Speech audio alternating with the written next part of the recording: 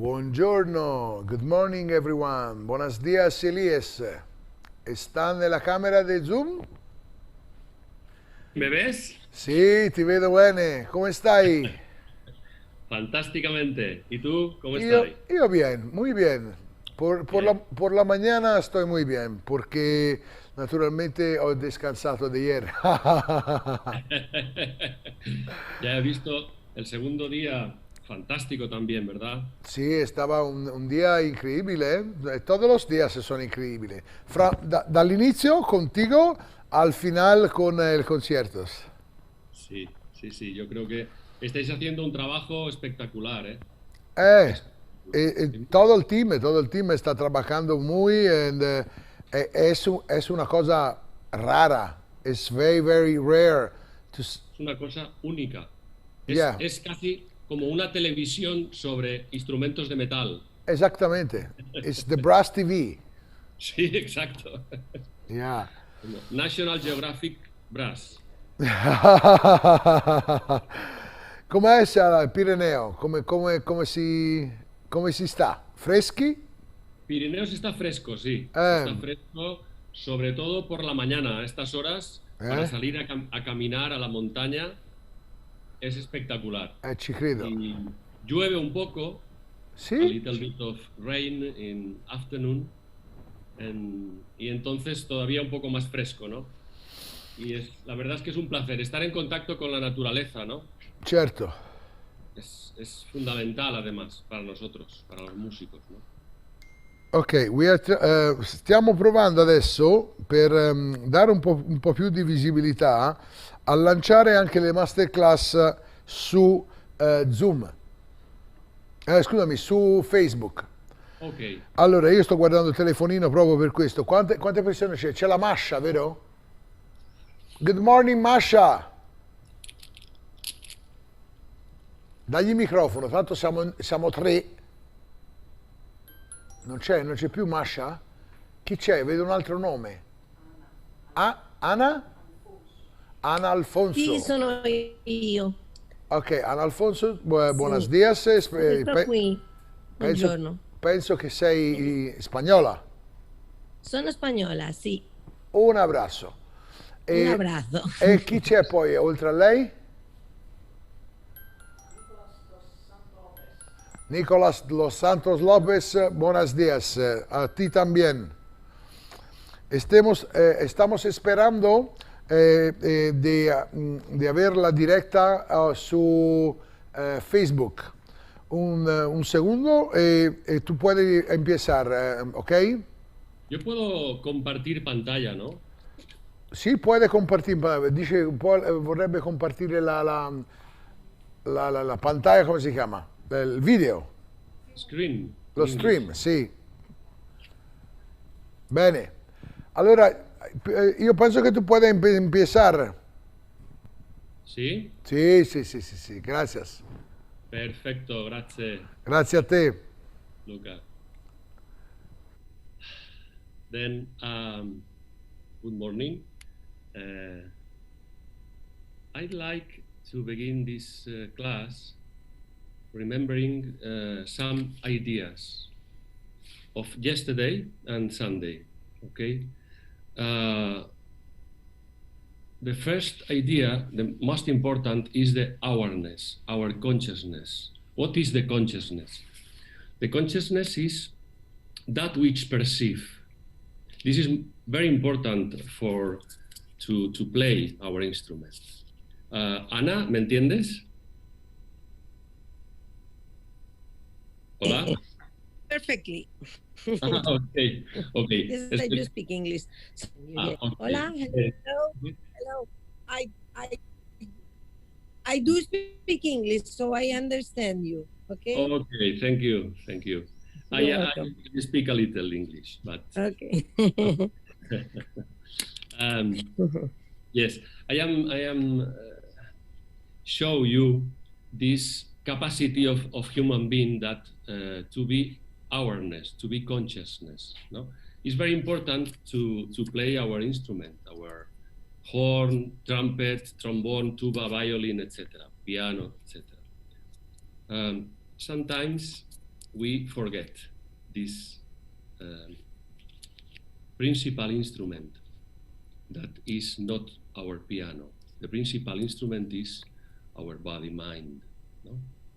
If our body-mind goes good, fine, then probably our instrument, our horn, piano, will be fine, no?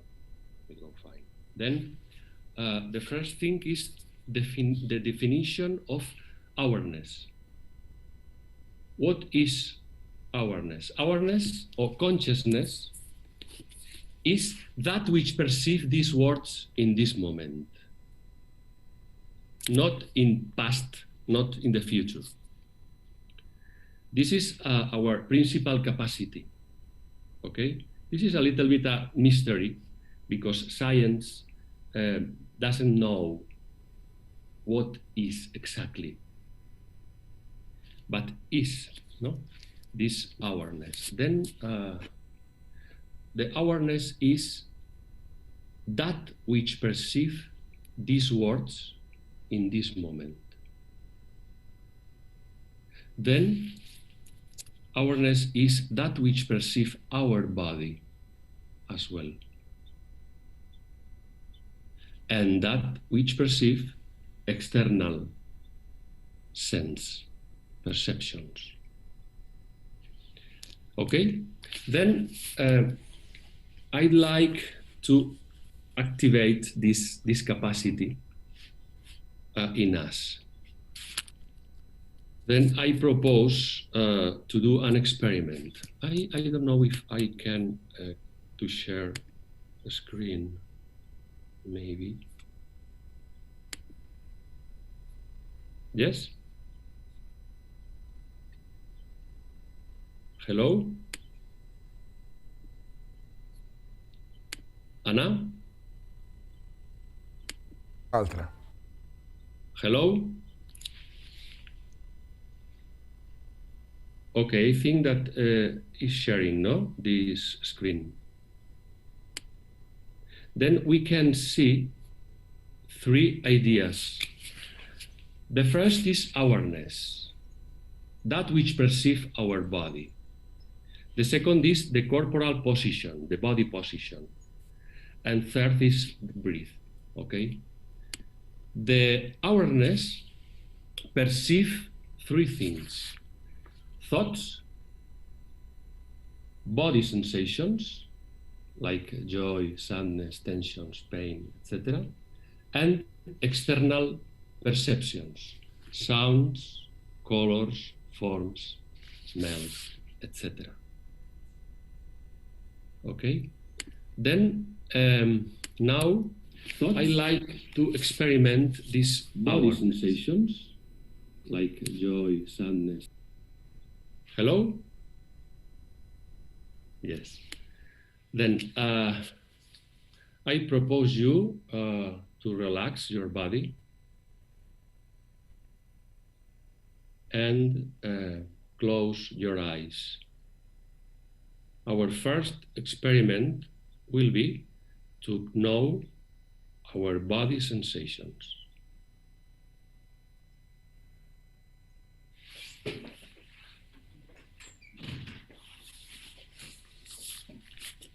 This connection, our body sensations, okay? Then please close your eyes.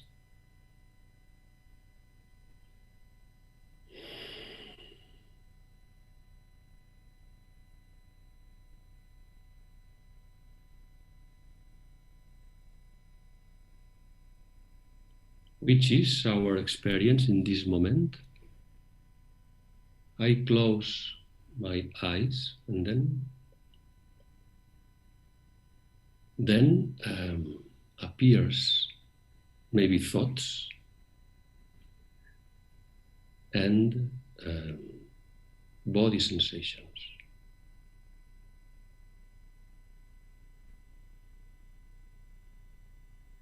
We can feel, we can perceive. Awareness is that which perceive. Then we can perceive our body. Very important to play our instrument, to play music.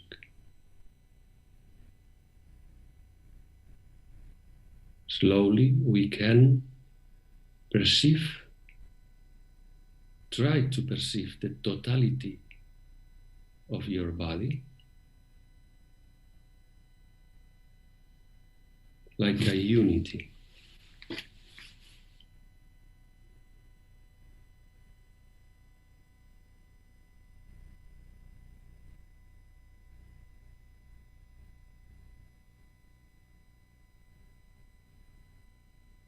Maybe you can perceive some parts of your body.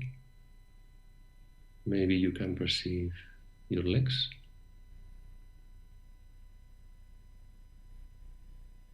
Like a vibration.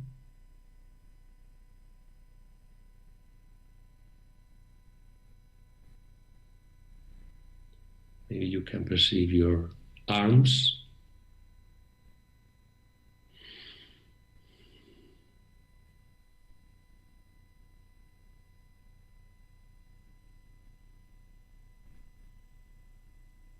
Maybe very important for us, for musicians, your head and your neck.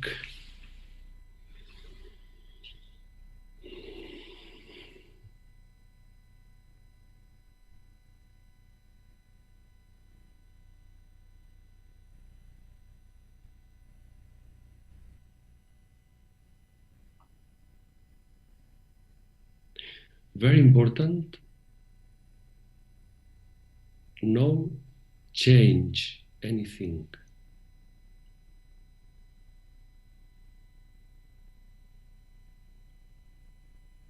We are learning to not do anything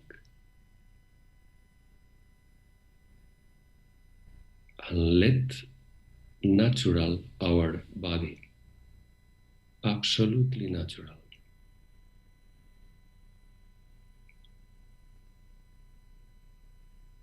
The body is intelligent.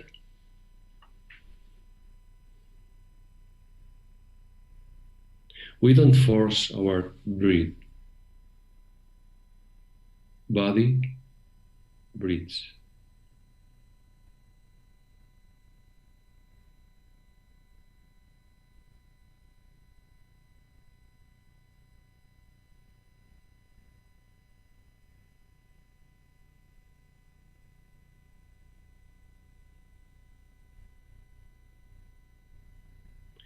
Relax your face, please. Very important.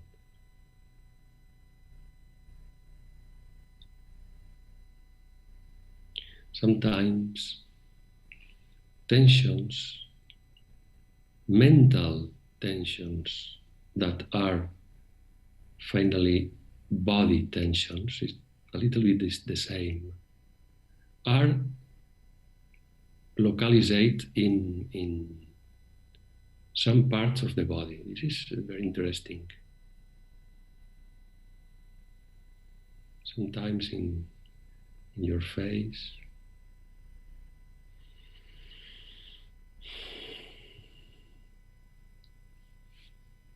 Then please relax your face, the muscles.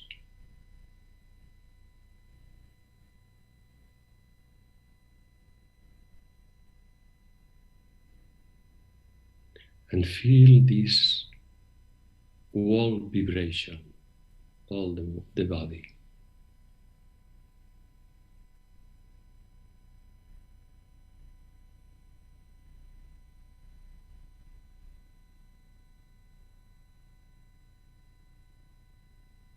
How lives run in you.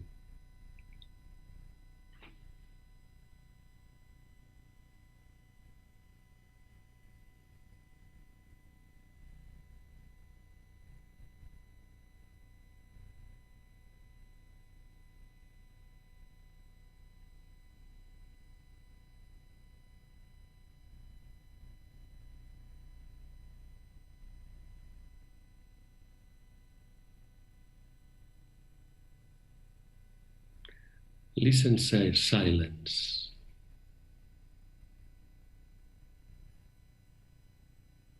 Listen your body.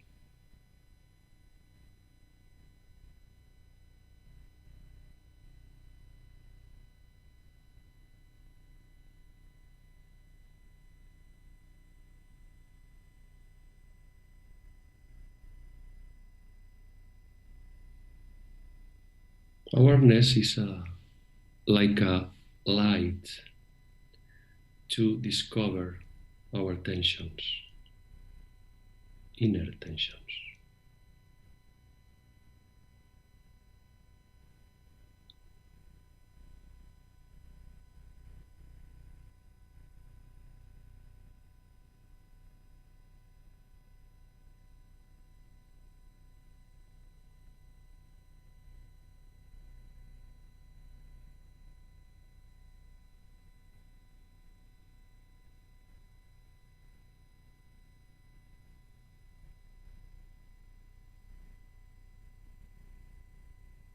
Don't do anything.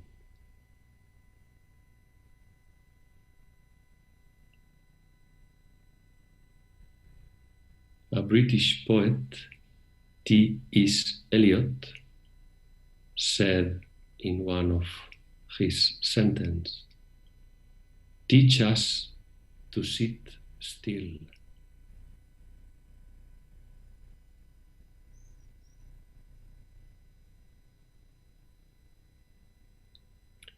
Enséñanos a estar sentados tranquilos.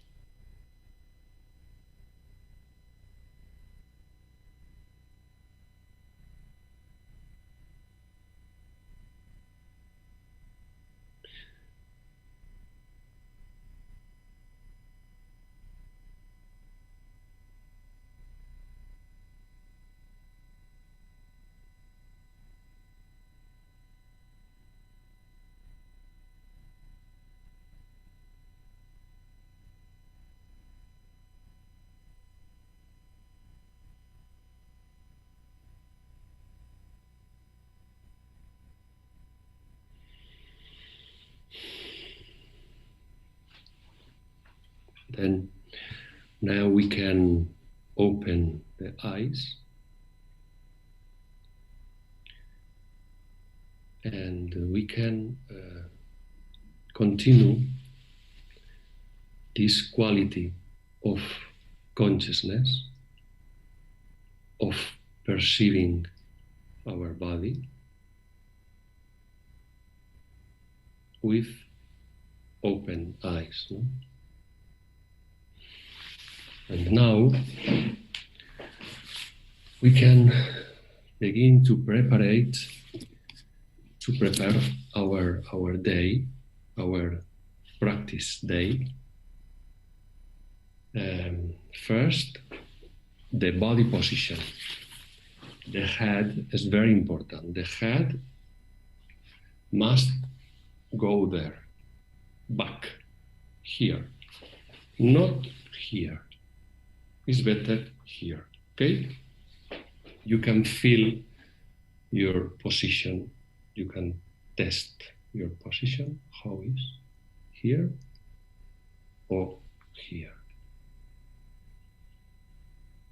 Very important, align with the spine. This is the first thing. The second thing is to move your neck.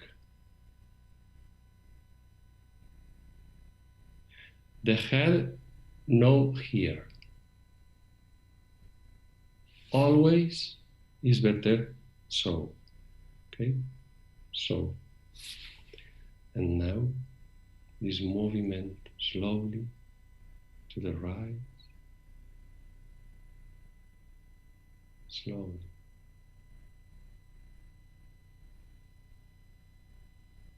And to the left. Perceive your neck, your body.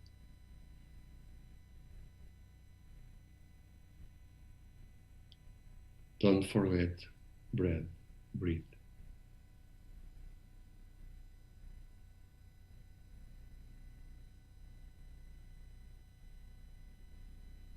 Okay, this is very important. This very little exercise, no? But this is very important to find our flexibility. You can move shoulders a little and feel this freedom of movements.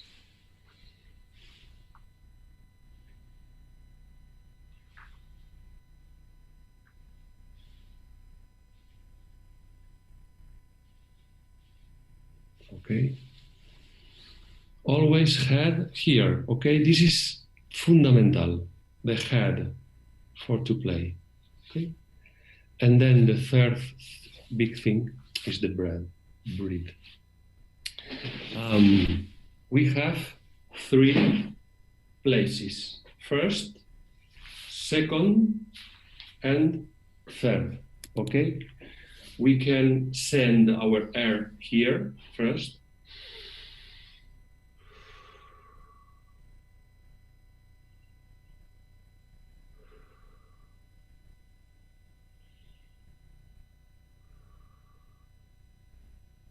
You can stand up.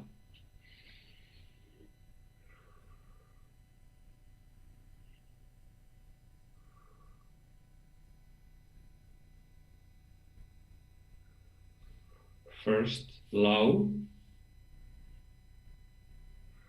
Very important. This breath is in relation with the control. Very important for hornists. The control. The second is middle.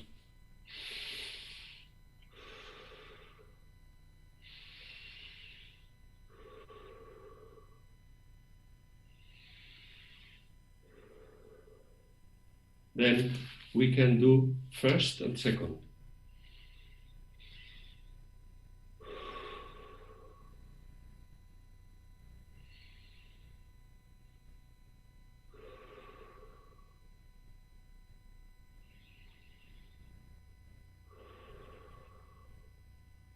And the third is high. Breathe.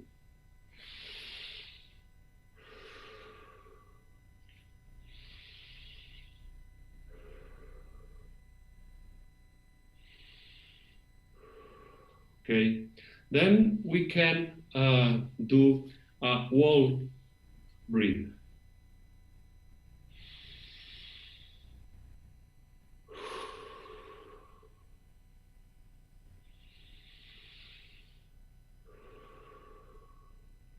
Okay, very important to play good the instrument. I'd like to show you a little exercise of yoga conscient or Tai Chi. I like you experiment with your body. Stand up, please, if it's possible. To dance a little bit. Our weight goes to our foot, right foot, and left foot. Feel your foot. Perceive. Awareness is perceiving your body.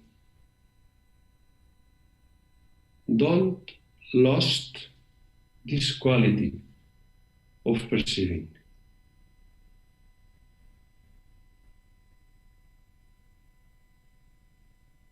Awareness is your home. Okay? Now we can try to do this exercise to find our freedom at the level of the body. Some bodies are a little bit rigid, no? Then it's very important to dance, to find this freedom of the movements.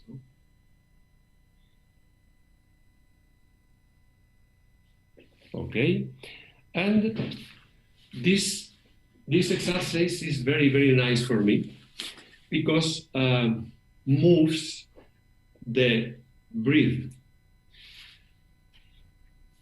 My arm travel here, exactly here, and here.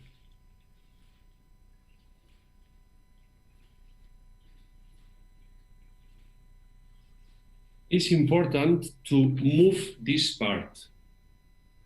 It's not here, it's not so. It's so. First, this part, and then arms.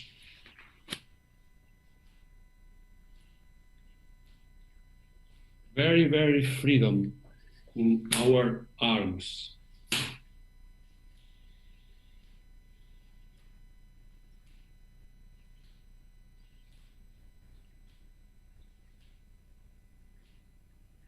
Relax your arms, please.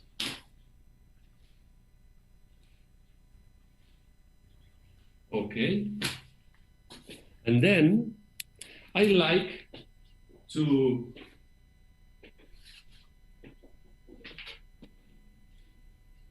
play a little with these ideas. First, please take your mouthpiece. Your head here, please. Freedom of the neck. Breathe. Freedom of this breath. And then we begin to do the first vibration in our lips.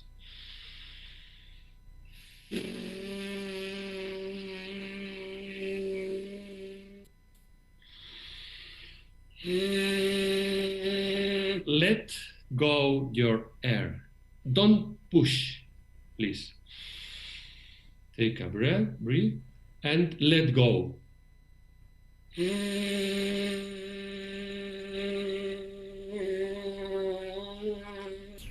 You can move your neck while play.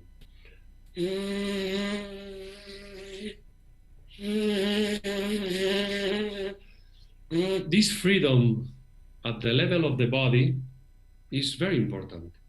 If your body is not in freedom, then your sound is impossible to be in freedom.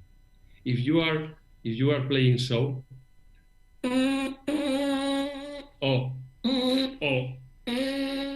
it's impossible to play and enjoy. No, then please practice this position, this freedom. Take, breathe, and let go. Let go. Don't push, please. Let go.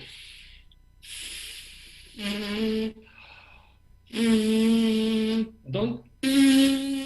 This is later, maybe, or to play Mahler, I don't know, another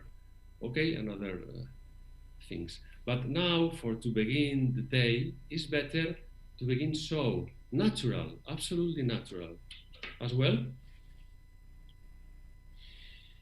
Breathe, freedom, and let go the air.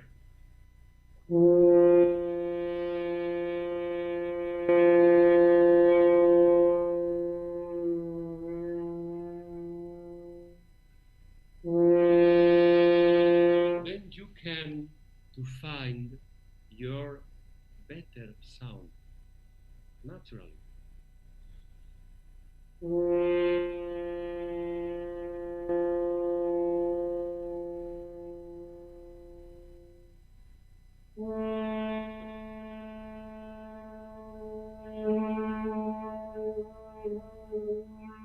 It's not important if sound, okay, go high or loud. It's important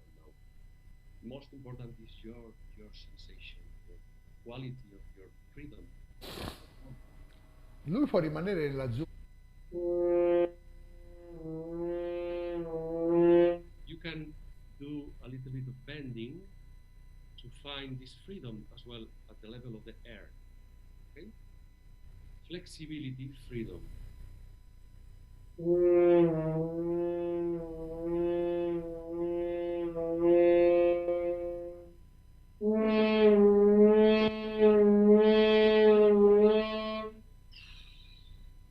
Let go naturally. Elies, buongiorno. Ciao. Mi sa che bisogna passare alla prossima masterclass che è la mia, non per altro. Perfecto, Luca. Io ti chiedo, I love you and I see you tomorrow morning. Perfect, Luca. Okay, Thank in you any very case, the whole masterclass will be on Facebook and many other groups now. From today on, Perfect. many people is watching.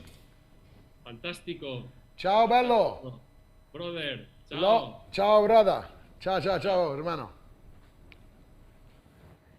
We are back in the studio. I'm ready for my masterclass, and today I will explain how important is to connect with the mind and the intonation, and of course the horn. This is the second. The horn is the second. Today I will use a different instrument. I was telling you that I have 5 instruments, and today I will have this one, and tomorrow we'll have a new prototype and a very, very good instrument that I'm testing now. So today I'm just demonstrate the different kind of sounds. I was telling that every instrument has got the, it's particular because every instrument has got identity and the type of sound. But I don't want to talk about instruments. I'm not the guy that sell instruments, but they are very important to play well and to have good equipment. So, what is important to know? I was telling the first day and the second day about the sound. The sound is the most important thing that you can find. You need to find beautiful sound. Of course, through the air. So, if you breathe correctly,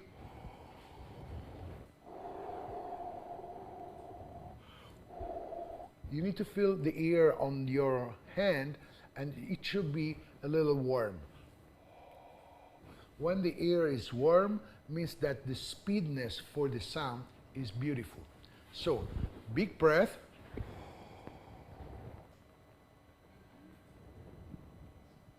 And then you play piano. This is exercise singer. You put your metronome 60. I have metronome on the video. Okay? 1, 2.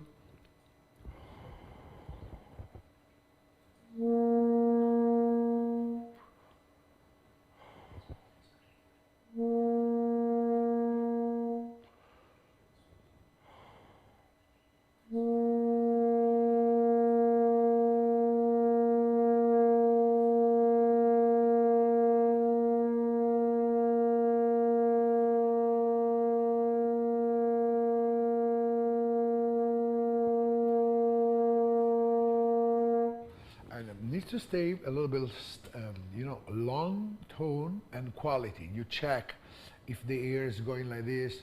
For instance, at the end of my note, the air wasn't that stable. So I repeat myself and I play only a long tone now. Quality. Listening, the intonation, the air stream, and all this, okay?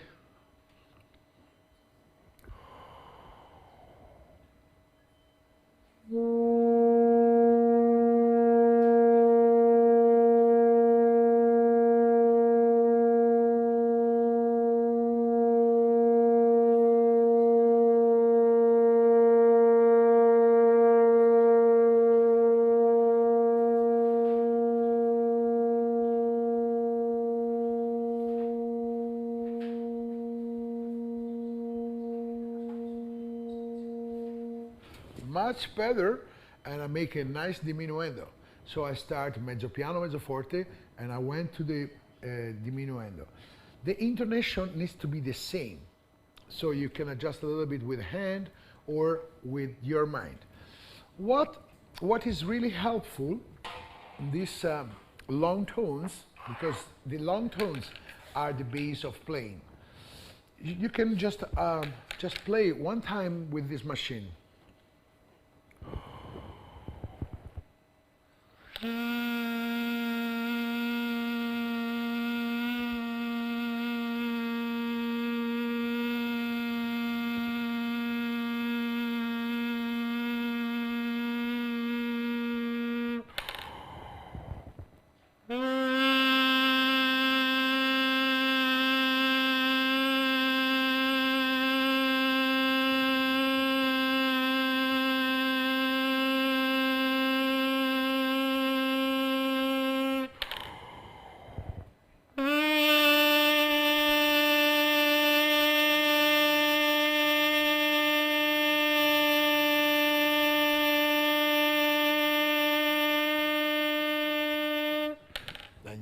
A little bit because blood needs to go to the lips. So very, very easy going. I remember one time I asked Baburak, the philosopher of Baburak, of playing the horn. He said it's very easy, and actually is. Is a long tone going up and down, legato and staccato. That's it. So when you learn to play long tones all over, from the basement to the top roof, you will have the control of a long tone, which means the control of the breathing, the control of the buzzing, the control of making one long tone. After that, you just need to slowly, combine the long tones by scales, by easy phrasing, and always check the intonation. Always check your posture, so very, nice posture. And now I play, I play 3 notes. Now I play. I suggest to sing before playing with a nice melodic and lyric voice.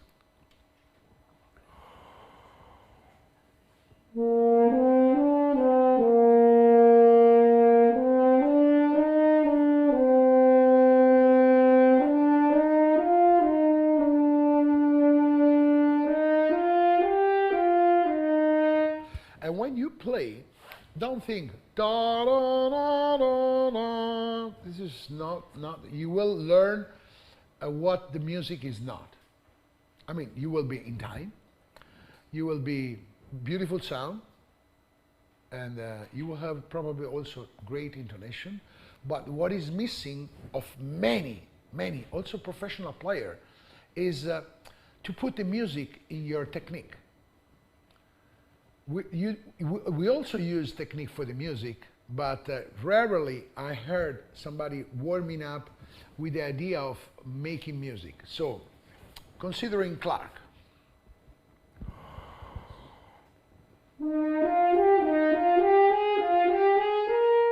I'm thinking now about Brahms, and I changed the rhythm, okay?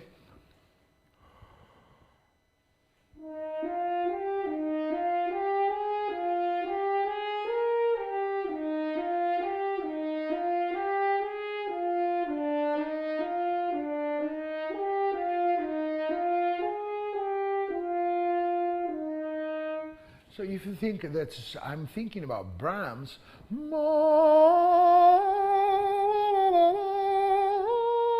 something like that. My mind is connected with the music, not with the technique. Of course, you need to be right in time because you're playing with 100 people. And of course, in the audition, it's very important to be in time, tuned, and with a beautiful sound and expressive. The big difference is if you are very, very emotional, expressive, you just have the chance to communicate more, to give more emotions to the audience and to yourself too. So this is what is really, and then of course every single exercise that you do, don't do it of course it's very simple, simple exercise, but with the music behind. It's like an arpeggio.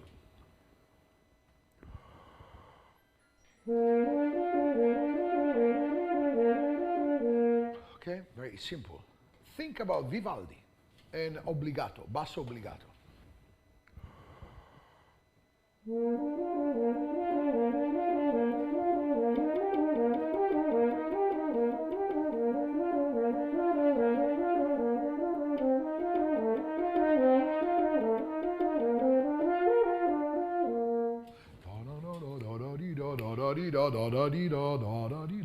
So you're making music. You just following the phrasing, because you need to consider that you are maybe the second or the third line in a, and on top you have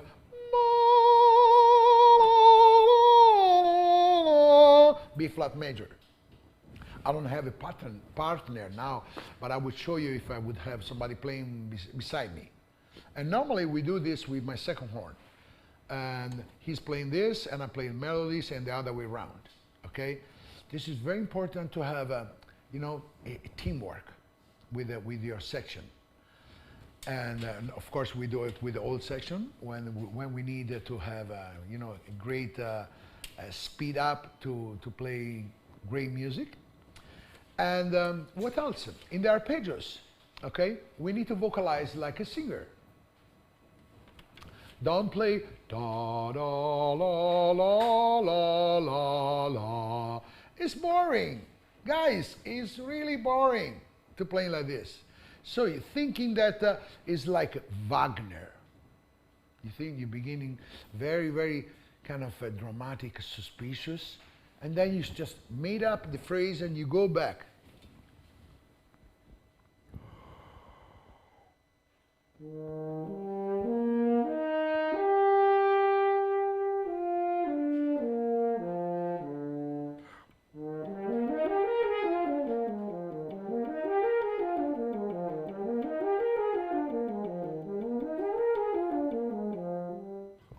This is the Bernold. All my students, including myself, we practice on a flute method, or clarinet method, or cello, because it's very important that we follow every single instrument and technique to be able to play with.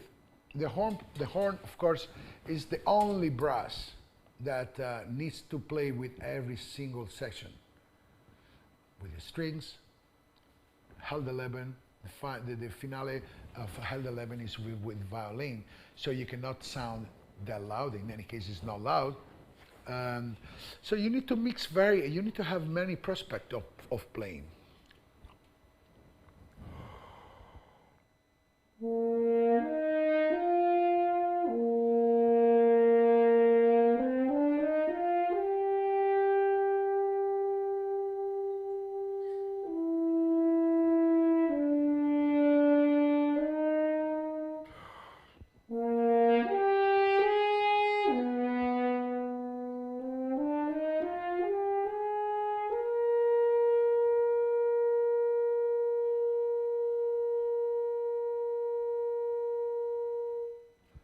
Finish very slightly diminuendo. How to do that? Most of the people around the world use the muscles and maybe also the ear, but basically in the piano they get nervous, and in the piano they get stuck. They don't have the flexibility to do it. But it's not flexibility in the lips, it's mind flexibility. Very important that you understand that when you play loud, you sing loud and you breathe loud. When you play piano, you breathe piano and you sing piano.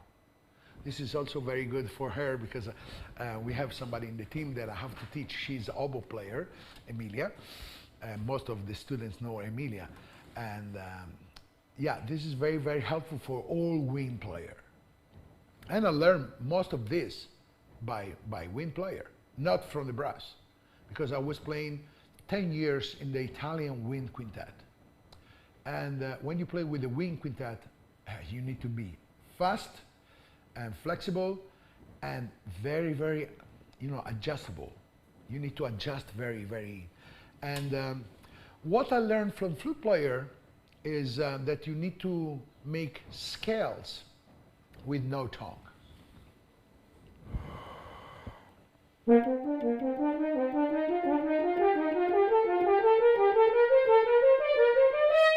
Okay, this is no tongue, I swear, okay? And then you can change it's like all little balls separate from each other. Then of course you can add the tongue and the consonant at the end, so you will have a prospect, okay? But you can also play different kind of blowing, still with air.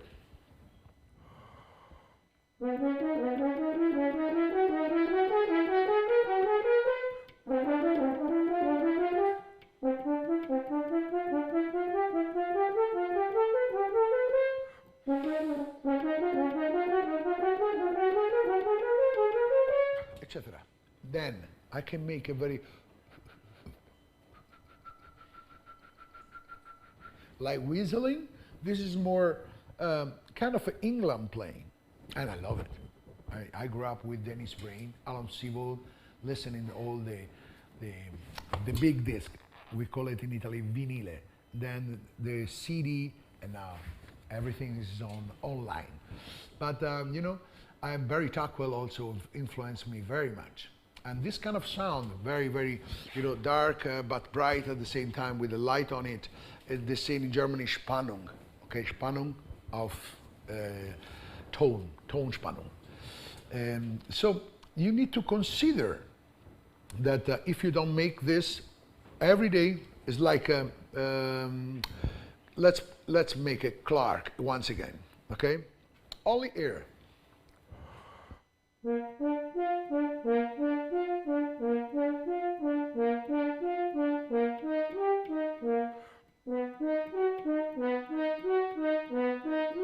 So I use this in Mahler, in Bruckner, just to add my voice and ear when I want. It's like I begin the Bruckner 4, only ear.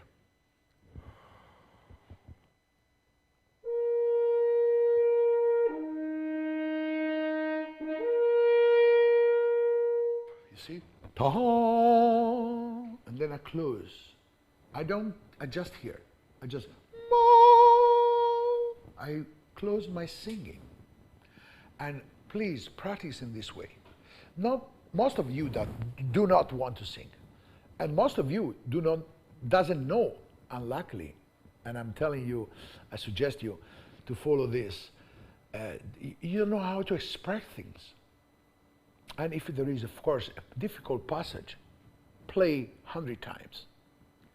Try to figure out technically first, that like Bruckner 4, this is tricky. You have the same passage in Schumann Concertstück.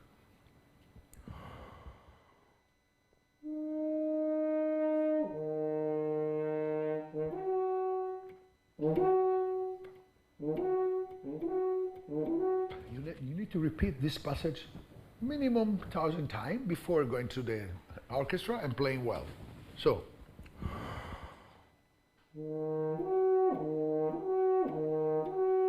When you have this kind of very long passages, I suggest also Clark. Clark is basically my big friend, okay, my best friend. So I play this minor.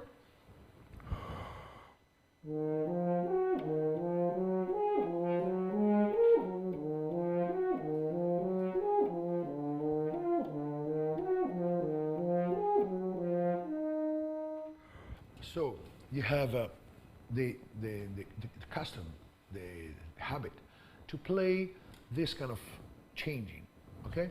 The reason I suggest everyone to buy Bernold and start from 1 octave lower. Don't wah-wah. It needs to be very, very gentle and beautiful singing. They are all 24, the first 24 is vocalized. You need to make it vocalized.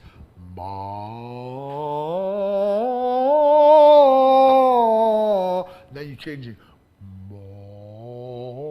Or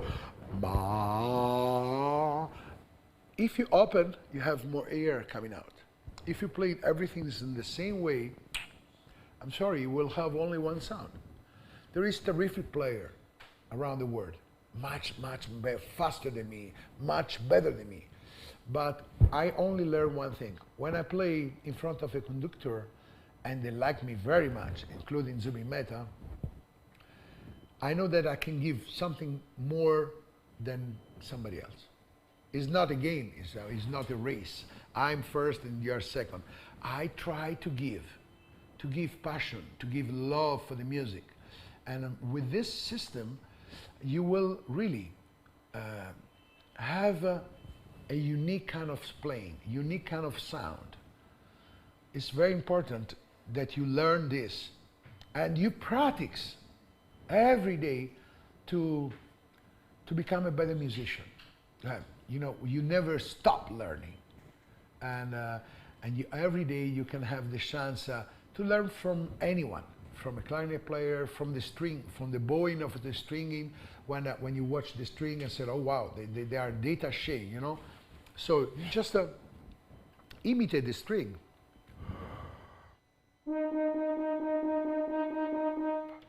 Do do do do do do. This is D U. Do do do do do. If I change the vowels, D D D is going to be very much like Dennis Brain.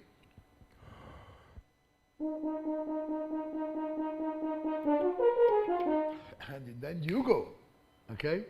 And it's going to be very, very. If you want to sound a little bit more like, you know, kind of a German sound, which I love it. Yeah, don't forget, one of my mentors is Stefan Dörr. I was principal horn in Leipzig when I was 24. And I went to Berlin, and Stefan Dörr became the year before principal horn, and I started to study with him. And of course, now we are friends, and I love him. But in that period, he was really make me understand very, very precise what I was missing to play in the German orchestra. So basically is they singing in different way in Germany, also in the opera, in Wagner, you know, in the Fidelio. So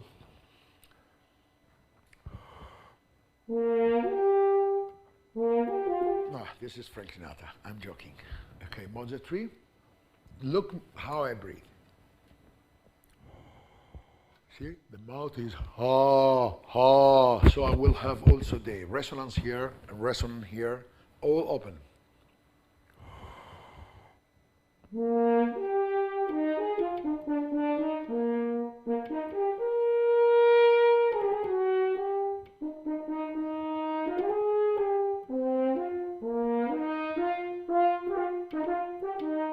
Of course, I'm not playing on an Alexander. I love Alexander's sound. It's one of the best in the world. Also, Stonby has got a very beautiful sound, projection, and unique.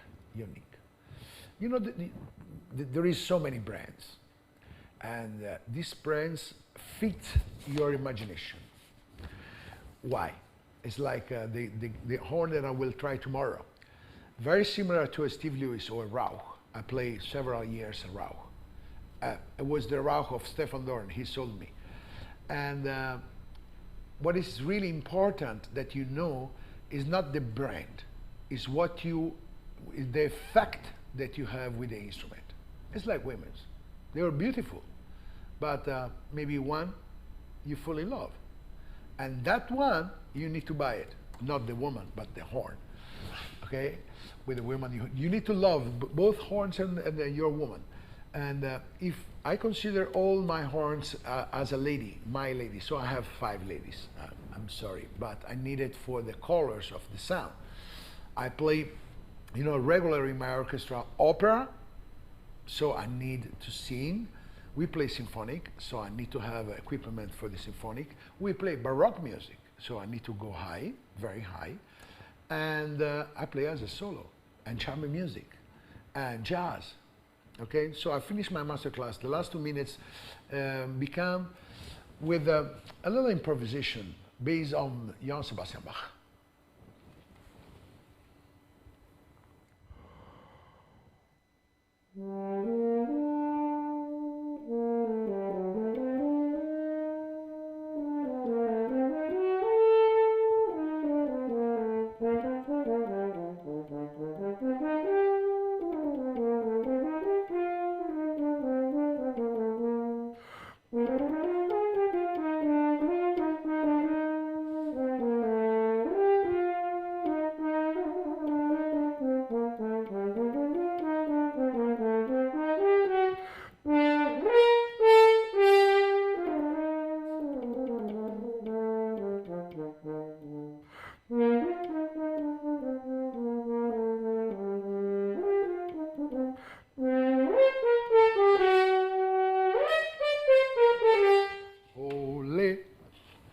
So 1 minute to go, and jazz, tango, play every single style of music. Why? Because your mind open. I remember I was giving a master class in Chicago, in the Roosevelt University. And Dale Clemenger asked me, Luca, I have a problem with this girl. She's very, tight, square. I don't know how to open her mind. And it's just a matter of opening the mind, the fantasy, the imagination. So I asked her to think about Mozart in a swing way. I use this with my students all the time. We have bases, MP3 with a tum cha cha tum cha tum cha pam pam ba wee ba pa pa pa dee pa. Okay, she wasn't able to change the accent, but she was playing pa la la la la la la la la, and she was thinking that she was playing in the same way, but it was perfectly in the classical. So her mind changed, and they'll say to me, Luca, wow, it's 2 years that I'm trying, and with one phrase, you change her playing. So I said to this girl from California, I said, please always like this. Think swing, and I think Mozart and Vivaldi, sometimes it's rock. It was the rock of the 16 and 1700. And believe me, sound very much like rock. And consider also that major groups like Beatles take the music of Mozart or Bach, okay? So, what else? Play lots of Bach, because it gives you, instead of, just playing technical things, play fugues.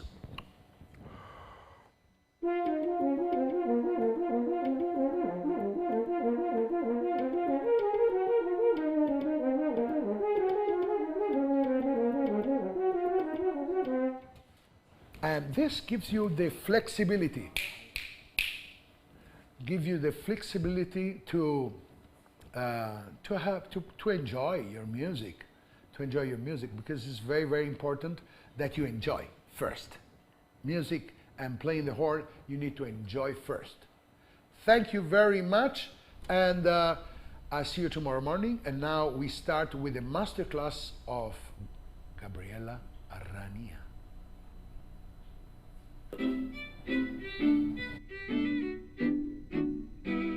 Is a DM Brass visualizer. It is a round rim.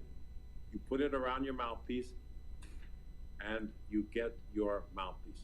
And the DM Brass people, Danilo, he makes a very good product.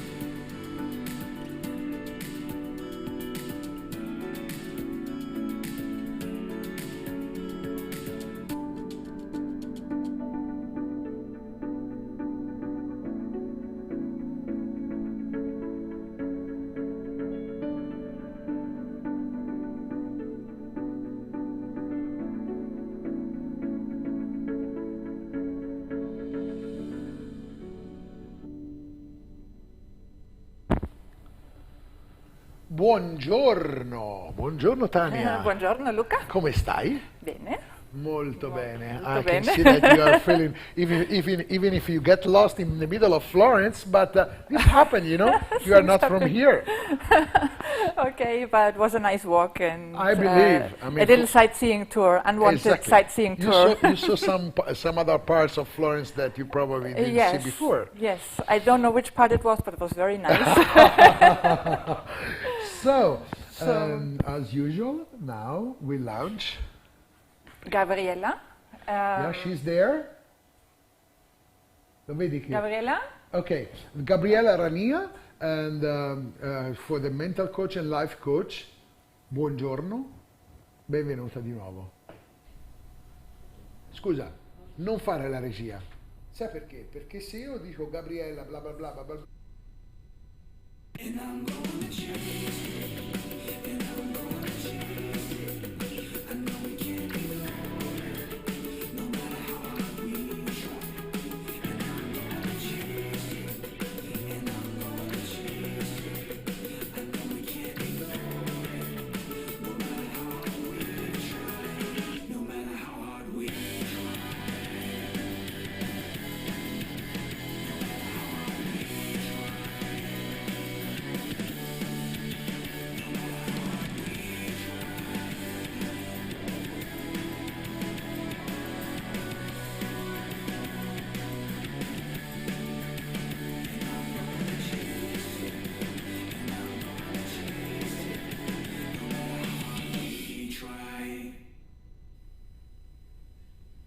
Good morning. How are you? And welcome back. Before we start, please let me congratulate with the Maestro Luca Benucci. I follow him every morning before my lesson, and he always leaves he amazed by the beauty of his contents. He is such an incredible person. Besides, he is also working on his next book, and I can't wait to read it. But let's get started now, because today I'm gonna talk about a topic that is often taken off garden, and although it's one of the most important things in communication and in the art of managing our relationship. What is this? Is listening. Listening. Let's say that as a musician, you must have developed a greater sensitivity than others on this subject.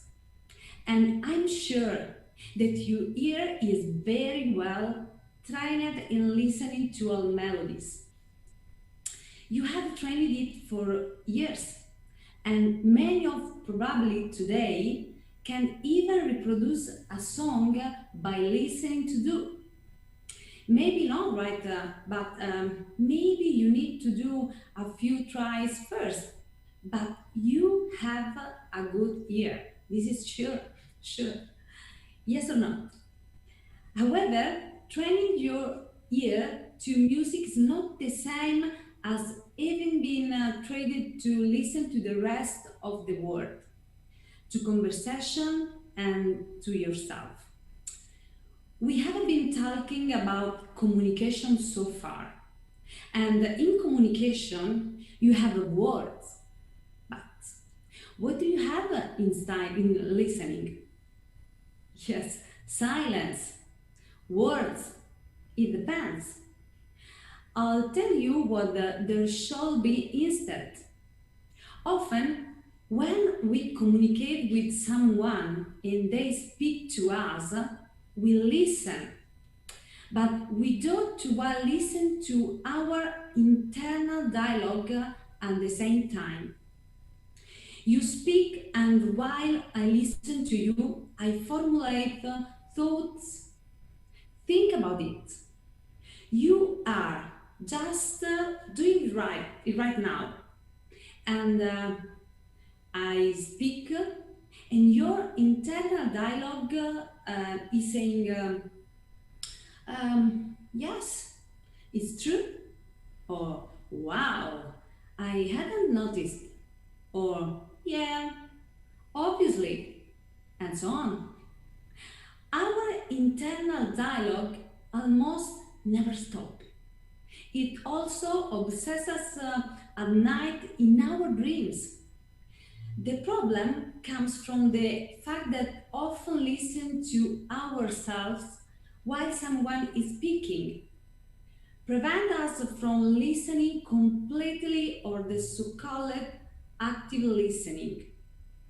Active listening means that listen to you with every cell of my body, even my eyes. As we also talked about body language yesterday, you remember? Active listening is a totally engaging listening activity. You realize that people have really listened to you if they don't interrupt you finish the sentence or answer a question you have not yet finished asking. And if the answer contains many of the words you used. So, there are two types of listening. Listening to the word, more or in general, and listening to yourself. Both require silence. Listening to the word requires silence in our mind. But silencing the internal dialogue is not easy. So the most active strategies is to repeat in our mind the word of those who are speaking with us. I'll give you an example that must have happened to you too, I'm sure. You meet someone new for the first time. They introduce themselves to you and you introduce yourself to them. A few seconds later, just few seconds later, you have no idea what their name is. Yet he told you a few seconds ago, but nothing. Nothing at all. You don't have a clue. This happens because probably while he was speaking, in your hand, you were having your own presentation. Hi, I'm Gabriella, nice to meet you. You were so concentrated on saying your name that you haven't listened to his one. You know what I'm talking about, don't you? Try to do this next time when someone introduces themselves to you. Listen to their name, but repeat it in your mind. Repeat it. It only takes one time, but pay attention to the repetition of that one time, which, however, will allow you for listening. What could happen is that maybe while introducing yourself, you say their name and not yours. Okay, but it's okay. If you remember that you always communicate, beside a smile, what you are going to communicate is that you were so focused on them. Totally. And this is one point for you. We need to work on listening in order to be able to fully understand who is standing in front of us. It's an exercise that requires training, attention, and time. All things we might not be used to. But try to think how it feels when you listen to a melody with no distractions, with your eyes closed and totally focused. It's the same as listening to the while doing other chores around the house. Of course, but Now, let's be clear. I know that we have such busy days, so often they prevent us from having that kind of time, those rhythm, and that level of attention. But let's say that between living a busy life without listening and caring for other people and being totally focused on the other, there is a wide margin. We can find a middle ground on above all. We can also train this skill in order to be able to apply this kind of therapy when necessary. Okay? Think about it. Today, we are not used to listen, and the people around us don't listen. How many times did you meet people who asked you, "Hi, how are you?" But you got no real reaction to your answer. Because maybe you didn't answer well, with conviction, but with well, which actually means not doing so well. Or you just said not so well. And even though this clear expression communicates that you are not at all doing well, people keep talking as if you had answered, "I'm great." Because they didn't listen to you. Don't listen really. In fact, that "how are you" is just a polite expression, or it's used before making any request. You send a message with the phone, or you call someone and start with "hello, how are you? Look, I need blah blah blah." But the truth is that you are not really interested in how they are doing. It's just a polite expression that has no real meaning. It's not always like that, of course, but if it's actually something that interests or not the other person, you see it from response they give you. You can see from the attention and the interest you get after you said "not so well." However, keep in mind that people today, and it's a generalization of course, but live life at such a fast pace that they don't have time to listen to others. Without listening, there is no understanding. The magic of connection with the other can be created.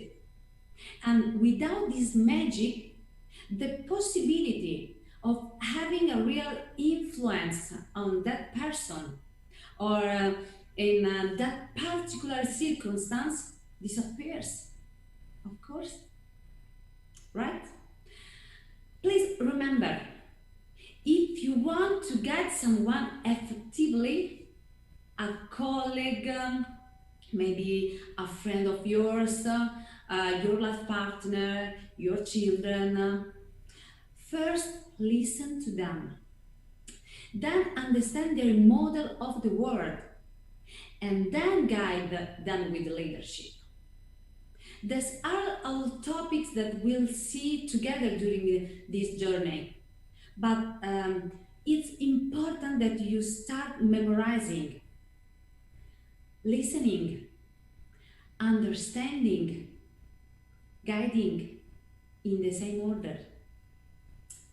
Exercising listening will allow you to have a much deeper understanding of the person in front of you, and much more intimate and clear, and it will be a good training for your sensitivity, right? We won't have time to talk about it during our sessions, because even if 7 days are quite a few, the aspect we would need to explore would really take much more time. Consider that on listening and guiding, I usually work with my client in maybe one full day program. While here we have only 30 minutes, but one of the main concepts that I'm gonna mention briefly is the following. Listen me. Each of us has a way of communication different from other people.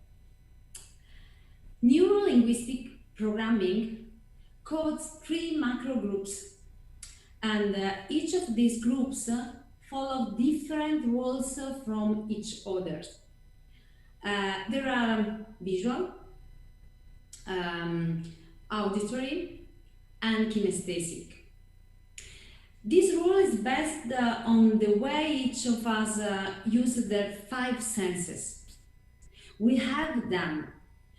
We have all, except those who are visually or hearing impaired, for example. And we filter our reality with our 5 senses. Of course, those who are visually impaired have the filter linked to sight. From the point of view of communication, of course. But it's an important concept that we can develop now. Everybody uses all 3 communicative channels. They are different, but each one of us has a preferred channel that we use more often, okay? Depending on the type of channel we use more, we are going to communicate differently. And we are going to have a higher or lower level of sensitivity to some aspect of communication. The visual person, for example, communicate faster. They go straight to the point. They are direct and have a great energy. They gesticulate a lot, like me. I'm visual. Their gesticulate is up in the air, like this. And when they speak, they are describe the image they say in their mind. The risk of this modality is to look a bit too superficial, too direct and less connect to emotions. Kinesthetic people, the opposite, are much slower. They have a more introspective energy, but they love feeling comfortable and have a strong connection with their own emotions. They pause for a long time, infinity time think. They have a much lower rhythm and are very sensitive to smell and to touch. The risk to look too slow, and nowadays when everything goes fast, this modality can be useless sometimes. Auditory people have a strong internal dialogue. They always need to coordinate everything. For example, their clothes. When they change tones and rhythm according to circumstance, they are more sensitive to hearing, and they gesticulate like a music director, like this, in this way, okay? Auditory people love listening, but most of all listening to themselves. In fact, they have a very strong internal dialogue, you know, and sometimes they speak a lot because they love listening to their voice. We would think they are great listeners, but instead they are so chatty. You know somebody? That it's so say that for some of us listening, remaining silent, connecting with the person in front of us, and having the sensitivity to understand them is easier than for others because we have a specific communication mode, which lead us to be more skilled. However, the other people who have a much more accelerated rhythm and communication speed, like visual or maybe sometimes auditory people, okay? As we said before, listening can be more complex, especially because of their speed, which can be effective in many situations, but when it comes to listening, it can be their Achilles heel, especially for visual people. Listening to themselves can be difficult for some people.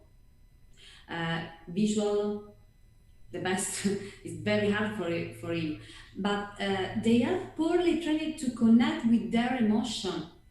And for them, the type of listening is complicated.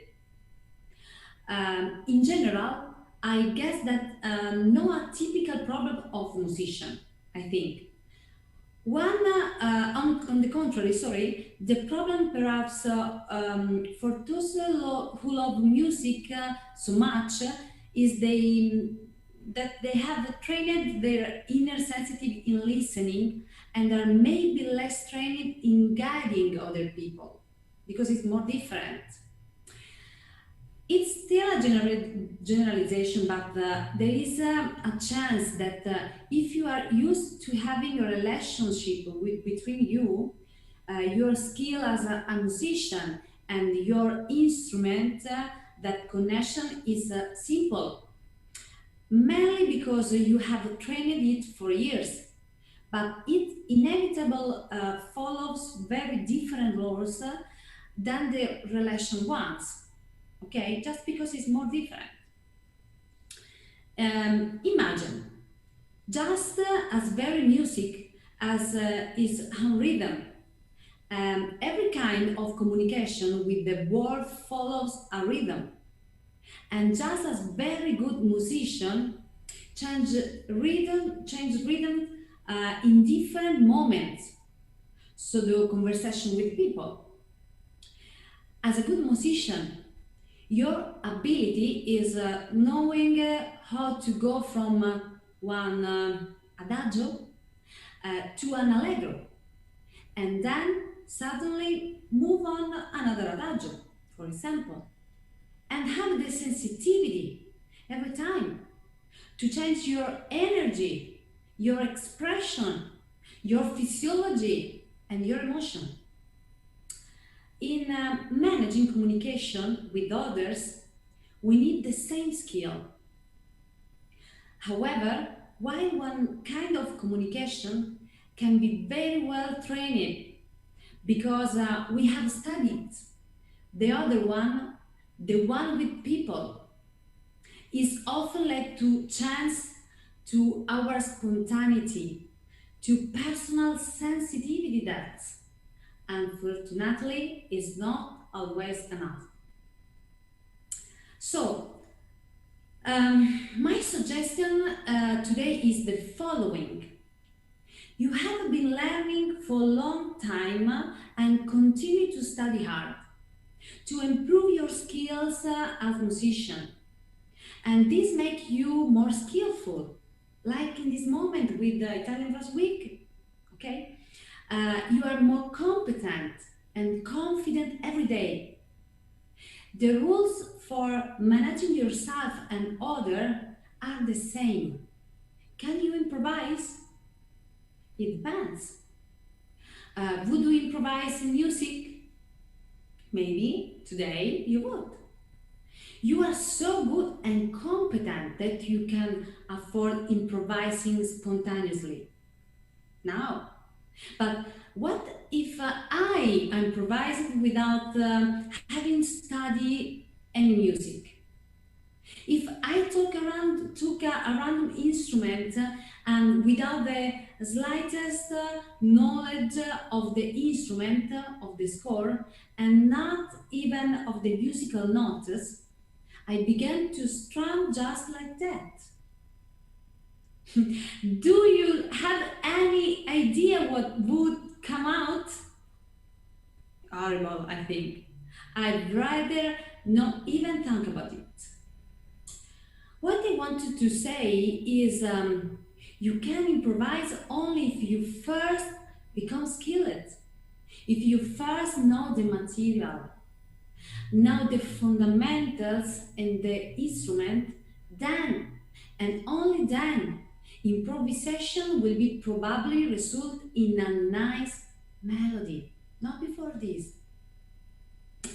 But if you are used to studying a lot, please don't forget the communicative and relational part, because your balance comes from a completeness as an artist and as a person. So study, read, and learn more about the topics we are working together. Okay? It's a promise? And remember, people need somebody who listens to them. Today, everybody wants to talk about themselves, but nobody listens. Nobody. I know some people who don't really need an analyst or a coach, but they just need somebody who listens to them. Please practice. Practice listen to yourself, but especially to other people. So, if you would like to suggest some good reading, feel free to write me what you would like to learn more. And I'll be happy to suggest something specific for you. You can write me an email or on Facebook, Gabriella Rania, like Rania from Jordan, you remember?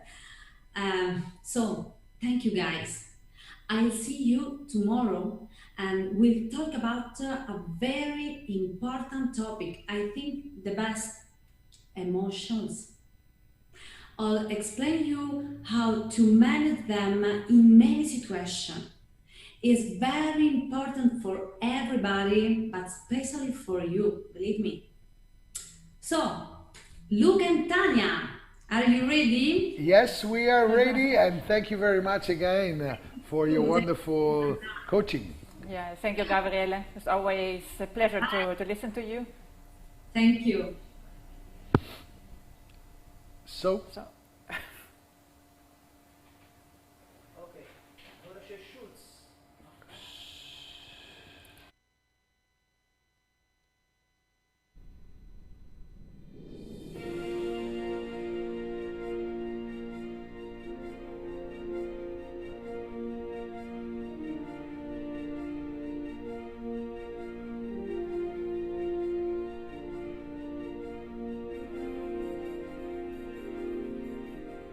I would wholeheartedly like to support Maestro Benucci's Italian Brass Week. Young French horn players from all over the world attend this yearly week of study and performance, and it's only positive, and the results are excellent. Please support Maestro Benucci's Italian Brass Week. Musicians from all over the world and students from all over the world will have the chance to study with these amazing musicians. My name is Dale Clevenger, associated with the Italian Brass since its beginning. Hello everybody, Alain Trudel du Canada.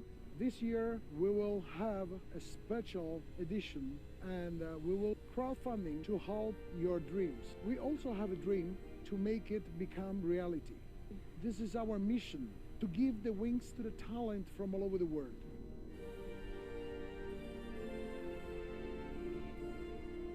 We hold new generation of musicians close to our hearts. We dedicate our passion, time, and energy each year to them by organizing this festival. Dedicate something to this, accept you with your donations and help make these dreams to study at the Italian Brass Week come true.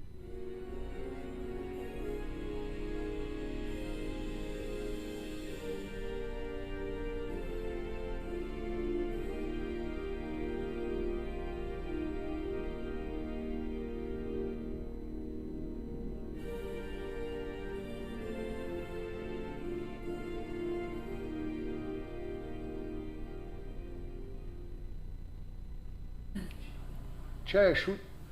Buongiorno. Guten Tag. Guten Tag, guten Morgen. Buenos dias and bonjour. We are back in the studio and we are about presenting the master class of... From Stefan Schulz.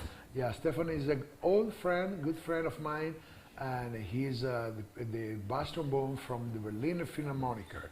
Stefan, bist du da? Okay, so he's not connecting because we need to wait a little bit for the Zoom room, and so we have another contribute from the studio. 1 second, I'll be right back.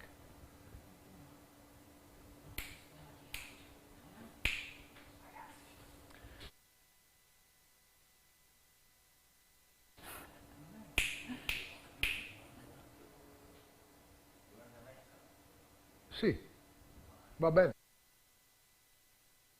Vedo che cosa...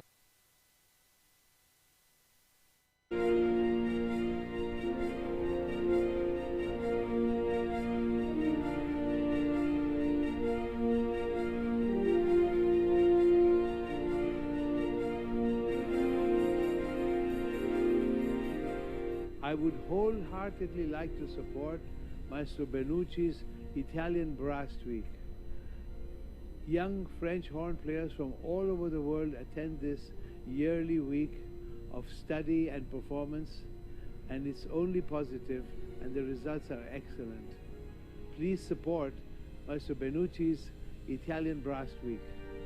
Musicians from all over the world and students from all over the world will have the chance to study with these amazing musicians. My name is Dale Clevenger, associated with the Italian Brass since its beginning. Hello everybody, Alain Trudel du Canada. This year we will have a special edition and we will crowdfunding to help your dreams. We also have a dream to make it become reality. This is our mission, to give the wings to the talent from all over the world.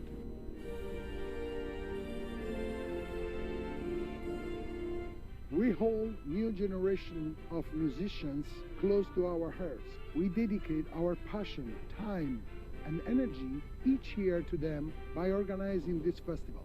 Dedicate something to this, accept youth with your donations and help make these dreams to study at the Italian Brass Week come true.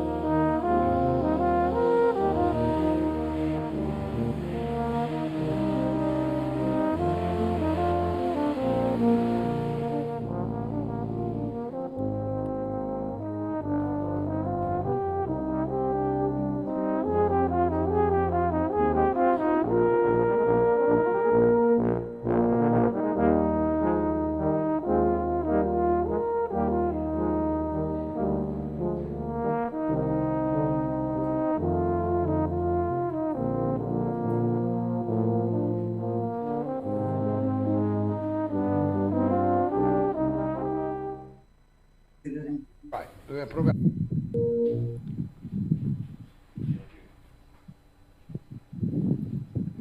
Buongiorno. Guten Tag, Stefan. Stefan. Hey. Wie geht's? Hallo. Sehr gut, danke. Thank you very much. You are in Austria, right? Yeah, I'm in the mountains right now. Yeah, beautiful. Thank you for the view. It's really beautiful. Yeah. So, as we agree, the student will start to make few questions, and you can answer about the question of the students. But very good. But I have few questions because I'm very curious. The first question is when you start to play the trombone, which age and why? I started trombone with 15, and I was playing the French horn before. Really? That's nice. I started with French horn. Yeah. Fantastic. Yeah. I was 14, and then my teacher thought and was saying, "Okay, Stefan, your lips are very big, too big for the French horn." When I was practicing the horn, I had always green and blue lips after practicing an hour. So he was a very successful teacher in East Germany, and so I trust him. And he was saying, okay, maybe you switch to a bigger mouthpiece. And so I switched to the trombone when I was 15. That's why you have a beautiful horn sound with the trombone. Because you grew up with the idea of the horn. Thank you very much. I love the horn. I was very, very sad when I had to stop it. And your... Okay, there is a question from Michele. Give the audio to Michele. Quando c'è una domanda dovete aprire l'audio. Okay, Michele, do you have a question?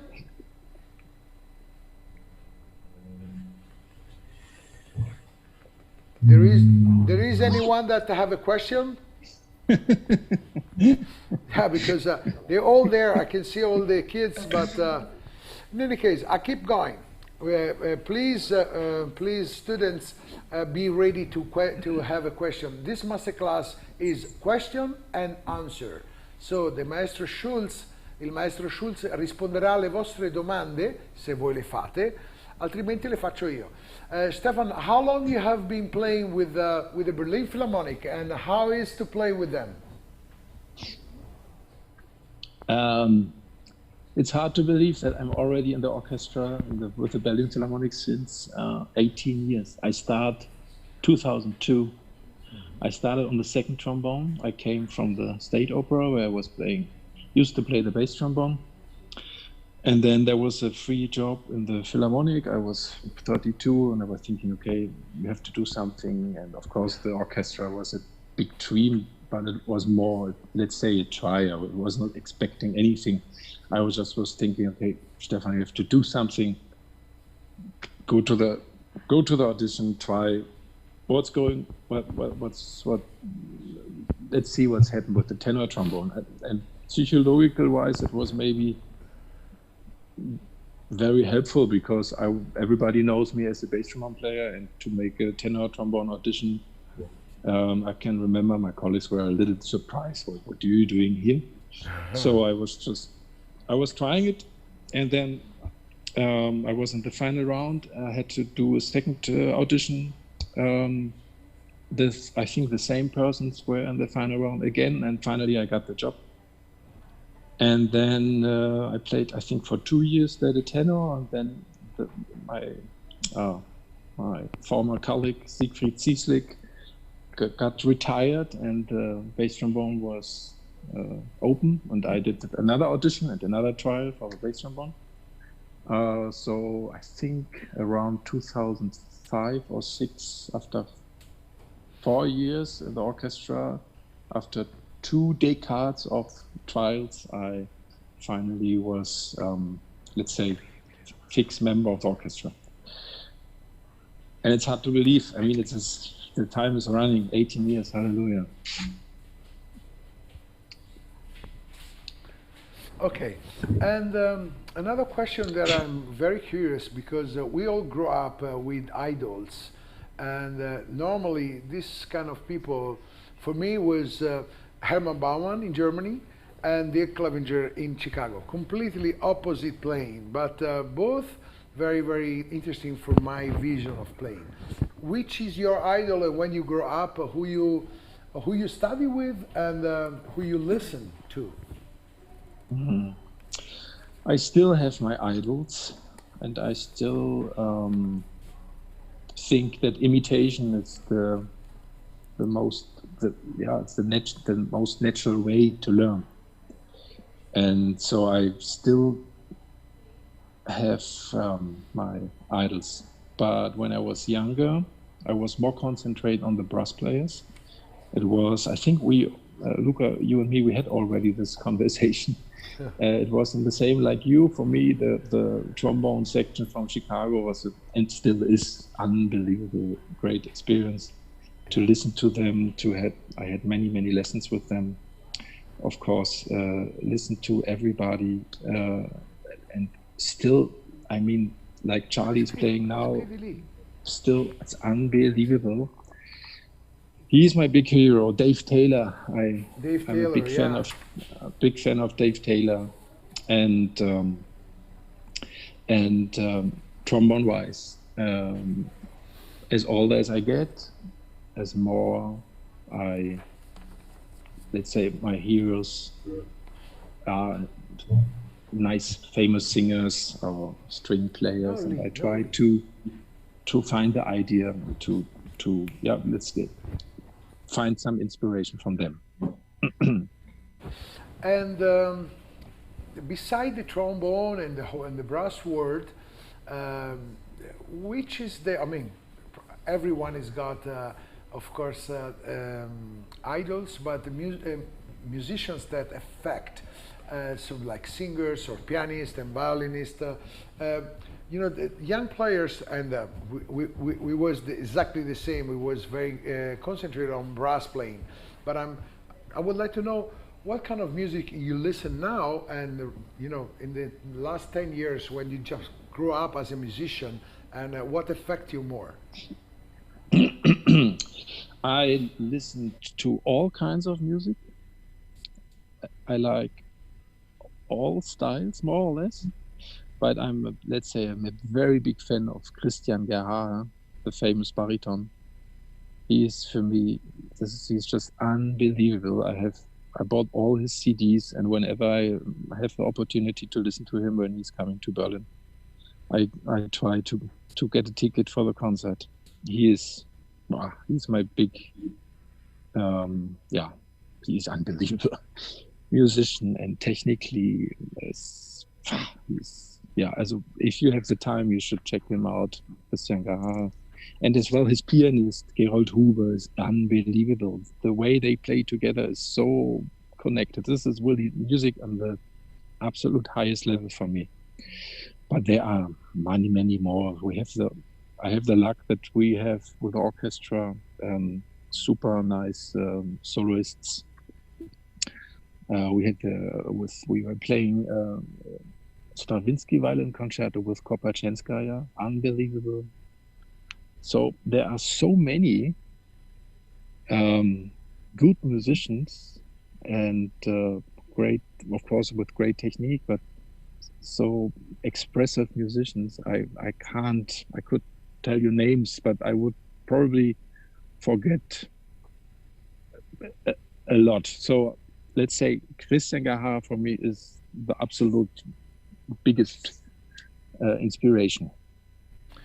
And for me, the last Luca Benucci question, because I'm very curious, and basically organizing the Italian Brass Week since 20 years, I had the chance to listen to masterclass of the major player worldwide, and I learned a lot, and I want to learn from you. Today is something like, okay, how much is important for you the bass, and if you do it in the morning or anyhow during the day, and the singing, of course, because we both come from the same philosophy, Chicago, and I love that because I also love the Berlin philosophy, so we match very well. And what you do normally before a concert and during the day if you don't have a concert?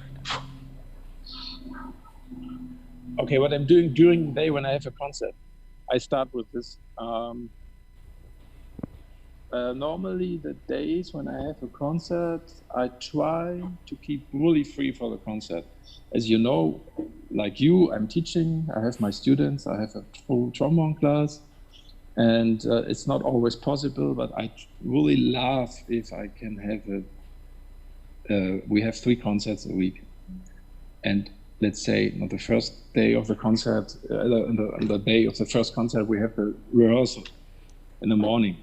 So Berlin is a big city, you go back to your house, you have few hours, and then more or less the whole day is structured.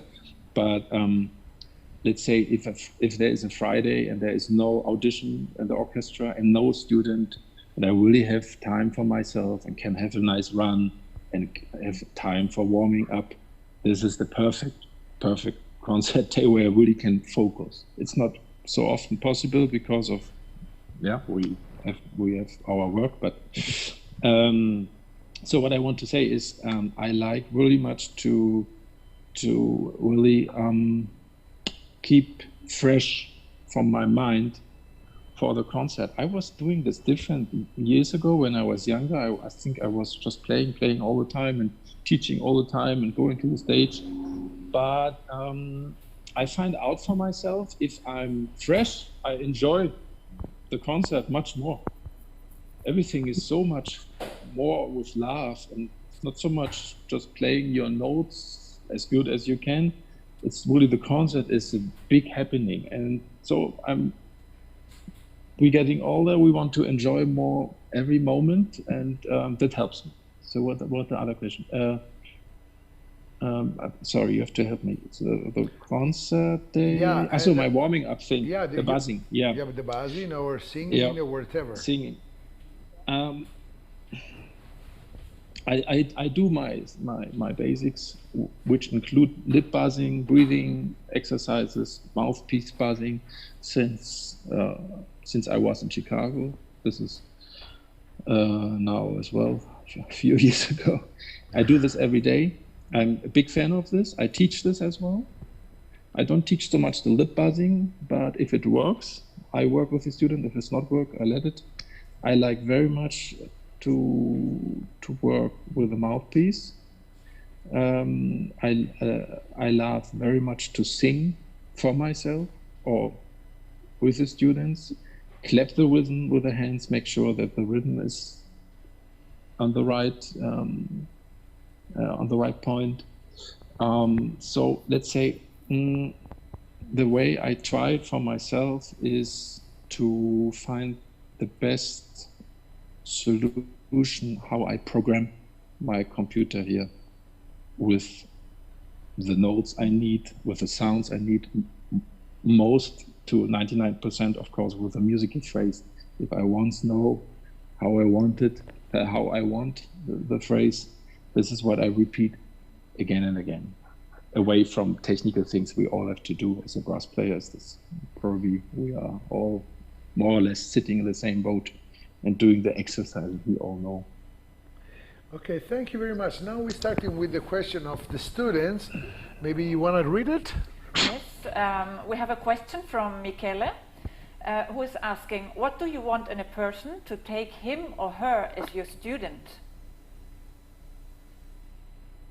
Michele? Yeah, Michele. Did you hear the question?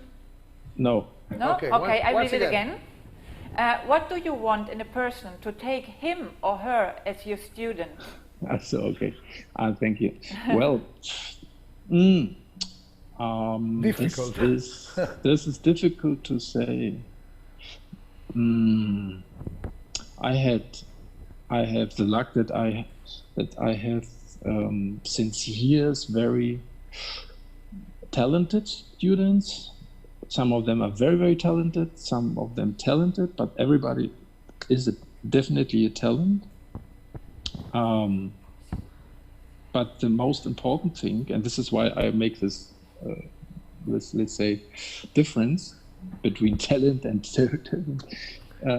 What I want to say is, I think the most important thing is that you realize that the person who worked with me wants the same. So I'm teaching more or less. It's more or less a nice hobby. My job is in the Philharmonic Orchestra, and teaching is something what I just love to do. It's wonderful to do if it's successful, and to be successful. And I don't talk about that every student have to get a job. Successful, I mean is that this person get better, that we have a success in our work, that something that something change. And if I have the feeling that the students is in the same way enthusiastic like me and give everything, then that's the right person to work with, because I don't see my job as a teacher, that I see myself more like a coach, mental coach. I think in teaching is very much psychological aspects, which I like very much. Interesting how you can motivate him, how you can get him. But in general, the answer is the energy of the person. If there's somebody who expects that I'm as a teacher can help him, and not know that he is the person who have to find the key, and I just can help him to find the key, but not really can make it, then probably this is not the right person. But I have to say that most of the students I meet all very, very open. I don't know how it is for you, Luca, but in the trombone world now, I have the feeling that the last 5 to 10 years, the level gets so incredibly good. Wow, so young players playing amazing, technically unbelievable, so much better than when I was studying. Hallo? Okay, Stefan, wir haben noch eine Frage hier, die von Daniele Filippasso. Ja. Er schreibt, when you were a student, did you have some trouble and how did you solve? When you were a student, if I had some trouble? If you had some troubles and how did you solve? Wenn du irgendwelche Probleme hattest. I mean, Wie du das gelöst hast. Trouble in the technique or in the music, I believe. First of all, I'm still a student. We are students for our whole life. And first and secondly, I have trouble all the time.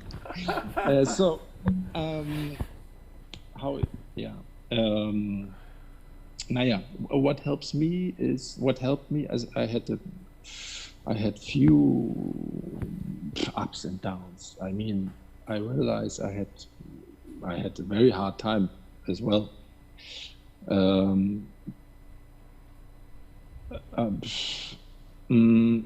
I think what helps is, first of all, don't give up. Try to mentally change your thoughts, which are most in the moment when you are not happy with your playing or you think you have trouble. Your thoughts are bad. You think not positive, you think negative. And this is something what I had to practice. I had to write down positive, Sätze, positive things like I can do it, and so on and so on, and just have to program the computer to be positive. Yeah. Away from this, of course, there are, let's say, technical things which we have to, let's say, to take care a little bit. But I think if somebody have a crisis, it's from my point of view, and like I felt this with my own experience, it's to 99%, it's a psychological thing. It's you are afraid. and the reason is there. So, or you have a life crisis, whatever. I had a young student a few weeks ago. He was playing for me, and it was very interesting.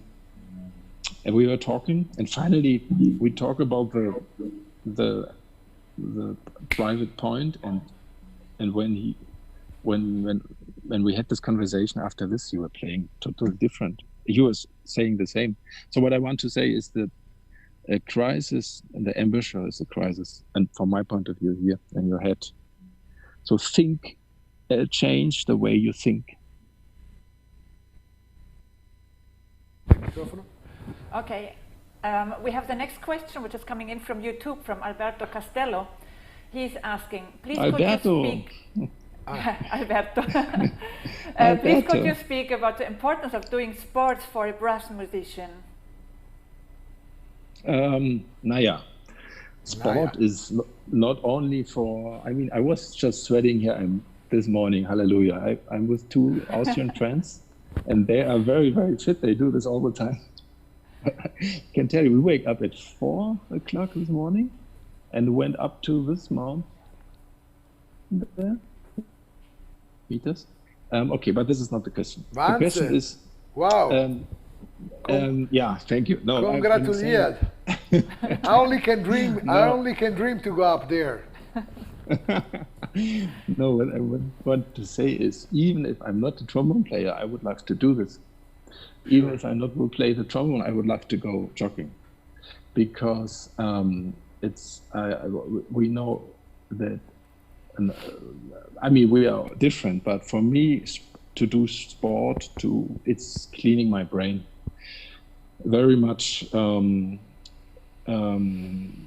It's of course, it's logical. It's a thing where you do all the time the same, like today, just going up and watching to your food. If everything is fine, it's not dangerous, and in a way you come down with your thinking. You stop to think, or you think. Yeah, I can say I was not thinking this morning, except when I was thinking. Now it's 9 o'clock. They will call you. Italy will call you. So what I want to say, I think this is for everybody very helpful, and of course for a trombone player, especially if we all the time think about trombone and about embouchure and the right technique and what could I do better and where's the fifth position and all this stuff. We collapse. Our computer here, our head, need other things. And away from this, of course, for us as a brass player, it's very helpful. If you go jogging, this is the best breathing exercise ever. Because without thinking, you inhale much more. You have to do, your body wants the oxygen. So this is my answer. Okay, thank you. Super. We have another question. Ja, die nächste Frage kommt von Samantha Cohen-Riel. And she's asking, how do you study for articulations, and how many types of articulations do you study? How I study articulation? And yes. How many articulations? And how many types? How many what? How many types of articulations? Yeah. I always tell my students, I don't want to talk with you about articulation. Okay. So, why? Because I think when you listen to Christian Gerhard, the way he pronounced the words, he speaks.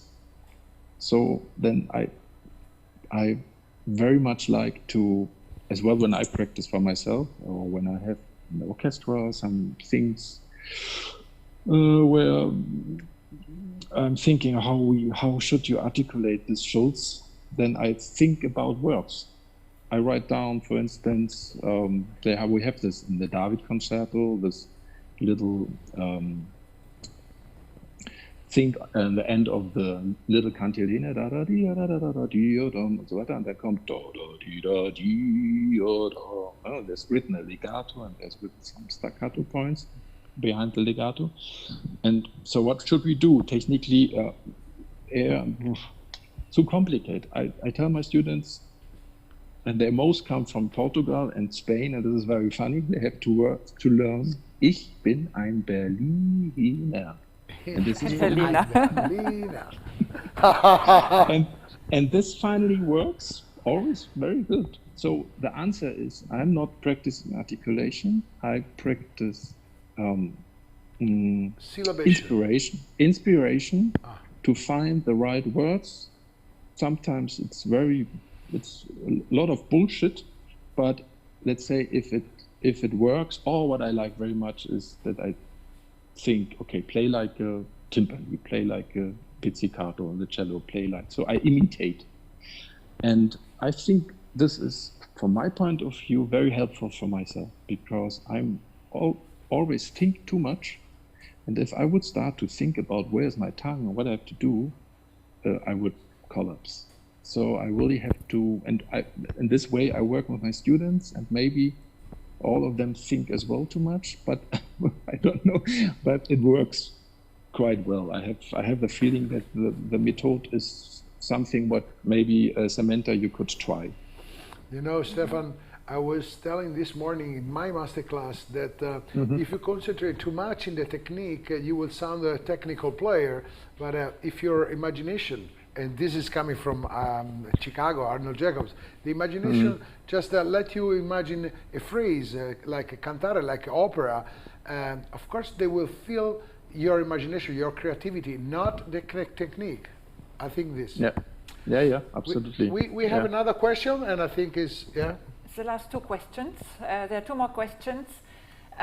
What exercise do you train on pedal notes? This question is coming from Zenka. Ooh, this is hard to explain now here. But,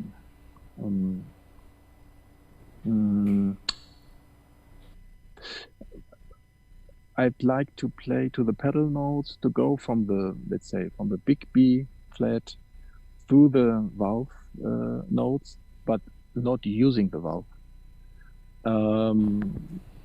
And trying to make a big sound, and then something is happening automatically with the embouchure, and I don't want to talk about this now because it makes no sense. But this is as well not so important. But let's say to think and sing the notes in your head and going without using the valve to the octave lower, but catching all the notes between. This is an exercise where I really have the experience. I take my instrument away from my lips and blow on the air. Next question. Letzte Frage is from Michele again. The importance of exercises on the glissando and how to do them. Importance of exercises with legato and how to do glissato. Glissato. Glissato. On the glissato. Naja, I'm an absolutely big fan of glissando, and glissando is for me a slow legato. This is not from me, unfortunately. It's from one of my heroes, Jay Friedman. He was saying to me, "Look, Stefan, glissando is a slow legato," and when you think about this, then this is brilliant. The idea is brilliant. That means the glissando is a slow legato, and I love to do this because when the sound is always even, and where it's not a little interruption, not a little, how we say, footballs. This is at Kleinhammer that we have this in the sound that's totally even. If you if you can do this and play, for instance, the Bordoni, totally even, absolutely relaxed, then you have the perfect, like a string player, the perfect pressure and the perfect string bow on the string in the perfect way. So glissando is, I play glissando all the time. I'm Mr. Glissando. So with a big glissando, we say bye-bye and thank you very much. Oh. Yeah, and thank you very much. Dankeschön. Yeah. And I hope to see you soon. Let's organize for next year a live concert in Florence with you, with your quartet. It would be nice. I spoke also with Jorgen about this.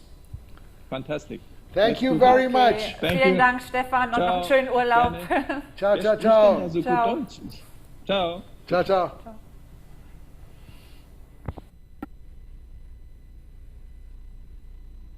I was born in Tuscany, in a countryside, and I grew up in a family of artists.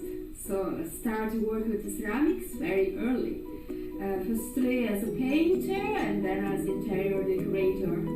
But when I realized the expressive and the creative power of clay, I completely fell in love.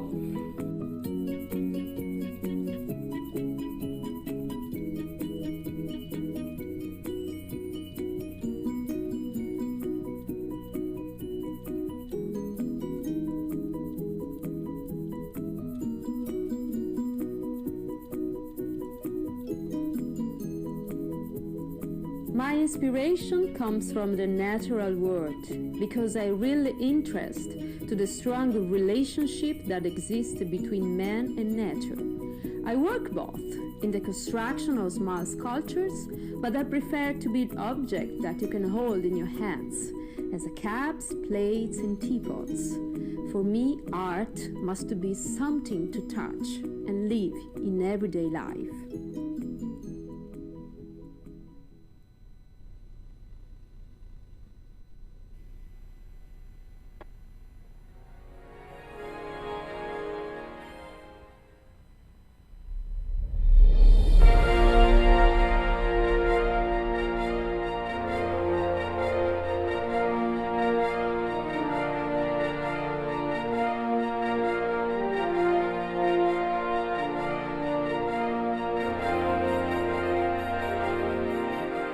I would wholeheartedly like to support Maestro Benucci's Italian Brass Week.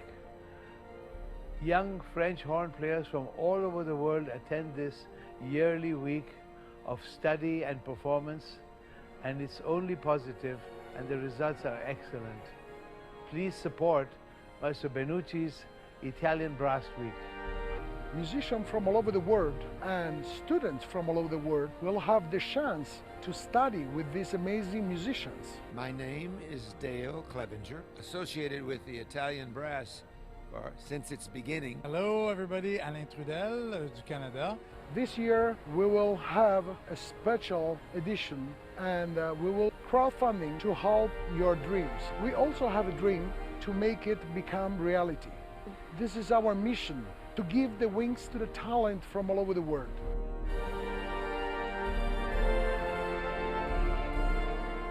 We hold new generation of musicians close to our hearts. We dedicate our passion, time and energy each year to them by organizing this festival. Dedicate something to this, except you, with your donations and help make these dreams to study at the Italian Brass Week come true.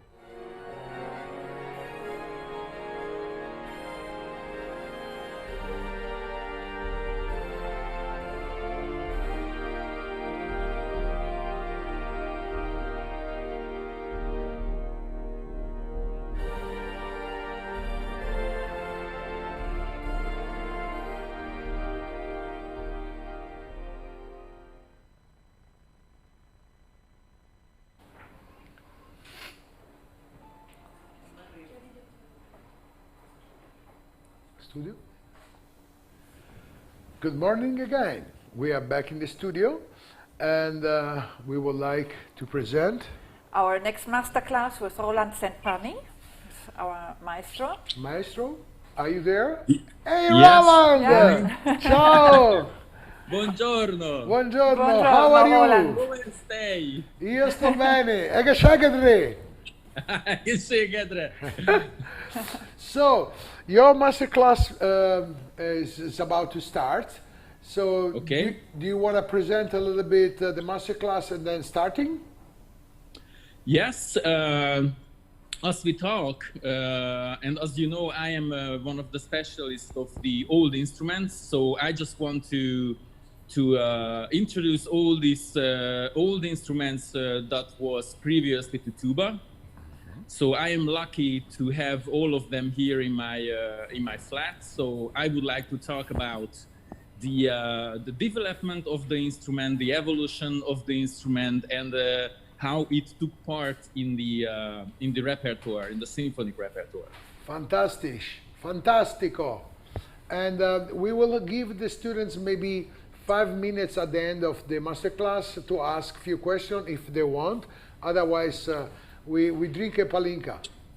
Okay, just please remind me. So this masterclass is gonna be like half an hour long, right? Yeah, half an hour from 2 minutes ago. Oh no, 1 minute ago. Yeah, we just started. Okay. Half an hour. Okay, just let me know let me know the half time. Okay, I will jump in when it's time to close your masterclass. Great, thank you. Okay, thank you very much, Roland. Thank you for the possibility. Okay, so here we are in my flat, and as you know, I'm a tuba player, but I play all the historical instruments, and I started to play these historical instruments because I was very curious when I played in the symphony orchestra. I was very curious that how is possible that sometimes Prokofiev is very low for the tuba part, and in the other hand, like Berlioz is very high, and how is possible it's so various? So was the 19th century tuba players are better than us, so they could play higher than us and lower than us, or easier, or so what happened? And then I made researches. I was looking for manuscripts, like symphony score manuscripts from Berlioz and Liszt and Mendelssohn and such. So finally I ended up with a doctorate on this. And I found out that there were lots of low brass instruments next to the tuba in the 19th century. So, and the history is going back to an instrument that called serpent. Now I have to change, yeah. So the serpent is the very first low brass instrument, and it sounds like silly that it's low brass because it's made of wood. And the mouthpiece was very small. Actually, this is an original mouthpiece made of ivory. But as you see, the receiver of the mouthpiece is as big as like a tuba mouthpiece. So it's crazy. And even the serpent is a much smaller instrument. So this instrument is C serpent and a French instrument because there are no klappen, no keys on the instrument. And this instrument was mentioned first time in the history in 1550s by Guillaume de Auxerre. And Guillaume de Auxerre was a monk in Auxerre. And he was the first man who mentioned in his memories an instrument that looks like a snake, and this is very, very good to support the tenor voice in the church choir, because you know the tenor voice is pretty unique. So most of the men after mutating the sound, the voice became baritone or bass. So less people are losing the high voice. So this is why a tenor is still not easy to find. So in the church music in France, they needed an instrument that is supporting the tenor voice, because the tenor voice was the most important voice in the choir. And I tell you why. The tenor name comes from a Latin word called tenere, because the tenor voice was singing the Gregorian melody, and the Gregorian melody were very long notes usually, and so these long notes was held by the higher male voice. So this called the tenor because they hold the long notes, so they tenere the notes. So this is where the tenor comes. And this instrument was perfect to support because it sings very, very beautifully in the mid-range and the high range, but it's very useful as well in the low range, but that time it was not very important. And this instrument was still used by Richard Wagner in his early operas, and it was not because he was in love with this instrument, but because he wanted that his operas would be premiered or would be played in Paris opera, because Paris opera was in his time the major opera scene, let's say. And of course, the young Wagner wanted to set up his instrumentations that is really fits to the Paris opera ideas. So this is why the early Wagner operas using serpent and the very first version of the Fliegende Hollander requires an Ophicleid. So that's the secret. So this instrument was used pretty long in the orchestra. So if we consider it, this instrument was kind of discovered in 1500s, so in the 16th century, and it was still used by Wagner in the 19th century. So it had a long run in the symphony orchestra. But of course, this instrument not just was used in the French church music and much later by Wagner, then it really quickly get into the let's say army band, and because the form or the shape of this instrument, it was not very useful if someone wanted to march, not because it's not really possible to keep it, but it's not very stable to hold across the instrument. Because if you want to reach these three holes, then you can kind of keep the instrument, you can hold the instrument, but when you open all the 6 holes, then you are technically letting with your fingers the instrument out, so it can drop. So usually they hang the instrument with a rope here, but still it was not very comfortable to balance the instrument. So in this case, few makers started to think about how to develop this instrument that was really, really one of the favorite instruments of that time. And there was one maker called Forvai, who was a French maker, and he was thinking about that, what if he makes a serpent that is not anymore the snake shape really, then it's similar to a bassoon. So he made the first upright serpent, and this gentleman called Forvai. And this is how a serpent Forvai looks like.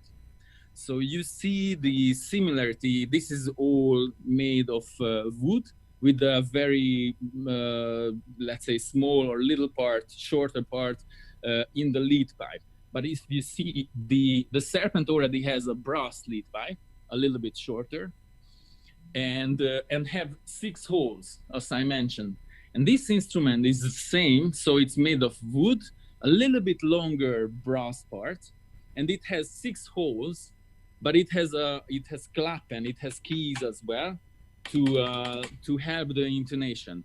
And this was a big step forward because this instrument was much easier to hold, and this instrument was good enough to march in a band. And of course, if you think of this, when the serpent was already used by Rossini in his operas, but this serpent was a bit more efficient because in the opera pit, everyone is in the pit.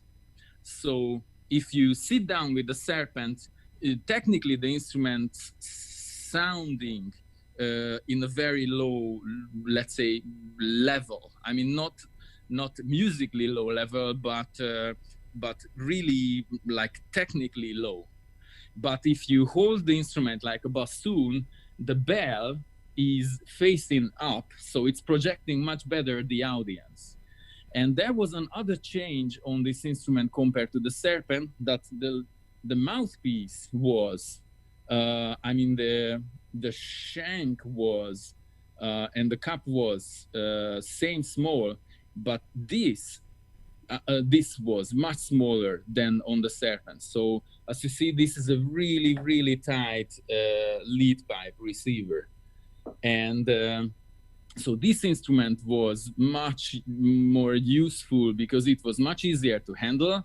And as you see, the old serpent was covered by leather, made of wood, covered by leather. And this instrument was just made of wood. No, not any more leather needed, because it was much easier to carve this instrument, because there is not much curve in this instrument, and the curve part made of brass, but that's another thing. So this instrument is fully wood, no leather, and then so the result is that this is easier to hold, and it resonates better because you know the leather is keeping the resonance of the instrument. And there is the next instrument in the serpent family. This is still called corno in basso, or upright serpent, or serpent droit. That means the same. And the next step was the Italian step. This instrument now we know as a Russian bassoon, but this is not really Russian, and I mean this is not Russian at all, and this is not bassoon at all. Technically, this instrument was very successfully spread in the Prussian army band. So this is a Prussian bass horn. This is how this instrument was called in France and in Belgium and in this territory. But this instrument was really used by the Italian people and the Italian composers, and this instrument called cimbasso. And I know we know the cimbasso, it's another instrument, but technically that's a lie, because the modern cimbasso, so-called modern cimbasso, is a bass trombone in F with a valve. And that is absolutely normal, because in Italy in the 19th century, every trombone player played a key trombone, you see? I mean, here is the valve trombone. It's a valve trombone, tenor trombone, and all the trombones was with valve. So, and the nowadays, the modern cimbasso is just a bass trombone Italian style, so it's a valved bass trombone. So this instrument called cimbasso, and the proof and the fact why I'm right is because, as I told you, the serpent is a corno in basso. Just the nickname is serpent because it looks like a snake. This one is upright serpent, so it's a corno in basso still. It's a bass horn, if I want to translate. And this is a bass horn as well. The difference is that this Italian style bass horn has the same length of the lead pipe, and it has a trombone bell installed instead of a wooden bell, so it's more brassy. And another difference is that the upright serpent, this French upright serpent, is curved by, let's say, one part and another part, so it's two parts. But this cimbasso is really like a bassoon, so it's one part and another part and another part and another part and another part. So it's really can be taken apart to 5 parts. And why I say this is the cimbasso, because this is the Italian style bass horn, so it's a corno in basso. And the story is that when Verdi wrote his operas, then he was very specific to write all the instruments and even the performers of the premiere of every single operas that he wrote. So when he listed the instruments on the top of the score, he wrote flauto, oboe, clarinetto, blah, blah, blah, blah, blah, corno in basso. But when he wrote the score, there is not much space to write the full name. So he had to shorten. The flauto was FL, the oboe was OB, and the clarinet was CL. And guess what? The corno in basso was C dot in basso. And if you read in one C in basso, then it's a C in basso. So it just was an accident that the instrument's name was written in one word. But technically this is the C in basso, and I analyzed the scores of Verdi, and very often he is not attaching this instrument together with the brass instrument, but he is attaching this instrument with the woodwinds. So that's another proof that this was the C in basso. And Ricordi, that is a very famous sheet music publishing company in Italy, he published a C in basso fingering part where he is drawing the instrument exactly like this and attaching the fingering parts. So there are many proof to prove that this is the C in basso and not the valve-based trombone that we call now C in basso. So this is still, let's say, the French style low brass instruments that is all conical. You know, conical and cylindrical. If you don't, then I can explain. Conical instrument is what is starting with the size of a tube and continuing to opening all the way, all the length, as you see. It's beautifully, it's starting small and getting wider. And if you see a trombone, it's starting in a size, small, same size, same,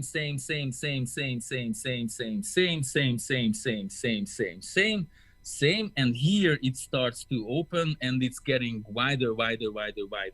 So technically the serpent family, the tubas and the horns are conical instruments, and the trumpet and the trombones are cylindrical, because the cylindrical instruments having more parallel tubing parts than conical tubing parts.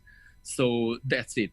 And the last instrument in this conical low brass family, previous to the tuba, is the ophicleide. And the ophicleide, technically the son of the serpent, and it's very easy to explain because the name explains everything. Ophicleide means, ophis means serpent, snake in Greek, and kleid means with the keys or with the clothes. So as you see on the serpent, there was 6 holes, and the upright serpent, it had 6 holes, and the C in basso, it has still 6 holes and few clappen, few keys, but the ophicleide has holes like all the serpent family, but it's all covered by a key. So this is why they call this is the snake with the keys, because all the holes was covered with the keys. And this instrument was the instrument that was used by Mendelssohn, Berlioz, early Wagner, and even Hungarian 19th century composers, and lots of other composers in Europe. Roland, I'm very curious. Can you play a little bit this instrument? Are you able to play? The ophicleide? Yeah. Yes. Okay, I try to set up. Because I'm very curious. Okay, I can. This is all playable instruments, so I can play all the instruments if you want. Wow.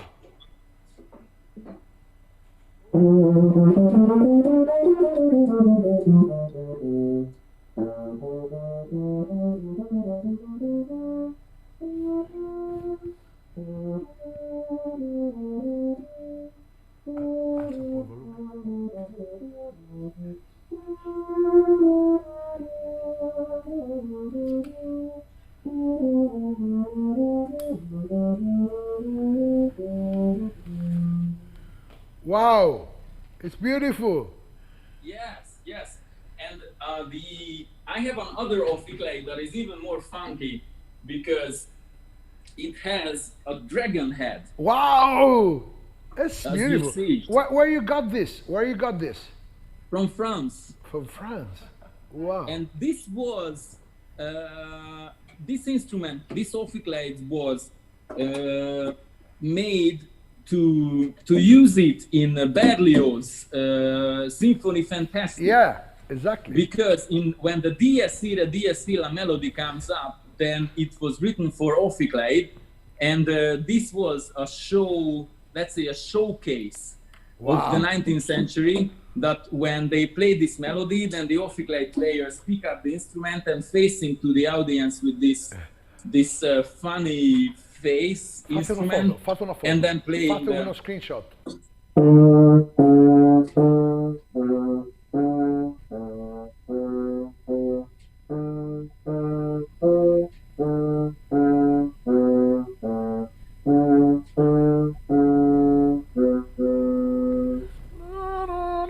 You are wonderful.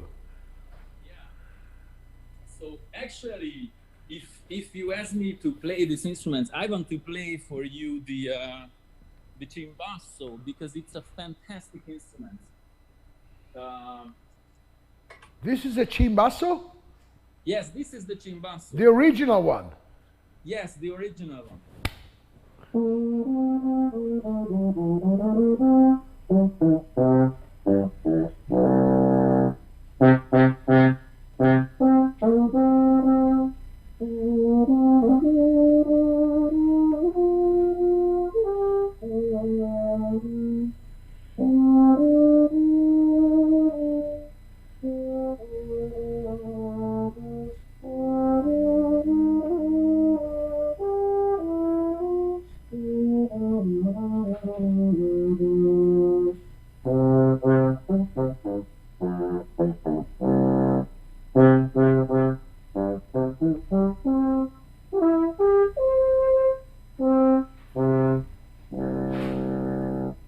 Meraviglioso.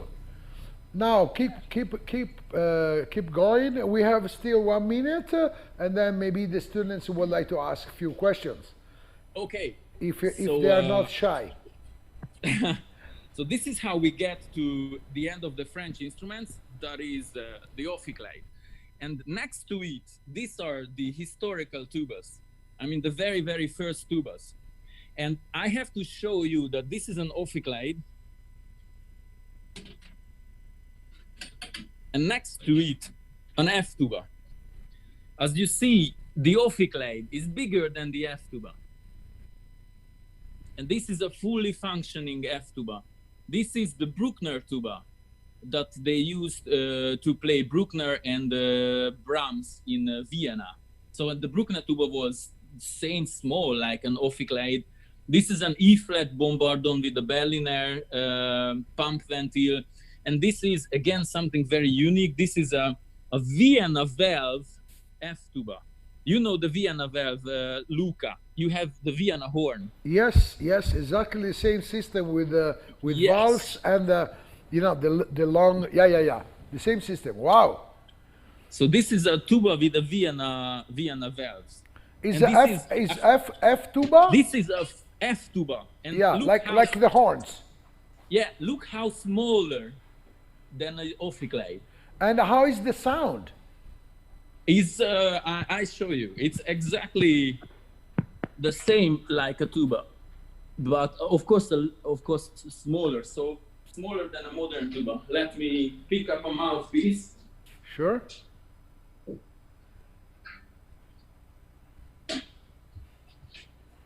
Because the sound of F horn, Wiener horn, is very particular.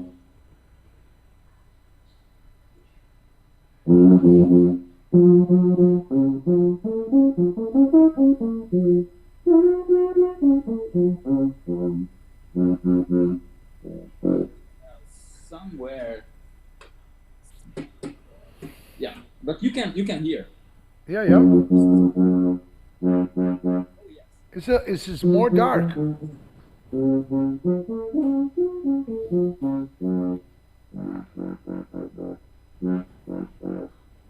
It's a proper tuba.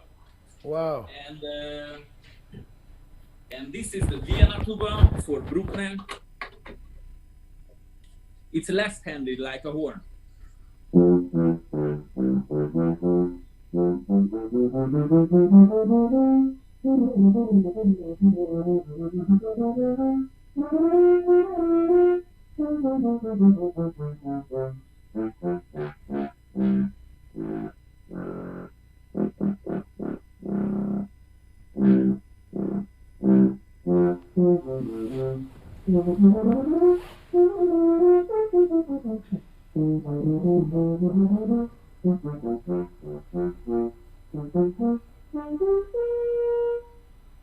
Fantastico.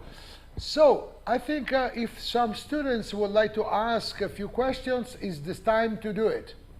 Okay, great. Okay, do you have the chat near you? You can read it, or should I read it for you? Does the playing get easier? Yeah. Okay. I cannot. Yeah, can you read, please? Okay, I have no. Ich habe kein Brille. Okay, just. Okay, I have to go there. You have a sponsor. No, sorry, this is Diego. Good morning. Can you play the Dies Irae with the instrument? Gabriele Delfino. Again? Okay, Gabriele Delfino is asking, can you play the Dies Irae with this instrument? So probably you was playing some instrument before. Yes, I played the Dies Irae with the ophicleide. Yeah. You want me to repeat? No, it's just they're asking if it's possible to play. And Diego Vargas is in the actual. What is the price of serpents in the actually? Well, you can, if you find a serpent like an old one. The old one is about like 7, 8, 10,000 euros. But there are makers in Spain and Switzerland who are making a serpent, and it's about the same price, like 5, 6, 7,000 euros for a new serpent. Another question: does the playing get easier in the more modern instruments by Nir Sharoni? Where it's not easier, it's different, because as you see, all the serpent family, all the serpents, and all the cornoid bassos are open systems, so it has a holes in the body, so it plays differently. It plays easy in the high range, but it does not give you the let's say a full feel sound like the tubas or the horns or the other brass instruments, because these are a closed system. I mean that you are blowing in here and it's going through a closed brass pipe technically. But here, if you see, this is not going through it's open. These holes are open, and if you open any holes in the body on the instrument, it's like you are opening a bell on the instrument. So let's say the French instruments are singing differently. It's a little bit more modest, and the German type of instruments, the closed systems, are more powerful. Thank you very much. I think we have a greetings from Colombia. Jarol Munevar is asking how you get all these instruments. I bought them. I bought them all everywhere from in the world. France and Germany. Okay. So, Roland, thank you very much. Hopefully, we will see next year live in Florence, and otherwise somewhere else in Europe or thank you very much, Roland Szentpali. Big. Grazie. And And I hope to talk to you soon about a few projects. Tomorrow, recital. Yeah. Tomorrow evening. Okay, tomorrow evening we have a little chat more. Okay, ciao bello. Okay, thank you. Bye, Thank bye. you, Roland. Grazie. Bye. Ciao Roland. Grazie. Ciao, bye, ciao. bye. In Magnerkirchen gibt es eine sehr lange Tradition von der Herstellung von Musikinstrumenten, die über 350 Jahre mittlerweile andauert. So in unserem Werk fertigen wir die Marken B&S, Heuer, Scherzer, Melton, Courtois und Bessen. Das sind in Summe über 10.000 Instrumente, die wir hier pro Jahr fertigen. Und das alles in reiner handwerklichen Fertigung. Natürlich das auch teilweise in Kombination mit hochwertiger CNC-Technik. Das heißt, unsere Perry-Maschinen oder die Teile dafür werden auf CNC-Maschinen hergestellt, aber wie zum Beispiel die Schallstückfertigung, die Anstoßfertigung von den einzelnen Instrumenten, das ist wirklich in der klassischen, traditionellen Fertigungsweise, so wie wir das seit über 200 bzw. 250 Jahre kennen. Unsere Fertigungstiefe hier beträgt 100%, das heißt, sämtliche Bauteile, die wir an einem Musikinstrument vorfinden, werden bei uns in eigener Fertigung hergestellt. Das fängt an Schallstückfertigung, Anstoßfertigung, Zugfertigung, sowohl für die Ventilzüge als auch für die Handzüge von den Posaunen, die Montage, die Oberfläche vom Polieren bis Versilbern, Vergolden oder Lackieren von den Instrumenten. Unsere Instrumente, die wir hier herstellen, werden auf der ganzen Welt von vielen namhaften Musikern gespielt. Sie sind in allen Orchestern der Welt zu finden, wie New York, Berlin, die zum Beispiel die Meistersinger-Posaunen werden in Wien gespielt, bei den Philharmonikern. Das ist eines der namhaftesten Orchester der Welt. Wir sind permanent bemüht, unsere Instrumente weiterzuentwickeln, seien es neue Modelle oder auch kleine Veränderungen an Instrumenten, die dem Musiker helfen, das Instrument mit Leichtigkeit, besserer Intonation oder Ähnlichem spielen zu können.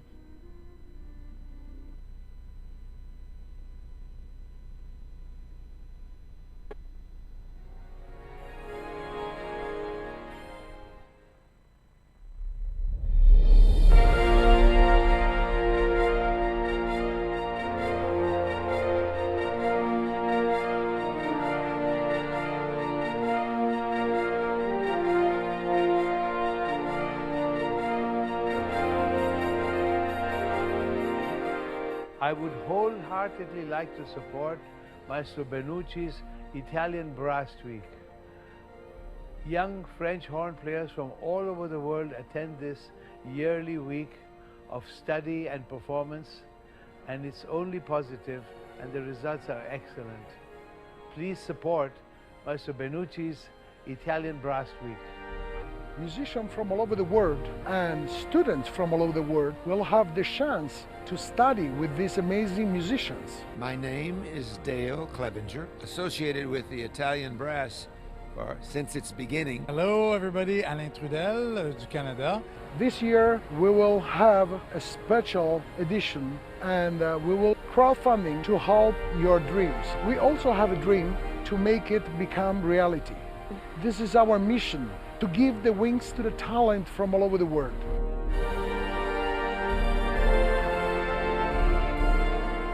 We hold new generation of musicians close to our hearts. We dedicate our passion, time, and energy each year to them by organizing this festival. Dedicate something to this, except you, with your donations, and help make these dreams to study at the Italian Brass Week come true.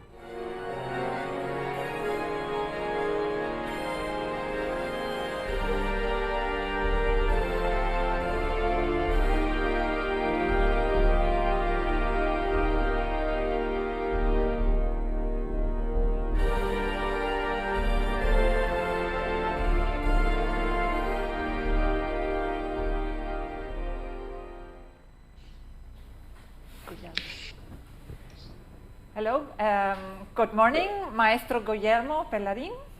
Welcome. Good morning. Buongiorno Guglielmo, benvenuto all'Italian Brass Week. Ciao Guglielmo, come stai? Bene, bene, come stai? Molto bene. Welcome to the Italian Brass Week 2020 and thank you very much for your kindness and taking part of this amazing festival. It's really my pleasure. And you will talk, your topic is practice as sports training, balancing routine exercise and repertoire preparation, right? Right. Good. So enjoy your master class and thank you very much, Guglielmo. Sei un grande amico. Oh, I'm really happy with that.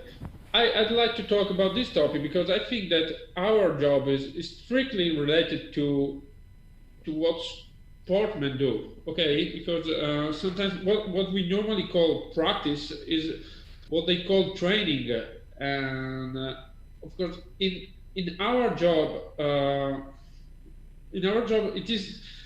it is hard to find a good way on how to prepare for something, how to maintain our shape, how to work, how to deal and divide between time to practice and works, or how to prepare for exams, how to prepare for audition or big concert or something important like that. And I think that the best approach, or one of the best approaches one could have, is really to think about the sport experience, like professional sportsmen. For example, they must train for an Olympic game, and they just think those who run for the 100 meters at the Olympic, they train 4 years, they train 8 years, 12 years, then they have the Olympic Games, and all what happened is to be ready and go for the gold medal in a matter of less than 10 seconds. And so, of course, their preparation should be really hard, really strictly, because you don't want to exploit it all and to lose all your preparation work just because there is something that you didn't think about, or you didn't train about, and or any kind of inconvenience. Okay, so that's my personal approach. For myself and my practice. Even if I have to practice for a concert, a big concert, or when I was practicing for auditions or my exams, I always tried to follow a path, a well-designed path, leading me to the specific appointment on the specific date. And in that sense, I use what I learned from running marathons, because I like running marathons. And my kind of training for marathons is that start on the day of the race and then draw backside your training activity. Of course, I'm not a professional runner, of course, but as an amateur runner, you have to run 42 kilometers. If you don't train well, you will stop half the way. That's not good enough. So, from my experience, merging together everything, I start from the day of the race, and 3 weeks before the race, I have a long run about 36 kilometers, 3 weeks before, 30 kilometers, and 24 kilometers 3 weeks before. And in between, kind of lighter training session, all with a specific goal to train my body and my muscles, and also my head and my brain on what I have to do on the day of the race. And that is exactly what they do. I took the example from the marathon because it's easy to explain, and that is exactly what I do from my routine, from my practice. Because, for example, before the COVID, the last concert I played was the Mahler Fifth Symphony, so I couldn't imagine that was the last concert I played for 4 months and a half. But it comes as a big event in the evening. That was also a big horn event because in the first half of the concert, my mate Alessio Allegrini was playing the second Strauss concerto, and so as you can imagine, there was plenty of horn players in the hall for 3 evenings listening to the concert, and that we were also rather broadcasted on the second concert. So that means you have to train properly and be sure you get ready for that kind of appointment. My path for preparing for that kind of appointment basically is in 2 parts. One part is the maintenance of my horn shape. And also this topic I get it from professional sports player, because as athletes don't work on their specific sport. For example, soccer player, their training is not only playing soccer, trying to be the best as they can, or even golf player, tennis player, and nobody. They don't only play their sport for training. They do body preparation, okay, and that is very important also for us. What we roughly call technique is nothing else that what athletes do in the gym. They train their muscle. They train their muscle in the order to get them ready to support the effort you need from them. My routine comes in that way because I try to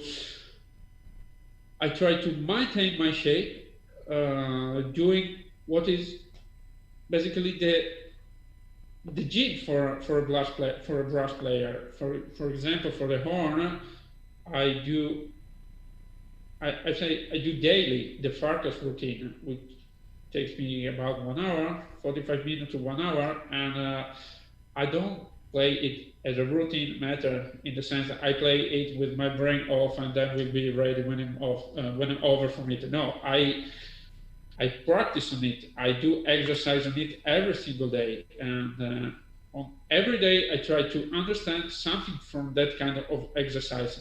As I said a few seconds ago, I don't do that as a routine. I do that as an exercise. So that means that I will be doing that until the day that I don't find anything new to discover on that.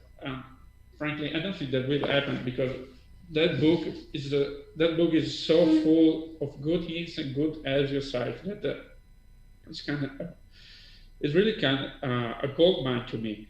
In that sense, so I was telling about the shape. In that sense, my shape, I work on my shape because I want to be sure that I'll be ready in every single moment, on every single day of the year.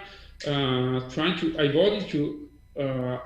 avoiding having high moments and low moments, and try to raise my standard as the top level as I can. Many other exercises, all from the technique books. For example, Oscar Franz has many of them. Müller, Kopash. Even exercise for natural horn like harmonics, Iervolino, Bertacco, the 50 daily exercises, all of them, they are really, really, really good to get you on shape and maintaining you on shape. And I never do them as a matter of 5 minutes and then I'm ready to play. Or, of course, I think I'm ready to play in less than 5 minutes. But that is because my muscles are now trained to be ready and play. But if I stop caring about my shape, I think that in about 2 months, 3 months, my muscle won't be ready to play in less than 5 minutes. So that's why I continue to do lots of exercise, because I want to stay on the feeling, on the shape feeling that I have, and maybe raise it. This is about my my shape work, and I told you for preparing something, I love to work in two ways. One is carrying the shape, and the other is how to prepare it, which is the similar part of getting ready to the marathon. So I start from the calendar. When is the concert? Okay, Mile 50 is on the 27th of February. Okay, so let's make it. I want to be ready for that 2 weeks before, so then I can have 2 weeks of working on details, maintaining level, working on details, maintaining the preparation, and maybe also doing some other works like getting into the mental preparation, on the mental focus. It is very important. So having a plan for what you must do, and getting experience, learning from your own experience. How much time do you need for preparing 1 hour program? How much time do you need for preparing very well 1 hour recital or a symphony, a very difficult symphony, a very big horn solo, or something like that? You need to learn that.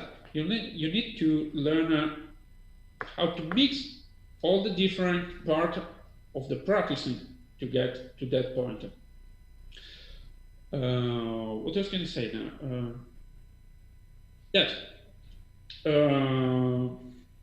For example, I stay on the Mile 5th. I already have played it in the past years,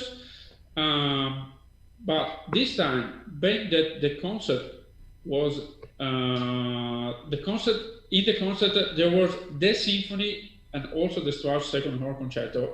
Of course, I was called to play in the week before. In the orchestra, we were playing the week before. We were playing Stravinsky Petrushka. Normally, I wouldn't be playing that program, so that I could have been staying home and do the final practicing for the Mara week. For this year, there was not like that, due to the circumstances and to the program. So I really was confident that I was ready before starting the Petrushka, which was 1 week before we even started the Mara, so 2 weeks before the concert. And then I had to mix my work in the orchestra for 1 entire week with 3 concerts with Petrushka, and maintaining my shape and maintaining the shape of the preparation of the Mahler Symphony. And this is why I suggest you to make plan and train as an athlete. Okay? Do you have any question on that?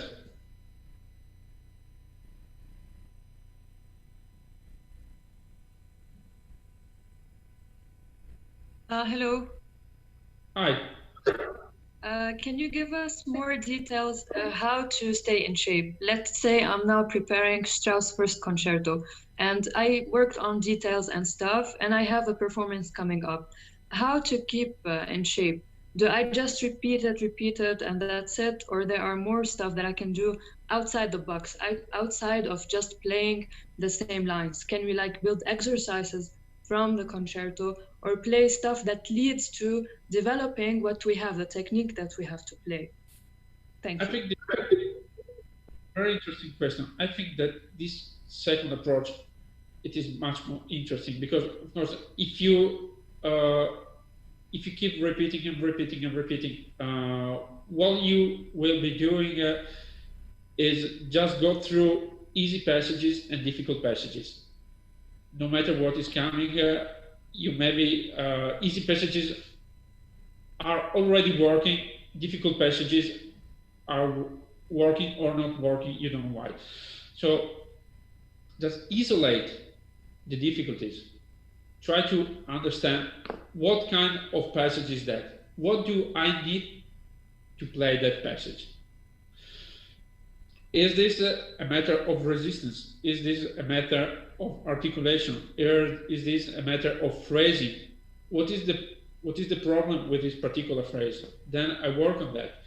If I isolate the cause of the problem, if I can go to the root of the problem, then I can also take my work apart from the particular from the concerto. Because, for example, let's say on the Strauss first, in the exposition should I have any problem with the B flat, with one of the two B flat in the exposition of the first concerto? Okay, is that a kind of I get it by chance, or was it a transitory error? So if I do the second time, would it work?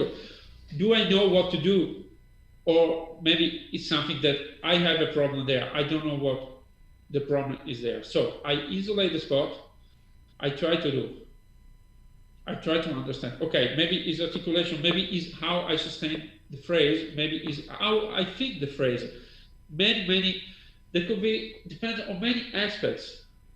And then I focus my shape routine, my shape work on trying to concentrate on that kind of weakness. For example, when I was practicing for my final exam at the Conservatorio, I completely divide I had a full day to practice, and I completely divided it in two. The first half of the day, the morning, I did only warm-up exercise, technique exercise. I started with easy warm-up, but then I went through a very hard session of scale practicing, arpeggio practicing, attacks, endurance exercise, and trying to focus on single aspects, one at a time. Then, quick break, lunch, and in the afternoon, working on the repertoire, which were studies and were concertos and so on. And the day after, starting again with the same kind of daily routine, which is routine in the sense of the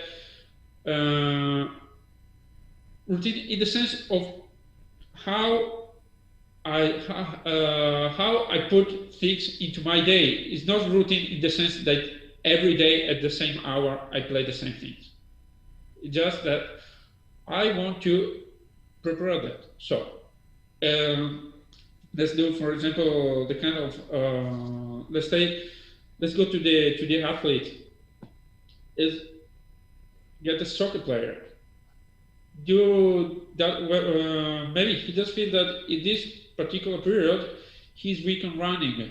He's very handy hitting the ball, but he's weak on running. So he will need to train more on the running part of his job. Okay, or maybe he's very good shape for what is running, but he's working. He isn't working well with his head, and he's missing a lot of balls and something like that. So he needs to focus on that kind of weakness. It's not just a matter of playing mock games and repeating and repeating and repeating. You won't learn anything from repeating. Or by playing with a properly concentration, you will learn the list of the weakness. But then go away from the repertoire and work on that.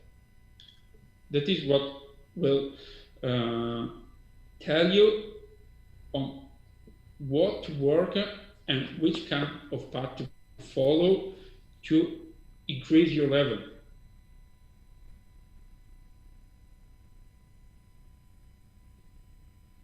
Any other question?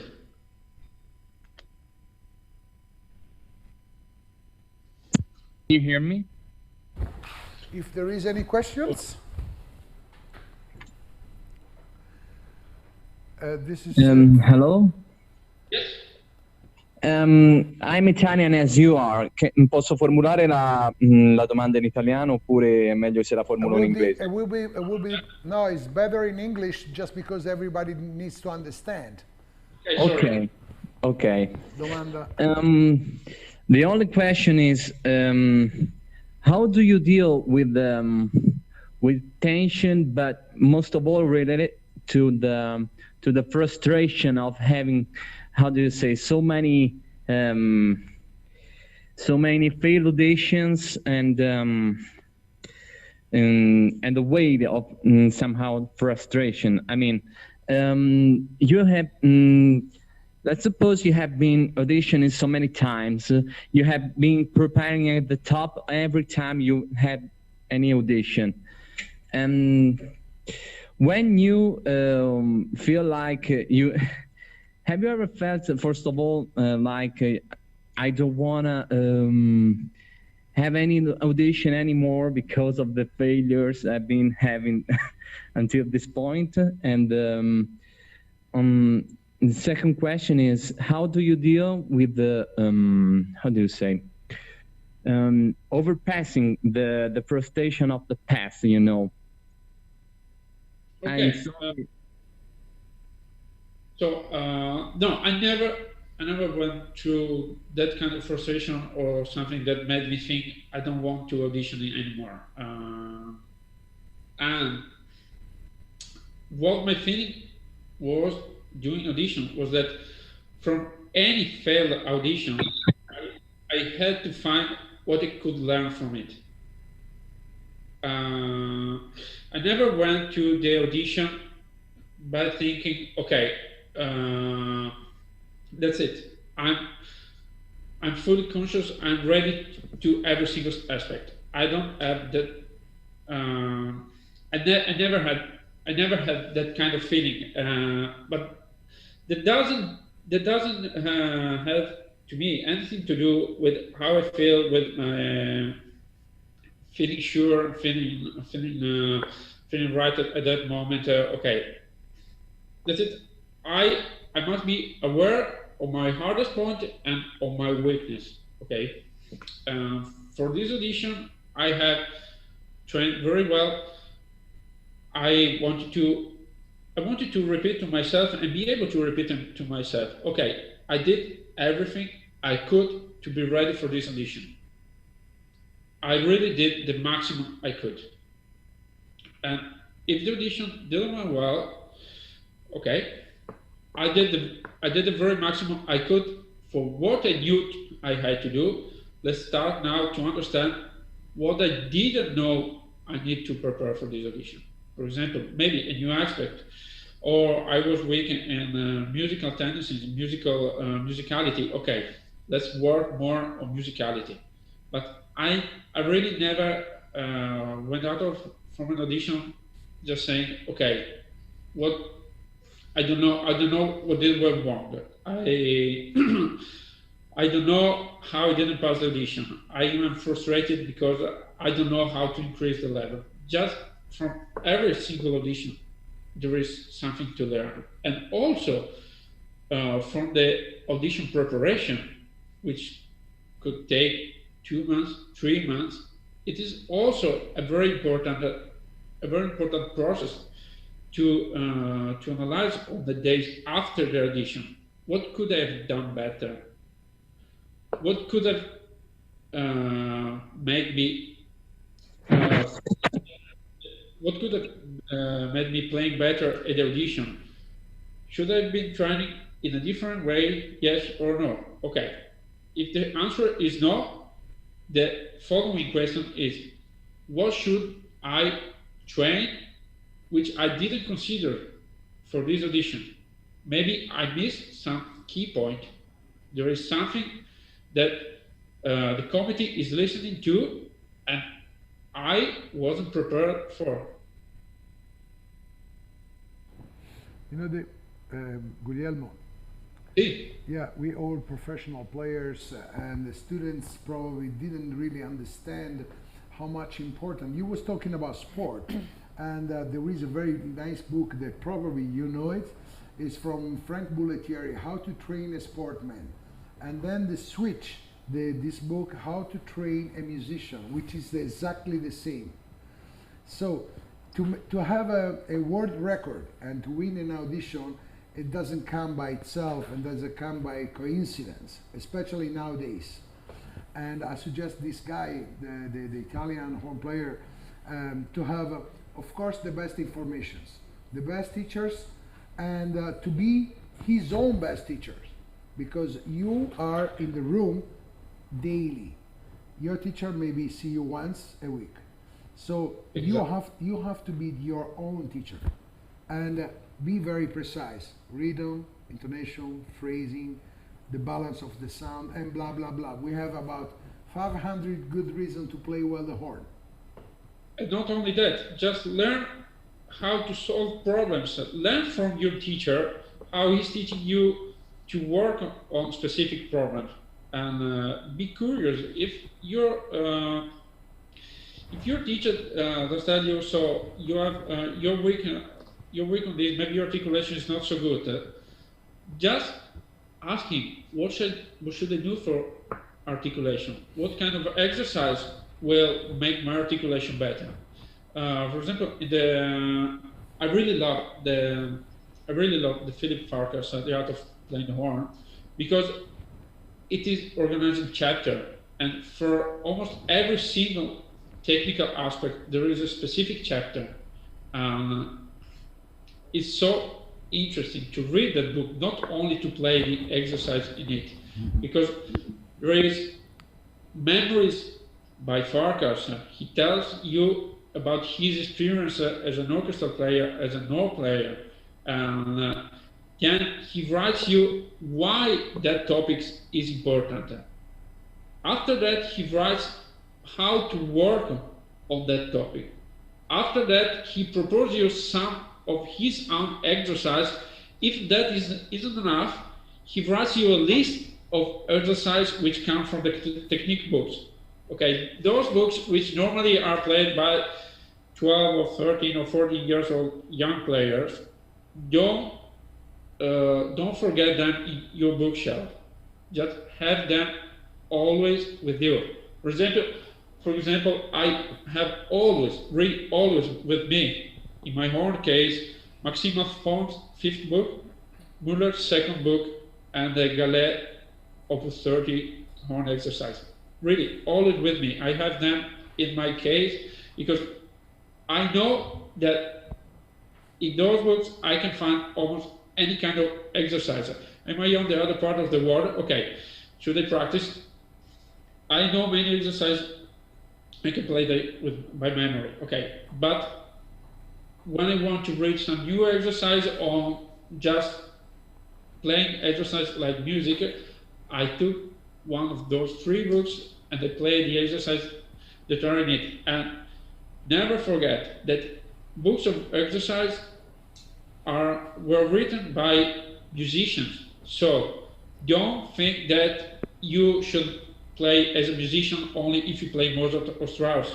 Just take one exercise from Koprash, one exercise from Oscar Franza, and play it as if it was the most important horn concert ever. That's for sure. There is any other questions? Okay, so I have a question for Guglielmo, which is a little bit more personal, but maybe will help. What age you start to play the horn and why? I started playing the horn when I was 6. Wow!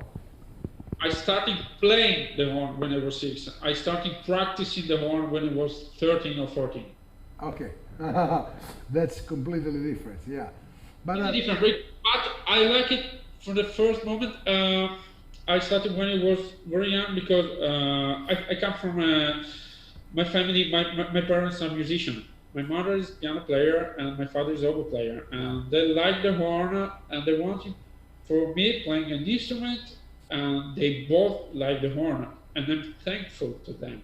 Okay. I believe. The choice for them came from the drums trio. My mother especially, she loved the Brahms horn trio. She wanted me to play one of the instruments of the trio, nor the piano, nor the violin, too many of them, the horn. The horn. So that's the reason. And when you really fall in love with the horn? Sorry? When happened that you really fall in love with the horn? Oh, I think really in love with the horn. I think it was when I was about, again, I say 12 or 14, when I learned, I started learning a lot of things and listening a lot of music.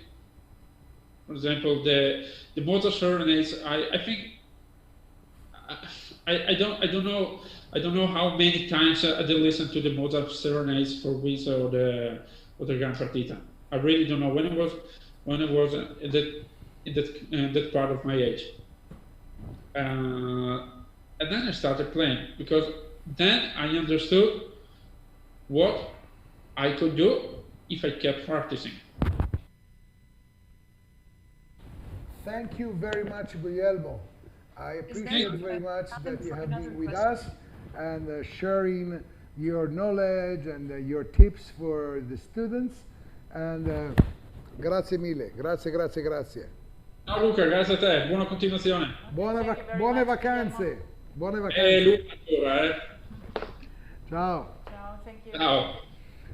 So we keep going. Okay, we have a contributor from the studio.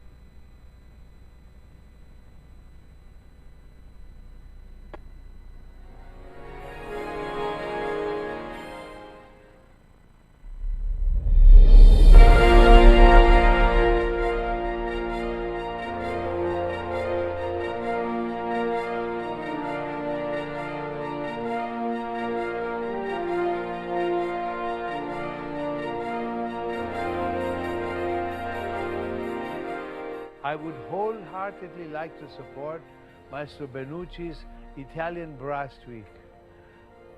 Young French horn players from all over the world attend this yearly week of study and performance, and it's only positive, and the results are excellent.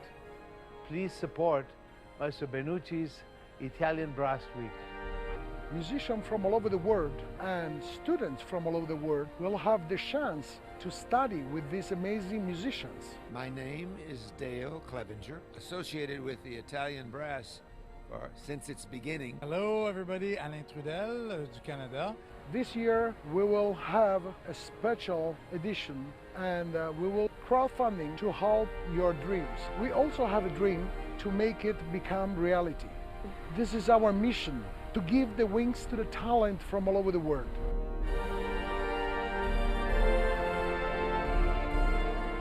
We hold new generation of musicians close to our hearts.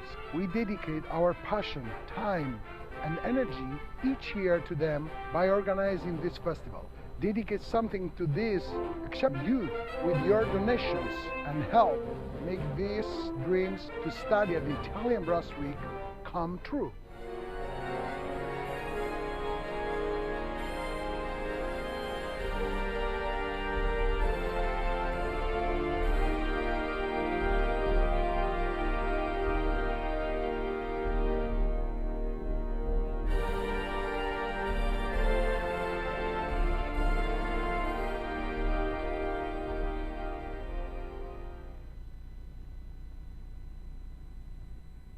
We are this close. We're this close. We are this close of wanting to making history.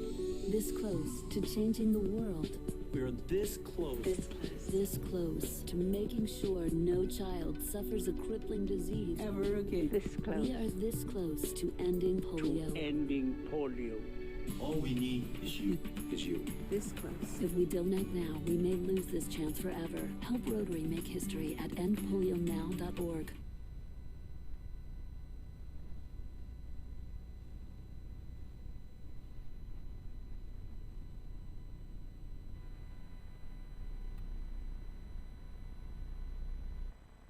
I was born in Tuscany, in a countryside, and I grew up in a family of artists. So I started to work with ceramics very early. Firstly as a painter and then as interior decorator. But when I realized the expressive and the creative power of clay, I completely fell in love.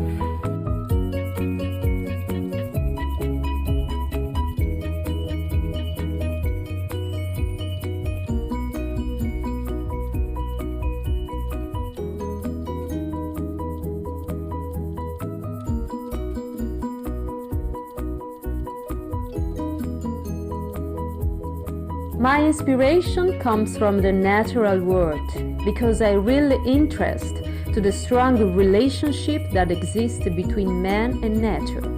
I work both in the construction of small sculptures, but I prefer to build objects that you can hold in your hands, as cups, plates and teapots.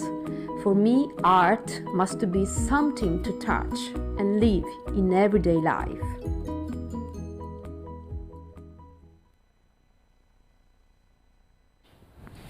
Hello, good morning, David. David, good Hi, morning. morning. How are you? Very good. How are you doing? We are fine, we are fine. And I would like to thank you very much. Finally, you are at the Italian Brass Week. I invite you so many times to come in Florence, but never happened. So, in the tragedy of pandemic, this happened by connection and web. Fantastic. Yeah. Your topic is you're going to talk about music in the films, right? Yeah, the horn in the studio. Great. I'm very curious. Yeah, well, it's something you always get asked about, you know, when you go abroad. Yeah. I mean, I never play in the studios, so I'm very curious how it's working. Right. Okay. I mean, we're starting to work again now, so we're just beginning to come out of the lockdown in the UK, and some of our sessions are just starting to happen again. So it's great to be, great to see my friends again. It's true. And how are you all? Okay. Yeah, and we are fine. We just keep going with masters classes and concerts, and actually we are enjoying very much this show, because for me to present it's like a television show, you know. So I never play in the films, but we are producing a film, a big film. So it's curious for me and for Tanya too, but we are very happy because it's working very well. That's brilliant. So I'm really pleased. It looks like an amazing lineup. Yeah, yeah. All my friends. I call all my friends, including you. Well, let's hope next time we can actually meet up in person, hey? Yeah, hopefully. All my school. You know, I invite you always in my school. I invite you in my festivals because I love you. You're playing you as a person. Very, yeah. Well, we make special efforts. Make special effort next time. Please, and I will make a special edition of wine for you.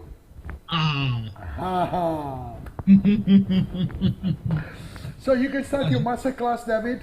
Thank you very much. David Pyatt. David Pyatt. Students will have 5 minutes at the end, maybe 5-6 minutes at the end to question, to just ask a few questions to you. Okay? That's great. Yeah. So I'm just going to talk a bit about my experiences of the recording studio, obviously here in London, because when I go abroad, it tends to be the question that people are most interested in is Harry Potter, Star Wars, all those big films, you know. Of course, we do normal orchestral jobs as well, and a lot of those jobs involve recording as well. Some symphony orchestra, some opera, but also some film work. So I'll just talk a bit about myself and how my career has developed over the years. It all started for me in 1988 when I won the BBC Young Musician of the Year competition, which was a big deal. So you speak there, Luca? Mi apri il microfono. It's open? Yeah, I remember that. You was very young. Yes, you was very young and just jumped in Italy. Immediately knew that this new home player from England, very young, I think he was playing Strauss first? Strauss 2. I was I was 14 years old. 14 years exactly. Old. Yeah. Strauss 2. And of course, I mean, the funny thing was, because of the way that the competition worked, every round, there's like, I think 5 rounds before the final round, before the concerto round. And each round I got through, I was very, very surprised. So I had to start practicing really hard for the next round. There was only 2 weeks between the final and then the concerto final. And I'd actually never played Strauss 2 before.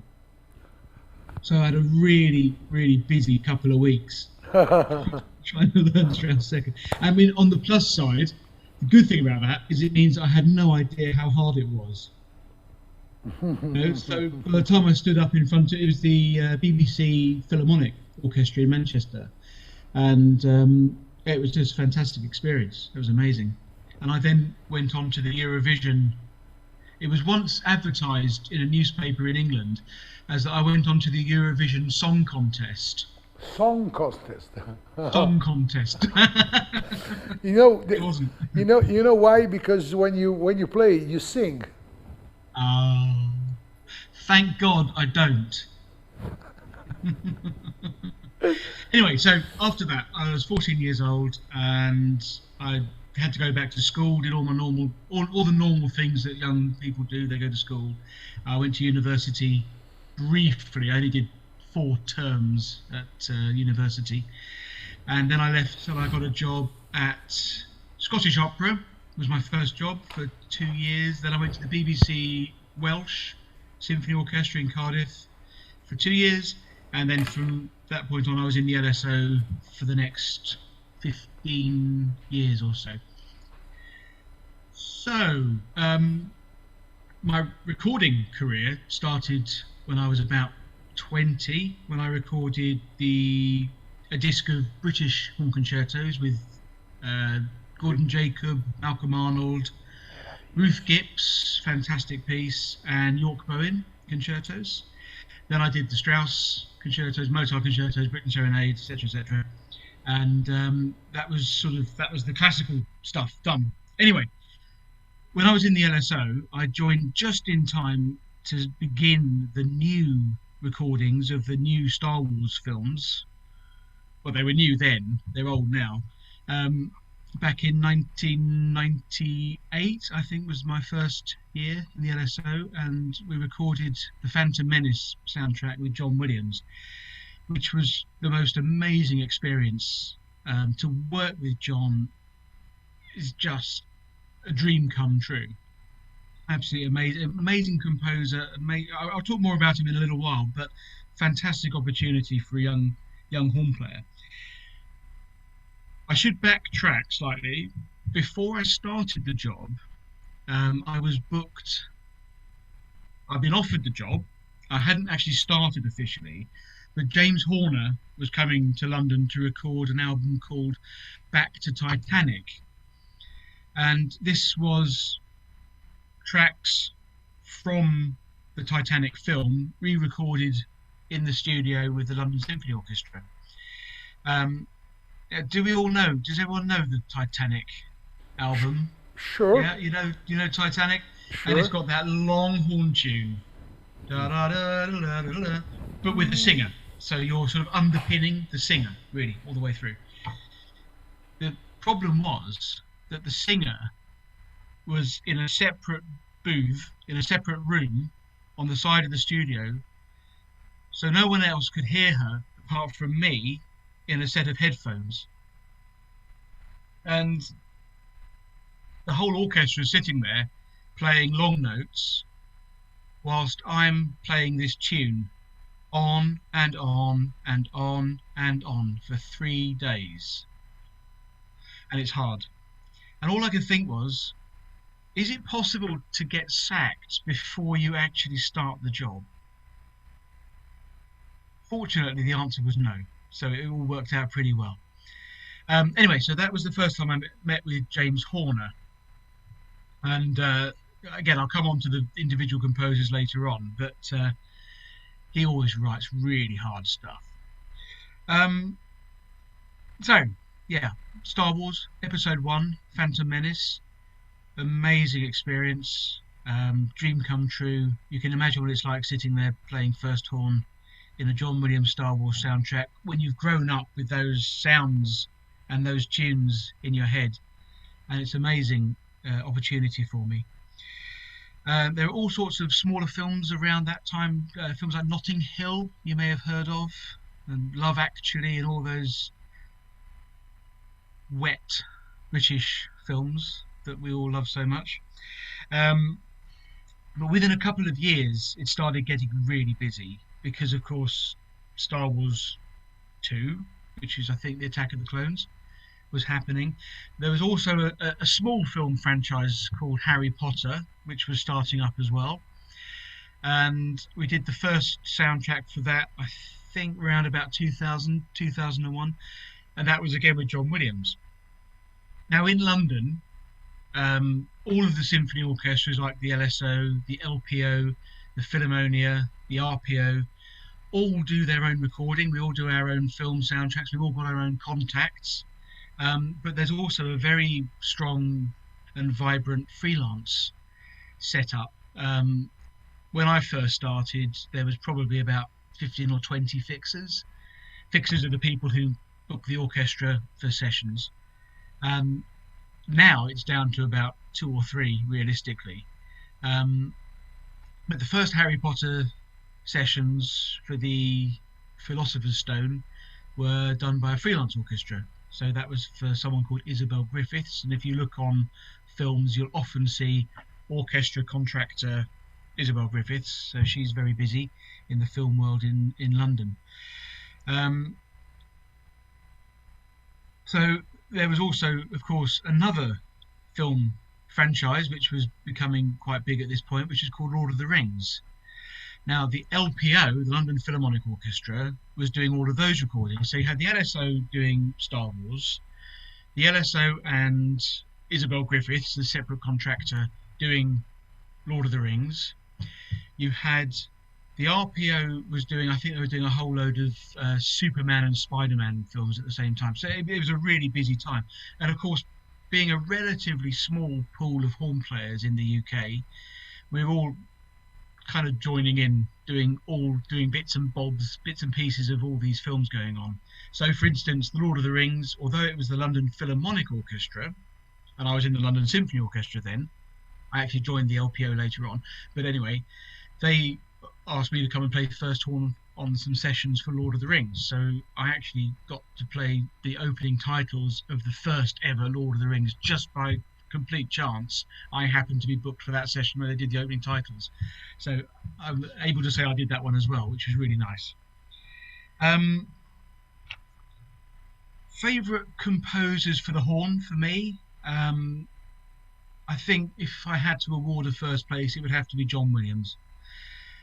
The way that he writes, I mean, not just for the horn, but for every instrument in the orchestra, when you listen to the detail, you listen to the way that he crafts his music. I mean, the level of detail is just extraordinary. He doesn't just do chords, you know, and a tune on the top. It's every nuance, every technique he can use, he actually employs to make these amazing soundtracks.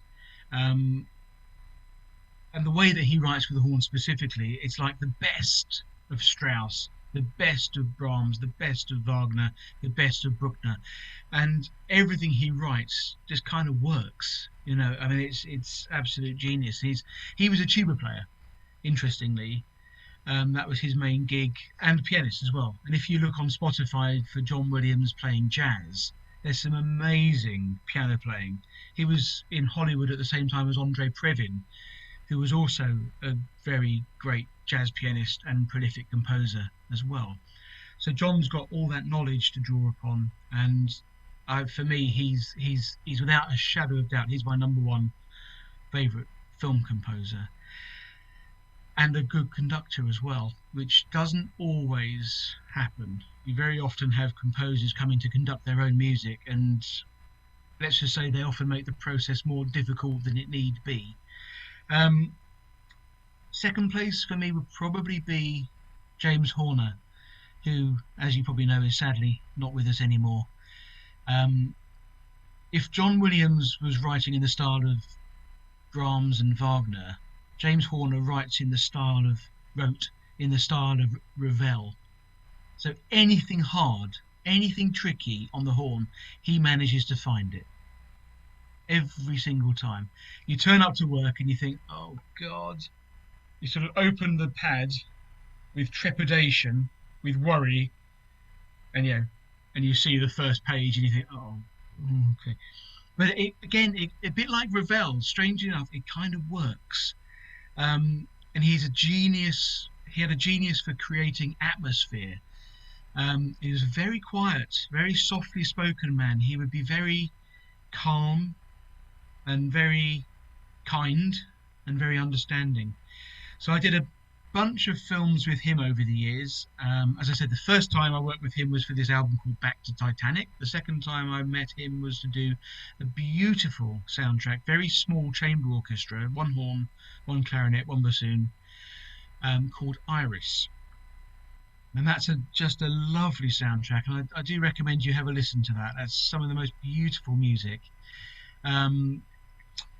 Third place is more tricky. I think for me, my favourite composer is probably Jerry Goldsmith. He's much more old school. Everything he was doing was sort of 1960s, 70s style. I'm thinking about, Star Trek soundtracks, The Generals, Poltergeist, always with these fantastic overarching horn tunes, which were great to play. Normally big section stuff and normally very playable. Rarely did he write anything really nasty or hard, but everything he wrote was just beautiful. So have a listen to soundtracks like First Contact, which is Star Trek Next Generation, and that's Jim Thatcher in Hollywood. Have a listen to, if you can get hold of it, there's a very good album that the LSO recorded of a compilation of his film music. So that's worth a listen if you want to get a way in to Jerry Goldsmith's music. So that's my top 3. I mean, of course, there's loads of other great composers. There's the Newman family, Thomas Newman, James Newton Howard, who wrote some fantastic scores. I'll talk more about him later on.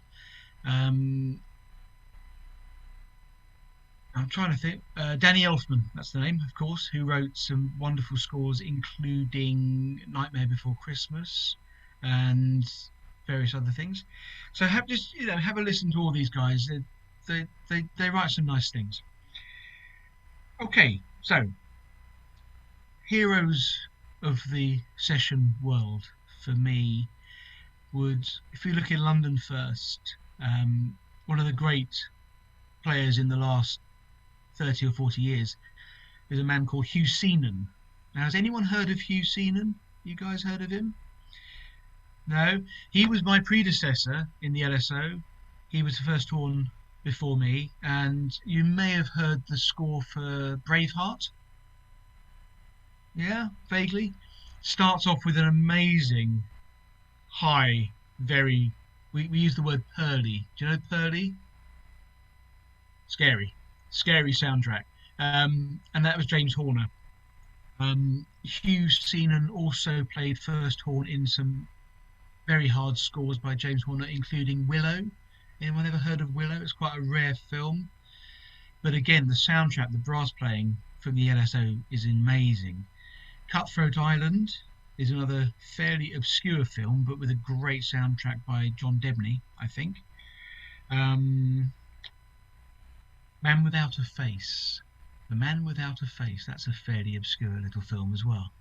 But that was James Horner also writing for Hugh Seenan. So there's a few ideas there to have a listen to for you.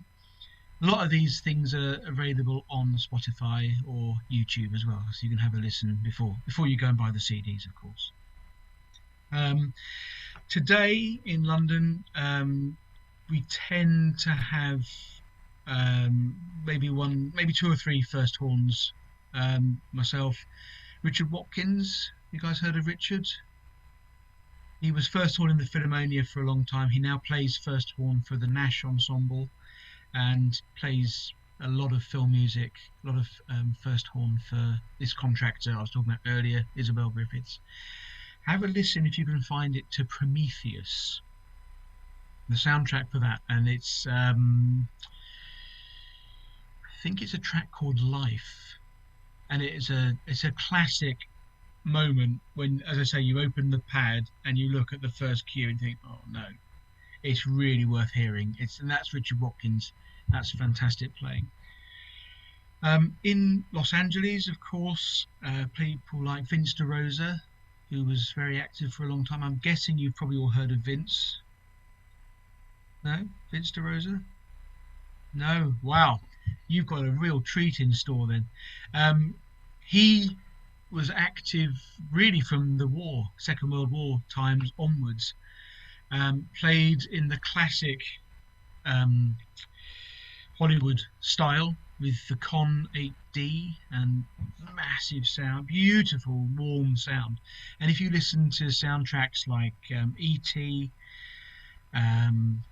Inferno, John Williams' Testament, that's James Horner. James Horner, Testament.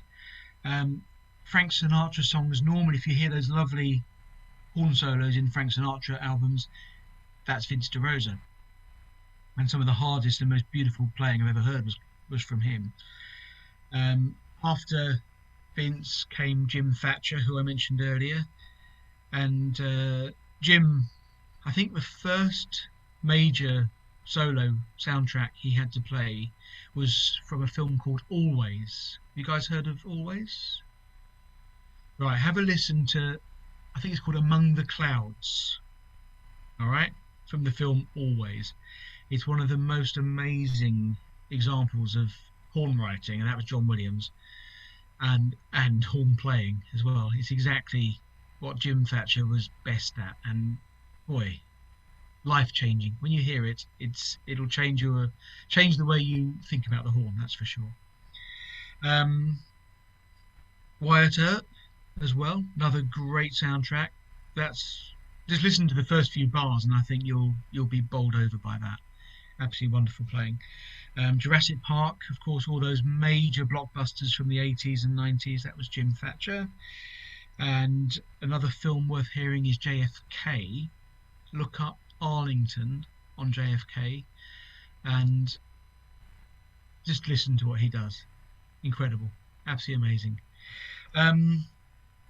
Another piece worth listening to, if you can find it, is Collage, which was the last thing that James Horner wrote and that we recorded in London. It was an amazing experience because we've been talking about trying to get a classical concerto from James for years, and we thought, well, okay, why don't we do a Concertstück style piece. And James Horner absolutely loved this idea. So he wrote this piece called Collage. And he wrote it for me, Richard Watkins, the other London first horn, Jim Thatcher, and John Ryan at the LPO also joined as well to make up the fourth horn part. We've recorded that, we performed it in London, and it's well worth a listen. And for me, that was a great thrill to be able to play with Jim Thatcher as well, because he's always been a bit of a god as far as I'm concerned.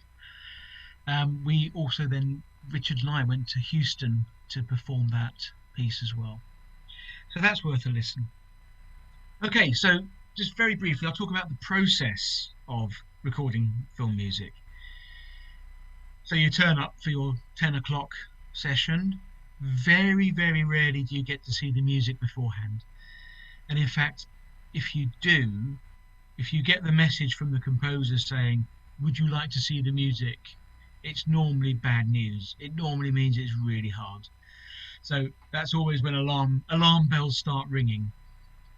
So normally you just turn up and you open the pads and page 1, cue number 1, and you play it through, and then you play it through again, and the engineers are getting the sound that they want and everything, and then they start fiddling, and then depending on how much time you have, if it's a big film, you can spend anything up to an hour and a half on 5 minutes of music,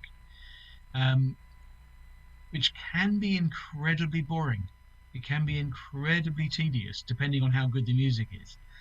And the other frustration, of course, for us is that very often the very first take is often the best one as well.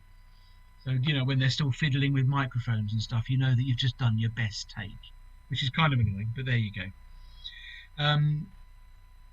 Another thing that makes working in the studio unique and uniquely difficult is, in fact, the repetition. When you've played something, you know it's like you get to see something for the first time, you play it the first time, you're just sort of finding your way around it and working out how it goes. And then the second time is often really good. After that, you've just got to keep doing it and keep getting it right. And that's when it gets really hard in the studio. Because by the time that the engineers have got the sound they want and the producer's happy and the composer's happy with what he's written, you're getting tired. So you keep having to play this stuff and mentally tired as well, you know, because you're having to just get it right time and time and time again. From that point of view, when I'm teaching, the one thing I encourage my students to do is to get out of the habit that a lot of students have of starting to play, something not going quite right, and then just starting again. So you stop and start again. Try and get into the habit of always performing a study or a piece from the beginning to the end, regardless of what happens, and you start to build up a kind of mental toughness, if you like, that will give you the strength when not just in the studio, but just generally when you're performing. That will give you the strength to get it right time and time and time again, and that's what makes studio work quite hard. Of course, also the fact that you sit around sometimes for an hour and then have to play something really hard and quiet and high normally. There's a film composer you may have heard of called Alexandre Desplat. Yeah, he did all the later Harry Potters and all that stuff, and very nice man, very nice guy. But what he'd like to do things called overdubs. All right. So, in other words, the strings sit there and record their long notes, and then he gets to about 5 minutes before the end of the session, and everyone's packing up to go home, and he'll say, "First horn, solo." So you have to sit there and play these horrible, hard, quiet, high solos, while everyone's sort of thinking, "Come on, if you get it right, we can get out of here 3 minutes early. Come on, get it right, get it right." So that's always slightly uncomfortable. The other thing that we do a lot now is what's called brass only sessions. So in other words, as it sounds, brass only. The strings are doing separate recordings, the wind's often doing separate recordings, and then the brass come in normally is the last element to come into the mix. Now, we hated doing these for years, but of course now, coming out of lockdown with social distancing, all of a sudden it's really good news, because it means that you can have 8 or 10 or 12 brass players in a room in Abbey Road Studios or Air Studios or wherever we are, and we can actually do some recording. So it's actually that curse has turned into a blessing as far as we're concerned. So that's good. The downside to brass only sessions is that we often do an entire score, a whole film, sometimes in 3 hours, sometimes in 6 hours, but it's normally twice as fast, if anything. Okay, so yeah, that's pretty much it. I mean, when the music is good, it can be incredibly rewarding. When it's bad, it can be incredibly dull. But to be honest, there's no difference to anything else we do in life. So that's sort of all I've got to say on the matter, really. So shall we see if there's any questions? Now, I don't know how we do that. Do we need Luca back to unmute people? Hello. Hiya. I would like to ask about the sight reading skills. It's very important for horn players and all musicians, but I think you're the right person to ask this for. How can we improve our sight reading skills? Do we work on separate elements like in solfège, only rhythm, only intervals, or like you said, do we play always new pieces from beginning till the end? Thank you. That's a really interesting question.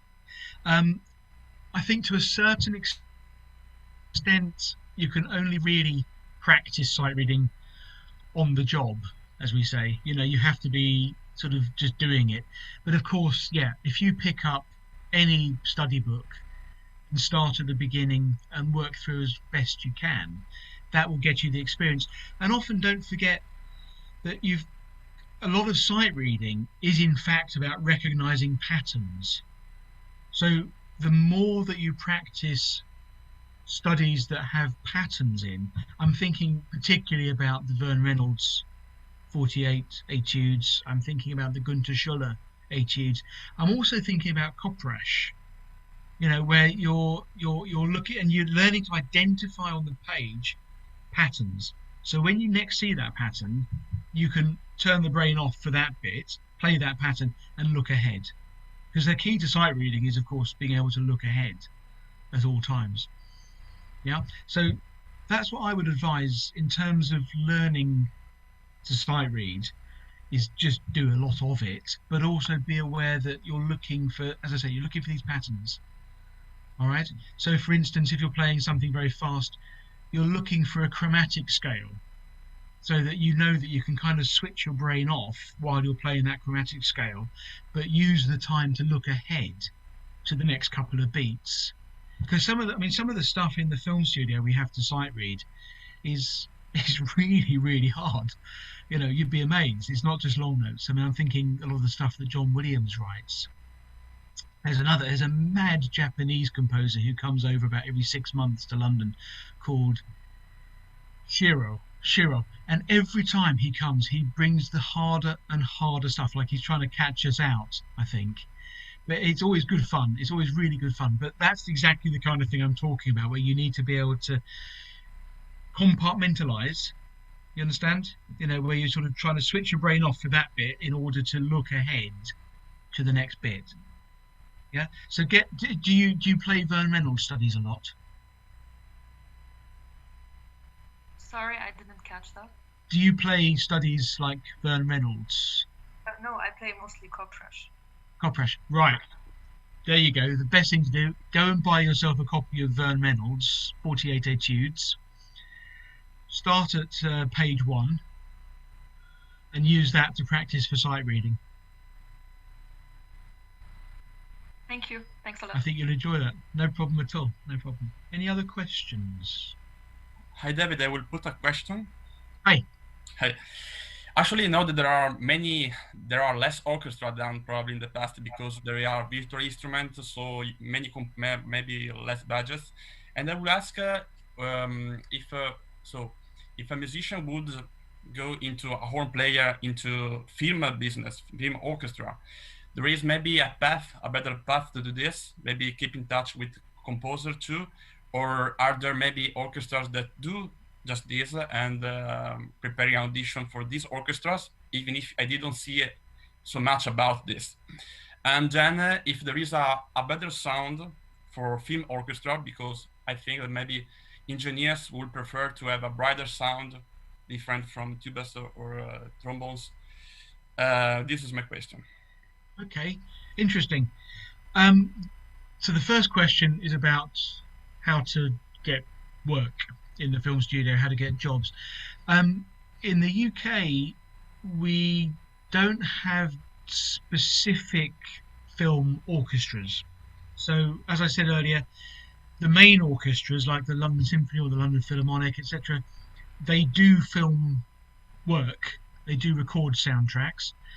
The freelance film work tends to be made up of people who have or have had jobs.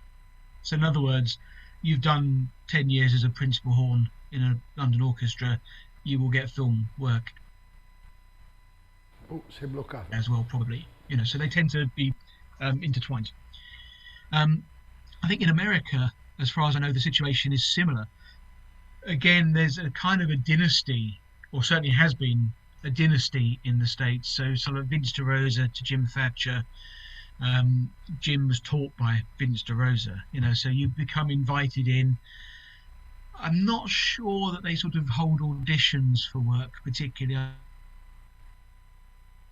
I think, again, it's word of mouth, it's who you know in that industry. As far as I know, I might be wrong about that, but I think that's true.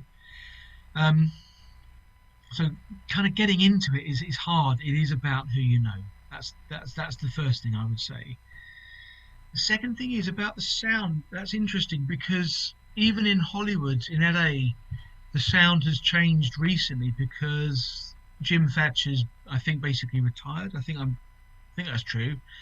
And now Andrew Bain has played a lot of first horn. I think he played first horn on one of the new Star Wars films, and he plays with a much brighter sound than Jim Thatcher did, or than I do for that matter. In the studio itself, it's interesting that you should ask whether engineers and producers prefer a brighter horn sound, because we're often, I mean, particularly these days, I'm thinking about composers like Hans Zimmer, you may have heard of, particularly. They just want very loud all the time, you know. And obviously, if you have a brighter sound, it tends to be more cutting through the sound of the orchestra. So it's possibly easier to sound loud, I would guess. I'm a bit old-fashioned about the horn sound in the studio. I like to have a softer, rounder sound, more like, you know, more towards the Con 8D sound of the 1970s and 80s. If you go too far that way, of course, it ends up, as you say, sounding like a tuba. And for me, that doesn't work either. So I try, I mean, in London, certainly, we sort of go in the middle, really. You know, we try and, because also we have to work in concert halls as well. So if we can't sound like tubas in Mozart and Strauss, really, either. So we have to be able to make a sound that adapts well to the studio as well as to the concert hall. So we tend to go somewhere in the middle of that. And generally speaking, composers do like the London horn sound. Quite often, in fact, they will record the strings and the wind in Prague and then come to London to do the brass and the horns. So I think we're doing something right, I guess. Okay. David, does that answer your question, Filippo? Now, there is another question, but we are in hurry because, you know, this is a television studio and they are doing this, like. So I need to say thank you very much, David, for your masterclass. And I will answer very quickly about Cindy. Is for me the question about the age starting to play the horn. If we start late, like 20 years old, if it's worth it or not to do it. And you know, I always say that to my students. I always said, you know, if you start in a 20, you have to go faster than the other that start before. But there is not, you know, Stefan Dor switched from viola to horn at when he was 18. And also Baumann, he was a singer, and he was pretty, you know, not that young anymore. And, you know, they become very famous horn players. So it depends how, you know, how you practice and the deepness, that how much you put in it and how many hours you practice is a matter of time. If you didn't practice in the last 6 years and people have been practicing so many hours, add a few hours more and you will be at the same, when you will be 25, you will have the same amount of hours. Absolutely. What I can say. Yeah, So, absolutely. The other one is Tim Jones in London, who Really? started playing, yeah, he started, I don't think he started playing until he was 15 years old. yeah, And at 17, he was second horn in the Munich Philharmonic. you see, in 2 years he just jump in. So David, thank you very much. I appreciate Thank you. And we talk again. Let's find the opportunity that you come to my schools and the festival. Absolutely. Please. Thank you so much for having me. Thank you. Thank you, David. Very wonderful masterclass. Thank you. Thank Nice you to very meet you all. much. Ciao, ciao, Thank ciao. you very Nice much, to- David. Bye bye. Ciao. Ciao. See you guys. Ciao. Bye bye. Bye.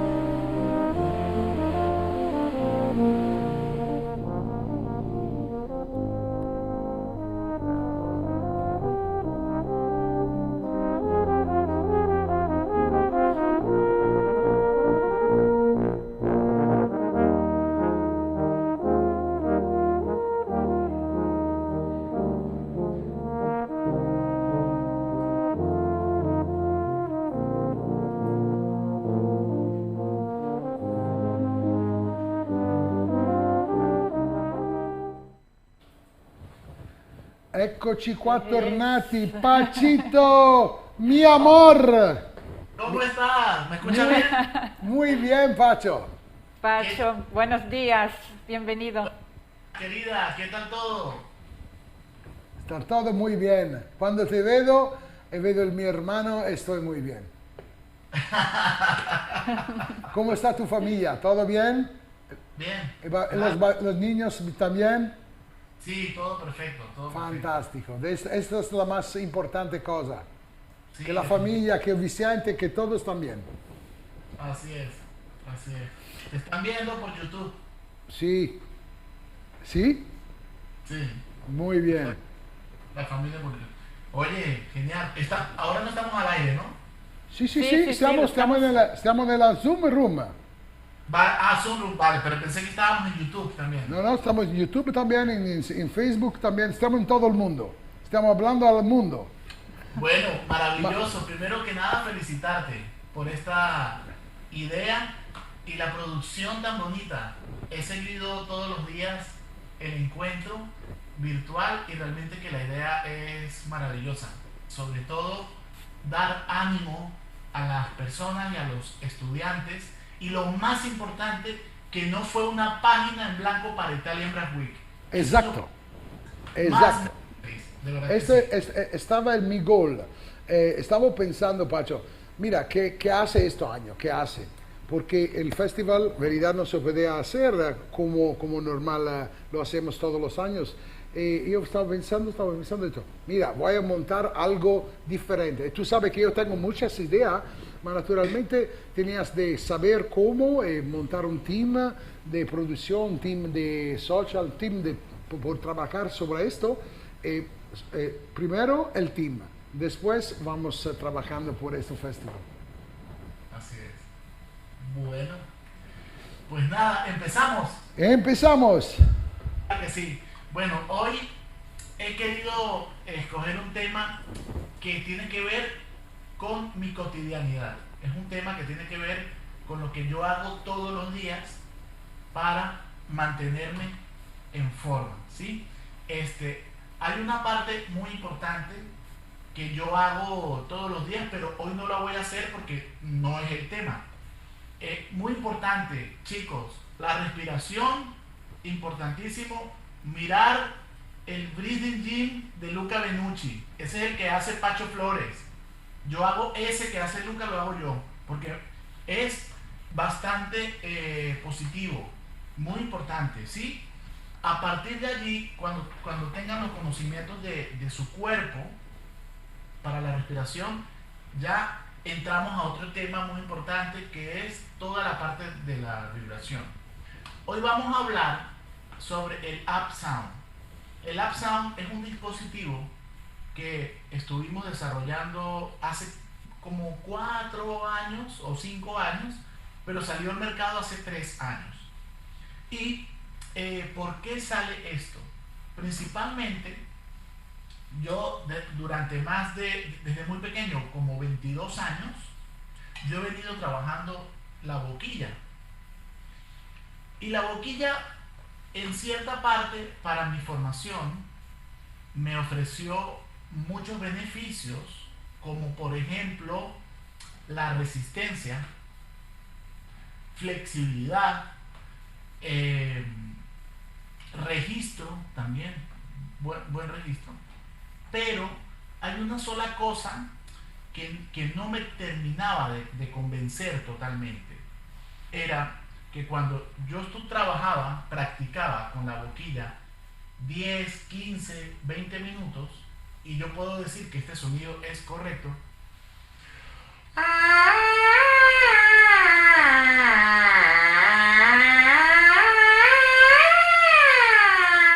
cuando tengo 15 minutos trabajando así, luego en la trompeta, en el instrumento, no es realmente el sonido que yo deseo, que quiero sonar. Por eso hemos titulado la clase de hoy ¿Cómo organizo mi sonido con mi Up Sound? ¿Qué es lo que pasa? Principalmente, yo notaba que después de 15 o 20 minutos de trabajo con la boquilla, cuando iba a tocar el instrumento, el sonido quedaba totalmente ahogado, ¿sí? Cerrado. Y claro, era una sensación desagradable y tenía que volver a reconsiderar, a reorganizar todas las cosas otra vez, y volvía a emplear 15 minutos más. Entonces, pasaba una mañana haciendo 30 o 40 minutos para empezar a sonar bien. Y esa es una de las cosas que a mí más me preocupaba. ¿Qué pasa? Ahora con el ALPTRAUM tenemos básicamente tres elementos, ¿no?, en común. Uno es el tudel, otro es el filtro, que es tiene una resistencia similar al instrumento, no es exactamente igual, pero eso tiene una razón de ser. Y la caja de resonancia, que lo hace ya un pequeño instrumento.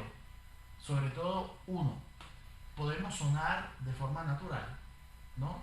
Que tener un sonido agradable es mucho más bonito. Es mucho más bonito esto.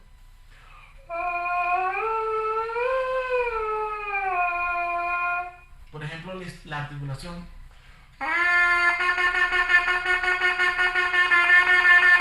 Para poder sonar largo, tengo que emplear una fuerza brutal. Con el ALPTRAUM lo puedo hacer de forma natural. Todo eso que yo venía practicando de la mañana de LUCA BENUCCI, del Breathing Gym, ya lo puedo poner en práctica aquí, de forma natural, como un pequeño instrumento, ¿sí? Y por último, lo más importante, chicos, la colocación del sonido. Es muy importante que el sonido ya directamente sea un sonido colocado, como los cantantes, que desde la primera nota podamos, por ejemplo, ¿escuchan? ¿Sí? ¿Escuchan eso? ¿Sí? Vale. Por ejemplo,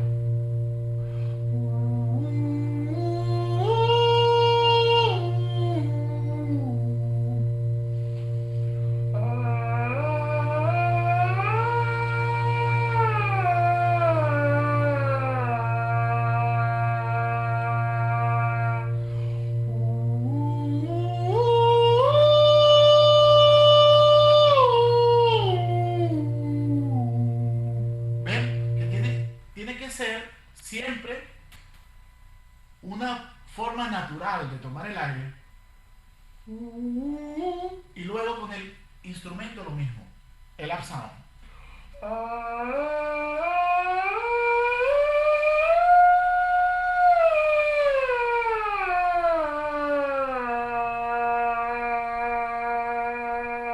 ¿Ok? Entonces, bueno, voy a seguir haciendo ejercicios para que vean cómo en una sesión corta puedo organizar mi sonido.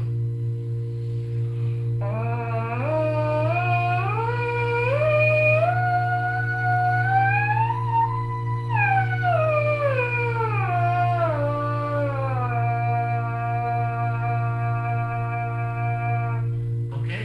Puedo ahora empezar a bajar, por ejemplo.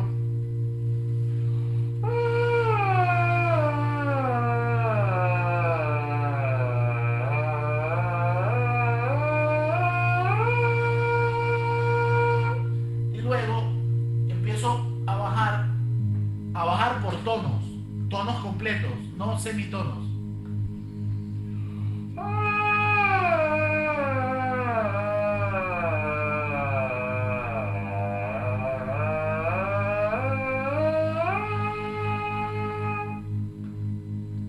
Sigo bajando.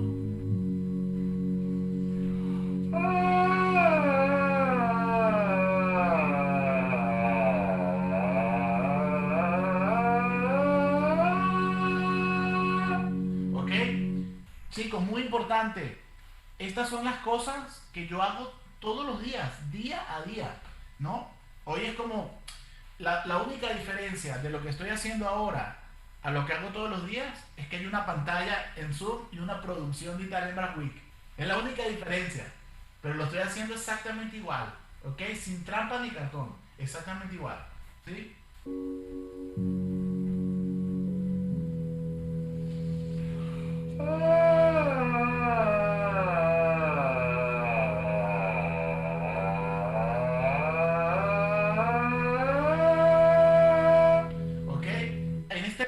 Cuando entramos a las notas graves, si quieren anotar, yo ya no pienso en notas pedales. Para mí eso ya no existe. Si le llamamos notas graves, así como un pianista toca las notas agudas con la derecha, con la izquierda no toca las notas graves. Los pianistas no le llaman pedales. Entonces, también el trombón tiene un transpositor, el corno o la trompa tiene un transpositor. Ahora nosotros tenemos la posibilidad también de hacer notas graves, no solamente con el labio,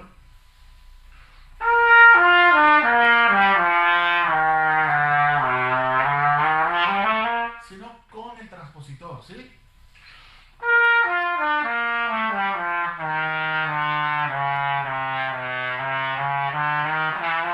Ok, ya son notas graves reales. Eso es muy importante, ¿sí?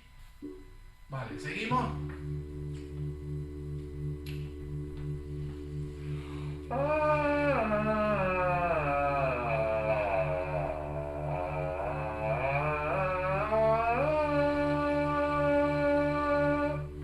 Dos más.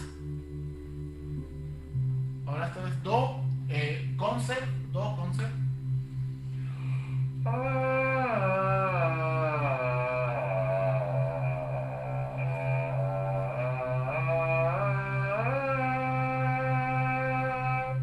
El último.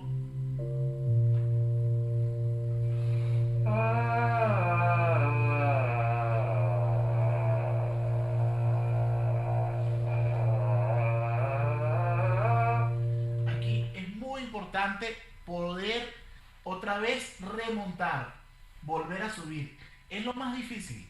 Lo más difícil no es bajar, es volver a subir, de que no perdamos la colocación. Evidentemente va a haber un cambio, va a haber una compresión y una descompresión.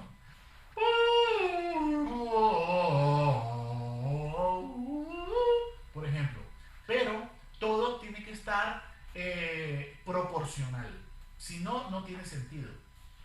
¿Qué quiero decir? Si nosotros vamos bajando y vamos manteniendo una lógica en la apertura de la boca, de la cámara, yo le llamo el room, luego para volver a subir no va a ser exageradamente brusco, no va a ser tan brusco ese cambio. Tiene que ser muy sutil, ¿sí?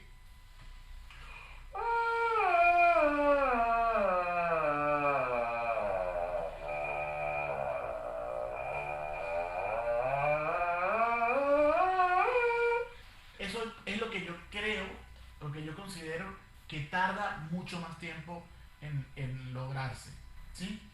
Luego que tengo esto bastante claro, ya empiezo a subir, a hacer notas agudas. Por ejemplo, puedo hacer algo más sencillo como esto, por ejemplo.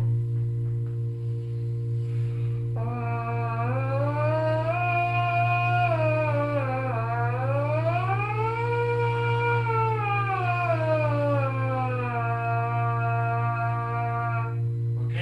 Es muy importante que sea siempre muy conectado y que el glissando sea realmente la esencia del ejercicio.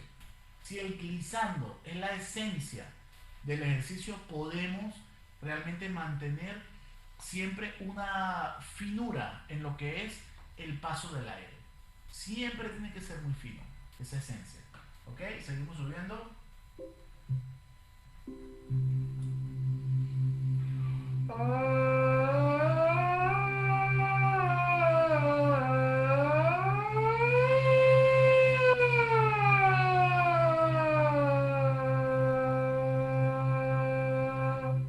¿Vale?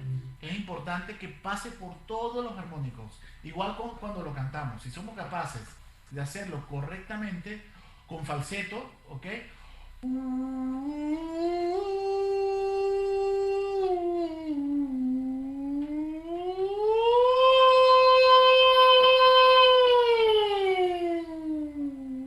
Yo, por ejemplo, aquí veo la tarjeta de sonido y veo que cuando voy al agudo, estoy viendo mi mezclador, ¿no?, de micrófonos, y cuando voy al agudo, el sonido empieza a ser así. De lo contrario, cuando se coloca piramidal es cuando el sonido es...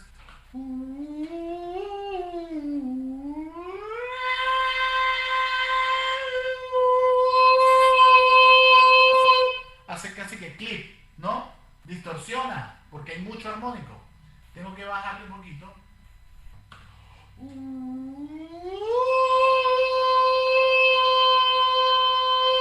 ¿Ok? Para que esté siempre abierto. Esa sensación es muy, muy importante. ¿Ok? ¿Seguimos?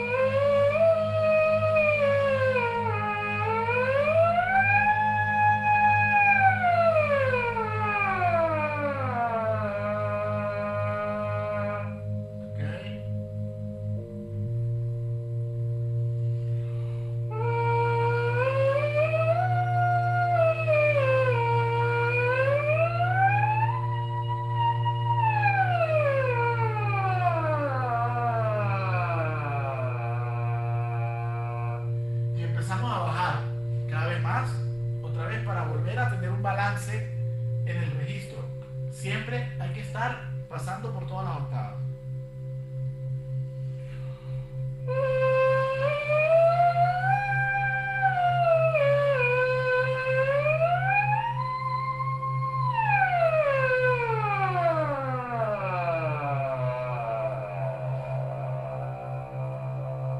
¿Ok?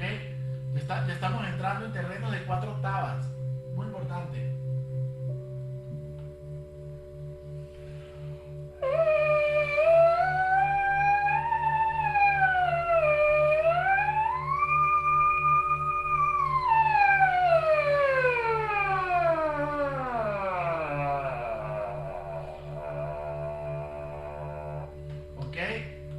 Ahora vamos a mi concierto, fa sostenido en si bemol.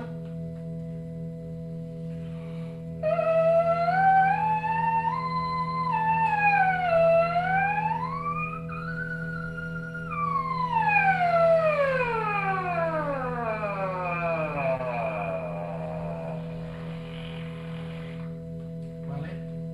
Fa sostenido concierto, la bemol en si bemol.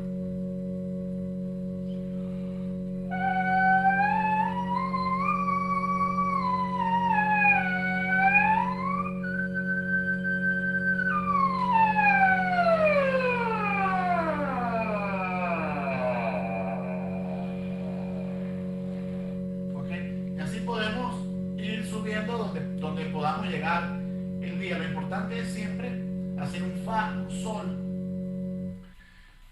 Si ya estamos preparados, evidentemente, ya si tenemos un nivel. ¿Qué pasa? Para mí es muy importante eso. Siempre repasar el registro, tanto por arriba como por debajo. Porque los que tienen una vida orquestal, por ejemplo, dependen mucho de lo que la orquesta programe.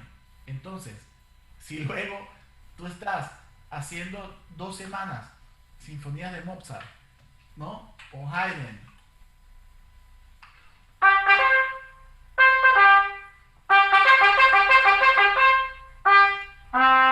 ¿no? Estamos haciendo 2 semanas seguidas eso, bueno, maravilloso, ¿no?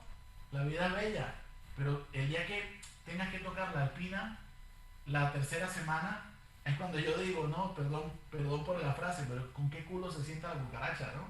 Después, ¿cómo lo vamos a poder lograr? Si si no tenemos los recursos suficientes para poder hacerlo, ¿no? Es muy importante eso. Vamos a hacer otra más que den fa sostenido. Vamos a hacer la bemol. La última.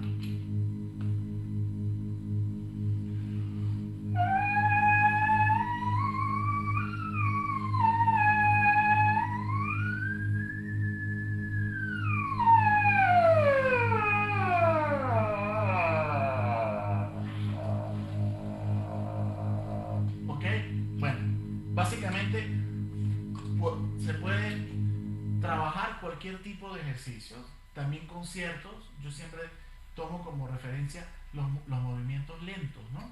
Cuando tú quieres hacer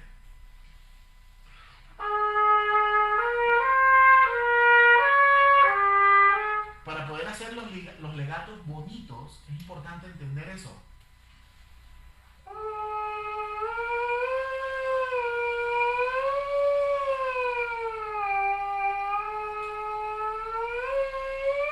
Porque si no, de lo contrario, va a ser todo el tiempo acentuaciones falsas.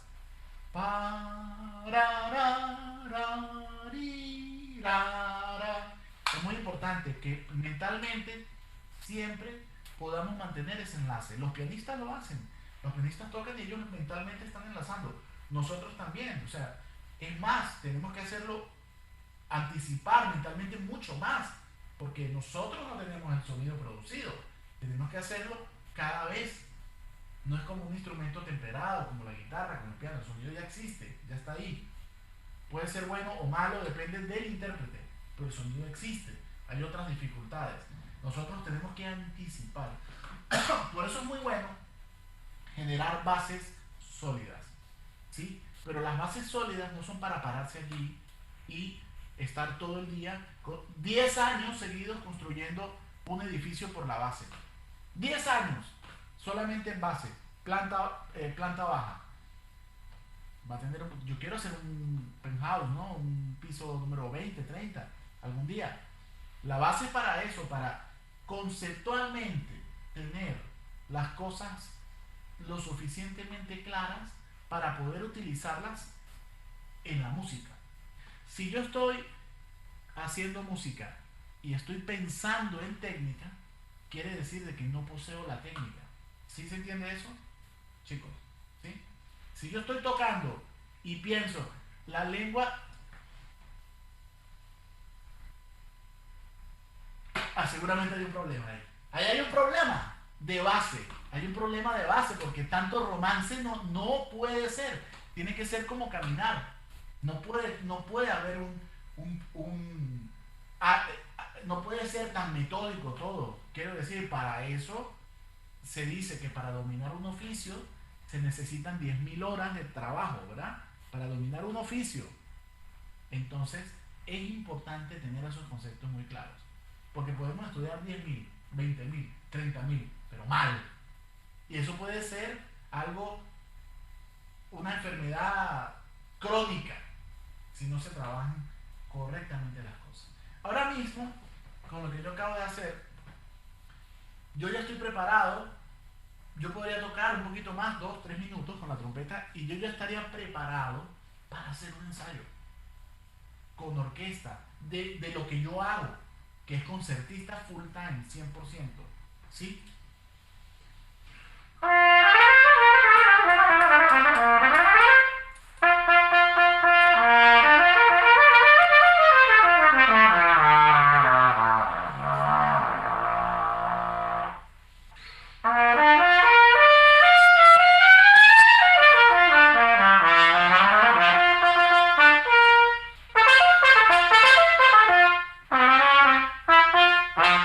Chicos, preguntas.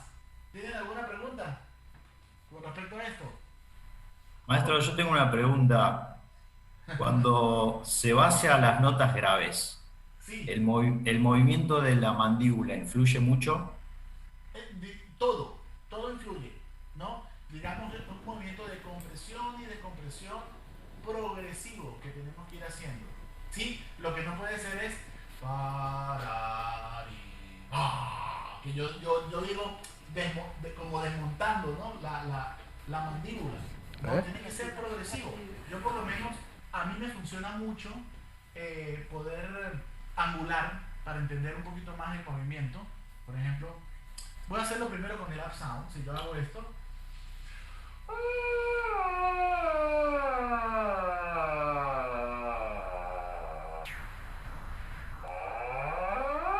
Cuando yo hago esa pequeña angulación, a mí me funciona bastante para poder llevarlo a la trompeta con un bonito color.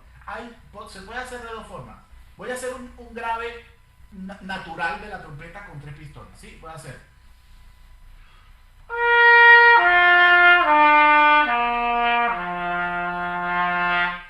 No he cambiado la embocadura, la he dejado toda en el mismo sitio. Ahora, haciendo una pequeña angulación, que es lo mismo que hace Luca Benucci también cuando va al grave.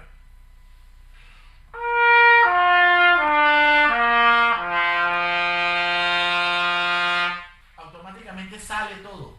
Voy a hacerlo otra vez, ahora englizando.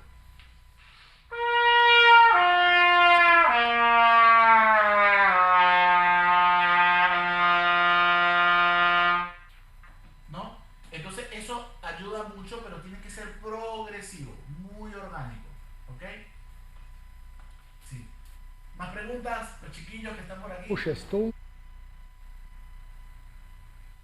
Pedrito está desde Brasil. Que Francisco Rojas, ¿de dónde eres tú?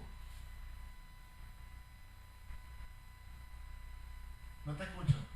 De Maracay, profe. Claro, pero estás en Venezuela, ¿no? Sí, sí. Ah, muy bien, gracias por estar aquí. Gianluca tiene que ser italiano, ¿verdad? Seguro. Gianluca Sunseri, ¿sí? Sí. Leonardo Giordano, ¿italiano también? Vale. Y Giovanni Sunseri, hermano de Gianluca, me imagino, ¿no? Pacho, yo tengo una pregunta. Sí, cuéntame.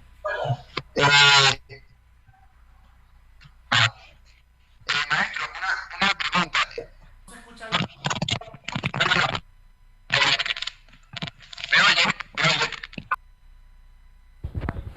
Por favor, tienes el problema de audio, puede escribir, porque tienes un problema de audio, no se escucha bien. No se escucha, vale. Bueno, mientras Carlos escribe su pregunta, ¿tienes más preguntas? Simone, que creo que eres uno de los más mayores que hay aquí también. O Pedrito, de Brasil. ¿Tienen consultas? Maestro, when you study a new concert, where is the first approach with the new concert? A new concert study.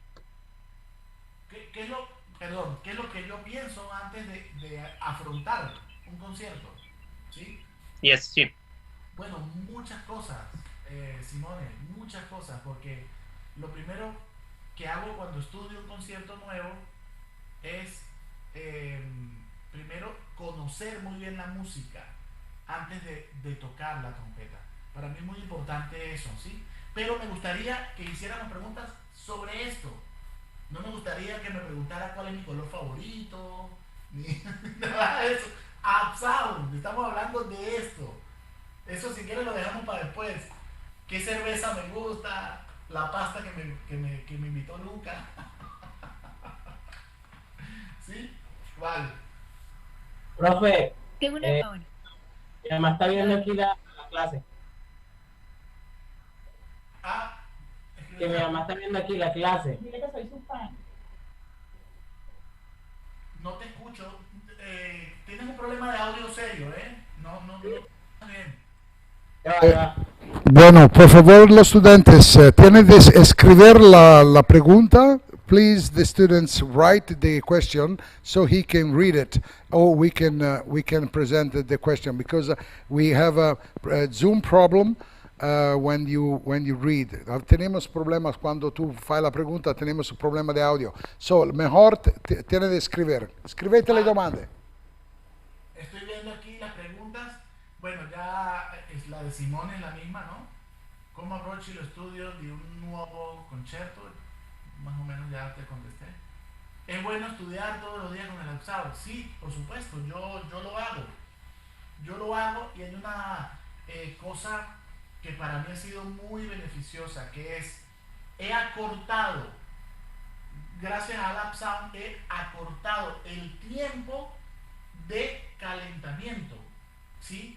O sea, realmente lo que he hecho es que el tiempo es mucho más efectivo. Y lo que me gusta es que ese tiempo lo utilizo para lo que más me gusta, que es hacer música, porque a mí me encanta tocar. A mí me encanta estudiar mucha técnica, evidentemente, me encanta, y me encanta conocer bien cada paso que tú vayas a dar con el instrumento. Pero yo creo que el objetivo siempre es hacer música. Yo creo que los instrumentos de metal tienen una cosa muy hermosa, que es que tú puedes conectar muy bien.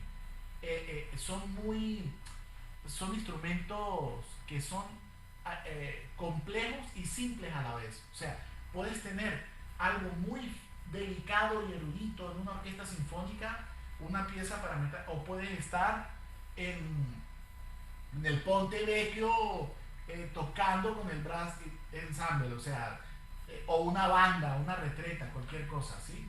Entonces, yo creo que esto te invita, te hace una invitación a que conectes mejor con tu instrumento para hacer música. Por eso Vicente Honorato, él dice que el mejor eslogan para este producto es Upsound is up to you. Es lo que tú quieras, is up to you. No hay un método específico para trabajarlo, sino es que tú lo puedes amoldar a tus necesidades como estudiante o como profesional. Pachito. Sí. Pachito, tengo de precisar, ok, una chica estaba preguntando cómo se llama este aparato por la boquilla, se llama Upsound. Lo puede encontrar Upsound, tienes un sitio web, ¿cómo se llama el sitio web? Upsoundexperience.com. Exactamente, lo puede comprar ahí. Yo personalmente lo utilizo todos los días.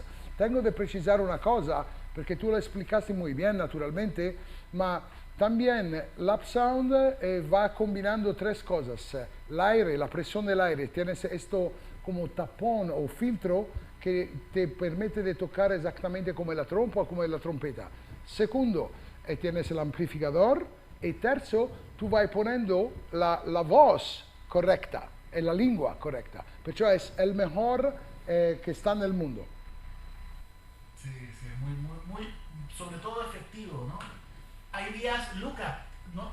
Tú que eres una persona que tiene muy poco tiempo porque estás en 1000 cosas más una, siempre. En 1000 cosas más una, siempre está. A mí siempre me ayuda tener en mi mochila mi upsound. Sí, cuando nos hemos en avión, en el treno, cuando no tienes tiempo, vai practicando con esto, está perfecto en el piano. Y puede tocar música, puede tocar ejercicios, es increíble. Todos mis estudiantes los tienes. Es una ayuda muy buena para la formación también del estudiante. Sí. Aquí hay más preguntas. No. Un modelo para la trompa, para todo. Hay modelos para la trompa o corno, el trombón y la tuba. Maestro, soy Sarah desde Venezuela. Estudiar el upsound solo antes de comenzar el estudio o se puede hacer en el medio del estudio. Buena pregunta.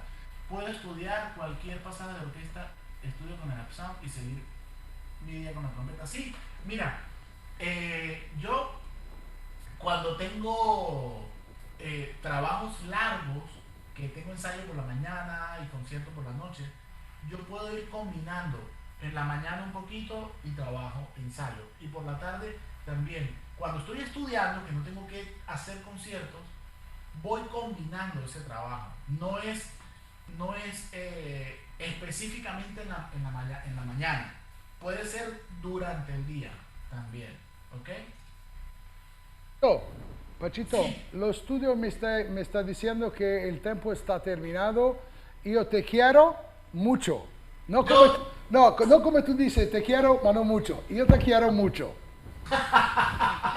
Espero de verte en Valencia cuando todo este caos de COVID sería pasado. Vengo a trovarte en Valencia y vamos comiendo una buena paella con tú y tu familia. Nos vemos en Florencia el 6 de septiembre. Io lo sabe, ma in Florencia non se come la paella, si come la bistecca. Sí, también. Bueno, nos vemos pronto en septiembre por el concierto. Un abrazo, chicos, un placer. Ciao, Un ciao, abrazo, ciao, un abrazo, grazie, Pacho. gracias. Ciao. Ciao, ciao, ciao.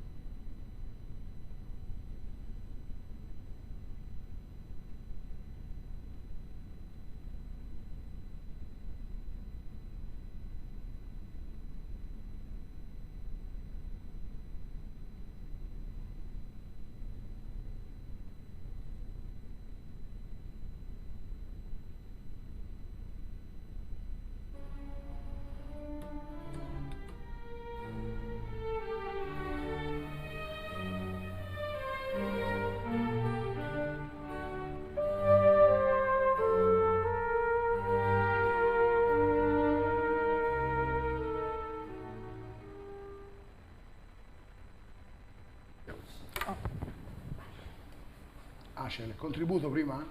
O io? Io? Eccoci qua di nuovo nello studio per presentare la nostra rubrica quotidiana sulla cucina e gli chef.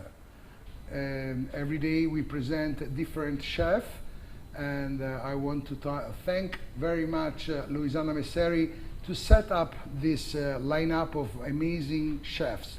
Today we have Vito Mollica from the Palagio restaurant in the Four Seasons, and Vito Mollica has got 1-star Michelin, so he's definitely very good chef. Quest'oggi abbiamo Vito Mollica dal Four Seasons Hotel e una stella Michelin. Enjoy, divertitevi e imparate a cucinare, che è una bellissima arte. Learn how to...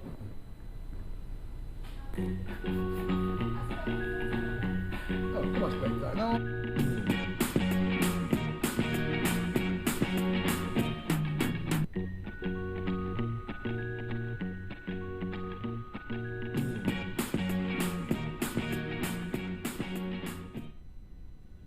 Benvenuti a tutti, io sono Luisanna Messeri e mi occuperò della parte gastronomica della Italian Brass Week.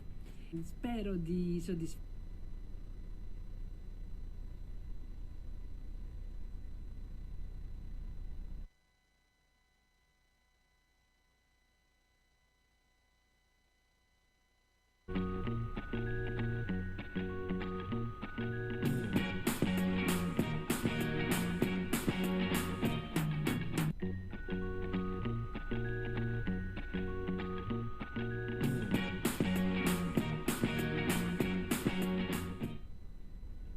Benvenuti a tutti, io sono Luisanna Messeri e mi occuperò della parte gastronomica della Italian Brass Week.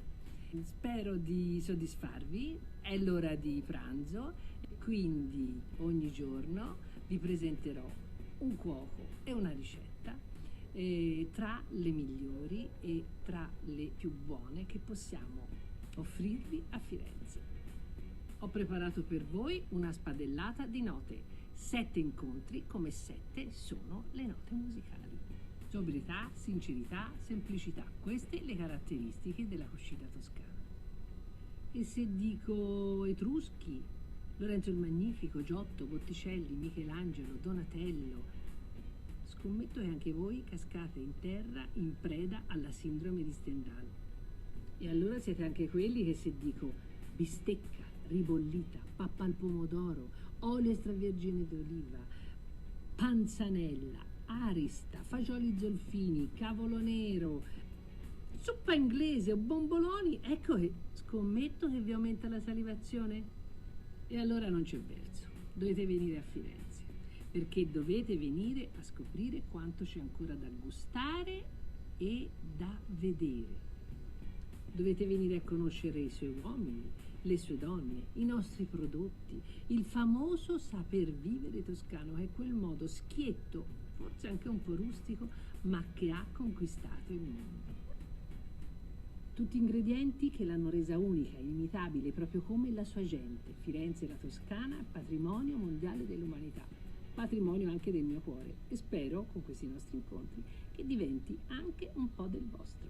Vi aspettiamo a Firenze e intanto viva la Italian Brass Week! Buon appetito a tutti!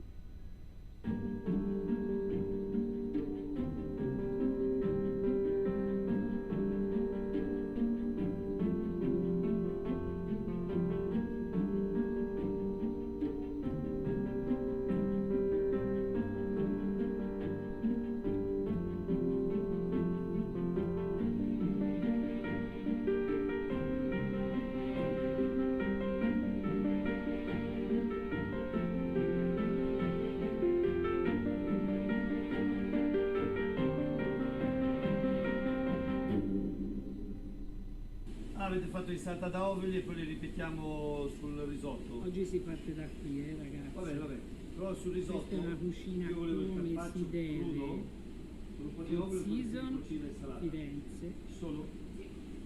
Vito Mollica. Poi? Vito. Scusi, dottor Vito. Eccomi, dottoressa. Sono qua. Bene. Sono il veterinario di Rivero. Lui è il veterinario, scusate, di che sta a parlare? Veterinario e poi è diventato anche macellaio e ora facete funzione cuoco. Vai, siamo tutti, abbiamo anche il backstage della Raffa. Grande Raffa. Vai, e allora si può continuare.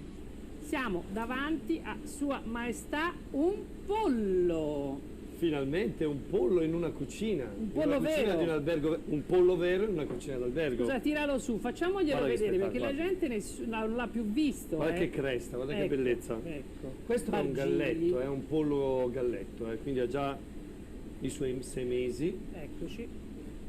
Quindi... E te con questa meraviglia cosa pensavi di farci? Senti, una delle ricette più famose della cucina italiana è il pollo alla cacciatora. E quindi è questo quello che cercheremo di realizzare oggi, unire un pochettino il nostro territorio con gli ingredienti della stagione e il pollo. Come dicevo, è difficile trovare un pollo all'interno di un ristorante. Ma anche nelle case, non ti preoccupare, perché ormai si compra solo tutto dentro un cellophane. Sembra nascano lì dentro a pezzetti, si pensa che il pollo è fatto solo di petto, no? O di coscia. E invece qui abbiamo proprio tutto. Vedi. Te di dove sei, Vito? Io sono nato in Basilicata, in Campania, quindi avevamo i polli, avevamo tutto. C'hai le radici, quindi? Ho proprio le radici della Campania. Però poi sono cresciuto alle porte di Milano, in provincia di Varese. Ho capito. E hai studiato dove? In Val Sassina, sui monti di Lecco. Ma senti, pensa. che girellone. Quindi cucina, qui siamo al Four Seasons, nella cucina di questo albergo, avete visto la meraviglia. Cosa si è detto che si fa con questo pollo? Allora, si fa un pollo alla cacciatora, guarda, l'abbiamo tagliato in ottavi, anzi la coscia l'ho tagliata un po' più grande, il sottocoscia l'ho tagliato in 4 pezzi, qui abbiamo le alette, il petto e la coscia. Ecco, vedi il colore com'è? È tutta un'altra roba. È un pollo vero. Dove lo pigli sto pollo? No, ce lo devi dire. E questo viene proprio dalle campagne di Toscane, da Montevarchi. Grande Valdarno. Grande Valdarno. È una bianca valdarnese come razza.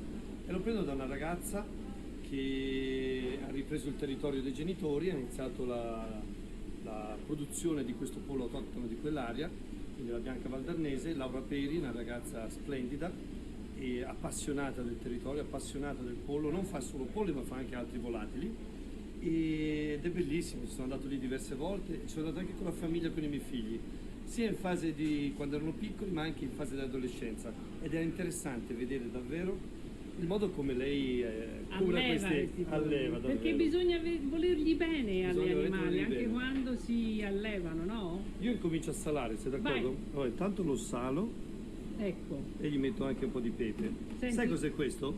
Cos'è questo? Ma noi lo chiamiamo il boccone del prete. Ah! Tu come lo chiami? Culetto. Diglielo in inglese. The bite from the priest or the little ass? A little ass. A small chicken. A small chicken. Va bene, sale normale, vero? Sale normale, della luna. è un sole marino, sì, beh, certo, poi si possono usare i sali di cervia, tutti i sali più sani e possibili. Vuoi che vada avanti in inglese? Ma carino se si parla in inglese, ci ascoltano tutti. Me lo dici te, Dai, tanto ci pensi tu a racconta la ricetta in inglese e io gliela traduco. Dai, fantastico. Allora, so we start slowly. Un po' d'olio Olive buono. oil, extra virgin. Extravergine. I put some power to the fire.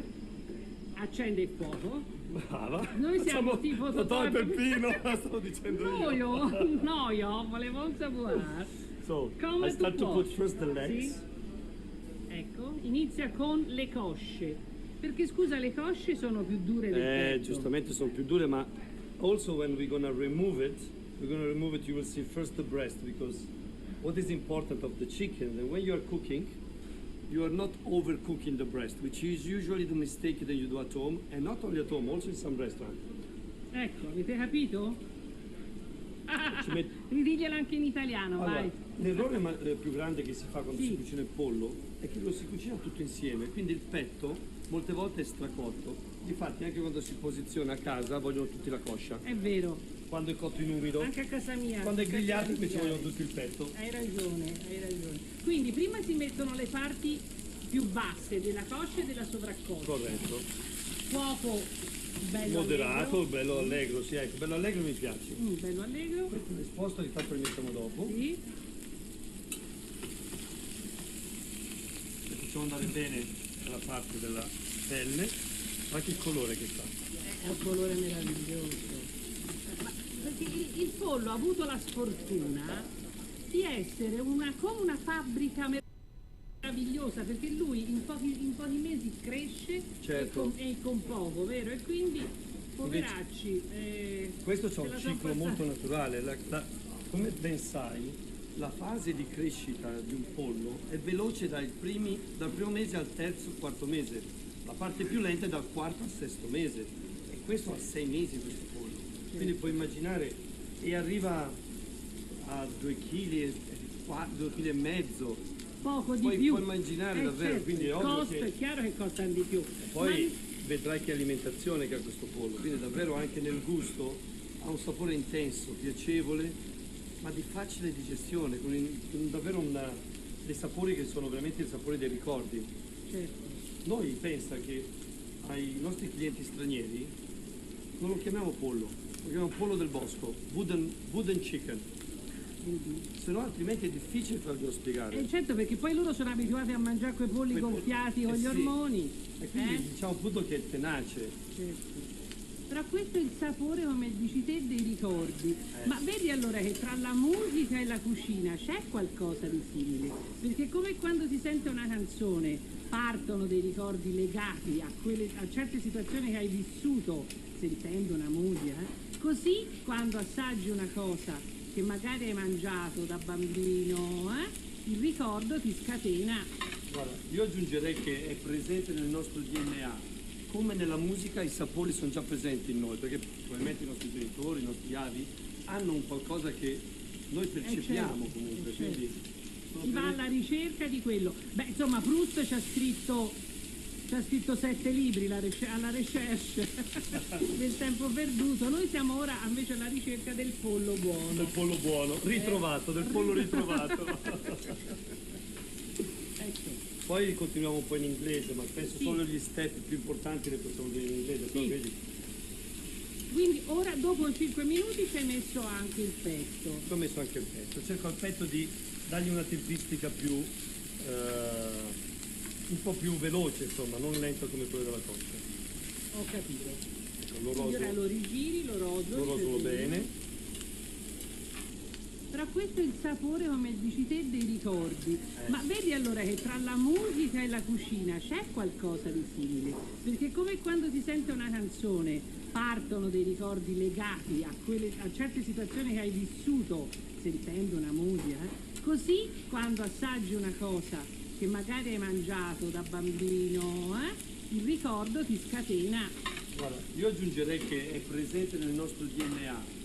Come nella musica i sapori sono già presenti in noi, perché probabilmente i nostri genitori, i nostri avi hanno un qualcosa che noi percepiamo comunque, quindi si va alla ricerca di quello. Beh, insomma, Proust ci ha scritto 7 libri alla recherche del tempo perduto. Noi siamo ora invece alla ricerca del pollo buono. Del pollo buono, ritrovato, del pollo ritrovato. Dopo 5 minuti ci hai messo anche il petto. Ci ho messo anche il petto. Cerco al petto di dargli una tempistica più un po' più veloce, insomma, non lenta come quella della coscia. Ho capito. Ora lo rigiri, lo rotolo bene. E poi vedo tutta roba mediterranea. Tutto, ma poi tutta roba stagionale. Ecco. I frigitelli che ora in questo periodo sono favolosi.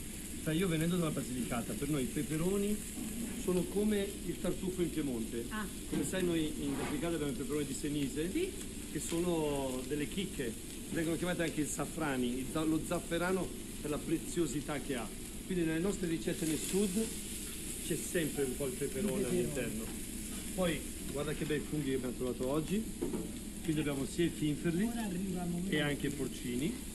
E questo pomodoro biologico che arriva dalla Puglia, è proprio la ricetta del pomodoro pelato, che viene preservato da agosto in poi, quindi per tutto l'anno tu hai lo stesso sapore. E per un ristorante come il nostro è importante garantire gli stessi sapori, non usare a dicembre un pomodoro che arriva dall'Olanda piuttosto che dal Marocco. Quando ci sono quelli nostri italiani utilizziamoli. E il periodo migliore lo sappiamo tutti che è da luglio a settembre. The next step, after the meat is roasted, we're gonna add gli odori, as they say in Tuscany, celery, carrots and onion. La madre di tutti i soffritti. La madre di tutti i soffritti. E questi li insaporiamo bene. Il segreto è anche muovere la padella? Eh sì, questa praticamente, utilizzando l'induzione e muovendo la padella, cerchiamo di controllare noi la temperatura, perché se no altrimenti il calore tende a salire, invece muovendola manteniamo un po' una temperatura mite. Quanti minuti deve? Perché è importante anche la tempistica nelle ricette, Senti, allora, i minuti della rosolatura è difficile indicarlo, perché è l'occhio che ti dice quando è giunto il momento di mettere il vino. Però questo è un pollo che meno di un'ora e un quarto, un'ora e mezza non ci vuole, ecco, ci vuole proprio un'ora e un quarto, un'ora e mezza. Ecco, ora bagno col vino bianco. So we like some white wine. Secco. Ecco, questa è una cosa anche tipica. Il pollo, per molti, aggiungere il vino bianco è la prassi, per molti altri il vino rosso. Ad esempio, sia in Piemonte, ma anche giù in Basilicata da me, il vino bianco, a parte che è pochissima la produzione, e la presenza è sempre quella del vino rosso, si bagna con un goccino di vino rosso. Ma cambia colore al pollo? Cambia il colore al pollo, ma diventa ancora più selvaggio, ancora più wild, no? Tipo sangue. Tipo sangue. E poi se pensi in Francia, il coq au vin è fatto col vino rosso, Quindi... Ma noi ce l'abbiamo francesi, no? No, non ce l'abbiamo nessuno noi. Noi siamo amici di tutti. Quello che hanno di buono loro è patrimonio dell'umanità. Quello che abbiamo buono noi è patrimonio dell'umanità. Uguale. Cugini. Poi un po' di rivalità. Vive la France! Brava. Ecco qua. Ok. Ora metto un paio di cucchiai di questo pomodoro. Questo pomodoro magnifico. Sai che si vede che è buono? Si vede, Intanto perché non c'ha tutto quel liquidume. Guarda che spettacolo. No, è meraviglioso. Nel vaso ci sono solo pomodori, non c'è. Sembra fresco. È davvero. Ma questo è buonissimo anche su una bruschetta, ma quando il pomodoro pelato è buono. Certo. Cioè le nostre nonne ce lo insegnavano, ce lo davano. È vero, la merenda. La merenda, pane e olio. Senti, quindi te sei uno chef stellato, però la cucina della mamma te non l'hai messa in soffitta No. come tanti hanno Guarda, fatto. ti racconto un aneddoto. Venendo da una famiglia di contadini e mangiando sempre in un modo molto nostrano, quando sono andato alla scuola alberghiera, c'era, a quei tempi ci insegnavano solo le ricette venivano dalla Russia, quindi a nome francese, cercavamo di ricordarci tutte queste grandi ricette e non c'era una ricetta che io conoscevo, che ero abituato, quindi per un po', non dico mi sono vergognato della cucina di casa, però ho detto, ma caspita, ma che ho a mangiato casa, che ho finora? mangiato, cavolo. E poi pian piano ho capito che la tradizione era veramente un patrimonio nostro. La tradizione della regione italiana sono un patrimonio unico. E allora finalmente si mangia la cucina di casa nei grandi ristoranti. È vero, è vero. C'è stato come un passo indietro, no? Sì. Anche perché chi viene in Italia viene per mangiare questi piatti, i piatti della nostra tradizione.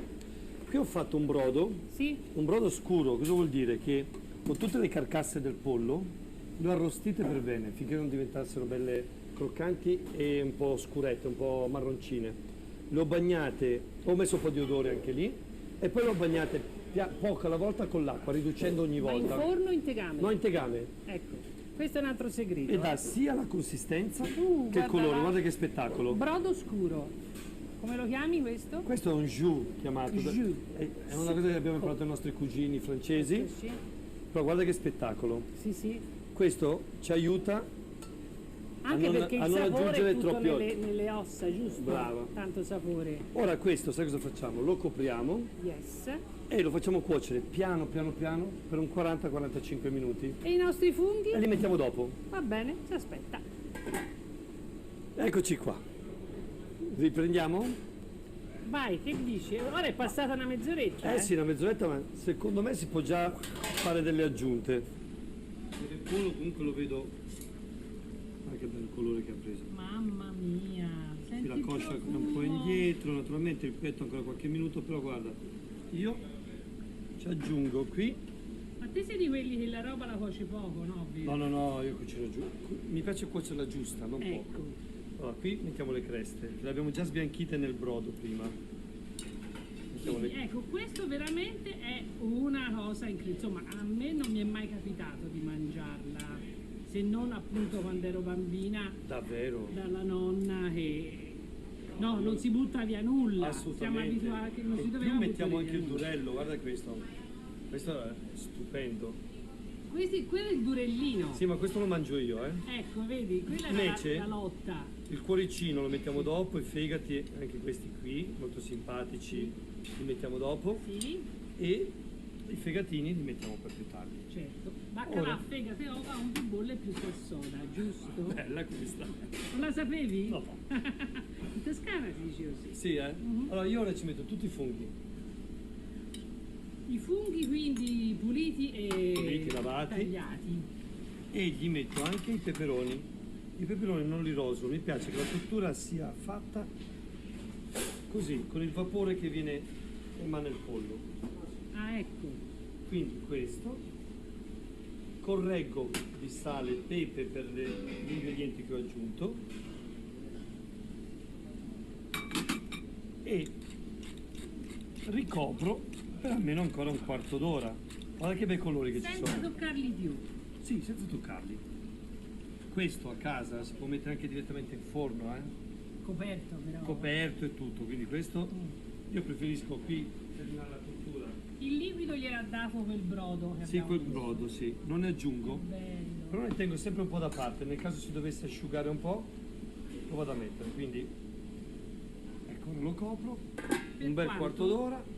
Ah, dimenticavo una cosa importante, l'aglio. Dio mio, anche te. Anche qui non l'ho messo nella rosolatura, lo metto ora, dà i profumi e non prevale. Senti, ma quelli che cucinano senza aglio non ne parliamo, va bene, ho capito? No, sai perché? Perché probabilmente in tanti cucinano male l'aglio, che le persone dicono sono allergico all'aglio. Esatto. E invece l'aglio può ottenere il peggiore dei sapori se fa cucinato male. E invece se cucinato bene dà una armonia, un sapore fantastico agli ingredienti.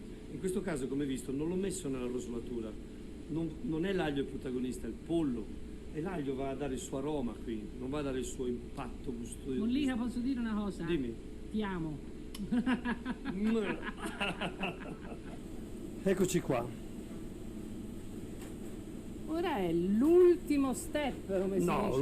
ultimo proprio no, però abbiamo uno step importantissimo, che è quello di andare a cercare il petto e toglierlo, perché se no tutto quello che abbiamo detto prima Non ha senso. non ha senso. Abbiamo detto, Diglielo in inglese. so now what are we doing? We are removing the chicken breast, otherwise it will be overcooked. So like this is nice and soft and it's perfect to eat. So let's check. Questi sono i gesti virtuosi della cucina che bisogna imparare, perché se no è tutta una zuppa. Certo, sempre molta eleganza. Eccoci. Guardalo qui, questo lo mangio io, anzi te ne do metà. Va bene. Te lo ricordi, no? Vedi gli amici, si vedono da queste Da cose. queste cose. Io credo che avevo 5 pezzi di petto, giusto? L'hai tagliata in 8, hai detto il pollo. No, poi ho tagliato il petto in 5 perché c'era un petto un po' più piccolo e un petto un po' più grande. Ok. Guarda che bello il Mamma durello come va, mia. guarda che colore che ha. Mamma mia. Allora a questo punto andiamo a mettere Scusa. il resto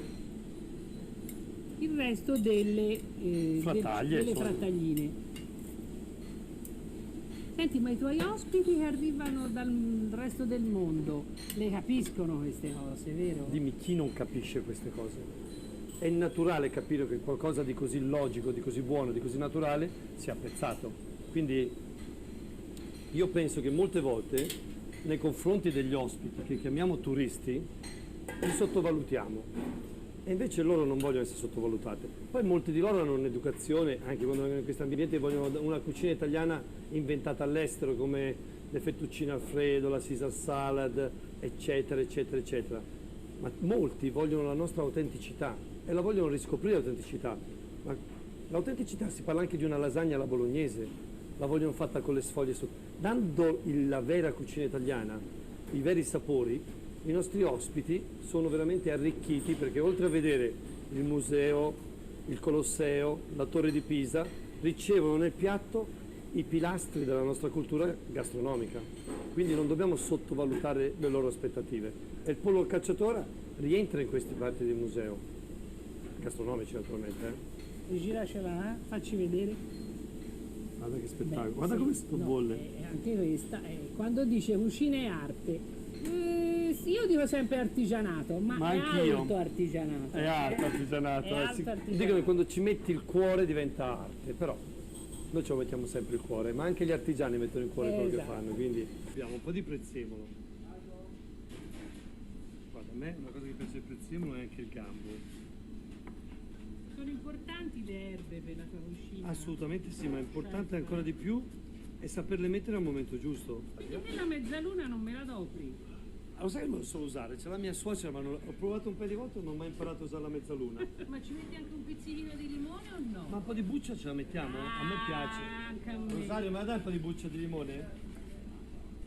Vedi, sei un po' come un direttore d'orchestra che ha i suoi strumenti e deve trovare l'armonia giusta. Assolutamente, poi c'è i musicisti, Te c'hai tutti i musicisti, i tuoi aiutanti. Guarda che bello che è. Sì, molto. Ora la andiamo a posizionare in un bel piatto. Ecco, la cosa bella del pollo è che, ripeto, molte volte il pollo è sottovalutato, ne abbiamo parlato prima. Per forza, perché è diventato impossibile da mangiare perché è Invece cattivo. io ricordo a casa mia, che siamo figli di contadini, mia mamma metteva il pollo nel vassoio più bello che aveva. Ma se andiamo a vedere le foto del Rinascimento, anche di inizio secolo, nelle corti reali, veniva messo sempre dentro il vassoio più bello il pollo. Vero o no? Certo. E quindi rimettiamolo nel vassoio più bello che abbiamo al Four Seasons. Questo vassoio Madonna d'argento mia. pregiato. E andiamo a posizionare tutto. Questo Vado alla coscia, due cosce, le ora si sottocosce. impara anche a mettere come si deve il pollo. Diglielo a questi stranieri che cosa stai facendo. So now what are we doing? We're putting our chicken in the most beautiful dishes. We choose the silver one and we select each pieces. In order we have leg and breast, leg and breast. You know the famous sentence, petto kosher? Okay, no. Guarda che bello, ora l'andiamo a glassare. Ecco. Guarda questo, ti ricordi cos'era? Era l'aglio. Ora ha bollito l'aglio ed è diventato dolcissimo. Buono. Sai, in Spagna l'aglio così si mangia sott'olio, no? Come aperitivo. È vero. E anche nella cultura ebraica l'aglio viene cotto arrosto, tagliato a metà, scavato e spalmato sul pane abbrustolito. Una crema diventa. Diventa una crema, quindi chi dice che a me non piace l'aglio? Perché l'ha mangiato sempre cucinato male. Questa si chiama glassatura. Glassatura, sì. Beh, come sono i colori? Ha un'armonia incredibile. Guarda che meraviglia. Che hai fatto un capolavoro. Posso dire, sono Caro soddisfatto Mollica, anch'io. sei soddisfatto? Un grande pollo alla cacciatora. Vito Mollica, ristorante Il Palagio, Four Seasons, Firenze. E allora non ci resta che salutare. Saluta tutti i nostri amici che dal mondo ci guardano. Puoi parlare anche in ceco se vuoi. No, in ceco, naskledano. Lo so che si dice arrivederci in naskledano in ceco. Ma grazie infinite davvero. È stato veramente bello e simpatico averti qui nelle nostre cucine. Grazie a te. Davvero grazie. A presto A allora. prestissimo. E viva la musica anche. Ecco, se fosse un disco che cosa sarebbe? Oh mio Dio. Qui mi colpisce il cuore. Che cosa sarebbe? Cosa vuoi che sia? Dillo te. Classico, rock. Come piace a te? Allora, io ho il mio cantante preferito, tanti lo sanno, è Leonard Cohen. Ah beh. E lui, vabbè, la più conosciuta di tutte è l'Alleluia, quindi il raggiungimento del godimento. Vabbè. Eccola qua. Eccola qua. Eccola qua. Alleluia. È un alleluia. Grazie Vito.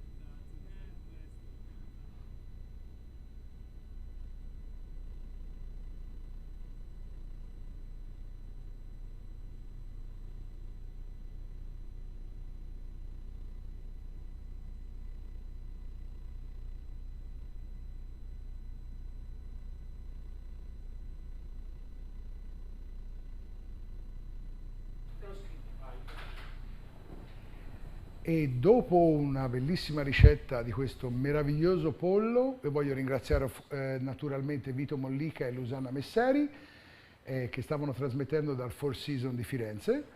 And after such a nice recipe of chicken alla cacciatora, which is hunting chicken, I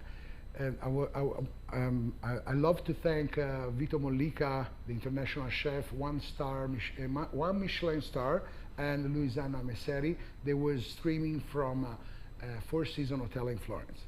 E adesso è arrivato il momento di chiaramente poter abbinare un bellissimo vino a questa bellissima ricetta. Now is the time to put together the food and the wine.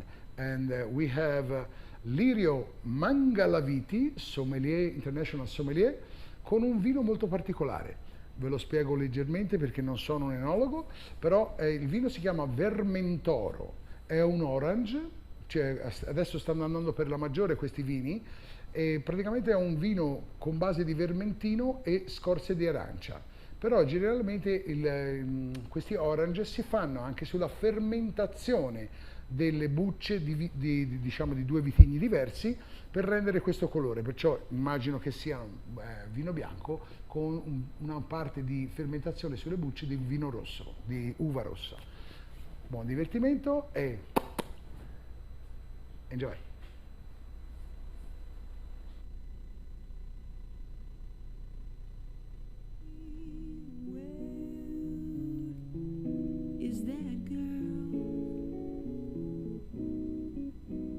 Certain her charms couldn't fail.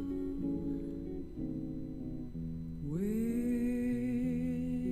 is that girl who believed every word of this ridiculous? Allora, benvenuti a tutti gli amici del Brass Festival in questa stanza del vino che per l'occasione è una stanza che domina Piazza della Signoria, come avete visto dalle inquadrature precedenti. E siamo qui e incontriamo Fabrizio Fiaschi, che è un amante della poesia e del buon vino, e gli chiediamo subito se ci può essere un nesso tra il vino e gli strumenti musicali, tra i quali gli ottoni per esempio. Senz'altro sì, l'ottone è un materiale meraviglioso, un materiale che ha in sé del mistico, del carnoso, quasi ancestrale e alchemico. comprende al suo interno sia la luce che l'opacità. È un materiale che ritroviamo in natura dal sole al tramonto, dalle foglie degli alberi d'autunno, e nel vino, come questo che abbiamo nel bicchiere adesso, ritroviamo l'ottone. Ritroviamo l'ottone come anima, come gusto, come sapore, e quindi c'è un nesso molto profondo tra queste cose. E questo è un vino che potrebbe essere appunto quello migliore per surrogare questa vicinanza. Senz'altro sì, anzi pensiamoci un altro po', perché mi sembra che l'ottone, dedicandolo anche al nostro amico Luca che suona il corno, a Luca dedichiamo un brindisi, e senz'altro gradirebbe questo nettare insieme a noi. Questo è un bianco ottenuto con la macerazione delle bucce, quindi quello che viene comunemente chiamato ore.Wine, quando ha un aranciato ancora più spinto. Questo è un vino che ha un tenore di orange, ma non è proprio un orange spinto, e è un vermentino Maremma DOC. Per la prima volta la Maremma DOC ha accettato un vino bianco macerato al proprio interno, e è l'onore che è toccato al Vermentoro di Sequerciani. Qui troviamo appunto il colore degli ottoni, che è un festival degli aromi, il festival degli ottoni.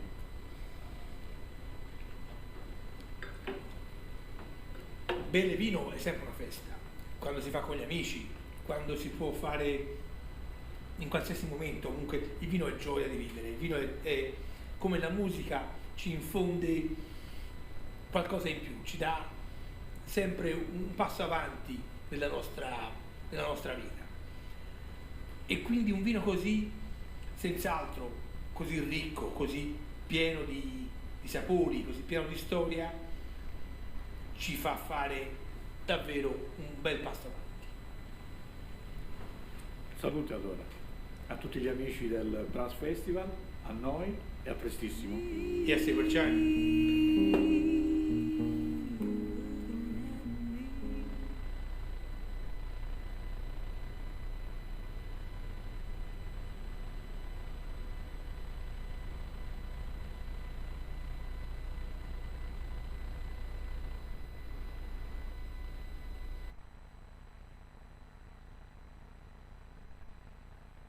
Hi, my name is Mary Elizabeth Bowden, and I am a trumpet soloist and founder and director of Seraph Brass.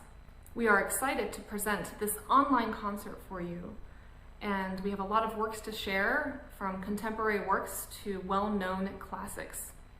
The first work that you will hear is the prelude to the Holberg Suite by Norwegian composer Edvard Grieg. Grieg originally wrote this for the piano and then quickly adapted it for the string orchestra, which is the version that you've probably heard. We had it arranged for the brass quintet to give this piece a new color of sound. You will see me playing the E-flat trumpet on the top line. We hope that you enjoy this energetic work by Edvard Grieg, the prelude to the Holberg Suite.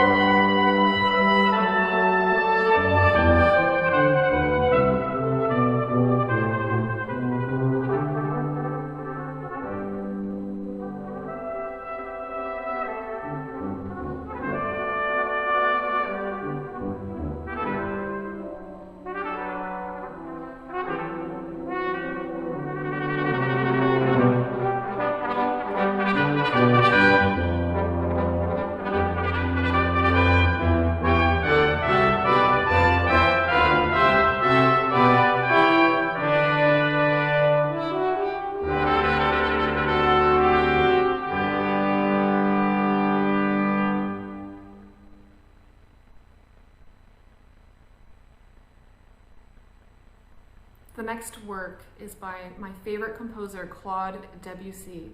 This is his famous work titled Reverie.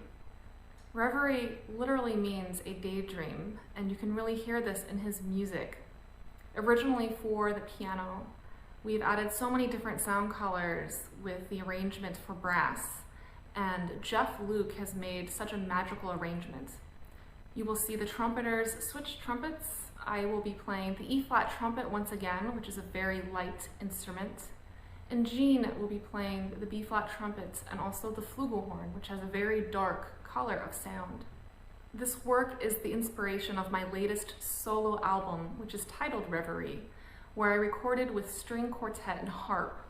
It was shortly after that that I really wanted to hear what it would sound like with brass. Sit back and relax and enjoy Reverie.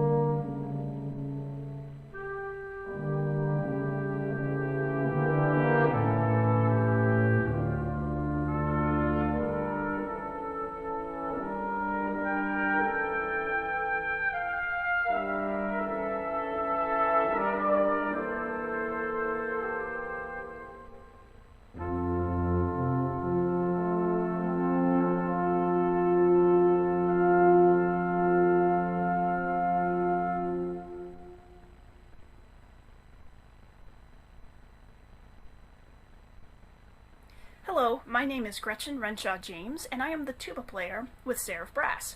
When I am not playing with Seraph, you will find me in Central Arkansas, where I am the director of bands and professor of low brass at Hendrix College, as well as the tuba professor at Arkansas Tech University. We're very excited to share with you 3 movements from a piece called Foliations. This piece was originally written for brass quintet by American composer Jan Bach. And this piece in its entirety is actually a set of 20 variations on a very old melody called La Folia.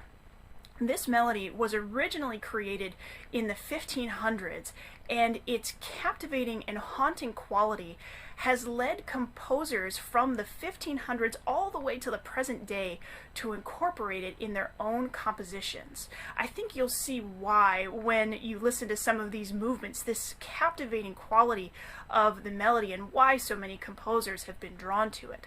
So the 3 movements we will share with you are the following. First up is La Caccia, and this is a very fast presentation of the melody, and you might feel as though you're in the middle of a chase or a hunt. Next, we'll share Rococo, and this is a much slower, more contemplative version of the tune that is lightly ornamented throughout. And its title, Rococo, refers to the period of time that spans the end of the Baroque era to the beginning of the Classical era. So what you'll hear is some retention of the ornamented style that was so common in the Baroque era, but otherwise a very simple background to those ornamented melodies. And finally, we'll close with Romanesque, which is a wild, fast, bombastic presentation of the tune that is a whole lot of fun to play, and we hope also very fun to listen to. So we hope you enjoy these 3 movements from Foliations by Jan Bach.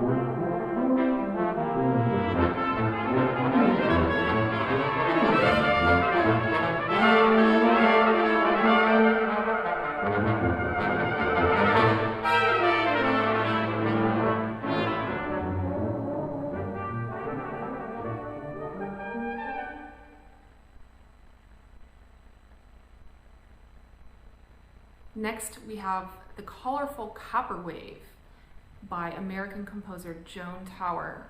This was commissioned by the Juilliard School for the American Brass Quintet, celebrating Juilliard's 100th anniversary.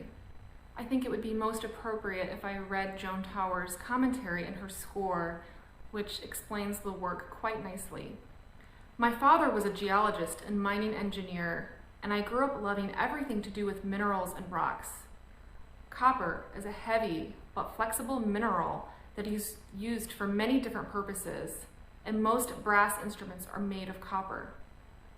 The ideas in this piece move in waves, sometimes heavy ones, and at other times lighter. Also in circles, turning around on the same notes. Occasionally, there's a Latin type of rhythm that appears, which is a reminder of my years growing up in South America, where my father was working as a mining engineer. You will see all of us utilize many different mutes. I even built myself a mute stand with materials from Home Depot so I could make some of those mute changes happen in time. This work conveys many different colors of sounds, dynamics, articulations. One of Seraph Brass's missions is to promote works by female composers, and we are so happy to present to you Copper Wave.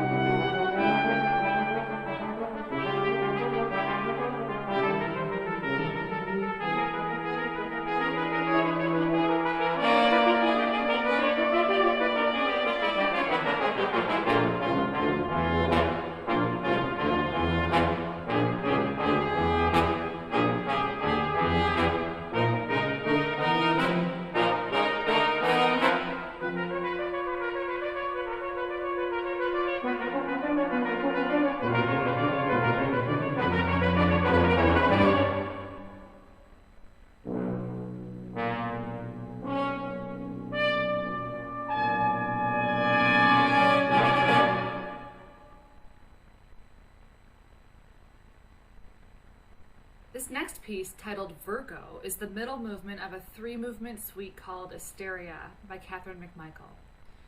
Asteria means of the sky, and the larger work highlights 3 different constellations in the night sky. Each of these constellations represents a different Greek goddess. The first movement dictates the constellation Andromeda, who is a princess chained to a rock in the sea about to be eaten by a sea monster, so you can imagine how that might sound. And the last movement represents Pleiades, or the Seven Sisters, also known as the Subaru logo. The movement you are about to hear sonically paints the constellation Virgo, who is the goddess of justice and lover of fairness. She holds the scales of justice in her hands, also known as Libra. The piece offers an ever-changing harmonic bed with waves of undulating melodic lines.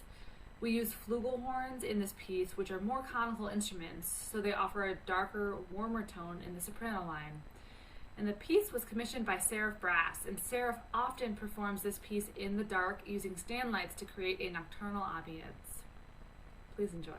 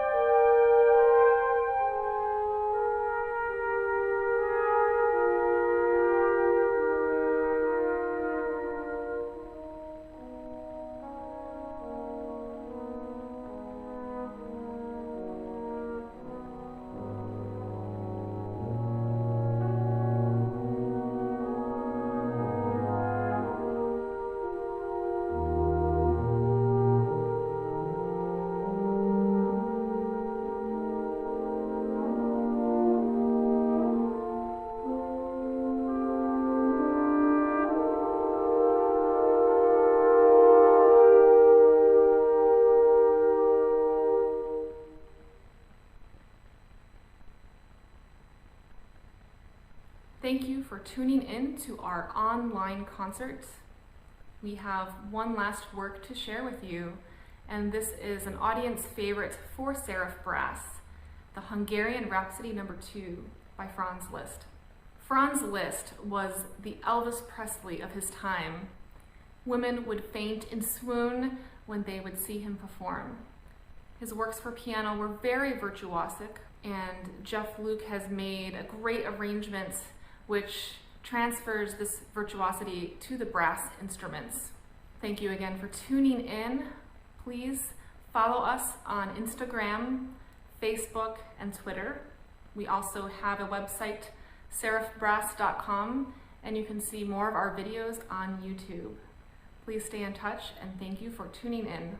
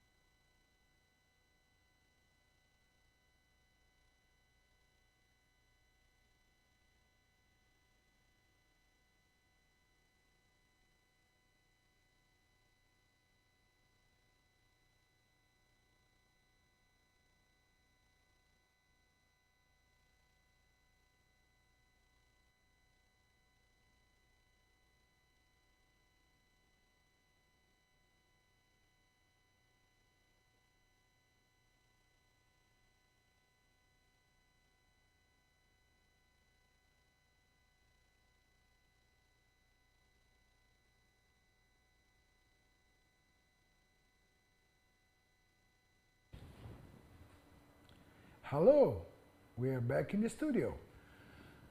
The Italian Brass Week 2020, as I was telling in previous days, I have a mission.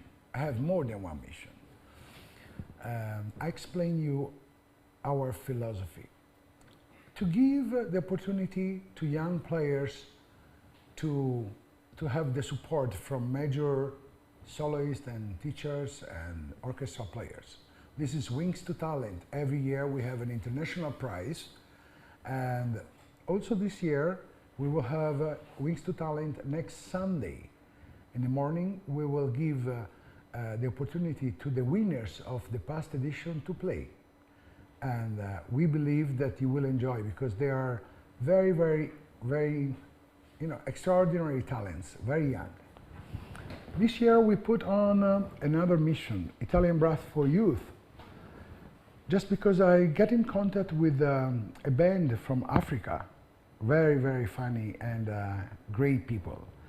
So they set up many years ago with really, they don't know the music, they don't know how to read the music, and they only have, few instruments. So with all my team and some of the sponsors, we decide to support this mission to help this group to grow up. Definitely I will go there and teach, and definitely I will bring somebody with me to teach and to give them, some suggestions and to make them happy, to make them believing in this mission and to believe that music can save souls and lives. Of course, this year we have the patronage of El Sistema, el sistema de la Orquesta Infantil de Venezuela. And now I would like to give a contribute with the NIFO band. Enjoy them.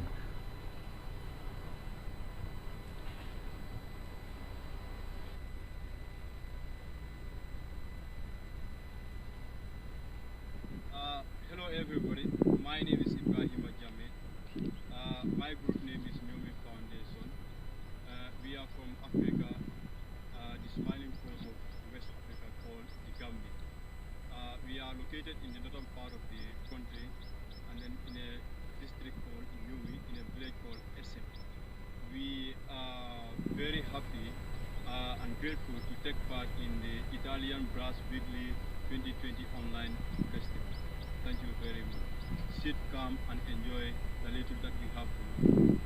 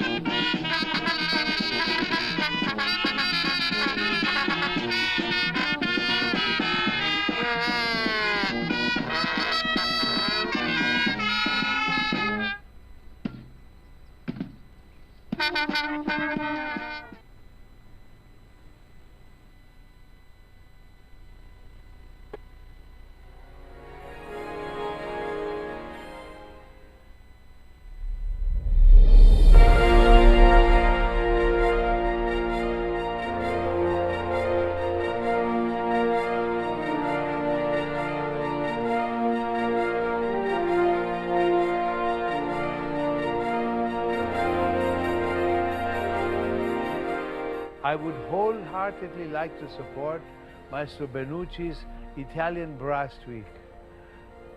Young French horn players from all over the world attend this yearly week of study and performance, and it's only positive, and the results are excellent. Please support Maestro Benucci's Italian Brass Week.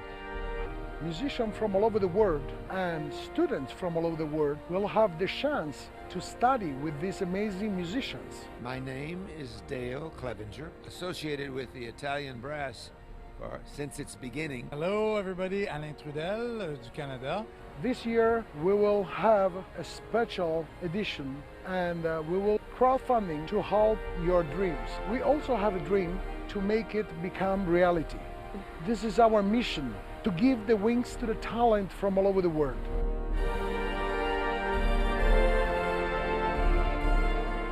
We hold new generation of musicians close to our hearts. We dedicate our passion, time, and energy each year to them by organizing this festival. Dedicate something to this, except you, with your donations, and help make these dreams to study at the Italian Brass Week come true.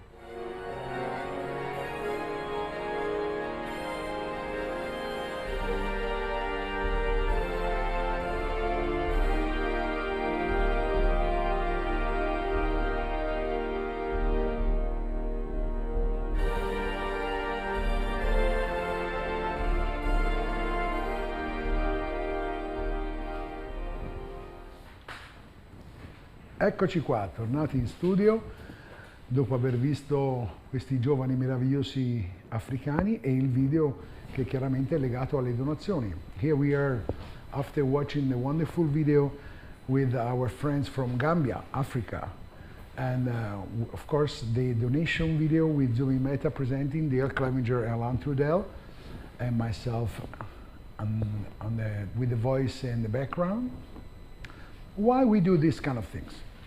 Because we believe very much in the youth, and if we do these kind of things, it's just because we want to help young people, young players, and people that doesn't have the instruments. So we want to please support the Italian Brass Week, like Meta says, and make a donation. You go to the website, you go to the, you push the button application, and you will find a button donation. Even €1, €5 doesn't change your life, but it can change the life of these wonderful people, wonderful kids and musicians. Now, we need to go, we need to keep going, and I present a wonderful group with Alpenhorn. The name is ALPTRAUM, which means Alp Dream. And they all from South Tyrol, Südtirol. The leader is Sabrina, and the person I asked to edit this video for the Italian Brass Week. And thank you, Sabrina. And thank you to the ALPTRAUM.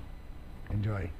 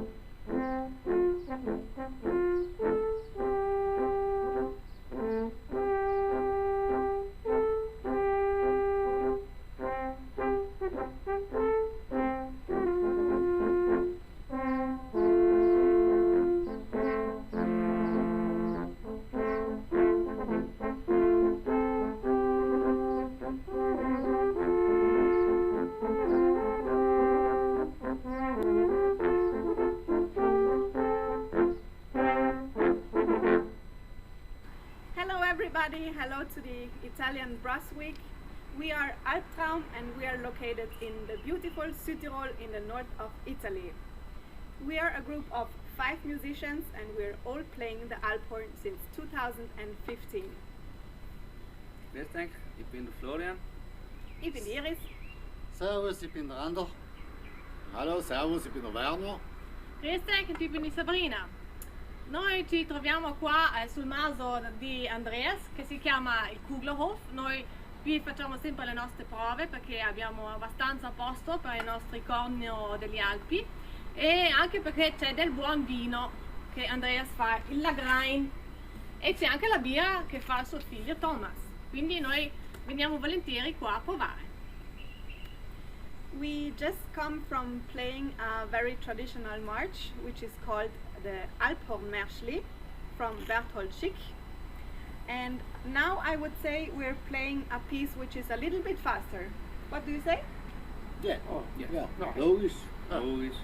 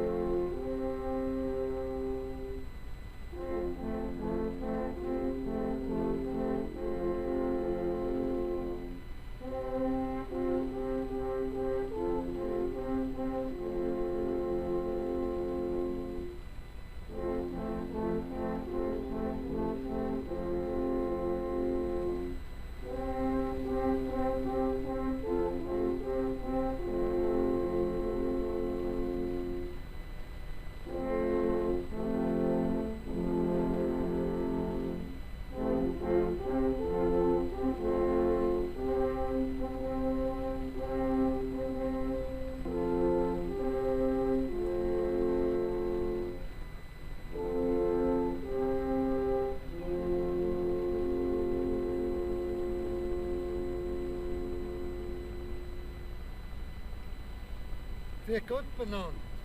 Tschüss. Servus, wir sehen uns. Solange ditch e su dai. Ciao a tutti.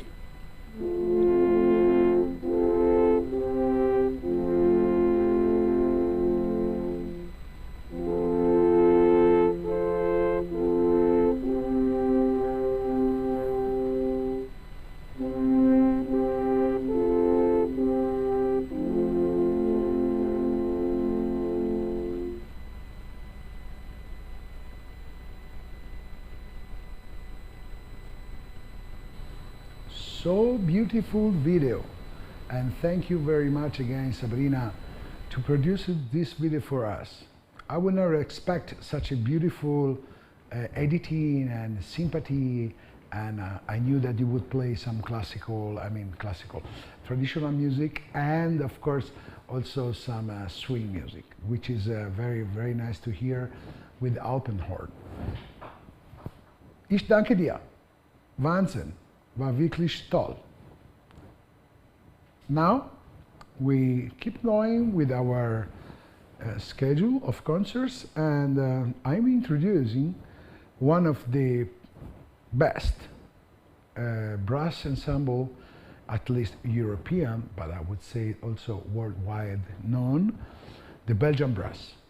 I heard them personally in Spain playing live, and it's a very, very, very great show.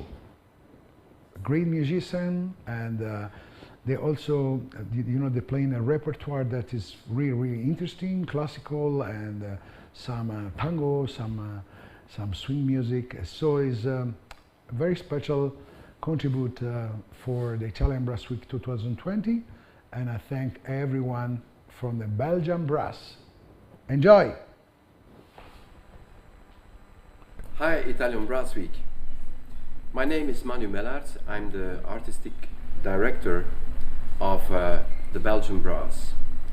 Belgian Brass is a big brass ensemble with brass and percussion. So I hope you will like this video that we sent especially for the Italian Brass Week in a virtual way to share our music with you.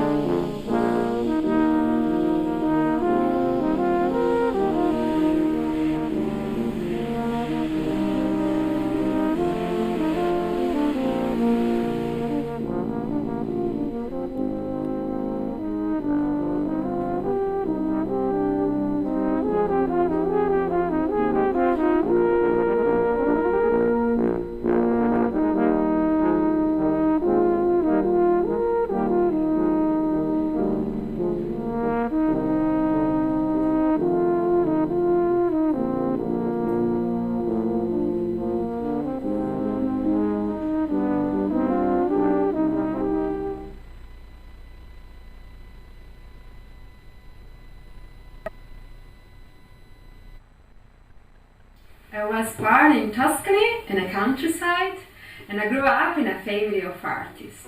So I started working with ceramics very early.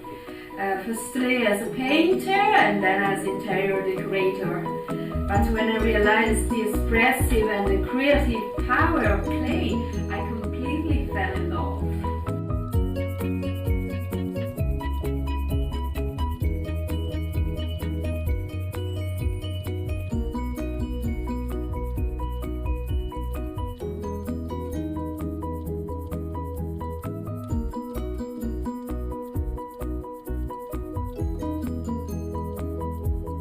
My inspiration comes from the natural world because I really interest to the strong relationship that exists between man and nature.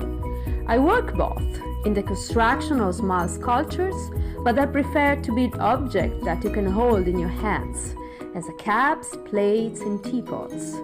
For me, art must be something to touch and live in everyday life.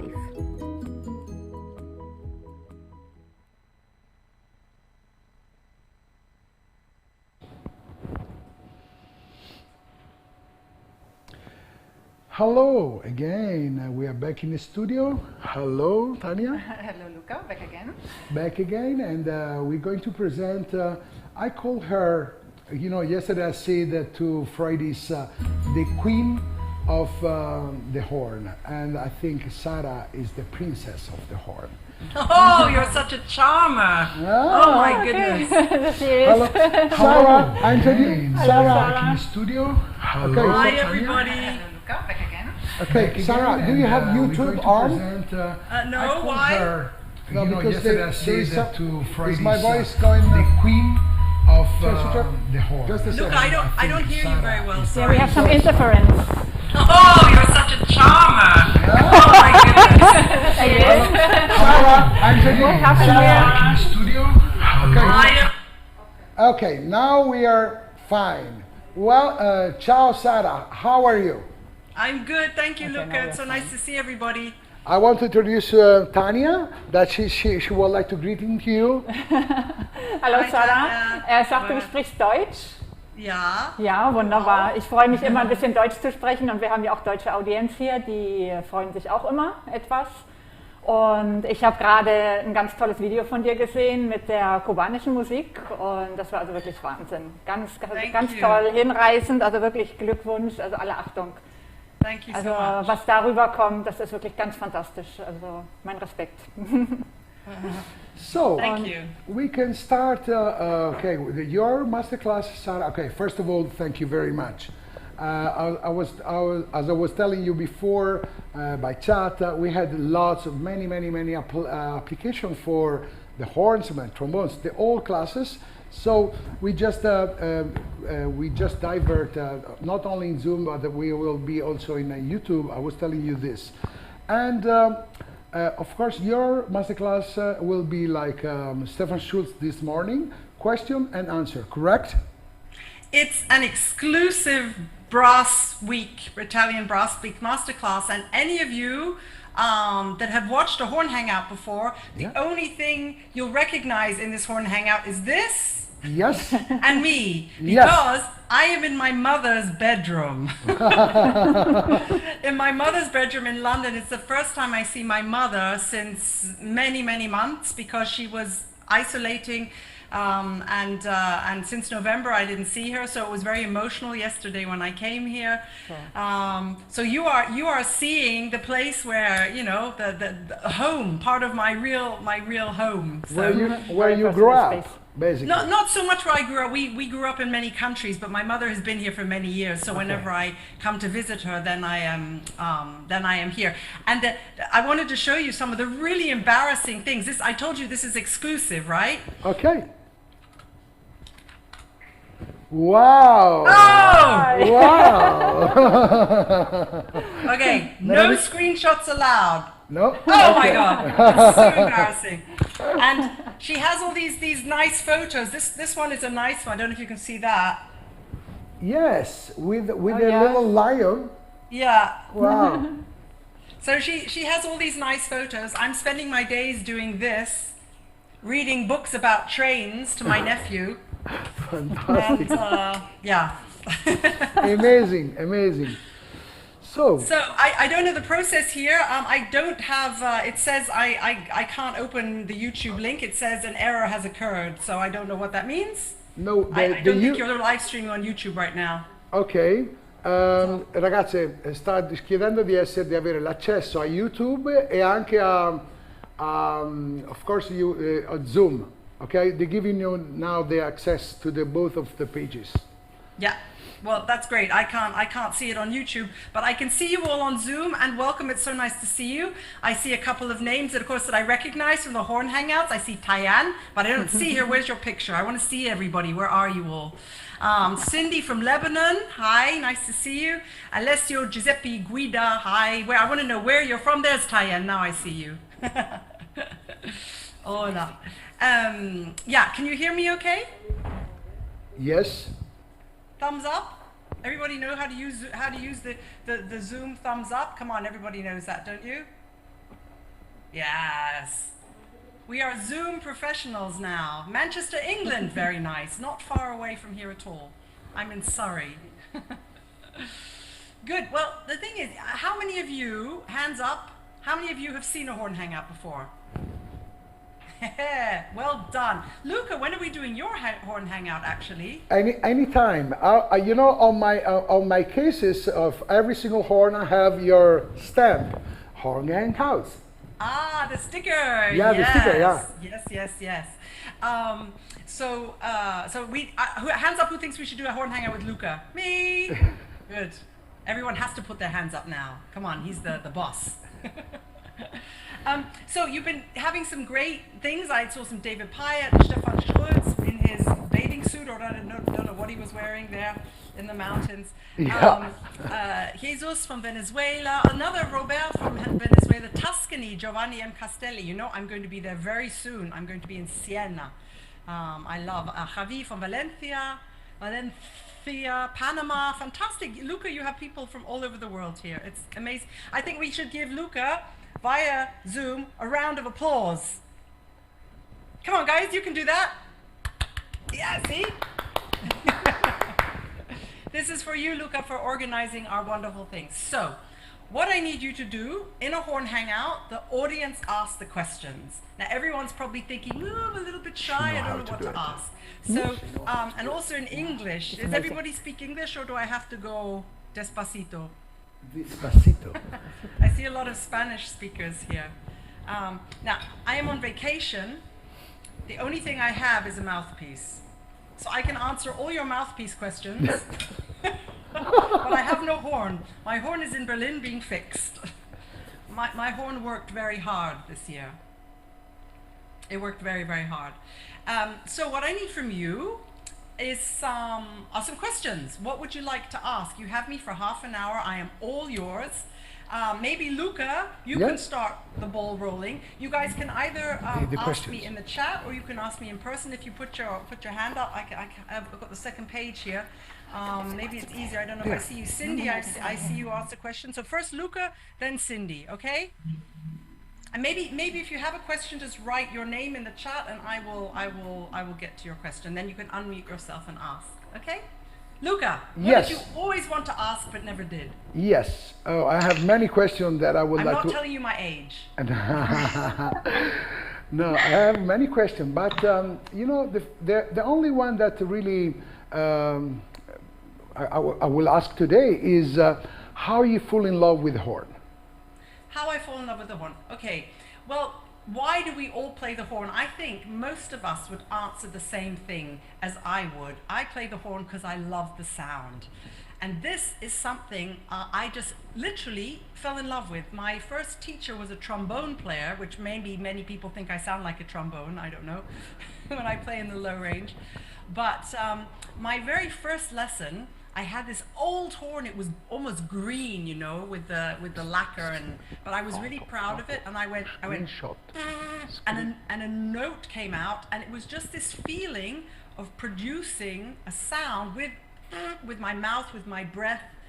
I fell in love with it, and that was the first falling in love. And the second falling in love with the horn was my very first orchestra rehearsal, because the minute I realized I could go, but do it with other people, and then have this amazing connection, like musicians have, especially in youth orchestra, I fell in love again.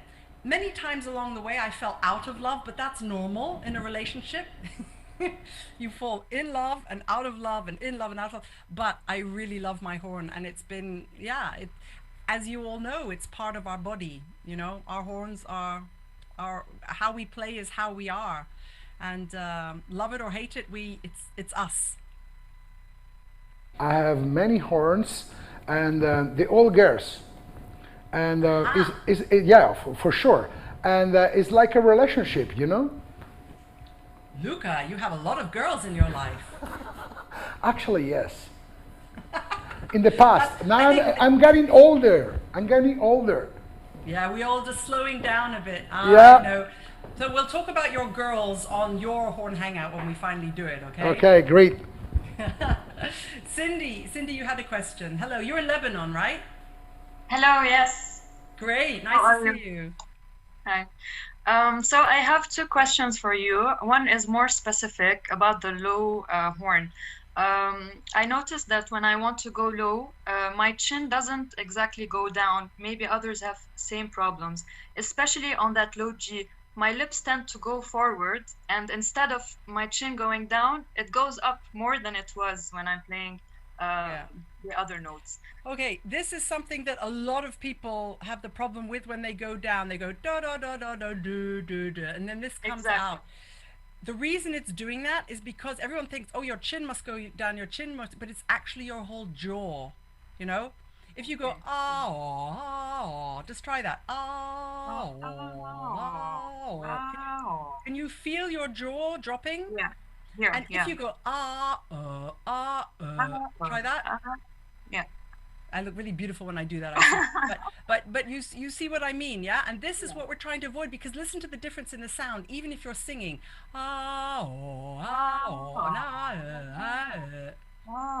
Yeah. And this is what we're doing with the horn, you know. We are making the sound with our bodies, and if your chin is going up, it means your jaw is not going down. there are some very good, it's very hard to put this in a very short amount of time, and I really recommend watching the horn hangouts we've done about the low range, because there are some very good advice from fantastic low horn players, and it's all free. But bending the notes is a good way. The trumpets do this bending of the notes. They go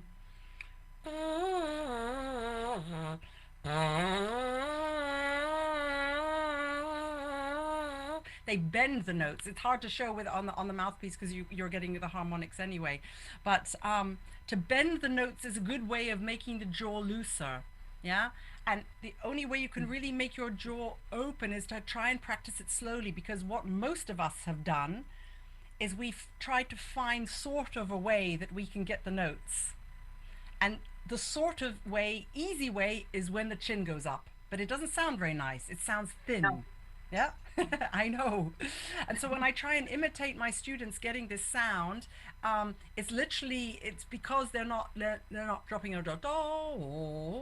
You need to always have this to sound, always to in the low range, and ho. Can you feel it? Put your hands here and feel oh. Can you feel oh?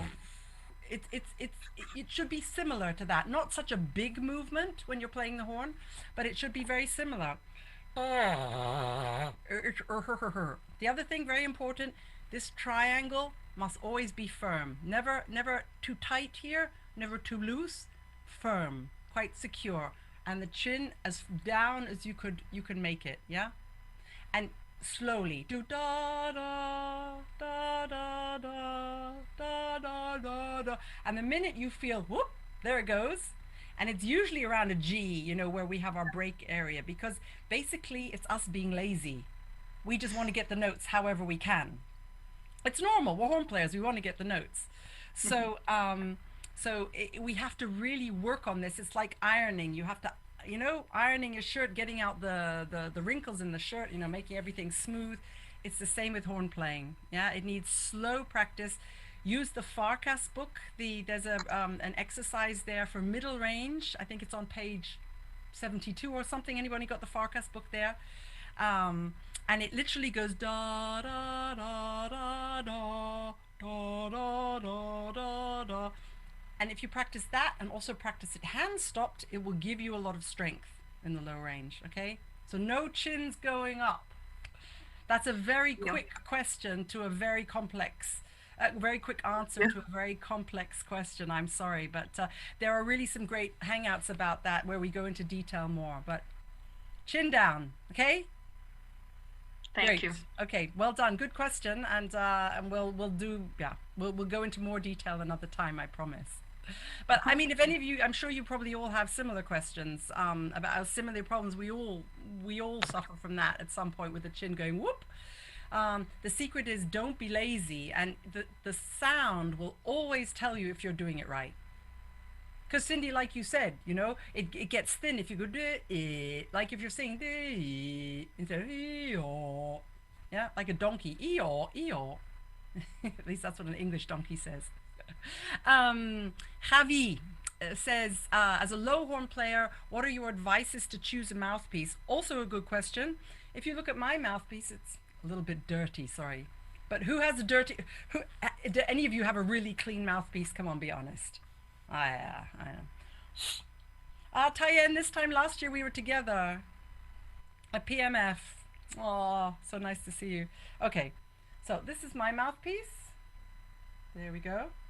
It's a McWilliam 1 with a Paxman rim. I don't like too big a rim. I know low horn players shouldn't have too thin rims either.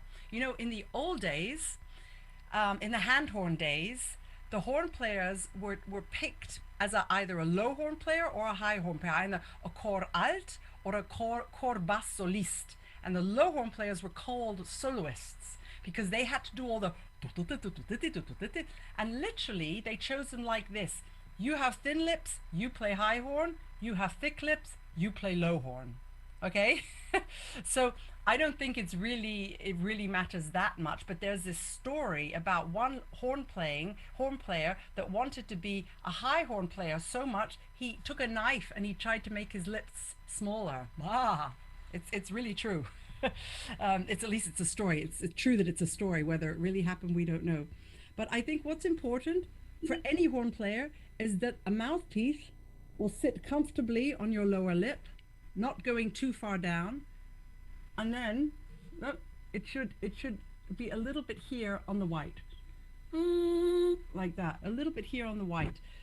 For a low horn mouthpiece, the thing is, if you say you're a low horn player, like I'm a low horn player, and Shostakovich comes, or Heldenleben, or John Williams film music, you have to play the high notes. Yeah. You know, so you don't need a mouthpiece completely specializing in low notes, because if you only wanted that, you could have a tuba mouthpiece, you know, it wouldn't matter.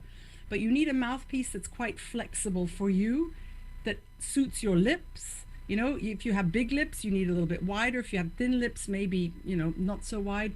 I have sort of middle lips. It's very hard to say. I need to see the person. Javi, where are you? Can I see you? Where are you? Yeah. There you are. I can't see your lips. They're covered in hair. Not only his lips. Not only his lips, too much information. No. He's a student of mine, and he's full of hairs. It looks like That's a teddy nice. bear. Thank you, Luca, for that. Harry, your beard is very nice. But that's another thing about brass playing. You know, if you have mustache and everything, you still have to have this space here to put the lip. You know, to make sure. Yeah, I have it. You have it. Good. Okay, you're too far. Yeah. You know what I mean. Otherwise, you're just going all day. Yeah. No. So I can't really say this mouthpiece is for low horn. I must admit, when I was studying, I was told by some of my teachers to get bigger and bigger and bigger mouthpiece, but it didn't help. You know, it just felt like I was blowing into a bucket like that. Yeah. And it also, I lost the flexibility. I think you need a certain amount of control inside the mouthpiece. So I don't like it too big. Also, if it's too big, you get tired. So it's a very individual thing, but make sure that the rim is wide enough for your lips. That's a sort of really standard one. And I also like these funnel cups very much. You know, not the straight down ones. I love Fergus McWilliams one. It's such a flexible mouthpiece. There's one for if you want to play more higher notes. It's quite tiring, you know, to play a lot of high notes, but you know, I just have to go into bodybuilding. So the thing is, there's no one rule. I don't know, Luca, would you agree? There's no one rule. You just have to, if your mouthpiece works, keep it, and don't play around with it too much. Luca? Yeah, I'm here. I was telling you, the mouthpiece is like a dress. You know, everybody should choose the dress that they're feeling comfortable, and not everyone can wear Armani or Versace or Dior. I mean, I can. So, I mean, at least they have to. I could, if I had any. So you're right, yeah. If they are fine with it, I think they should stay with it. Yeah, I think so. But the main thing is, don't let it be too small for low horn. You need, I think, more important than having one that is really for low horn is having a flexible one. One you can get up and play the high notes, but also you can, you know, get around it. And that's why if it's too small, you're really set. Yeah. So that would be and I'm afraid I'm not a mouthpiece guru. There are plenty of people that could tell you exactly what diameter and this millimeter of a millimeter. Mine works and I love it. Yeah, it's the best way. Sorry, Javi, I don't know if that was any help, but you know, at least my mouthpiece isn't that dirty. Look. So, probably because I'm not practicing the horn right now. David Barnett, where are you? From Ireland. Where are you, David? Show me. There you are. Hi, David. How you doing? So when I moved down to the low register, like, so if say I don't know, like third space C in bass clef, I'm tending to go. It goes flat, and I try to, especially if I play it loud. I'm not quite sure what. Could be your horn. Could be the horn. Like it could be the horn. It could be that you aren't one of the biggest advantages we have as low horn players is that we have a hand. Yeah. You can change that. The lower you go, the more open you should be playing. Okay. And so that would be my first tip. Make sure you're opening up the hand. You don't have to play ... middle C open. You know. Yeah. You can if I'm playing the Northern Bagatelle, I'll literally go da ya da da da da da da ya da da da da da da, and it's like literally almost flat at that bottom G. So that would be make sure the horn's not flat. If you're changing to the F side, then your F horn could be tuned flat. Tuned off. Okay. Yeah. Yeah. I would maybe just check the main balance, and if you're going flat when you're playing loud, then you aren't supporting very well. You know, you're going like, you know, you're just letting it all flab. You know what I mean? Oh, yeah, yeah. So it needs, your corners need to be, you don't look like, you know what, flab, you don't have to worry about flab, but it means like you're maybe just blowing and forgetting to keep the control here. Okay, yeah? Right. So I think what you need to do is to practice some crescendo diminuendos with a tuning machine, which you've probably done. That's why you know you're getting flat. Yeah. And listen to your body. If it sounds good, you're doing it right. If it's not, or you're obviously doing something wrong, check the physical things like the horn and the hands. Yeah. But see why. I mean, there's many reasons if you're going da, you know, and then use the tuning machine to help you keep that pitch. But concentrate what's going on in your body, because that's why we practice. We are teaching ourselves muscle memory, you know, to be able to use that. So that would be something. And always around a break. Where is your break? Around middle C? Middle C, yes. That's wherever our break is. Now I have about 4 or 5. It doesn't matter how many breaks you have. The secret is not to let other people hear them. Right, okay. This is the area you have to work in the most. You know, high notes, low notes, good to work on them, but the middle range where the break is, you wouldn't believe how many students I've heard that just sound muffy down in their break because they don't practice it. You know, Bach cello suites is a fantastic way to help your middle range and also keep it in tune, because if you play Bach cello suites out of tune, that's sacrilegious. Okay, that's not allowed. If you have a good ear, then you'll hear it. Then you'll know, okay, these notes I have to lift a little bit more. And sometimes if you're flat, you lift a little bit with your diaphragm. Yeah, you just instead of going. Some people use their eyebrows and then it works, you know. The day of Botox, you can't. Maybe you can't, but I can. That's cool. So, okay, so thank you. It's a good question. I'm glad to have something like that, but I'd have to. All these things, you know, guys. These is only remote because remote is the only way at the moment. But I'm looking forward to the day that, you know, Luca can have the festival in person again, and I can teach in person again in the Philharmonie, because we can give all this advice over the, you know, over the internet, but the best teaching is really done person to person, because everybody is unique. It's like Luca said, everyone's wearing a different dress or whatever. You know, everyone has a different setup, and it's really important that just not, if it works for you, try it out. And if it doesn't, then look for a different way. But you know, the most successful horn players that I know are the ones that can teach themselves. And it doesn't matter how many great teachers are giving master classes. If you can't teach yourself, you will really struggle as a professional horn player, because, you know, you have no time to quickly call your teacher or go to an online lesson. You know, when you start in the profession, you have to be able to read what you are doing yourself and think, okay, here, I'm doing that. And that's why it's good along the way as students to do things like this and collect a big bag full of tricks. Yeah? I don't know if you can translate that into Spanish or Italian, a bag full of tricks that you can use as horn playing. Because Luca, I don't know if you would agree, but horn playing is just knowing the right tricks. Ok, en español Sara ha dicho que el mejor, tienes de pensar siempre que el mejor profesor es tú mismo. Si tú no es en grado de ser tu profesor cada día en tu casa, sabe que no se puede haber el profesor cada día en tu casa. El profesor es tú mismo en tu casa y tiene de haber solucionar problemas. Y cuando tú vayas a ser profesional, naturalmente vaya a solucionar problemas, porque va a encontrar problemas cuando tú eres un profesionista. Cada profesionista tiene problemas personales, tiene de solucionar problemas, concentración y el profesor de tú mismo. Sí, jefe.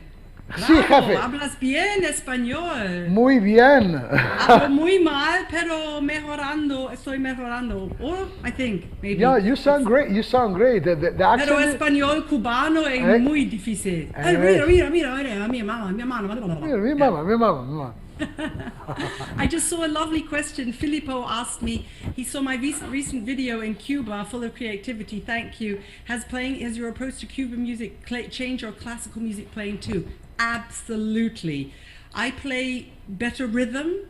My Mozart that I played on the CD, people are saying in the critics that in the newspapers, the radio, they're saying they hear Mozart but a la cubana, a little bit more rhythmical, a little bit more dancing, and this is a compliment for me.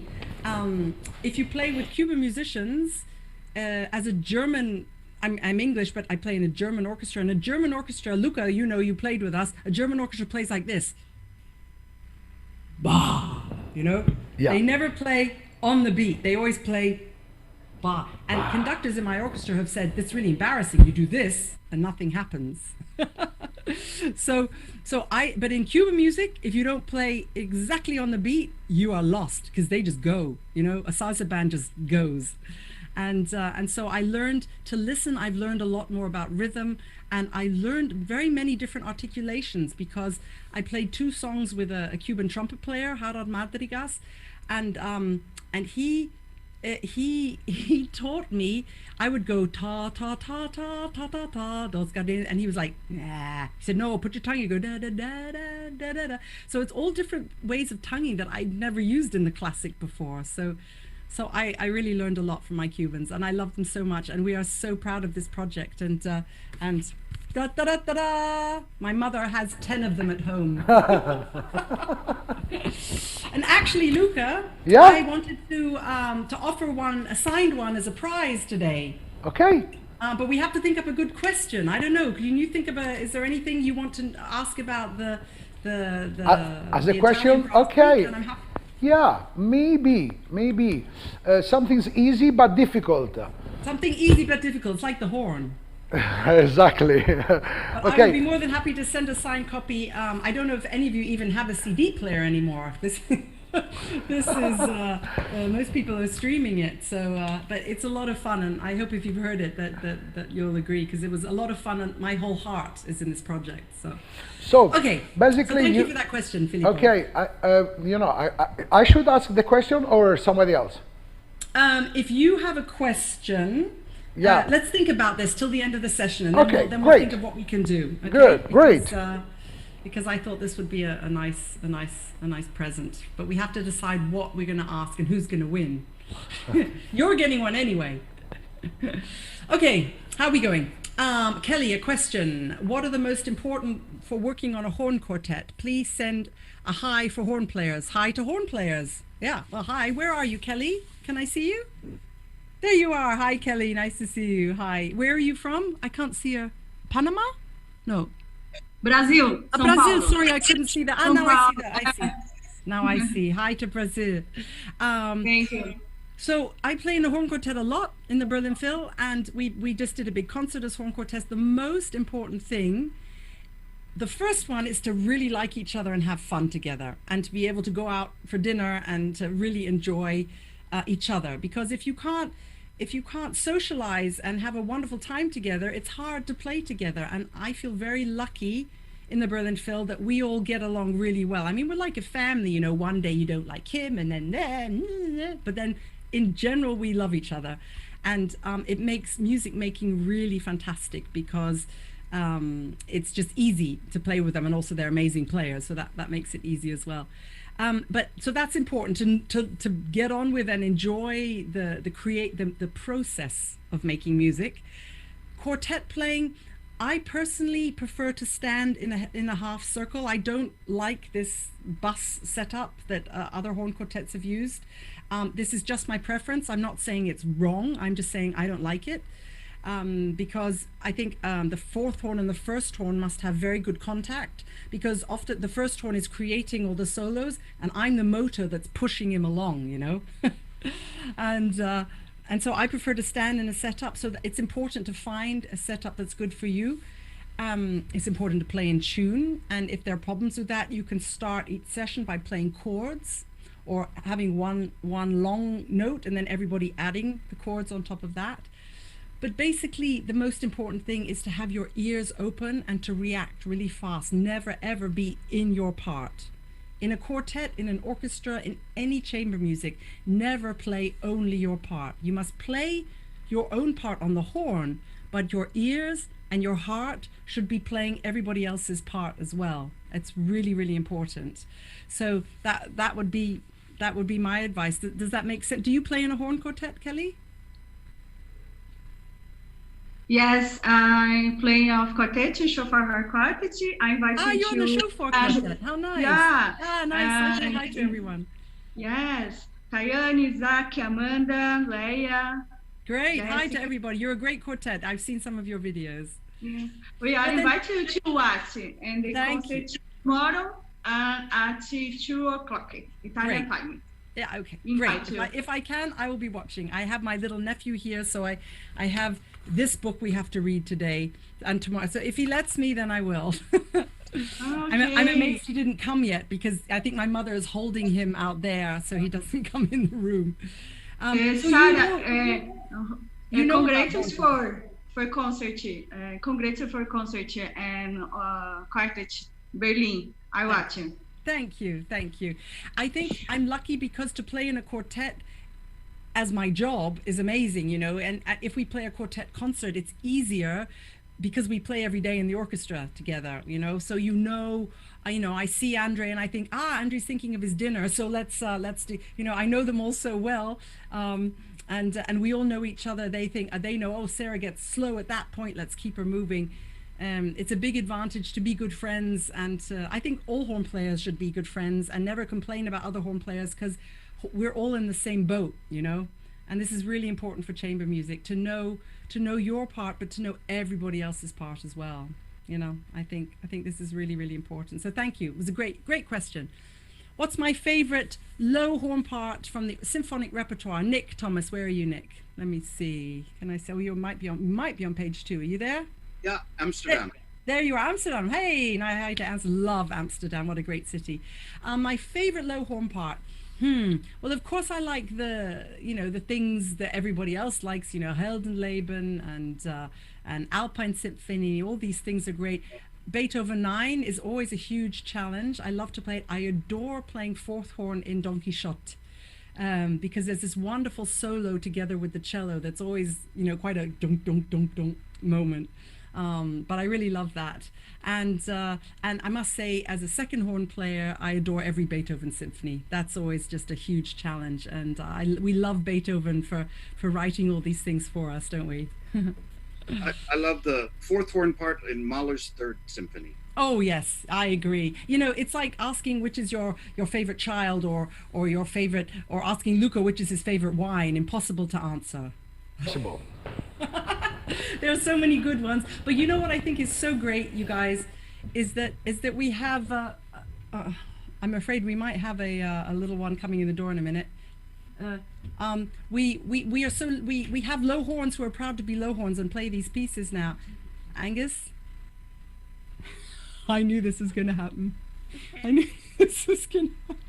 Want to say hello to the people? Hello. Hi, Angus. Be up here. Look.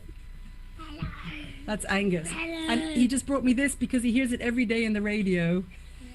Okay, you can go now. Thank you. I knew he was going to do that. My mother doing the advertising. That's Angus. He's my biggest fan.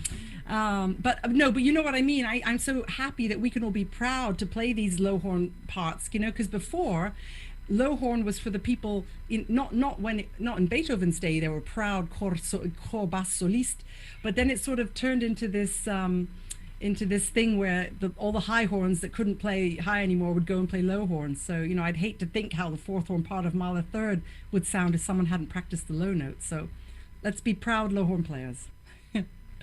Okay, what else have we got? That was a good one. Gosh, there's so many. Luca, I knew this was going to happen. There's so many good questions. What's the most beautiful orchestral solo I have played? I don't know. You have to ask my colleagues. I have no idea. I'm very critical with myself. I criticize everything I do. There's solos I like I just told you, the solo songs, but what was the most beautiful, I leave that to the other people. Because the day you are really satisfied with your own horn playing is a day you need to do some more practice. True, Luca, isn't it? It's true. What about jazz? Now this is a good question, and that was Robert. Where are you, Robert? Can I see you? Where are you? You asked that question. Robert Hernandez, where are you? You're somewhere in there. Anyway, there you are. Nice to see you. Hi. Nice to see you. Where are you from? I am from Venezuela. Ah, okay. Everything okay there? Yes. Yeah, it's a tough time. Anyway, stay safe. Giovanni, a question about jazz. For horn players, it's always so difficult to work with, even they can improvise a little bit. Did you have any opportunity of playing jazz? Oh my God, this is a whole nother thing. I mean, you need Giovanni I'm sure Giovanni's maybe even coming. Most of us are absolutely useless at transposing. Spending so much time in Cuba, they can all just improvise for hours. And they say to me, Sarita, it's not so difficult. We're in C, so play in C and put a 7th on the top. And I'm like, by the time I've worked out that their C is my F, and then worked out what the 7th is, they've changed the key, you know? It's just like, so I don't feel very free doing it, but there's a great book by Joshua, you know this book that he's written, Joshua Panto, how do you pronounce his name? Pantoja? Pantoja. Yeah, Pantoja from Puerto Rico. Puerto Rico. He's written a very good book with lots of special scales and everything. I really enjoyed that. He sent that to me, but it's hard. And then there was another. Can you write in the chat if you know? Giovanni Hoffer also wrote a nice book. He did, but I found that really difficult. Sarah, do you remember when we was playing me, you, and Dale, the Moggia Concerto, and then I was kind of acting that I was falling in love with you, and then you escaped with Giovanni, and I was like, Sarah, why? Okay, Giovanni is a very handsome man. I'll tell you why. Have you seen Giovanni's arms? Oh my God. Oh my God. And also Giovanni is the improviser, and they're always cooler than us classical musicians. So basically, Giovanni, this is another. Where are you, Giovanni? Did I find you here? Where are you? Here I am. There you are. Can you hear me? Yes, okay. I can hear you. There should be my face now. Now I can see you. Can you improvise? Yes, just a little bit. I've been practicing it during my conservatory years for 2 exams, and sometimes I even improvise with the piano and the drums. I got a drums right here, a drum set here, with my brother. We are 4 brothers, and sometimes we enjoy it, even for the birthdays, with some occasions like this, but nothing else. In a professional way, it's a shame that nobody, or nearly nobody, except Giovanni Hoffer or someone else in the world. Arkady Schildklopper, he's very good. Arkady can do it as well. Arkady, yeah, I remember him. And Joshua and people, I think it would be really useful to learn it, you know, to learn this, because I'm no good at all the chords, because everyone's got these chords written out, and by the time we've transposed them in our heads, you know, the piece is finished. But there's a wonderful app called iReal Pro. Do you know this one? Do any of you know this? iReal Pro, I think that's what it's called. iReal Pro, yes, it is an app for the PC. Yeah, iReal Pro, I think that's what it's called. And, yeah, I just have it on the PC. Yeah, and they basically, you can choose a key. You can choose bossa nova, cha-cha-cha, mambo, whatever, and they put the beat underneath it, and then you can play. You play the tune, and then you improvise, and you come back. So you can do all this at home. I did quite a lot of this in lockdown, just because it was something I'm not very good at. So I had fun. I don't think my neighbors did, but I did.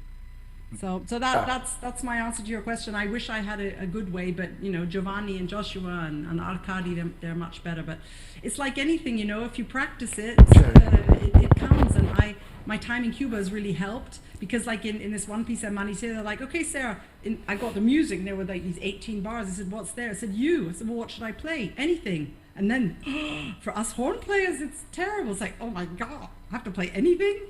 Yeah. Sarah, Thank you very much. I want to thank you.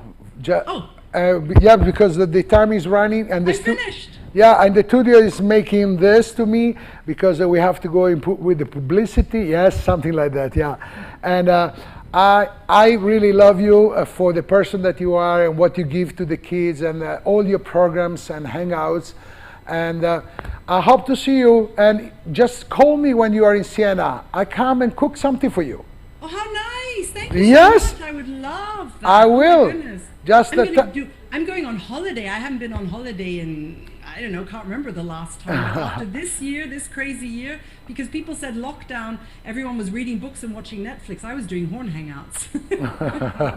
So basically, I'm invited in your place to cook for you and anybody else, all your friends. Wow, what an offer. And everyone who's joined this Zoom chat can come too, right? Okay, sure, no problem. Nice to see you all. Thank you so much for joining us. Thank you to Luca for organizing this. And sorry it was such a quick one. Next time we do 5 hours, okay? Okay. 5 hours. I better go and read some more train books to my little one. Ciao, ciao, I ciao. can hear you though. Everybody put their Brava microphone on. Sara, brava.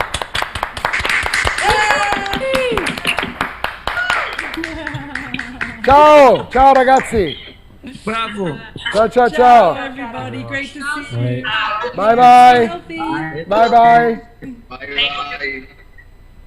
Vai, metti la pubblicità. Boom. In Magnerkirchen gibt es eine sehr lange Tradition von der Herstellung von Musikinstrumenten, die über 350 Jahre mittlerweile andauert. So in unserem Werk fertigen wir die Marken B&S, Heuer, Scherzer, Melton, Courtois und Bessen. Das sind in Summe über 10.000 Instrumente, die wir hier pro Jahr fertigen. Und das alles in reiner handwerklichen Fertigung. Natürlich das auch teilweise in Kombination mit hochwertiger CNC-Technik. Das heißt, unsere Perry-Nähmaschinen oder die Teile dafür werden auf CNC-Maschinen hergestellt, aber wie zum Beispiel die Schallstückfertigung, die Anstoßfertigung von den einzelnen Instrumenten, das ist wirklich in der klassischen, traditionellen Fertigungsweise, so wie wir das seit über 200 bzw. 250 Jahren kennen.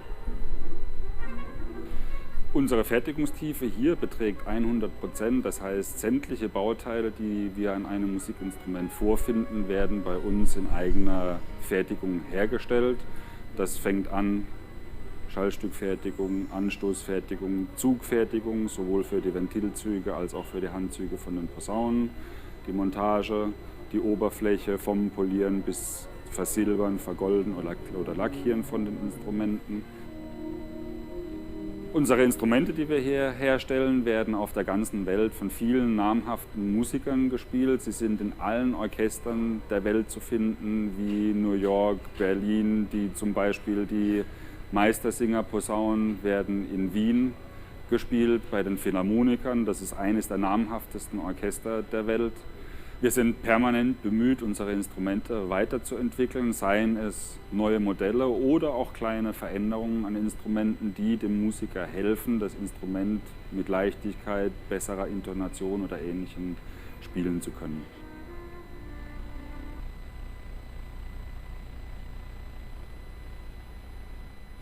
Hello, Katy. Welcome to the Italian Brass Week. Hello, nice to be here. Nice to meet you. Thank you very much for being here, Katy. A pleasure. A pleasure. Yeah, we just met your husband yesterday, I think it was. On Sunday, yeah. Yeah, on Sunday, yeah, the first day. And thank you very much, both of you, to take part of the Italian Brass Week 2020.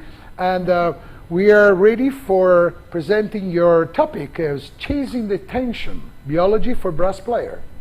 Yeah, that's right. Okay, shall I just get going? Per favore. Go for it. It says that you've disabled my screen sharing. I need to be able to. Yes, yeah, we're going to do it. Deve avere la. Thank you. Doing it? Okay. Still saying that it's disabled. Okay. It's okay now? Yeah, that's right. Great. Thank you. Great. So initially my title was Chasing the Tension, And then I decided to make it slightly more positive, so helping you to help yourself.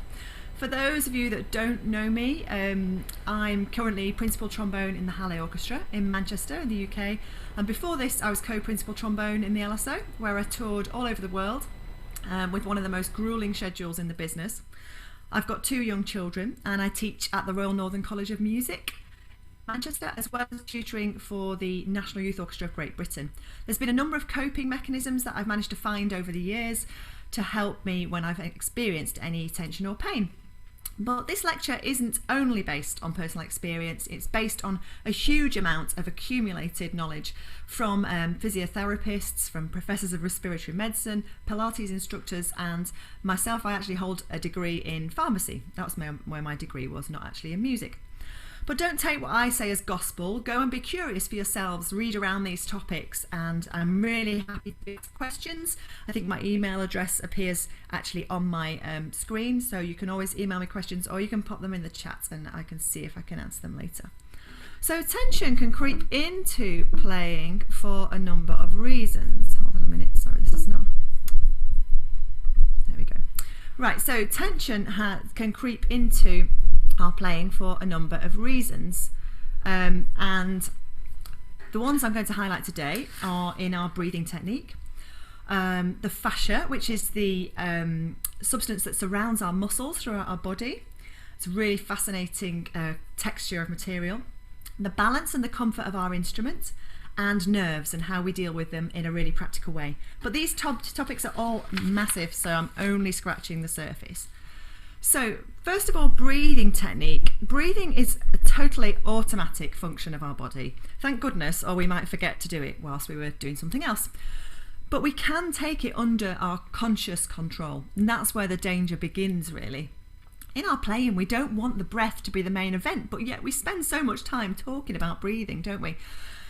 In solo passages, our breath can be worked beautifully into any way. We can hide it, we can make the phrases work around it in any way we like. But in the orchestra, we're generally often having to be, especially on low brass, we're often having to be a glorified pair of bellows. So we're having to move a lot of air, a lot of times per minute. So are you, or do you teach a smaller brass player? And do they say they've got a problem with their breathing? I've had people come to me because I'm only 5'5", so not terribly tall, and I'm not the smallest female trombone player, but I'm not enormous. And people come to me asking for advice on breathing. And actually, what I've found in general is that it's not actually a problem with their breathing per se. It's a problem with the relaxation that you need in order to be able to breathe in. So we can see some of these unhelpful feelings that people have described to us. So I'm going to try and avoid the use of talking about feelings. I'm going to try and be really factual about how I'm talking about breathing. I think that if we all start to use proper terminology from the start, then it can filter down maybe into younger brass players, and then it won't become such a big problem later on. As a younger player, I think I was really encouraged often to only breathe here in a phrase, to get all the way from here to here in order to be a proper trombone player. But actually, I'm here to tell you that if you breathe earlier in the phrase, sometimes you can hide it better. And also I was being just told, play louder, it needs to be louder, and I think I suffered a bit from the fact that most teachers around at that time were much bigger than myself and all male. So things have changed quite a bit in the UK, not everywhere, but things have changed quite a lot here. So I think our teaching has perhaps adapted a little bit over the years to this. But no one had mentioned that because I was smaller, I was getting to this point of tension and pushing my air out so hard to work hard to try and please these teachers. No one had reminded me that actually I needed to be able to relax enough to breathe in. Everything became about the in-breath instead of just relaxing enough to allow it in. So one thing that you can try, and I don't know if you've got the space to currently do this, but it might be nice if you've been watching a screen all day to actually lie on the floor for a minute. So if you've got the space to do this and you're able, it might be good to just lie on the floor with your heads propped up on a jumper or on a book, or just flat on the floor, that's also fine. Pop your feet flat on the floor so that your knees are raised, and just start to breathe in quietly through your nose. And we're not controlling the air on its way out, we're just breathing in through our nose and then just allowing that elastic recoil to just allow the air out. So we're not controlling it in any way. If you breathe in through your nose, it's a really kind of more relaxing way to breathe in, and it's really hard to get it wrong. So if you're lying on the floor and you start to get students to breathe in through their nose, it's a really good way to start. So now change it and breathe in through your nose, but blow out really slowly through your mouth. So now you're trying to concentrate on keeping the airflow constant, which we'd be doing for maybe a long high passage. Imagine, I don't know, Bolero, but with less stress. So a nice long quiet phrase, maybe a Bordoni study. So when you do this, you'll notice that actually in some parts of your body you're having to hold it to stop the air just immediately coming out. And that's your intercostals working hard, and that is breaking. So we've had passive breathing, which was just allowing the air to release. Then we're doing breaking, and then the next time we do it, we're going to breathe in through our nose and we're going to push the air out. So it's really loud chord. And if you've got your hands in a useful place, you could put them right just underneath where your ribs are in the middle. It's called a xiphoid process. And then your other hand can go just above your pubic bone, right at the bottom of your abdominal muscles. And if you just do that a few times and just notice how much energy is coming there. And then when you've breathed out, what you need to do is just relax enough. Relax those tummy muscles that you've used enough that you're allowing the air back in again. If you want your in-breath to be nice and quiet, try popping your tongue just behind your bottom teeth and just flatten it down a little bit, because it reduces the resistance. So, as so. And then the air just comes in without actually, really feeling about taking that big breath. So if you want to get up again, you can start to see the slides, because as well as our diaphragm moving, our rib cage also moves. And you can really actually notice this if you lift one arm up in the air, and then what you can do is you can place your other hand underneath and just breathe in, and you can feel just how much that rib cage can move. It moves outwards like this in what you call a bucket handle movement, and it also moves kind of forwards like this in what you call a pump handle movement. That's just how they're talking about it. Once we're standing up, obviously gravity starts to take over and we start to use more of our postural muscles. So just start to notice how you stand when you're standing. Are you balanced on your feet? Are you rocking forwards and leaning forwards? Or are you on your heels with your hips leaning forwards? Do you stand with your bottom sticking out, so you've got this rounded spine? Or do you stand hitched to one side, or with your chest lifted kind of militarily? All of these things will have a bearing on how you're taking breaths to play. So this slide is brilliant. I love it. It shows the main muscles of inspiration and expiration. So we've experienced both now. We've experienced the quiet breathing when we were just first of all breathing in a really relaxed way, and then we've experienced that active breathing where we're pushing the air out, and really what we need to do daily, when we're playing much louder in the orchestra. So with active breathing you start to use different muscles. You've started to feel that now, and what you can do is you can see some of these other little muscles at the top here, which I'll come back to in a moment.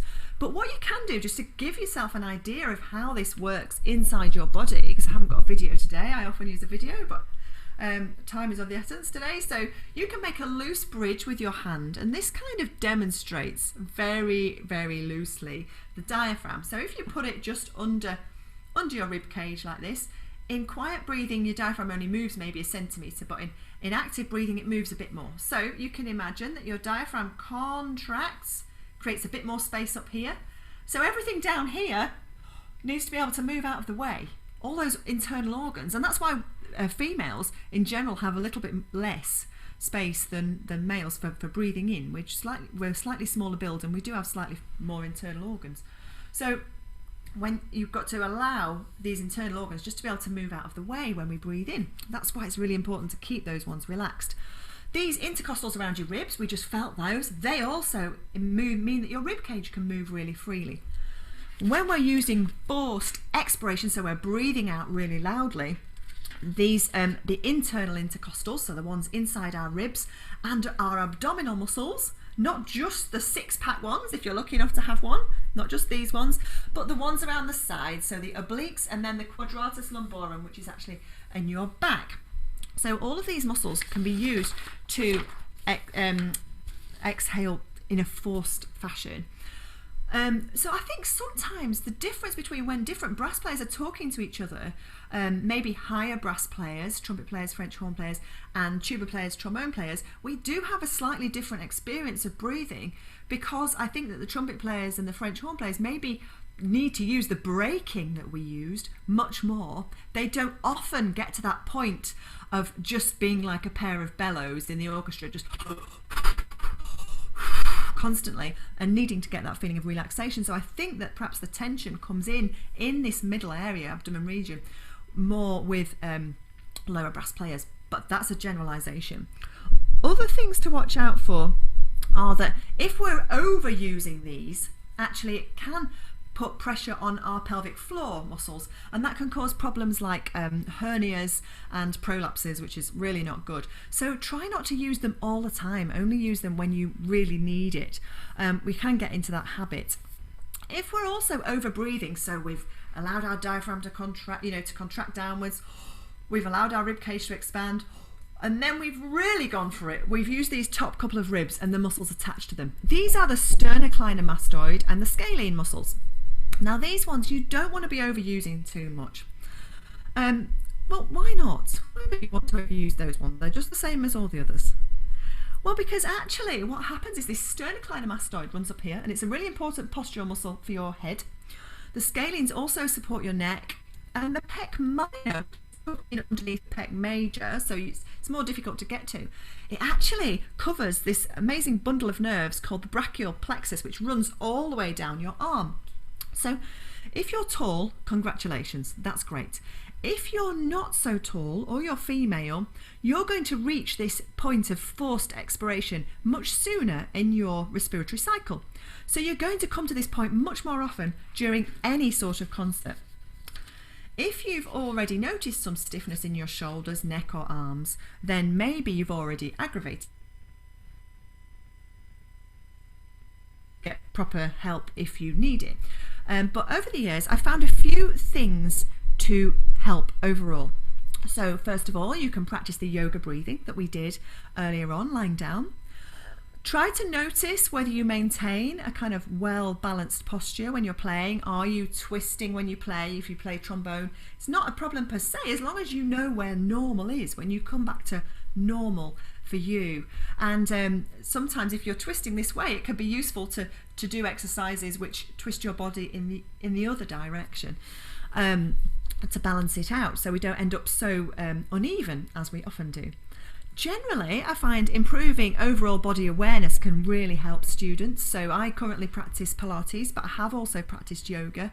I know that some musicians use Feldenkrais and Alexander technique either. I actually don't think it matters so much which one you find that works for you, but just general body awareness, especially for teenagers, is really important. If in doubt, breathe out. Sometimes for me, if I just breathe out first, then actually I remind myself that just to relax allows that air in. Whereas if I'm starting from already having some residual air in my lungs, it feels like more of an effort sometimes, so that can help.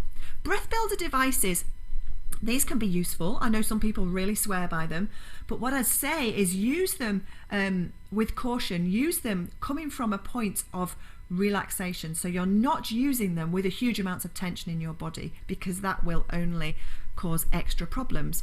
Other brilliant tools that I've found over the years are these two things. So I have a TheraBand, which is very easy to fit in your trombone case, and you can easily do stretching type exercises such as that, and strengthening ones for your the back of your shoulders, just pulling out like this. So this is a really useful tool to and also doing the reverse of what we do on the trombone, so pulling the left arm up this way, and that's generally a very good way of balancing it. The other thing you can do is that if you have a sore point in your muscles, you can use a type of acupressure on them yourself, actually. And a tennis ball has been my saviour on many a long haul trip. So on a long train ride or whatever, you can put it on the back of your shoulder if that's where it's sore and just press into it a little bit. So that can sometimes help relieve it if you have some soreness in your muscles. The interesting thing about this is why it can be a problem and why it can cause problems not exactly where you feel the pain. So where you feel the pain, if you are feeling pain, you can often feel the pain on trombone, the back of your neck and the back of your shoulder, but actually that might not be where the problem is. That's just the muscle that's shouting the loudest. So what happens overall is we end up quite tight and shortened in our muscles at the front and weak and overstretched at the back. But so although these ones are the ones that end up tight and sore, they're not really the ones that we want to be then stretching. And our habit as a human is to want to stretch a muscle that actually feels sore. So our muscles, why is this basically? So the reason is that our muscles are connected by this amazing tissue called fascia. And it's organised into a number of different networks throughout the body, basically. It's not based on anything other than actual dissection of cadavers. So it's completely factually based, and they've found exactly how the fascia runs throughout the body. It's absolutely incredible. So they're called myofascial lines, and they connect the muscles right from the toes right up, and there are quite a number of them. So we can see that this one, if I can get the slide to actually take, there we go. This one's called the deep front line, and you can see how incredibly it goes right from under our feet, up through our calves, up the inside of our thighs, through our pelvis. Now this is the important, interesting bit where it comes from our hips, it attaches to our hip bone, and it comes right up and attaches to the back of our diaphragm. And then it goes up through all of these muscles, up through the ribs and around the heart, up to the neck, and even into the jaw and the head. Why is it important? Well, because the fascia takes a lot longer to train than muscle does. So we're told in magazines, apparently, that muscles can, we can alter them in 6 to 8 weeks. We can have our beach body if we like. But actually, fascia, this stuff, it takes much longer to change. It's more like 6 to 24 months. And so if you consider then how quickly a teenager might grow, if they have their growth spurt, then their fascia has not caught up with their muscles and bones. It's not formed those new bonds. So when fascia moves, it's very much like this plastic bag. So you can see that the plastic bag, it will change shape, and it's not broken. But while it's changed shape there, you can see that the bonds have moved.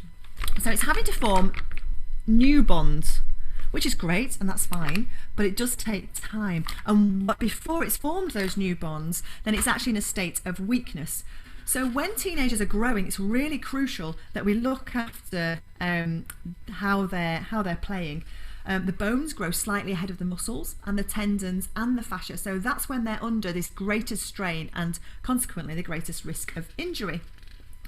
So one of the things that we could do as teachers is to make sure that their instrument is actually of a good fit. So string players have instruments completely designed for the size of them, but we don't really brilliantly do this. Often we buy an instrument based on, not me personally, but people that maybe buy an instrument influenced by their teacher, by a sponsor, by what instruments in the local shop, what they can get hold of, what's available. But is it actually a good fit for them? Is it a good fit for their hands, for their arms, for their body? Is it going to be too heavy? Is the grip too big? Or consequently, if they're going to grow, is the grip going to get too small? So it's really important. So I'd like you to consider whether you'd even make adaptations to your instrument. I know that on the trombone, some people use the Neotech hand grips, or even the static hand grips, or even an ergo bone. So there are ways and means of helping yourself with the weight of the instrument if you can't initially find an instrument that fits you well. So I've got very small hands, so I always need a narrow slide on the trombone. But actually, for those people with bigger hands, the space that they've got to try and fit that into, it doesn't work so well for them with a narrow hand, and they end up with sore wrists for kind of the opposite reason that I would, if that makes sense. So if it is causing you pain and discomfort, are there ways that you can adapt your current instrument to you to make it work? During the development of young players, it's really crucial to make sure they've got a good fit and are guided appropriately through repertoire. So for instance, if you're just starting young brass players, you know, the cornet is much closer to you than a trumpet. So the balance for the student is much easier. The centre of gravity is nearer to you. And I know that a teacher in Norway started youngsters on alto trombones, which is brilliant. I've not done that, but it is, I don't teach many really little ones, but that's really interesting. And just notice that the knock-on effect of not helping with these things is that your students are battling with overgripping and tension in any one place of their body. And now we know that if you're doing that, the fact that the fascia is affected means that they're going to be affected in another part of their body. So you can consider all of these different things whilst you're looking for an instrument for yourself or a student. If you are having problems, it's really important that we can signpost people to the correct help. So is it a physiotherapist? If it is, try to find one who also maybe works with Pilates so they can give you exercises to follow on with. Try to improve body awareness. But also another reason that you might be having physical pain, it can be psychological. I'm not saying that it's made up, but our brains are incredibly clever, and pain can sometimes be a symptom of something going on emotionally. You can often find that if people have had suffered recent bereavement or an awful lot of stress in their lives, then playing can really suffer. And I think that's really normal. Our emotional and physical beings are so intertwined. So the final topic I'd just like to cover is nerves. We basically feel nervous when we're putting our new skills to the test. So even if we've played Mahler 5 50 times, no problem at all. This time you're playing it maybe in a different time zone, you haven't slept, it feels like 4 in the morning. The audience don't know this. So it's only you who's got to deal with it. And this is what we call this kind of heightened awareness. So stress could be short term, like that, it's just one concert. Or it could be long term, and then it starts to have real health implications. Our stress levels are actually regulated by our sympathetic and our parasympathetic nervous system. So stress is caused by our sympathetic nervous system. And this is the fight, flight or freeze system. And as musicians, we can often end up in this heightened state more than others. So maybe we're in a different country every day, or having flown, you know, in order to play. So that means that there are real long-term effects for musicians if we're not careful. All of these things that are listed, you know, heart disease, diabetes, high blood pressure, they can all cause us problem over time. But why? I mean, this is what fascinates me. Why would we suffer from this with stress? This word stress, when we all use the word stress and we throw it around. So the hormones released, so like adrenaline, they cause blood sugar to be released from storage sites throughout your body. And once this has passed, if the stress trigger is still there, so if you're still feeling stressed, then actually the hypothalamus and the pituitary and the adrenal glands up in your brain kick in, and then the cortisol levels are raised, and that's the crux of the matter. That's the key point there, when cortisol levels are raised. If you find it difficult to switch off and relax, which I think a lot of musicians probably do, then that can cause health issues. If it's happening over a long period of time, it can cause irritability, weight gain, depression, all these kinds of things. So what we need to learn to do as musicians is to activate our parasympathetic nervous system, which is otherwise known as our rest and digest system, which probably we should be doing at this time of day, having a siesta. So if you're not having a siesta and you want to think of other ways to activate your parasympathetic nervous system, you could use any of these kind of things, really. So these are all ways of activating your parasympathetic nervous system. There are other ways as well, such as playing with children, playing with animals, or any hobbies that you have. Now, music probably was once your hobby and hopefully still is, but when it becomes your work as well, And it's really important to try and find other ways to relax. So practical ways to deal with nerves.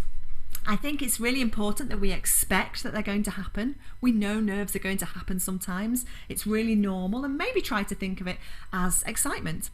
I know that some people have used hypnosis. I've not myself, but I know that some people have used it to good effect and found it helpful. It's really important to build our musical skills toolbox as much as we can, so that then when we get to performance, it actually feels within our comfort zone, feels within our comfort bubble. So if you're doing Bolero in a couple of weeks, practice much higher than Bolero goes, so that then when you get to Bolero, it's totally fine.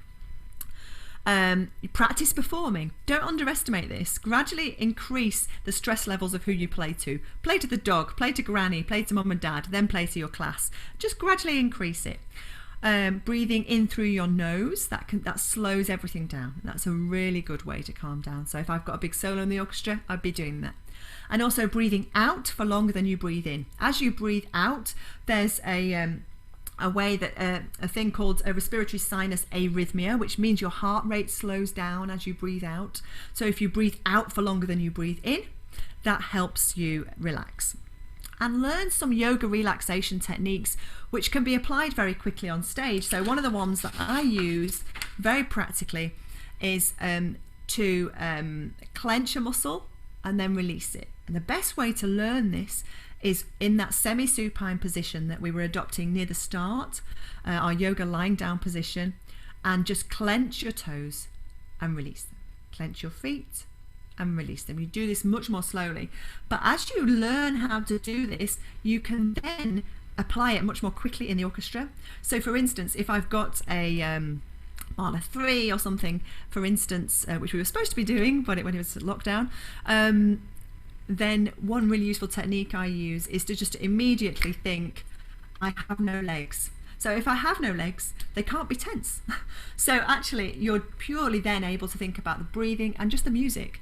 And it's the music that has to speak through everything. So I'm hoping that I've given you a whistle-stop tour of a few different subjects here. And I'm really happy to try and answer any questions if anyone wants to email me on the address at the bottom. This bibliography here is where I found out I've read so much and learned so much over time, but also backed up from my pharmacy degree. So I come from a science background as well as playing, and I'm really happy to help if anyone thinks I can help. All of those books are absolutely fantastic in their own different ways. Some are much more scientific, some are much more easy to read than others. So thank you very much. Thank you. Thank you very much for the wonderful masterclass. Lots of informations, and I think every student should take care and follow your suggestions. Thank you very much. And we enjoy it, and I hope to see you very soon. Thank you very much. Maybe in live next year in Italy. I really would like to have you and your husband join the Italian Brass Week. It would be our pleasure. Thanks very much for having me. Thank you very much for being here. Ciao. No ciao. Bye-bye. Ciao, ciao. Ciao. Ciao, ciao, ciao. Ciao. So we are back in the studio, and we're keeping going with another professor. Yeah, with our maestro Michael Grose. Michael, are you there? Not Okay. yet? Okay, We need to wait a little bit between each class, because we need to close one Zoom room and start another one. So Mike is he was a student of Arnold Jacobs, and today he will present for sure some of the best technique and philosophy of my maestro, his maestro, Arnold Jacobs. He's the owner of the Tuba TV. He's from Oregon and teaching in the Oregon University. Mike was here in Florence, and we had a wonderful stick with me and Niccolò and the family. Hey! Ciao, Mike! Mike, hello! Come stai? How are you? Great, how are you? We are just fine. Fresh like a... Look at where Puddles is. Yes, Florence with...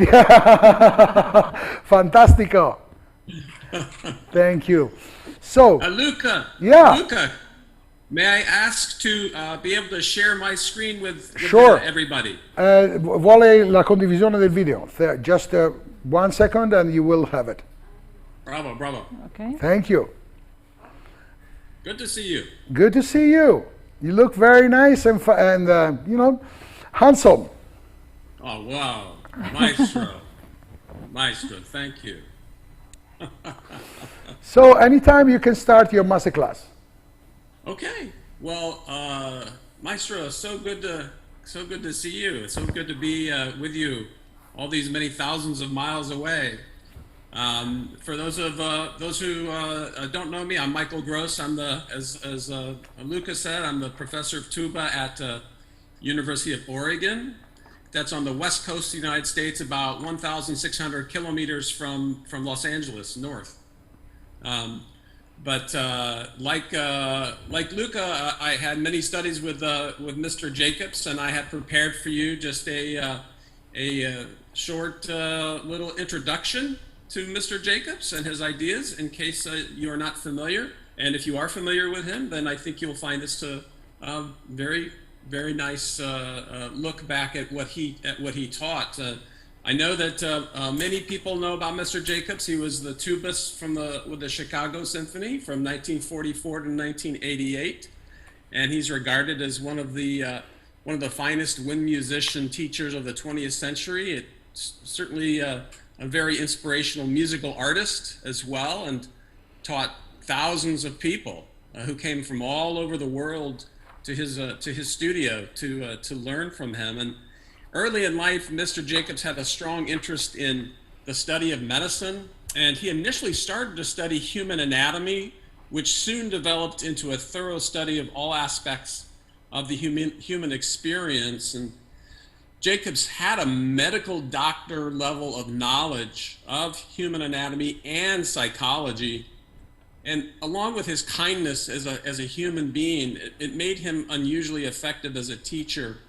And he was very, very sought after, touched many, many thousands of lives. And through a series of interviews with many of his former students, including Maestro Luca, the YouTube channel Tuba People TV is dedicated to highlighting the teaching and the professional stature of Mr. Jacobs. So with that, I would like to just set up this first segment. I have prepared three brief segments of Mr. Jacobs. It's a series of about 20 or so videos that I call Arnold Jacobs in his own words, that are found on Tuba People TV YouTube channel. This first segment is titled Imitate Others. Imitate Others.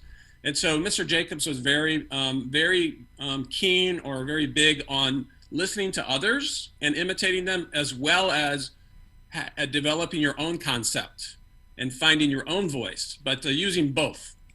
And so in this segment, we're going to see Charles Vernon, who's bass trombone with Chicago Symphony.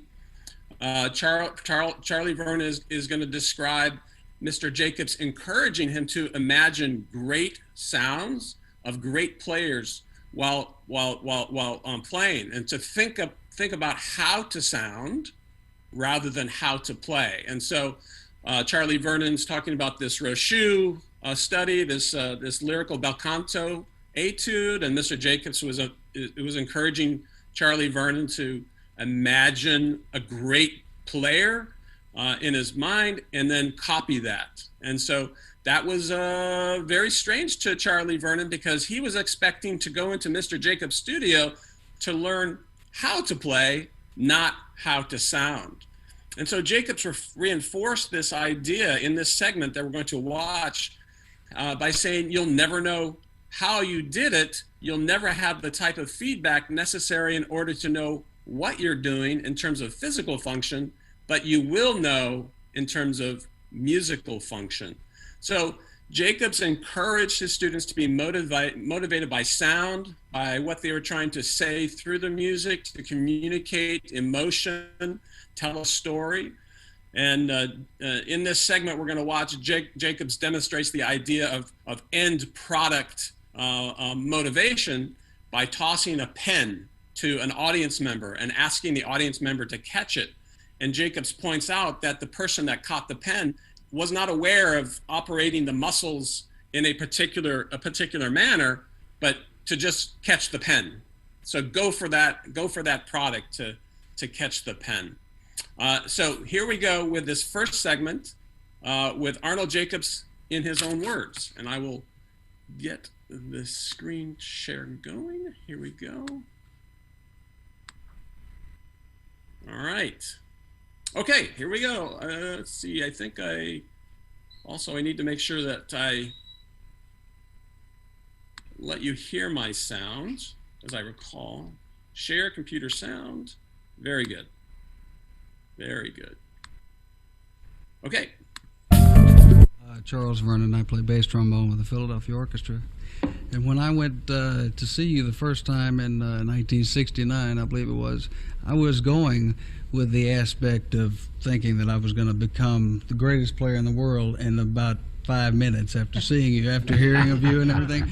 And when I came in there, I was playing, I was a tenor trombonist at that time, and I played a Rochu for you, the number 2 Rochu. And I played it, and it was not very good. But I remember you told me to think about what would the greatest trombonist in the world sound like. Take a picture, put a picture in your head of all the players that you would think their sounds that you like and all this kind of stuff, and put it in your head. And at that moment when you said that, my first reaction was, what is he talking about? Because I was expecting to learn how to play, like you were talking earlier. But you were pretty insistent, and I remember you asked me to close my eyes and really think about that sound, and I did that, and I thought about that first C, and it was like a completely different player.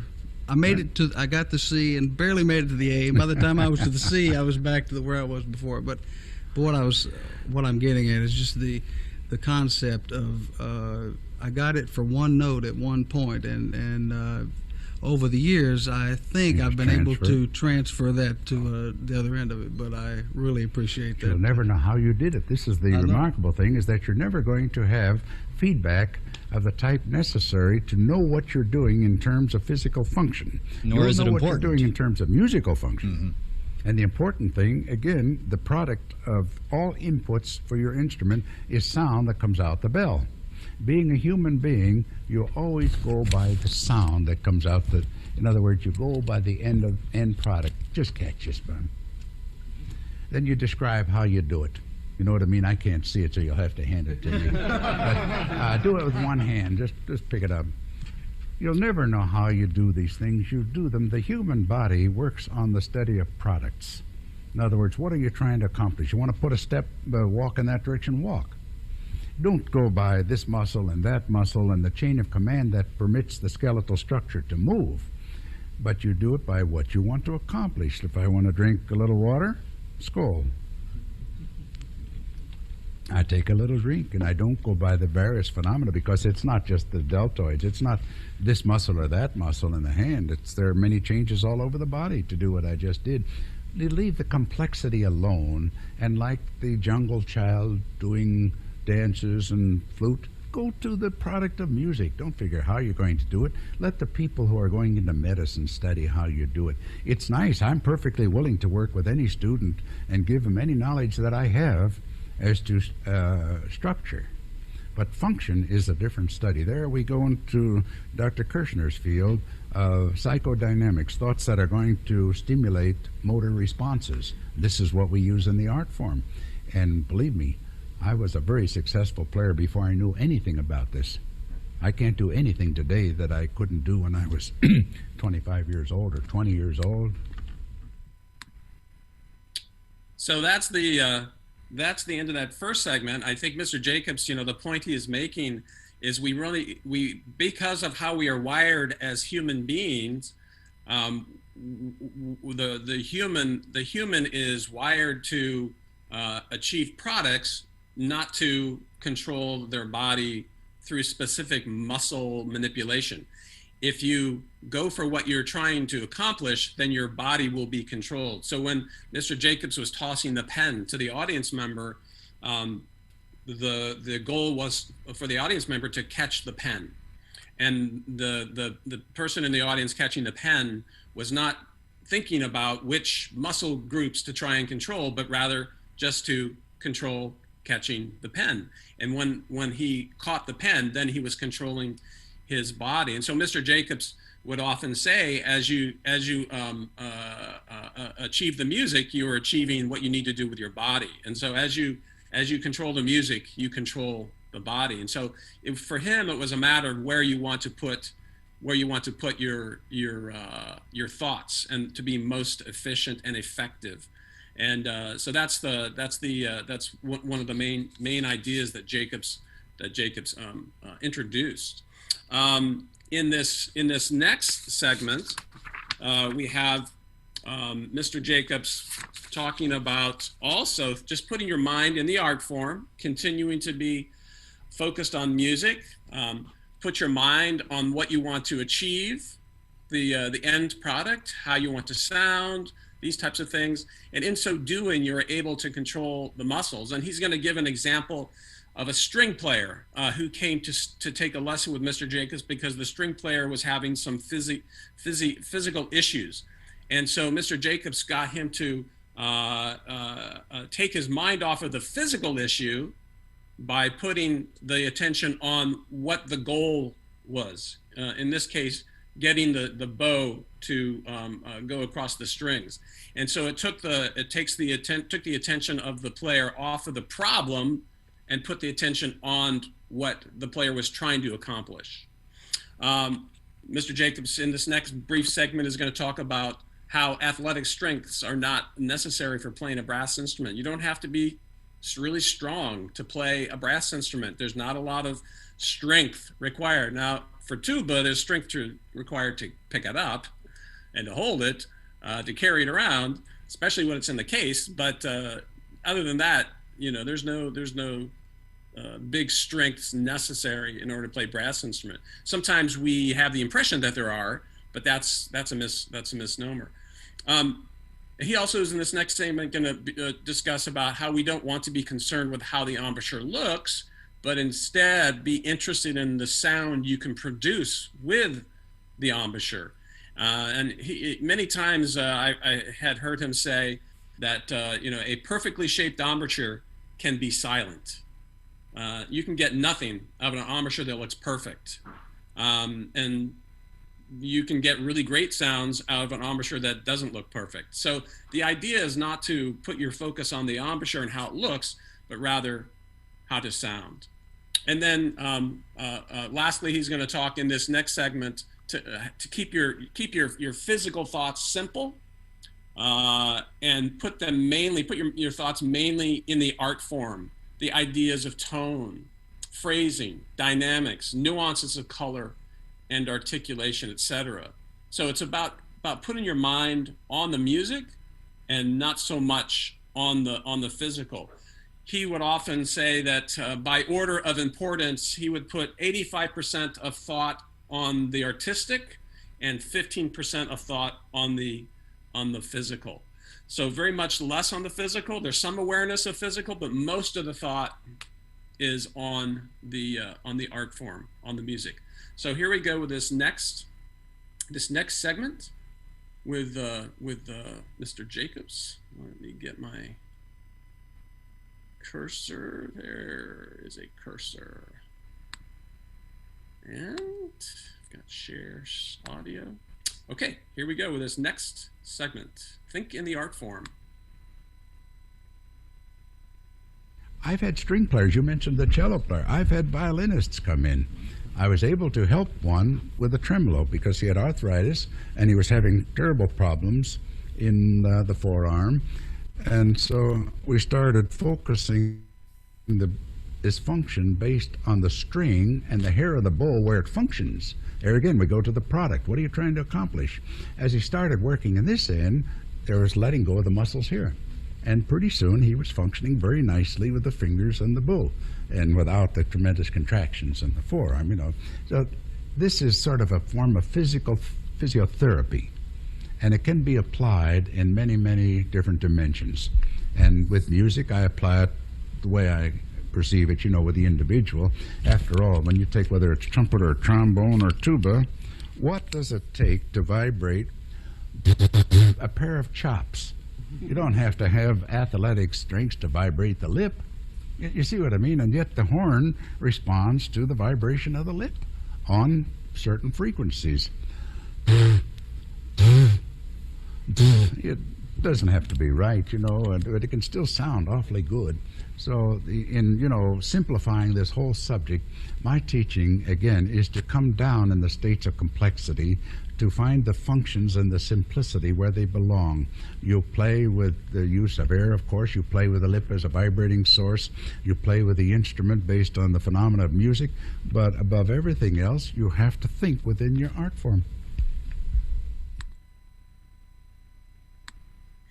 That little thing that he does with his embouchure, you know, to me, he did that for decades and decades and decades. And there's even I've seen a picture or two with his wife doing the same thing with her lips. So I don't know if it was a family trait, but I think it is funny looking, but very effective, in as much as it was there to demonstrate that the embouchure doesn't have to look perfect in order to sound great. You can sound great with an imperfect looking embouchure, and to therefore put your thoughts, your thinking on the art form, on the ideas of colors of sound, on the varieties of many types of articulations, and the emotional content of the music, the message, because it is we are in an art form of communication in music, and we are trying to communicate to an audience an idea or an emotion that we have, and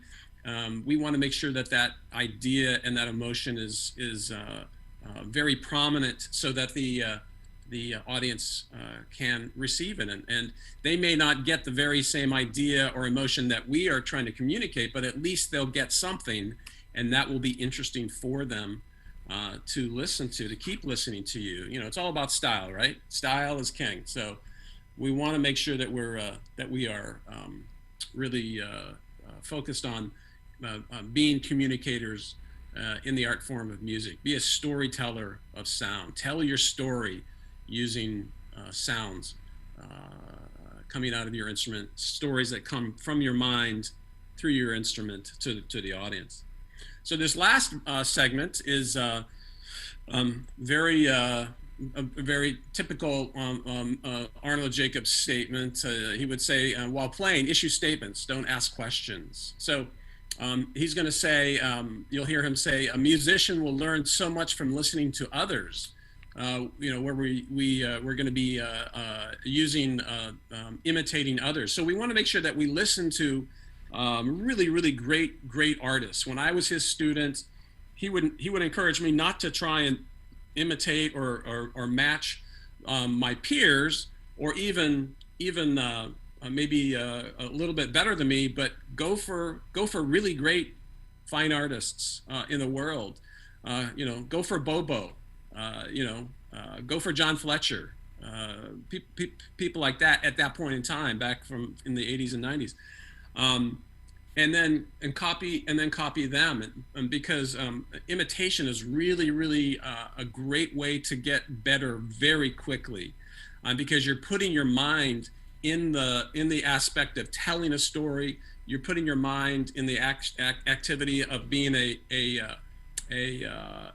motor nerve musician, as he would sometimes say. Right now, I'm using motor nerve activity to communicate ideas to you.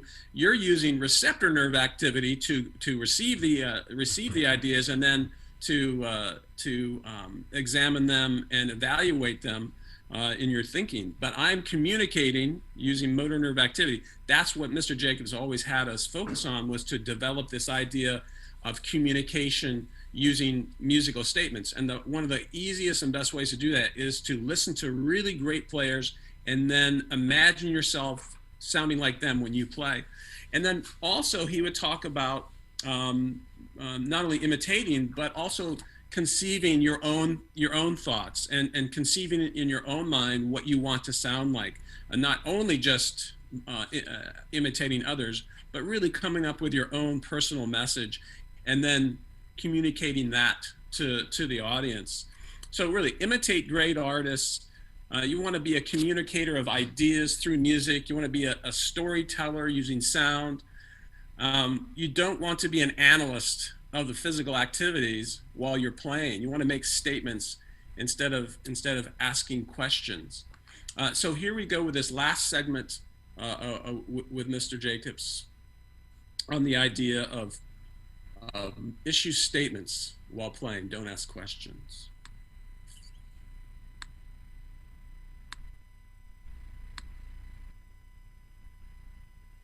But isn't that a factor, though, that a musician will learn so much by hearing others and by conceiving? The only warning I give is don't listen so much to yourself. Play for somebody else. And then listen to playbacks, or recognize you're still hear yourself, but with a low percentage of your concentration. So the massive concentration, like I'm doing with you people today, is communicating. I can hear myself, but I'm not concentrating on what I sound like. I'm concentrating on very complex thoughts, because you're asking very complex questions. And if I didn't know my subject well, I would be in trouble up here. But fortunately, I do know it well. So I have no time to concentrate on laryngeal and pharyngeal and lingual, all the activities of muscles and respiration. I have to concentrate on messages. And of course, this is pretty much what happens with the instrument. You must concentrate always on talking to your audience instead of with vocal language, speech language. You do it with the musical language of your instrument. But you have to have a message for somebody else. The worst thing is to be asking questions at the moment you should be issuing statements. That's important. That last, let me see if I can get this. There we go. That last statement, you know, it's important to issue statements, not ask questions. You know, this was a big deal. This is a big deal, and it really gets to how we're wired as human beings. It's not some magical guru, something that he made up. It coincides with how we are constructed as human beings. What motivates us? Keeping things simple. How do we best operate our bodies? The best way is to go for imitation, go for products, make statements. I'll often tell my students, you know, do you remember the first time you went and climbed a tree? And they'll say, yeah, I remember first time I climbed a tree. And I said, well, did you go to the library first and check out a book on how to climb a tree and read about how to climb a tree, and then did you climb a tree? They say no. I said, well, what'd you do? Well, I saw somebody else climbing a tree and I wanted to do the same thing. So I climbed a tree. So they were just imitating others as they climbed the tree. Well, the same thing holds true in this particular venue of music. You know, we want to keep it simple, put our mind on the very easy and simple things, and not be drawn into the complexities of trying to control our bodies by trying to control like muscle groups and these types of things. This can be very difficult situation, and it can end up being not very helpful, actually, and that can lead to something that Mr. Jacobs called paralysis by analysis, where you just get so locked up in trying to control everything that it doesn't work very well. You get very frustrated, and it becomes not very fun for you and not very communicative for the audience. And so you know, just listen to other great artists and imitate them, conceive of your own ideas in music and communicate them. That's such a main message of Mr. Jacobs. And just one last thing I want to bring to your attention is I've been working with Christian Morabito, who's down in Buenos Aires, Argentina, and Christian for the last year and a half has been adding Spanish subtitles to the about 140 interviews on Tuba People TV of the various former students of Mr. Jacobs, and of course Maestro Luca is one of those. His interview has been put into Spanish subtitles, and I think there are about 100 of them now that are in Spanish, and I'll just show you. I'll show you what this just what this looks like on this YouTube channel, Tuba People TV. Here we go, and so we have all of these interviews.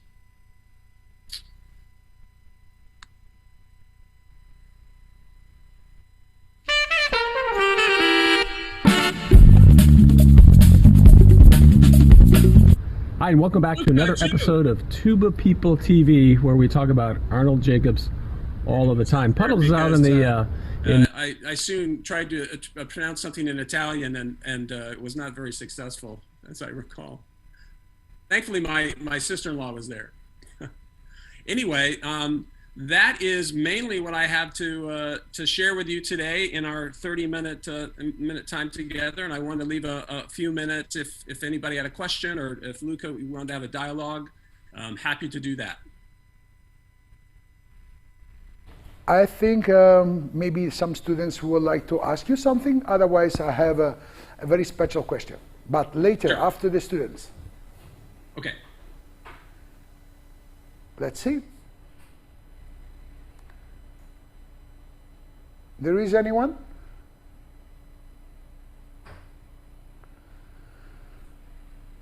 They're shy. Very shy? Very shy, yes. Very shy tuba player. Okay, I think somebody's writing. Okay, let me go to the chat. Oh, somebody's saying any question. Okay. Any question? I saw earlier somebody had raised their hand, but maybe they had left. Okay, I think, okay, let's see in this vision. Open the microphones if you want to have a question to Mr. Grose. I want to ask about buzzing in the lower register. So yeah, playing the mouthpiece in all the registers is fine. The thing you want to do that Mr. Jacobs would really focus on is make it a musical activity, not a mechanical activity. So you want to keep your thoughts in the art form. And I know Luca has a really cool device that he uses with mouthpiece buzzing for the horn. I don't know if I think that's available for tuba, maybe. Is that right, Luca? Yeah. It's available for tuba and for any instruments. Yeah. Any instrument. So the main thing about playing down the low register on the mouthpiece is that there's the not as much. Sometimes you need a little extra resistance, just a little bit. And that device that Luca has can help with that. But then you can just use a little bit of your pinky flesh to cover up a little bit of the end of the mouthpiece, and that'll create a little more resistance. And playing the mouthpiece, there is some, I guess, some controversy over that. That it's not exactly like playing the tuba, and Mr. Jacobs actually. Would say it's not exactly like playing the instrument. Playing the mouthpiece is not exactly like playing the instrument, but there's enough benefit that you can gain from playing the mouthpiece that then you can apply to the instrument. So he found it to be very, very helpful. I have to say, in my 36 years of teaching, I have found it to be very helpful. Almost everybody. There's maybe one person, maybe, but that wasn't helpful, but it's very, very helpful. Is it absolutely necessary? I'll quote my friend Rex Martin. Rex Martin and I were in school together in college, and he says mouthpiece playing is sort of like wearing an overcoat in Chicago during the winter. You don't have to wear the coat in winter in Chicago, but it's very helpful. If you do wear the coat in winter in Chicago. So, it can be very helpful. And so it's not exactly like playing the instrument. This is quite true, and it was never, Mr. Jacobs never said it was, but it's close enough to playing the instrument that you can actually get some benefit from it. And there's many reasons, psychological and brain neural reasons why that is helpful, and I don't have the time to go into all of that here, but I'm certainly happy to take any questions. If you want to contact me at University of Oregon with my email, or maybe it's posted on Italian Brass Week somewhere, please feel free to contact me, or on Facebook. I'm on Facebook. So another question is, what did Mr. Jacobs say to study in the high register? Greetings from Colombia. Hey, so good to see you. All right. He would say, in terms of developing the high register, was to keep it on the musical level. Really keep it simple, and try to play just very easy melodies at first, where you're just going up incrementally, but it's in a musical motivation rather than a mechanical or a physical activity. There is going to be some of that physical activity, but you want to make your dominant thinking more on the musical side, so you don't start to think very internally in terms of the physical approach. And what was Jacob's approach regarding audition preparation? Know the material really well. Okay, Mike, I want to thank you very much. My question is, which is the best steak you ever had in your life? It's steak Florentine. Yeah? It's a very lovely, lovely in Fiesole. Yes, exactly. Fantastico. And, the company was fantastic, and it was a great time. And I miss all of you. I miss you, Luke. I miss Nicole. I'd love to see him sometime. We have a basketball game to play, Nicky and I. Okay. Thank you very much, Mike, and we talk soon, okay? Yes, sir. Thank you so much. Thank you, Michael. Ciao, ciao. Ciao. Take care. Bye-bye. Ciao, ragazzi. Bye-bye, guys. Bye-bye. Oh, okay. Thank you very much. And now we have a little sponsor.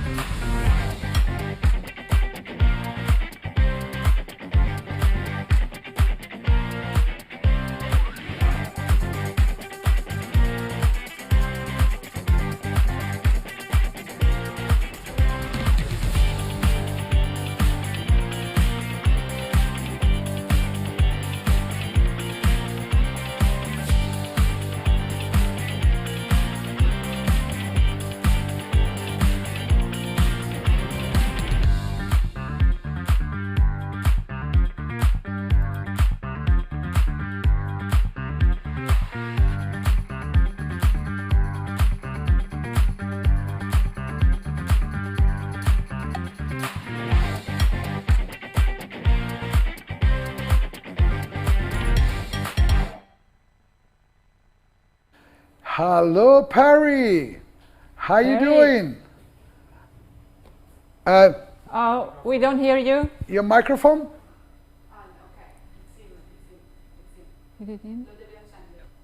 Can you hear me now? Yes. No, perfect. I don't see anyone yet.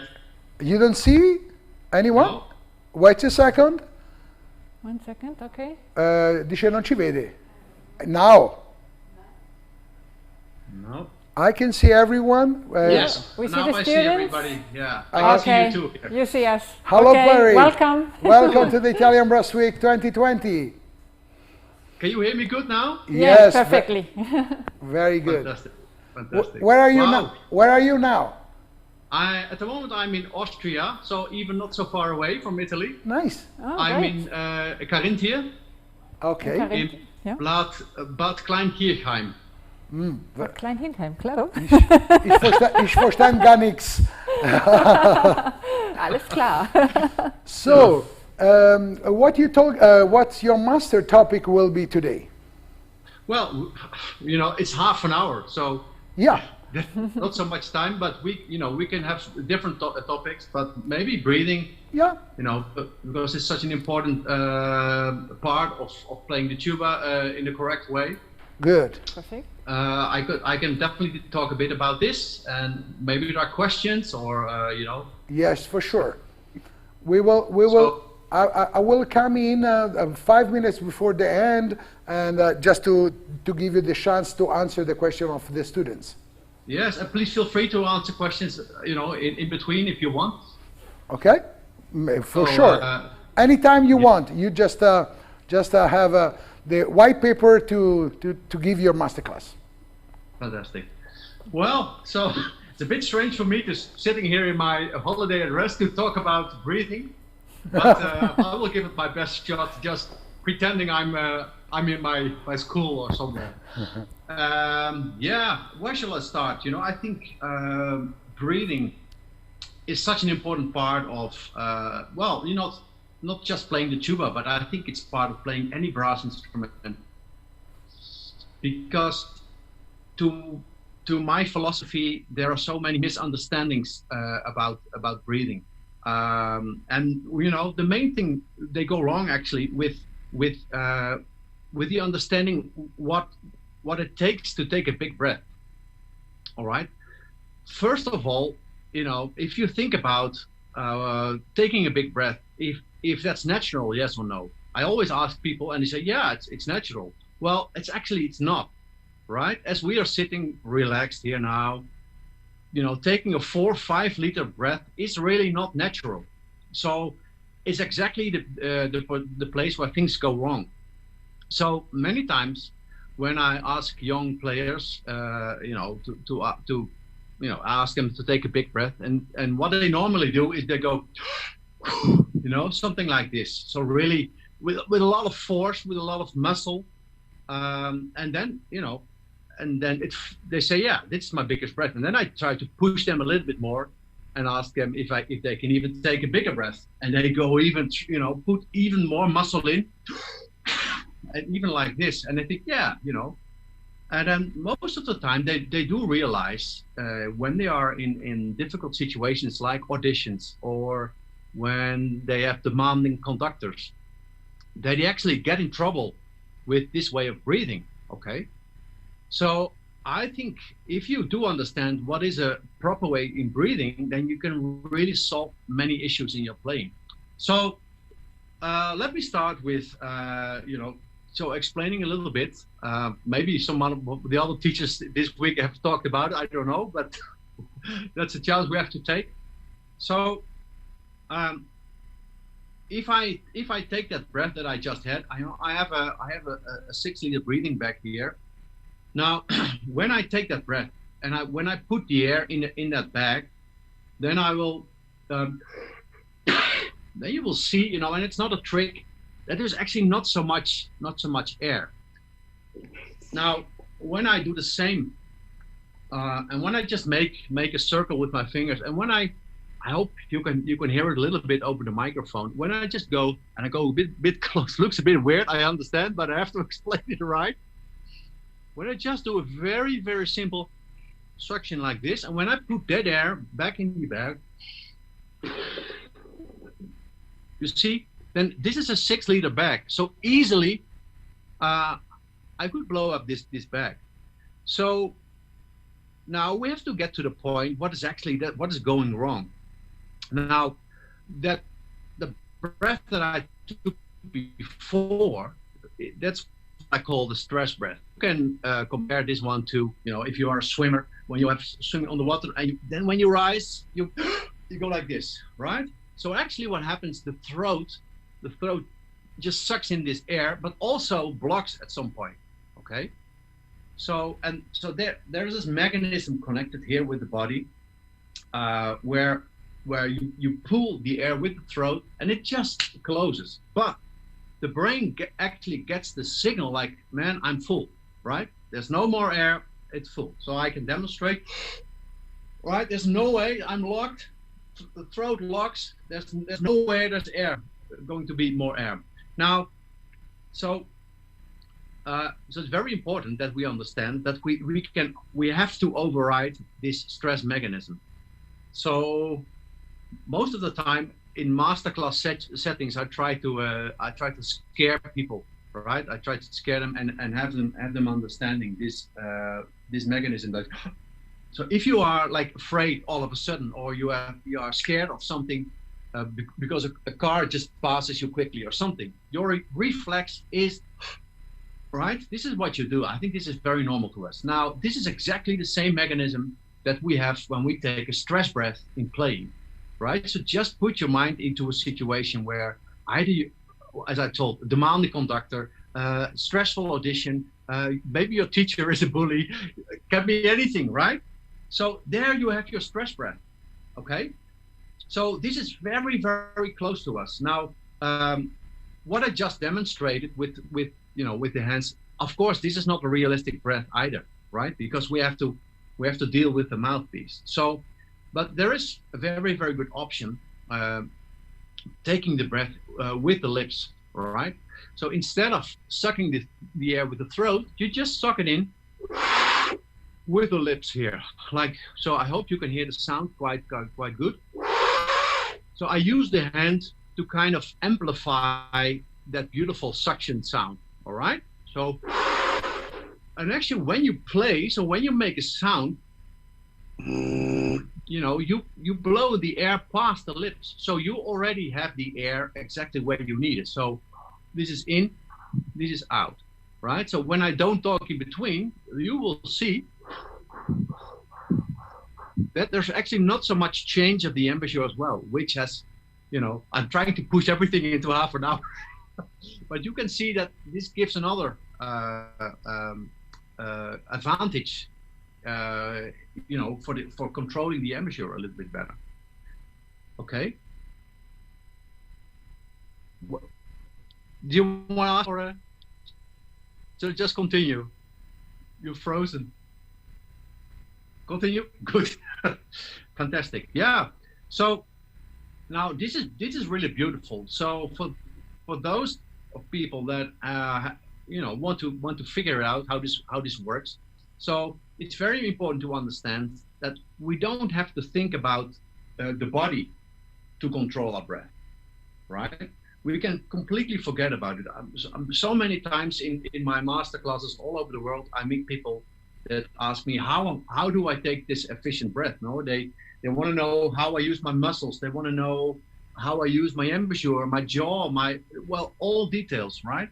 And the beautiful thing, you don't really have to. So if I think of this beautiful, dark, rushing sound past the lips, really the most warm sound that I can imagine.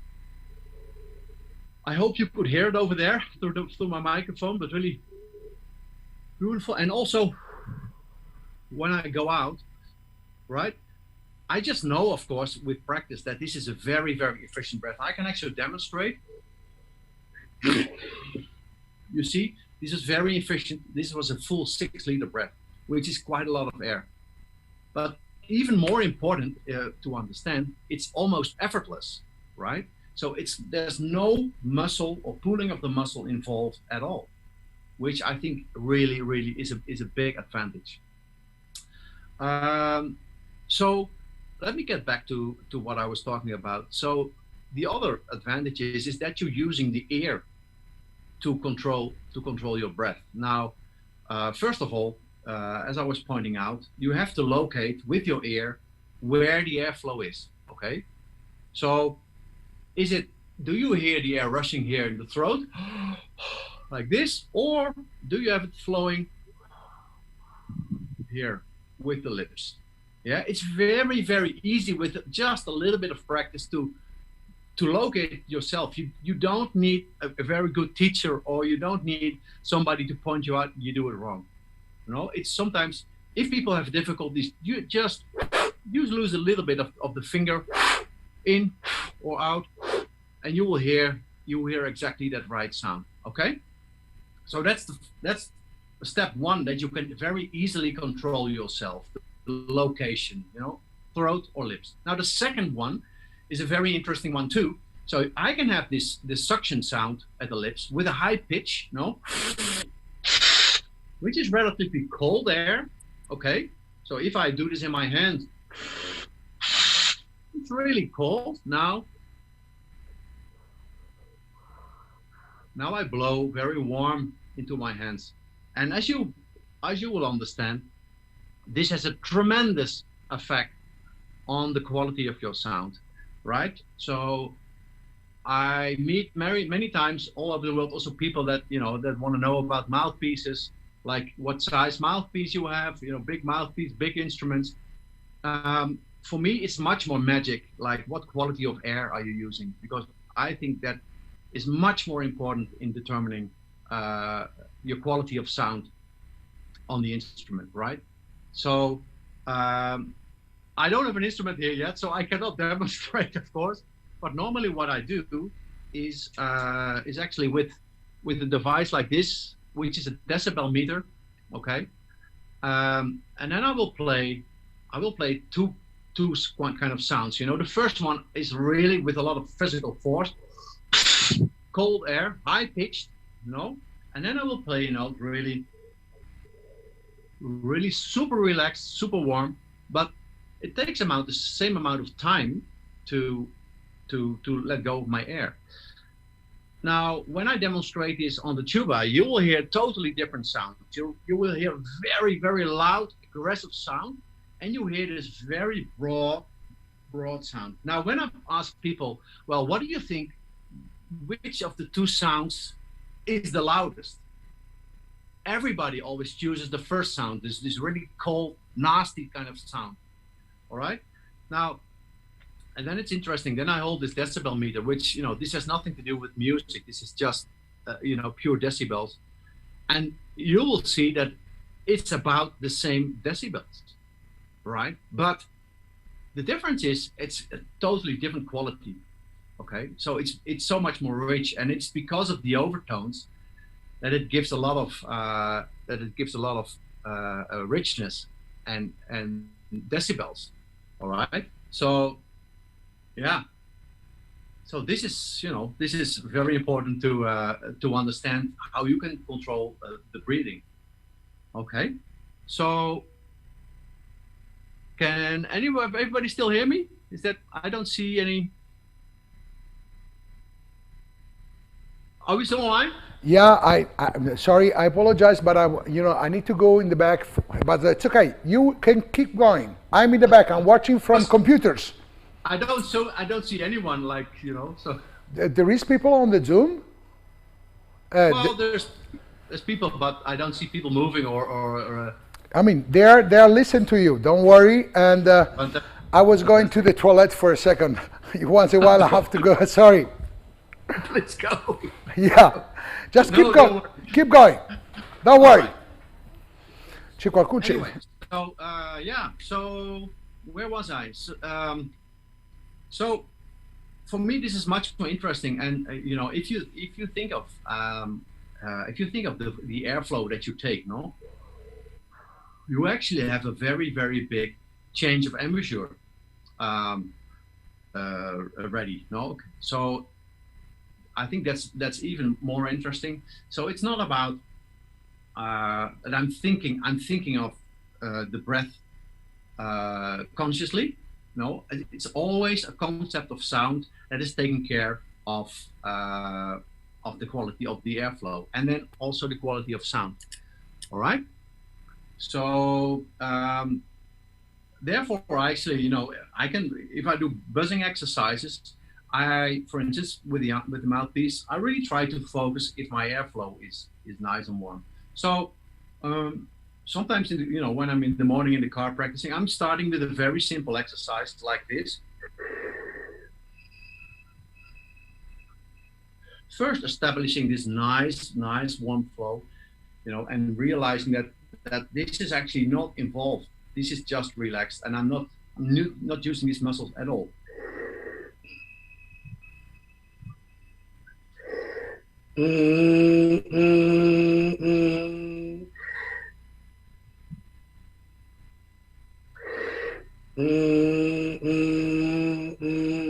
See? So I'm really trying to connect this very, very warm flow into my buzzing quality. Okay. So yeah. Now I think it's also very interesting because I think there's also not tuba players, but it's also other instruments. You know, people always say, yeah, but you know, this way of breathing is really like the Arnold Jacobs teaching, and this is tuba breathing. You know, and of course, if I'm speaking about this super warm flow, like this, right? This is not realistic for trumpets or horns, but you know, but the horns and trumpets, you have a much higher pitched kind of flow, and you don't need 4 or 5 liters at all. You know, I think if you have a decent 2 or 3 liters, that's enough. You know, although you know the very good trumpet players, you will see that they take very efficient breath too, right? But one of the advantages for me is definitely having the airflow already established here at the embouchure. Okay, so many times when I'm teaching master classes, it's either people playing excerpts or you know, low things, and then all of it, you know, most of the time I hear, it just takes a millisecond for people to hit the core. Okay, and you know, I think tuba players, I think we're lucky that it doesn't sound like kicks. But if you, for instance, you start 5th of Prokofiev, and you will start like, I think it's a kicks too, right? I think it really should. It really should start in the core. Okay, so therefore I really recommend also buzzing in the low register. And with my class in Amsterdam, we do you know, really low exercises. For instance, there's one great exercise which needs both. You need to establish a very nice, efficient, dark breathing, yeah, and you need to really be efficient in the embouchure at the same time. Now, when I do buzzing exercises, I think it's very important to have a pitch around. So either a piano, or you can use something like, which I hope you can hear it. This is like a tuning CD. So this is the pitch of F.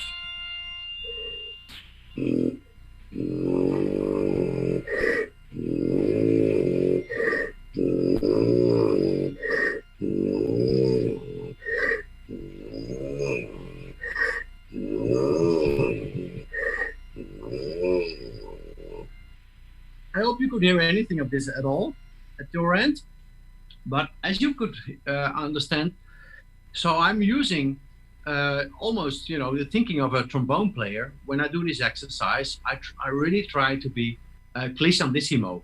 So I really have high quality buzzing all the time, something that you cannot do on your tuba, right? So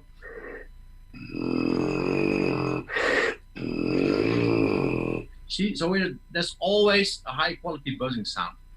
Okay, now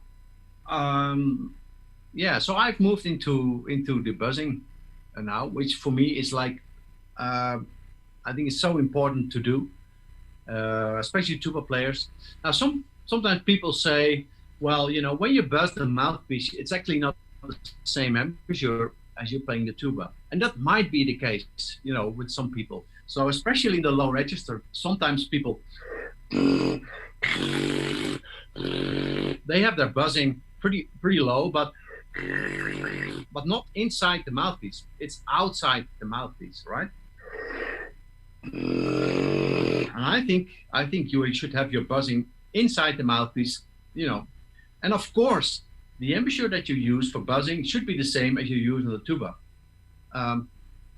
Maybe in the beginning, you know, it doesn't work yet, but I think with a little bit of practice you can make it work. But definitely I recommend every tuba player to explore this register in buzzing. Okay,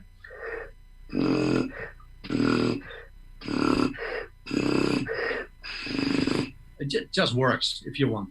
Now if you have difficulties, it's totally all right to maybe create a little bit resistance, you know, with either the pinky on the end, or if you have a small garden hose connected to it, you have a little bit more resistance, that's fine. But, you know, with the garden hose, you also create a little bit more of overtones on the tube, yeah. But definitely, you will have to experiment a little bit and be patient with the low register buzzing. But it will pay off big time if you can control it. Now, there's another small thing that I want to mention. I see already faces starting to come up in the screen, which is nice. Now I can look into some faces. Great. I think there's a very, very important issue with buzzing the mouthpiece. You know, if I think of nothing and when I go from a normal low C, which is this. Oh, a second.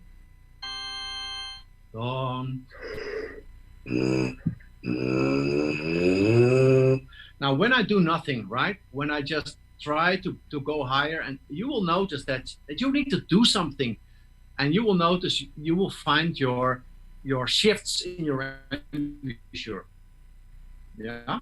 So, I think you could hear it very well, but you hear like a kind of a bump. Okay. Also, when I go down, I kind of jump over, which is sensible. You know, it's exactly where your partials are. Now, when I do it again, I can override these bumps, and you will hear a very, very even glissando.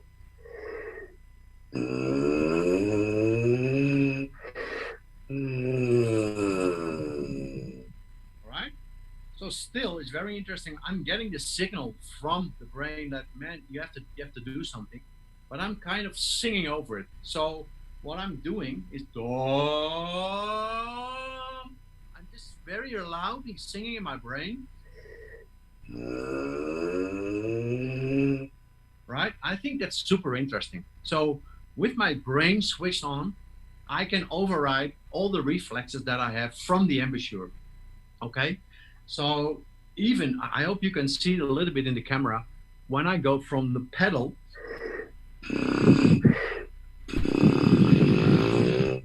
yeah, I go a bit closer, you can see it.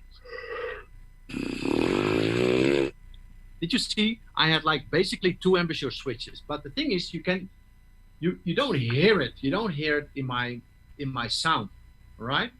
So it's many times I come people that want to shift into lower register, you know, shift low Fs, shift low Es, and then this is very, very inefficient and confusing, especially when you are under pressure and, you know, the mind and the embouchure have to make a decision what embouchure shape you're going to take. All right. So the only way you can really be in charge of all these complex embouchure things that we have to deal with in the low register, but also in the middle register, is, you know, with the singing voice. So an exercise that I just did, it's not so much a physical exercise, but it's also a singing exercise. So that's why I use this app. It's a bit soft maybe, but you can you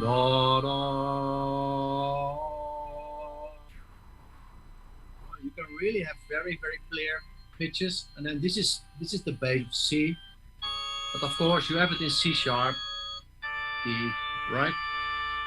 And for those of you that, you know, have understanding of pitch, you will understand that, for instance, in the scale of C, the G needs to be a bit higher, and then when you are in the scale of D, where the G is the 4th, needs to be lower. Yeah, but you will train your ear to adjust to this. Not so much your knowledge about the intonation, but much more these very, very quick adjustments of the embouchure. Right now, I think this is a small subject that that I should address. So the reason why I practice mouthpiece buzzing is to be you know, to be efficient outside of the core on my instrument. As all of you know, there's not one tuba that will be in tune, and you know, the whole question is what is good intonation. Okay, I think we always need to adjust to what is happening around you. Of course, we need to establish very good fundaments, you know, to either an orchestra or trombone section or whatever ensemble you're playing in. But also sometimes we are, you know, a third or a fifth or whatever, and I think we need to adjust too. Now, you know, as you know, we can adjust slides, but there's just so many notes that we cannot adjust. We don't have time, and we need to sound pretty good outside of our core, either higher or lower. Okay, so when you practice exercises like this, where you're you know, practicing the glissando, you try to have a high quality buzzing sound all the time, and you will notice that it's much easier on the instrument to lower the pitch or higher your pitch just a little bit and still sounding very good, right? I hope there's not too many trombone players in the group now, but you know, but in a way, trombone players have it a little bit more easier. So if they adjust their intonation, you know, they will move their slides either up or down, okay? But it also means they take with them the open core of their instrument, okay? We tuba players, we cannot. So probably all of you recognize this feeling of resistance. So when you go higher, you will notice there's a bit of resistance. We should get used to this, okay? We should get used to, and we need to have these very much a bit more complex embouchures, okay? So, well, of course, there's a whole range of exercises that you can do. There's another kind of nice octave exercise, which many years ago, I did this with one of my great teachers, Roger Bobo. All of you know him, which is a wonderful exercise. So you start.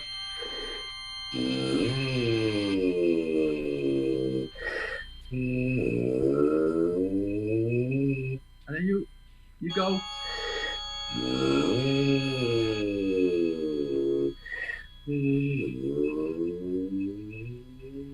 I think this is one of the great buzzing exercises that you can do. But be very intelligent about this exercise and don't just do this physically, right? So first of all, lower your dynamics, okay? And do understand when you buzz this dynamic is super loud. So you cannot really judge the quality of dynamic on the buzz. Go dynamics to what feels like mezzo forte and put all the air that you have into the glissando down or up, right? And really notice, like, where are my clicks, where are my embouchure switches, and try to sing over it. Try not to physically adjust, but try to sing over this. Yeah, so I think this is one of the great exercises by Roger Bobo that I, you know, even up to today, is one that I use quite a lot. The other one that I do this a lot too. You know, I think if you understand what we're trying to do here, you know, so it's actually not so much training the lips, but it's much more training the ears at the same time when you buzz the mouthpiece. Then you will realize it's up to you, right? So it's up to you what you can come up with. So I very much like also skill exercise, but I'm always using pitch.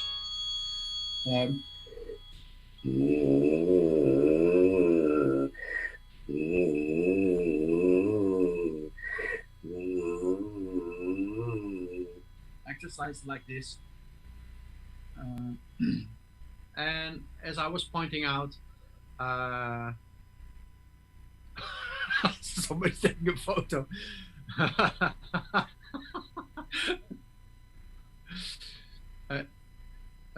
So, you know, in the past Corona weeks that we've been doing, I very intensely been working with my tuba students in Amsterdam, and you know, many of my old students, they came into the class, and we did many online classes.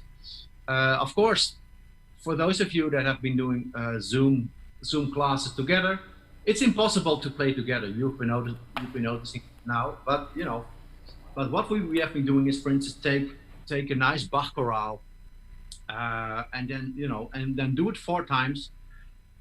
You just pick every line, Yeah, so it's always in 4 voices. You pick every line. It's all right if you keep everything in the middle register, but it's so much fun to do. Then I will run the official sound pitch of the organ, which by coincidence I have a very, very slow recording of the Baccarat. Yeah, but it's really so much fun to do, and it's very, very good ear training at the same time. Perry, thank you very much for your wonderful masterclass. I did my best. You remind me very. Holiday mode too. Yeah, you remind me very much Arnold Jacobs. Thank you very much. Well, thank you. That's the biggest compliment that you can ever give me. Yeah, you remind me very much, because he always was talking about, okay, of course music, but also, the balloon and how to breathe slowly, don't make pressure, think about the music. That's very, very good. Thank you. Yeah. It was a pleasure being here in the week. Are there any questions to answer, you think, or? I think we have to skip, because the TV studio, they told me that we are out of time, and we need to send some sponsor, and then there is a Ximo Vicedo from Madrid. So no problem at all. I thank you very much, and thank you. Lovely masterclass. Thank you very much. Thank you. And good luck with everything there. Thank you. Very much. Ciao. Bye bye. Ciao, ciao, ciao, ciao. Bye. Thank you. So,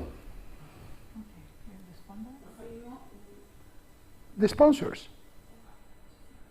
In Magnerkirchen gibt es eine sehr lange Tradition von der Herstellung von Musikinstrumenten, die über 350 Jahre mittlerweile andauert. So, in unserem Werk fertigen wir die Marken B&S, Heuer, Scherzer, Melton, Courtois und Bessem. Das sind in Summe über 10.000 Instrumente, die wir hier pro Jahr fertigen. Und das alles in reiner handwerklichen Fertigung. Natürlich das auch teilweise in Kombination mit hochwertiger CNC-Technik. Das heißt, unsere Perry-Nähmaschinen oder die Teile dafür werden auf CNC-Maschinen hergestellt, aber wie zum Beispiel die Schallstückfertigung, die Anstoßfertigung von den einzelnen Instrumenten, das ist wirklich in der klassischen, traditionellen Fertigungsweise, so wie wir das seit über 200 bzw. 250 Jahre kennen. Unsere Fertigungstiefe hier beträgt 100%, das heißt, sämtliche Bauteile, die wir an einem Musikinstrument vorfinden, werden bei uns in eigener Fertigung hergestellt. Das fängt an Schallstückfertigung, Anstoßfertigung, Zugfertigung, sowohl für die Ventilzüge als auch für die Handzüge von den Posaunen, die Montage, die Oberfläche vom Polieren bis Versilbern, Vergolden oder Lackieren von den Instrumenten. Unsere Instrumente, die wir hier herstellen, werden auf der ganzen Welt von vielen namhaften Musikern gespielt. Sie sind in allen Orchestern der Welt zu finden, wie New York, Berlin, zum Beispiel die Meistersinger-Posaunen werden in Wien gespielt, bei den Philharmonikern. Das ist eines der namhaftesten Orchester der Welt. Wir sind permanent bemüht, unsere Instrumente weiterzuentwickeln, seien es neue Modelle oder auch kleine Veränderungen an Instrumenten, die dem Musiker helfen, das Instrument mit Leichtigkeit, besserer Intonation oder Ähnlichem spielen zu können.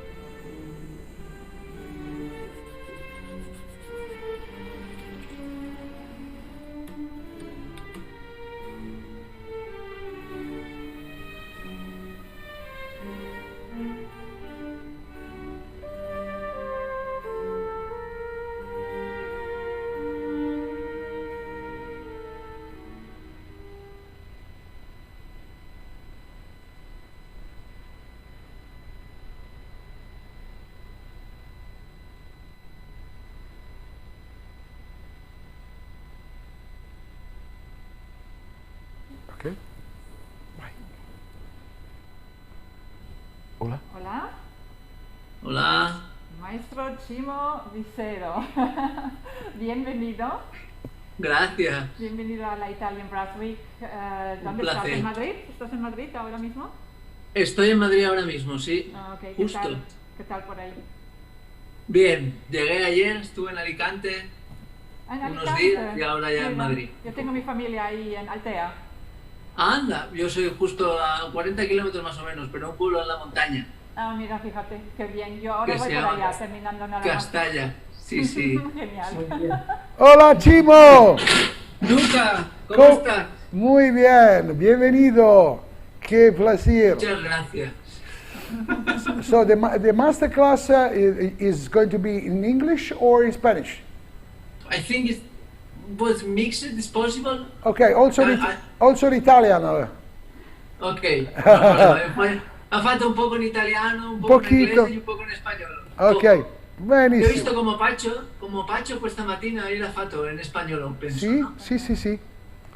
You can do it a little bit in English, so the concept of up sound will be understand from many different languages. Okay, I think I told about the up sound and the new one, but yesterday we finished the new up mute for trombone too. Ah, nice. The new one is the last model. I think it's not. No, it's non ancora per la venta, ma in 2 settimane siete buono per la venta già. Okay. Io penso che è una buona cosa per la presentazione all'Italian Brass Week della nuova sordina Sicuro. por trombone. Ximo, se necesita una traducción, Tania puede traducir todo. Ok. Sí. Bueno. Me quedo aquí, cualquier cosa que necesites del inglés español, aquí te puedo ayudar. Vale. ¿Vale? No, creo que irá bien, pero de vez en cuando si me lío me quedo un poco, aquí por si acaso. tanto hablar, no, pero como es media hora solamente, hablaré un poco sobre el lap sound. Haré algunos ejercicios un poco con el trombón también, muy poco, hacer un poco de la sordina, y si eso podemos hablar un poco, si alguno tiene alguna pregunta sobre el concepto de cómo hacer los ejercicios con el up sound. Fenomenal. Okay. Pienso que bien. Puede empezar. You can start. Ah, ¿ya empiezo ya? Ya. No son las 5:30 todavía, ¿o sí? Sí, de hecho te faltan 3 minutos. Sí, más 3 minutos. Vamos un poquito. We give you a little bit more time because you are from the Stoneby family. Tienes 3 minutos más para tu masterclass. No, tengo 3 minutos, no. Hoy llegué ayer de Alicante porque hoy tocamos la quinta de Beethoven con la orquesta hoy un poco. Ah, ok. No tocaban la orquesta desde marzo. Desde marzo, pues claro, con la situación, sobre todo ahí en España. O sea, fatal un poco. Y hoy ya estamos tocando con vidrios delante, muy separados y muy poca gente y fatal. Pero bien que están tocando, porque muchos que ni tocan. Sí, es el último concierto, pero no sé si va con público o muy poco público también, por el momento. Muy poco, pero después no sé qué pasará ahora también, porque en España está empezando un poco por regiones, un poco a haber más contagios, entonces no sé qué pasa. Bueno, pues creo que es una cosa general un poco, la gente se junta un poco más, nos confiamos un poco. Claro, pero han tenido y es lo que puede pasar, pero intentaremos aguantar. Esperamos lo mejor, ¿no? Sí, mejorando. pero vamos bien. ¿Estás listo? ¿Vais a hacer una presentación antes o algo? ¿Cómo? Preséntate tú. Ah, me presento yo directamente. Sí, naturalmente. Y también el tema de tu masterclass, para que la gente sepa. Vale, ok. Si te parece perfecto. bien. Y después hablamos un poco contigo también, Andrea. ¿Lo parliamo le due o no? ¿Io e tu? Sí, o no. Ok, no, el tema está para todos, es así. Tú empiezas tu masterclass, explica lo que tú quieres explicar, y después al final yo me voy a poner otra vez en el vídeo, y si tienes preguntas los chicos o los estudiantes, vamos preguntando a los estudiantes. Ok, perfecto. estamos online, Chimo. Ya Perfecto. Estamos en Entonces, claro. Bueno, buena masterclass. Enjoy your masterclass. Muchas gracias. Gracias. Muchas gracias. Un placer estar aquí y lo bueno es que el Italian Brass Week sigue y no se cancela, que eso está fenomenal. Mucho trabajo online, pero creo que vale la pena hacerlo para todos. Un poco de ánimo, todos. ¿Empezamos? Bueno. Ok. Bueno, buenas tardes a todos. Soy Ximo Vicedo, trombón principal de la Orquesta de Radio y Televisión Española aquí en Madrid y artista Stomby. Y hoy yo os quiero un poco ayudar a que entendáis un poco el concepto de esta nueva herramienta, un poco que es el ALPTRAUM, que muchos ya conocéis, pero que creo que necesitamos un poco para poder trabajarla bien, el cómo tocarla y el qué ejercicios son los que yo hago. Para mí, empiezo todos los días con el ALPTRAUM porque creo que es la manera que conduce mi calentamiento hasta tocar el instrumento. Antes, cuando no tenía esto, hablando con Vicente Honorato, que es el creador de este ALPTRAUM, nos veía calentar a Pacho y a mí y siempre nos decía que utilizábamos como dos calentamientos, uno con la boquilla y después teníamos que empezar de nuevo otra vez para volver a calentar con el instrumento, porque nuestra columna del aire y nuestra garganta no estaba colocada para tocar el instrumento. Entonces él nos ideó esto, el que crea la misma resistencia que tenemos con el trombón, la trompeta, la trompa. Y ahora con esto es como algo que une directamente a tocar el instrumento. Y para mí, después de tocar con el ALPTRAUM, puedo tocar directamente con el trombón sin ningún problema.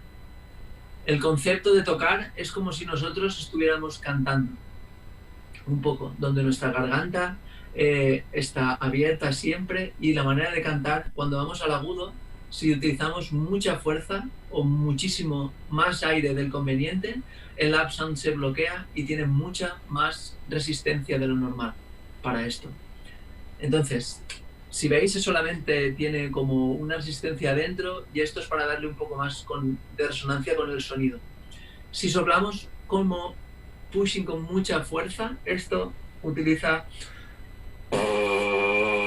y es como un bloqueo para nada. Tenemos que buscar un sonido como si estuviéramos tocando con el trombón, por ejemplo, ¿vale? Entonces, los ejercicios que yo hago directamente por la mañana es empezando desde Fa mayor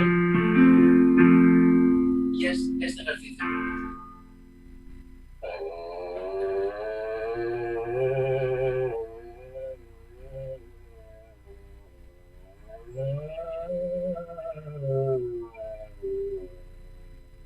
Ahora lo he hecho lento, pero tenemos que hacer igual que si lo cantáramos. Nuestra voz tiene que ser la misma, o el timbre de nuestra voz tiene que ser el mismo. Si hago...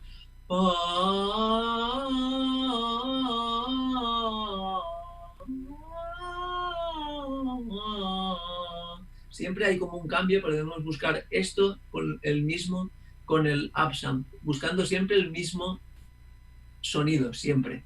Y sin nada de forzar para esto, siempre. Si hacemos si bemol mayor,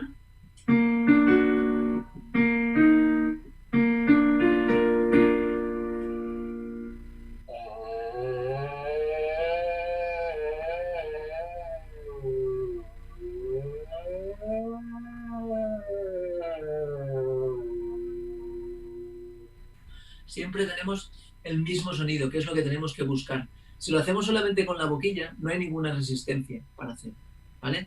Entonces, este nos ayuda a la respiración que nosotros tenemos. Siempre vamos a utilizar el mismo aire que cuando tocamos con el instrumento. Después vamos a tener siempre nuestra columna del aire esté colocada, porque si no la tenemos así, nuestra afinación baja siempre. Y después los ataques siempre van a estar en el centro para esto. If you want, I can speak in English if you want. I would be. There is something. Yeah, It's there is a student Okay. that's asking to translate a little bit in English. Okay, Good. it's possible if you want to translate it. It's possible. That is the up sound for me is the same when I played my trombone for this one. I think it's the up sound is the same sensation when I play the trombone normally, but when I use only the mouthpiece, is no resistance on nothing, and is the notes and the intonation is not the same when I play the trombone for that. And with this is we search the same sound and the same articulation when I play it. Sometimes it's all the times the same sound. It's the same when I sing.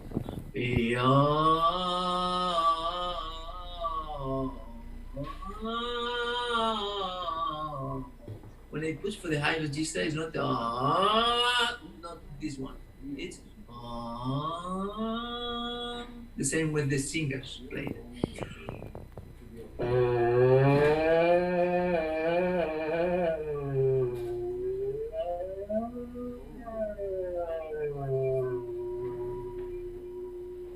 And the same for the low.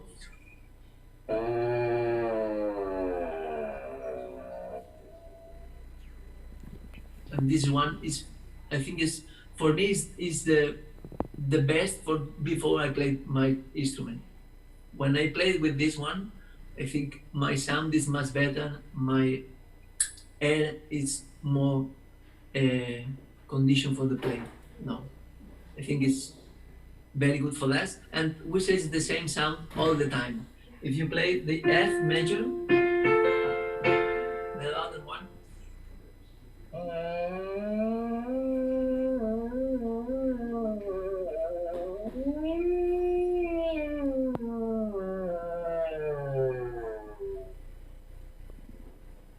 All the time the same sound when I played my instrument for that.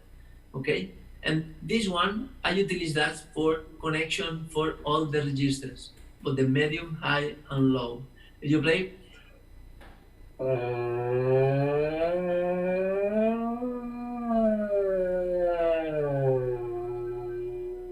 with the glissandos, the notes, and the one more is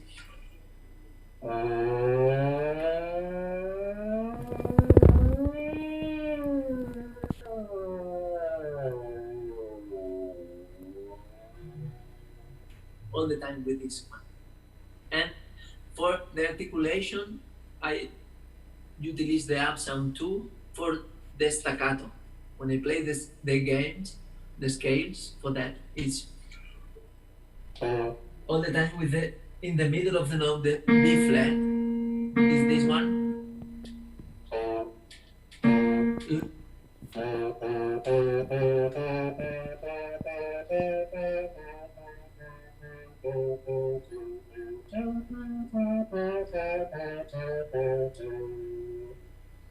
I think all the notes is in the middle, but with the up sound is not the notes, it's all the notes in the same.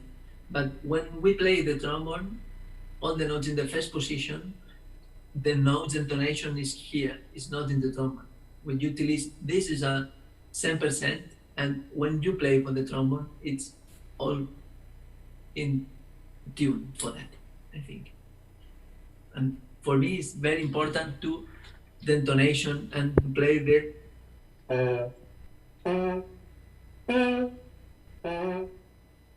it's not all the time, but it's the notes is all the time the middle and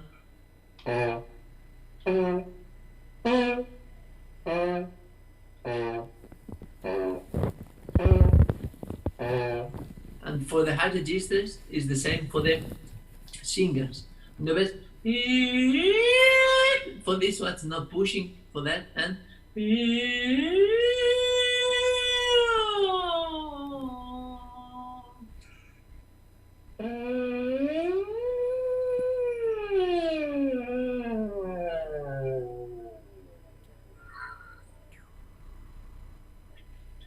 this one for me is for warm up for me before I play the trombone for that. But after I think for study for the concerts on the problems for intonation when I play the concerts or study or the orchestra solos for orchestra, tres d'orchestra. I think for the intonation is very, very slow and play the things for this very good. You play this is E flat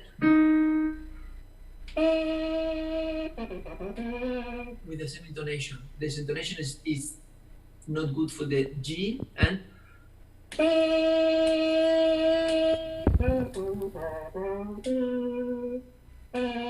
all the time. When you play this, the intonation for the sound and this one. I think it's very good to play, and the same when I play the trombone. For me, it's I play. Okay.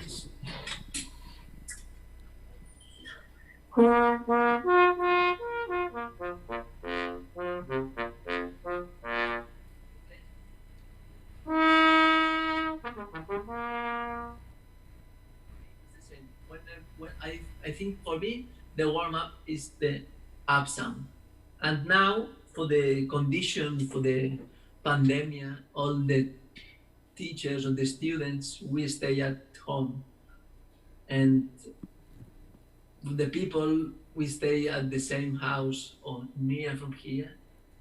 I think is a problem, but play all day for that. And for the up sound, this is a new one.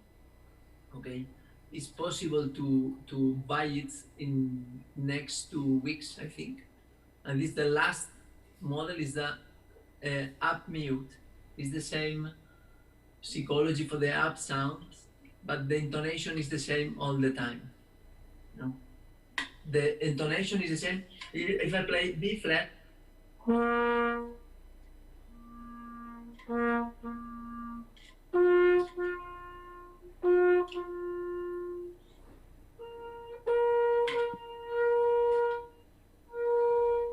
The intonation is the same all the time. Or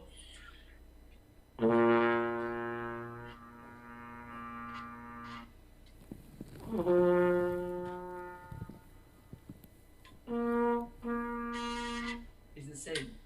Okay? This.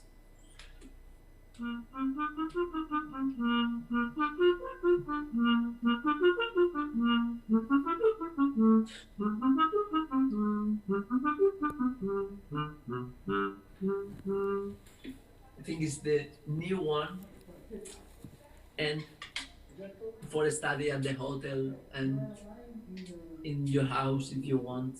I think at this the study mute. I think for me it's not too much than 30 minutes, not 2 hours or not 4 hours. I think it's only for 20 minutes or 30 minutes. It's not too much for that. I think only a little bit. If you want this play open and not closed.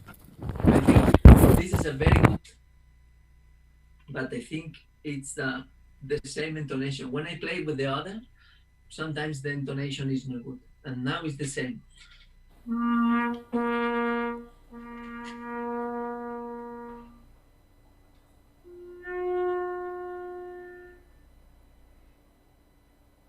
it's the same sensation when I play the up sound for that. Okay, this is for me. And for work with the up sound, I think if you want the intonation when I sing it, this one is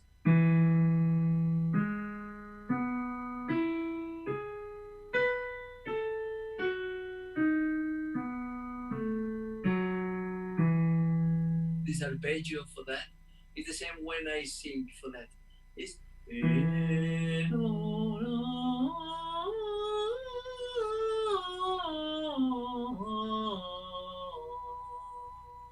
and search the same sound when I play with this one.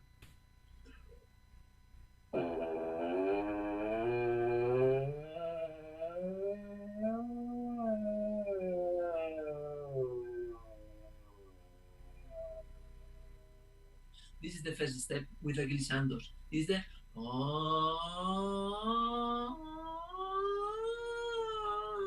not with the tongue, it's only with the position for the mouth, a little bit one.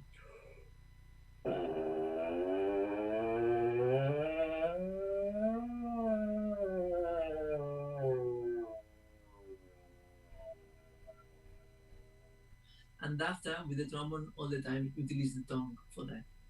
And the second step, if we utilize the tongue for that, we need the tongue for that. And this,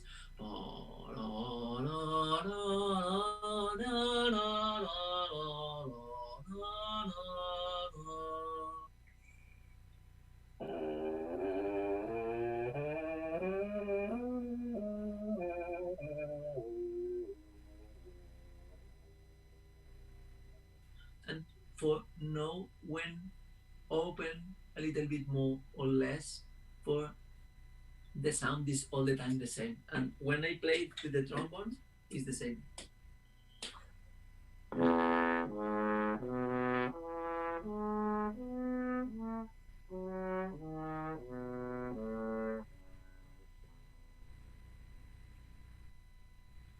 all the time with the same tone, the same sound, the same the intonation, always perfect for that.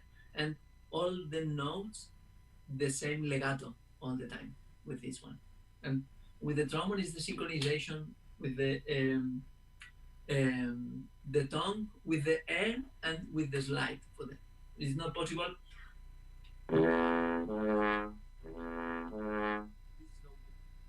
It's the same when we play it for the trumpets of the horn, with the move his fingers at the same time we change the note, and we change it the slide at the same time for that. Okay, it's the same. Okay,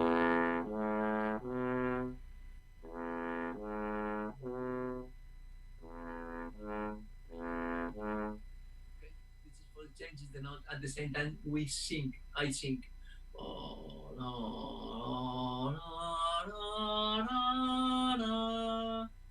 And the same with the trombone.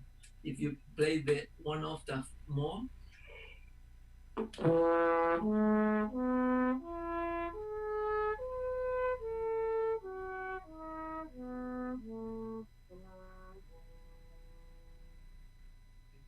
the time with the same and the same legato all the time for that. And the up sound, this is the name for that. I think it's one. If a question with the name of this one is up sound for that, and we change it with other.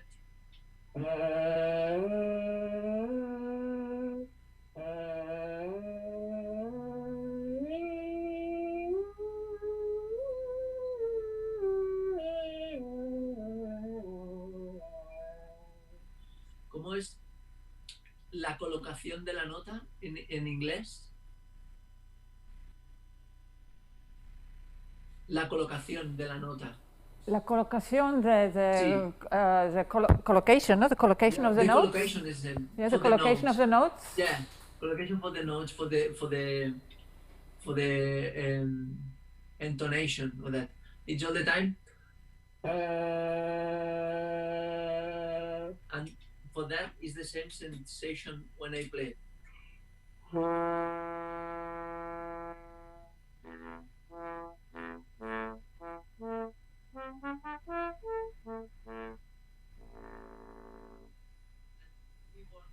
With the up sound, I think is I study all the pieces with this. But for me, it's more security when I play it.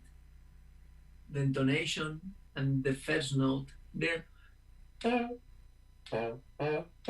all the time for the B flat.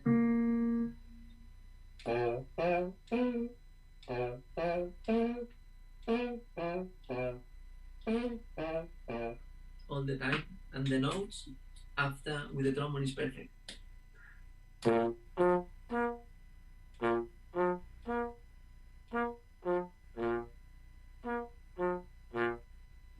the time, open the mouth and this one, and very relaxed to play with the up sound, and after very relaxed play for the instrument all the time.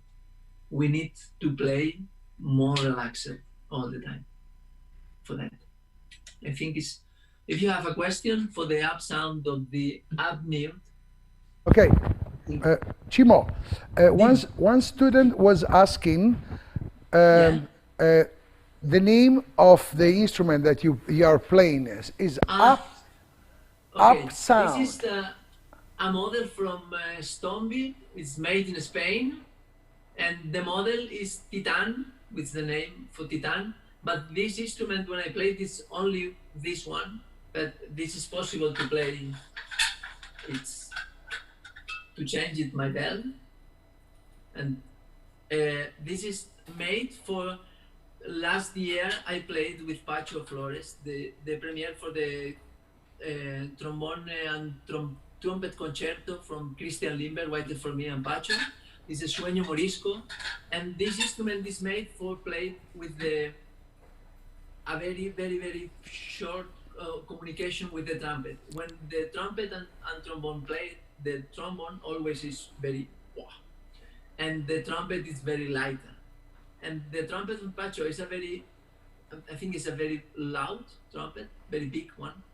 And the trombone, it's a little bit lighter, and the communication for the trombone and trombonists is perfect for that. It's a very synchronization for that. It's a brothers.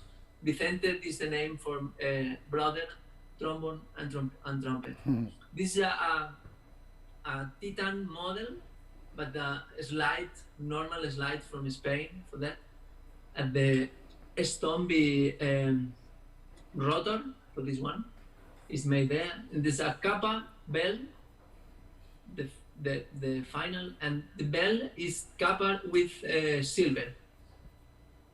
This is from Stomby, and I think it's this one. The name is Maxi Clapper, and is for the sound. When I play it, the sound for me is more comfortable, and it's more harmonics for play, and it's possible for me to modify the color of the sound. If I want to play with a different colors for me, I think it's very good for me for that. This is from Stomby, only from Stomby, and the sound is more warm and more comfortable. And this, you need to play these instruments very relaxed, and the air very slow for me. This is my trombone. When I played this one and other case is the same, but this all the bell is Kappa with silver with this one. Wonderful. So there is another question. Can you read the Ximo? Can you read the question on the chat? Can you see it? I don't know. Yes, I think chat. Otherwise, I can read it. Te lo transmitimos, pero. Julia. Vale, es un accesorio de la boquilla. Sí, well, el nombre de este aparato es UpSound. Y se puede conseguir por internet en upsoundexperience.com. UpSound en Facebook, sur Facebook is possible. And the other in 2 weeks is the UpMute. In 2 weeks, I think it's possible to buy one for this. I think it's for me. I think it's the best. Mute to play in the house or in a hotel. I think it's the intonation is all the time the same. When I play with the others, sometimes the note is not in the right position, and with this one, it's possible to play in this position. It's the same intonation all the time for that. Yes, I think it's upsoundexperience.com. Yes. Is that one. Yes. Ximo, thank you very much. Gracias. Thank you, Luca. I think it's a pleasure to stay here on Italian Brass Week.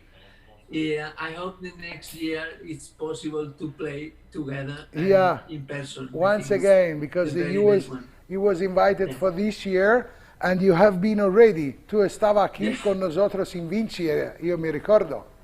Sí, sí, en Fantástico. Vinci hace años ya. Un poco, Con sí, toda sí. la familia española. Sí, también, me lo pasé súper bien y fue una experiencia, la verdad, que fenomenal. Espero que se repita y enhorabuena por este nueva normalidad de Italian Brass Week. Es mucho trabajo el tener masterclass todo el día, el tener a la gente enganchada y por lo menos este magnífico festival no queda como aplazado, sino que se hace por medio de las redes, que es lo que nos interesa y debemos estar conectados. Debemos estar conectados, pero es mucho mejor el estar frente a frente en vez de delante de una pantalla. Para mí. Es lo que... Un abrazo fuerte. Muy fuerte. Muchas Chao. gracias, Chimo. Gracias. Un placer, muchas gracias. Fenomenal todo. Chao. Chao, gracias. Chao.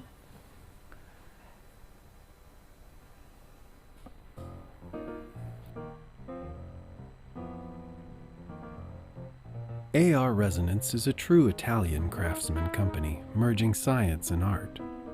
Antonio has developed a unique approach to creating versatile instruments and mouthpieces which offer a wide array of sounds, spanning from brilliant and vibrant to rich and mellow, and everything in between. The primary mission in developing AR Resonance products is to simplify the player's efforts by fine-tuning the response of every element of the equipment.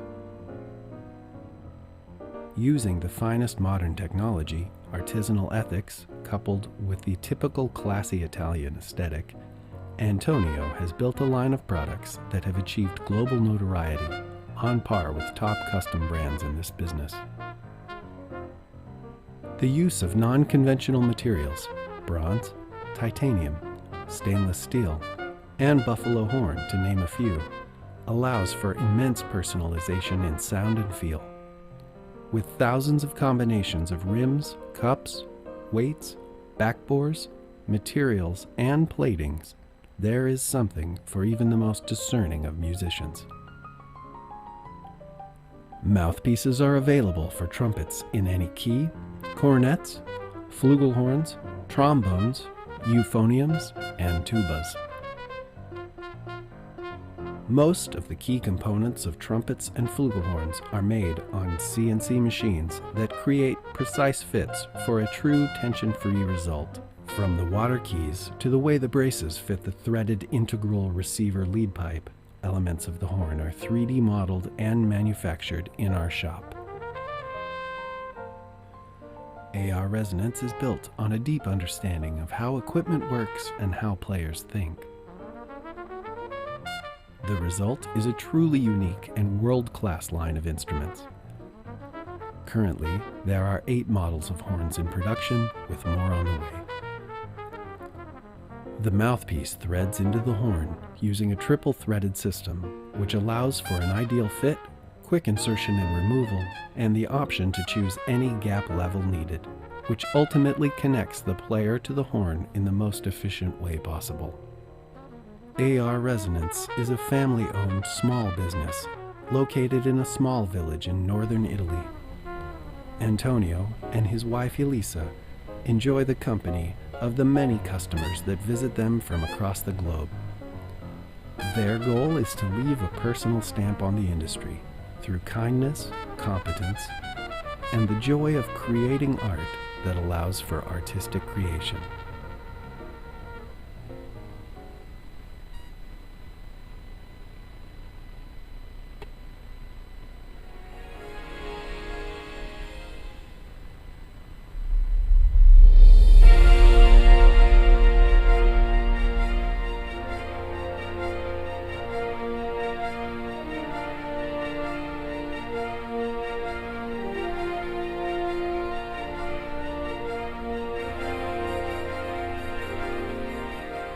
I would wholeheartedly like to support Maestro Benucci's Italian Brass Week.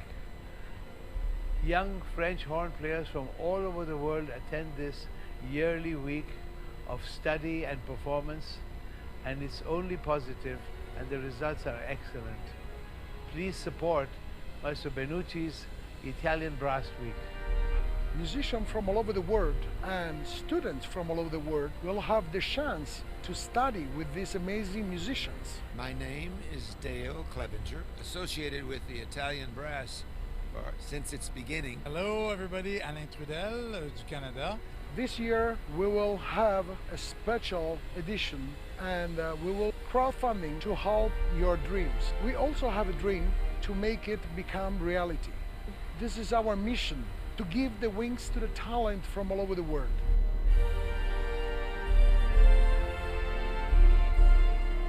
We hold new generation of musicians close to our hearts. We dedicate our passion, time and energy each year to them by organizing this festival. Dedicate something to this, except you, with your donations and help make these dreams to study at the Italian Brass Week come true.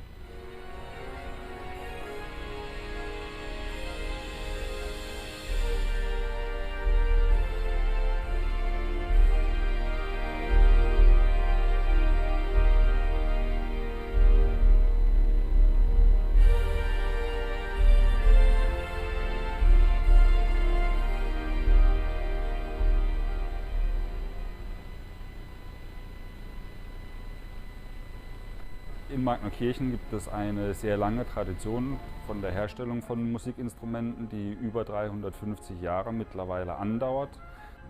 So, in unserem Werk fertigen wir die Marken B&S, Heuer, Scherzer, Melton, Courtois und Bessen. Das sind in Summe über 10.000 Instrumente, die wir hier pro Jahr fertigen. Und das alles in reiner handwerklichen Fertigung. Natürlich das auch teilweise in Kombination mit hochwertiger CNC-Technik. Das heißt, unsere Perry-Nähmaschinen oder die Teile dafür werden auf CNC-Maschinen hergestellt, aber wie zum Beispiel die Schallstückfertigung, die Anstoßfertigung von den einzelnen Instrumenten, das ist wirklich in der klassischen, traditionellen Fertigungsweise, so wie wir das seit über 200 bzw. 250 Jahre kennen. Unsere Fertigungstiefe hier beträgt 100%, das heißt, sämtliche Bauteile, die wir an einem Musikinstrument vorfinden, werden bei uns in eigener Fertigung hergestellt. Das fängt an Schallstückfertigung, Anstoßfertigung, Zugfertigung, sowohl für die Ventilzüge als auch für die Handzüge von den Posaunen, die Montage, die Oberfläche vom Polieren bis Versilbern, Vergolden oder Lackieren von den Instrumenten. Unsere Instrumente, die wir hier herstellen, werden auf der ganzen Welt von vielen namhaften Musikern gespielt. Sie sind in allen Orchestern der Welt zu finden, wie New York, Berlin. Zum Beispiel die Meistersinger-Posaunen werden in Wien gespielt, bei den Philharmonikern. Das ist eines der namhaftesten Orchester der Welt. Wir sind permanent bemüht, unsere Instrumente weiterzuentwickeln, seien es neue Modelle oder auch kleine Veränderungen an Instrumenten, die dem Musiker helfen, das Instrument mit Leichtigkeit, besserer Intonation oder Ähnlichem spielen zu können.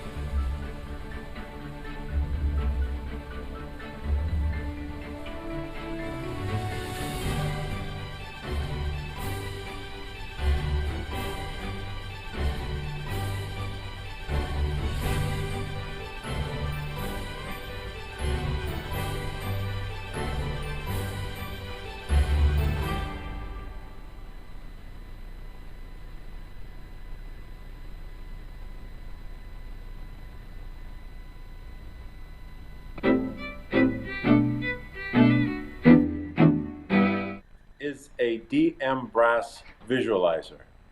It is a round rim. You put it around your mouthpiece and you get your mouthpiece. And the DM Brass people, Danilo, he makes a very good product.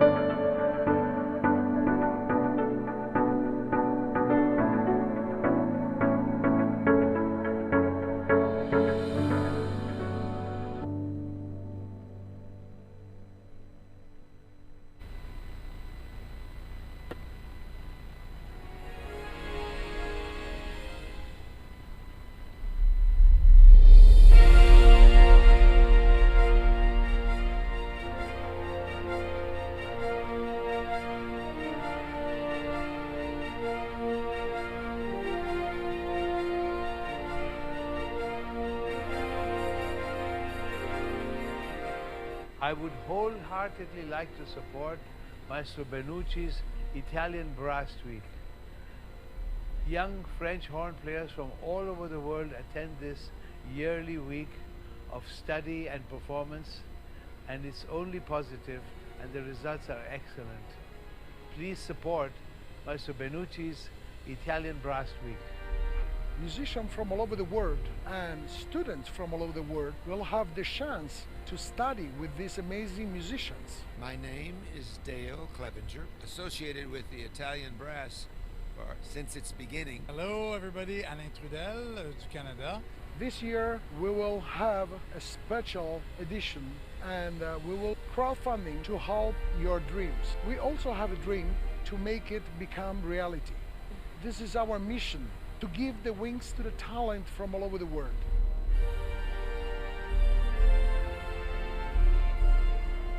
We hold new generation of musicians close to our hearts. We dedicate our passion, time, and energy each year to them by organizing this festival. Dedicate something to this, except you, with your donations and help make these dreams to study at the Italian Brass Week come true.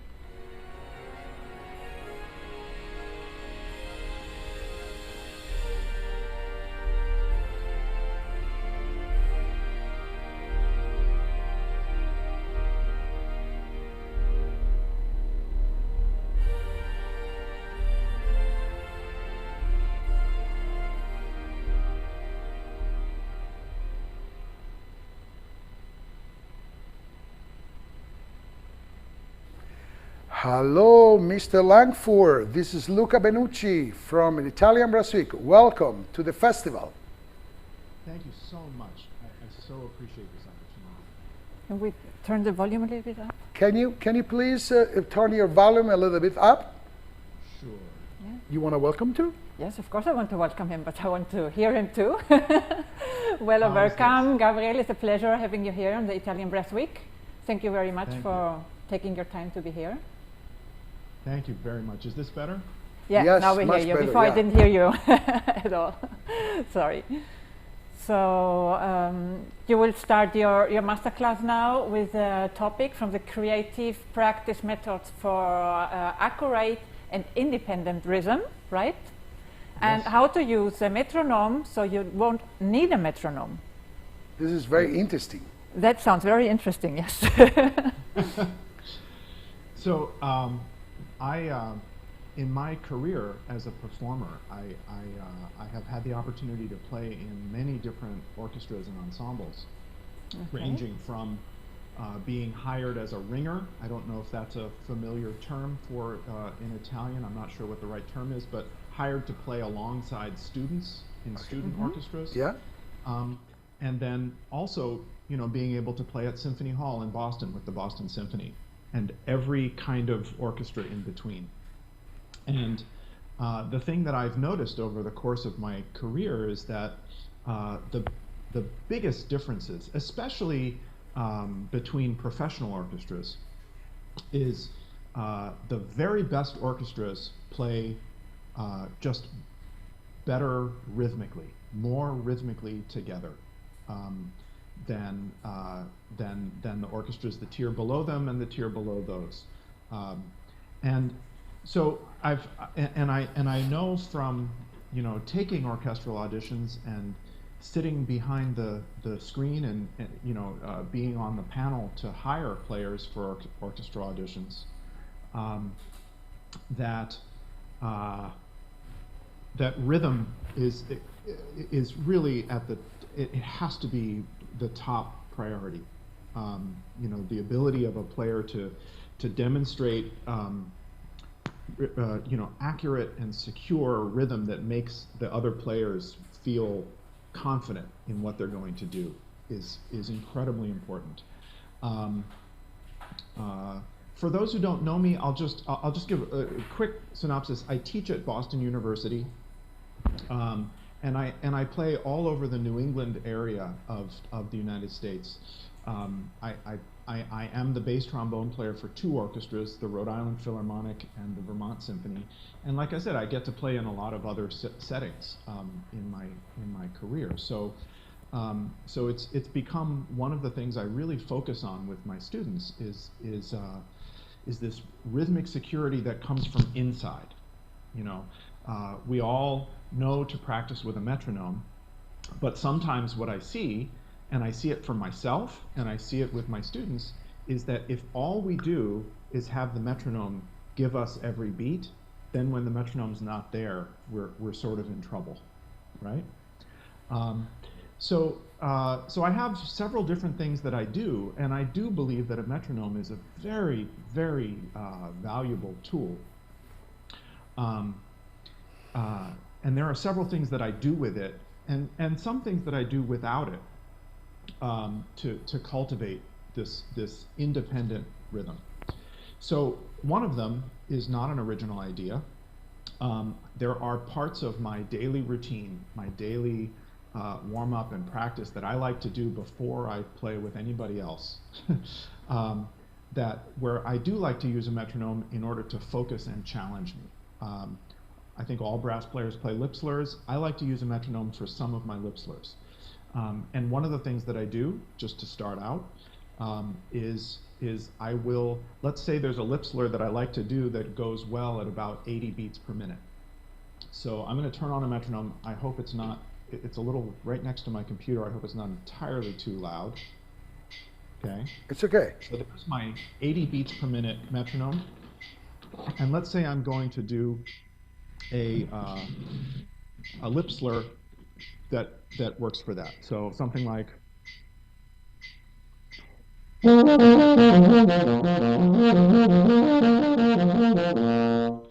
okay, that's a nice lip slur that I like to do. I do it most days, not necessarily every day. But it's more valuable. I get the same benefit physically and more value mentally if instead of my metronome being at 80 beats per minute, I put it at 40 beats per minute.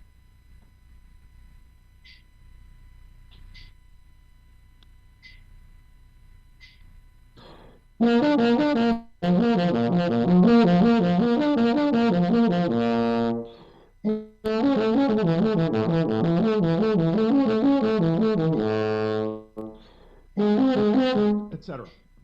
Okay? So that, and I kept going because it's not just about doing it once, it's about taking a breath and doing it again and keeping the subdivision going in your head while you take the breath so that the next entrance is right there where you want it, okay?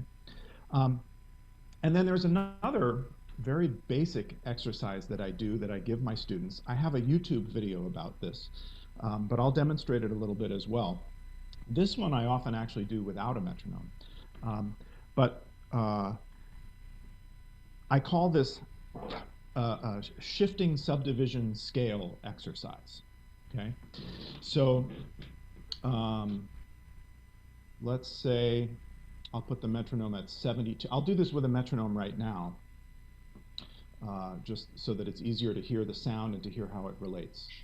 So let's say I have a metronome at 72, and I'm going to play some simple scales. I'm just going to make them 5-note scales, first 5 notes of the major scale.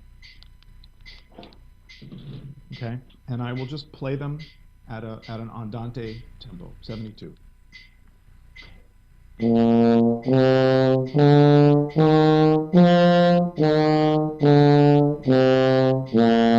And I'm trying to make it very simple. Simple articulation, little bit of space between notes. But then, as I go on and I play the next scale, let's say I'm going to play these scales going down chromatically, so next I will play A major. I'm going to move the subdivision over so that now instead of playing on the beat, I'm going to play on the second 16th note of the beat.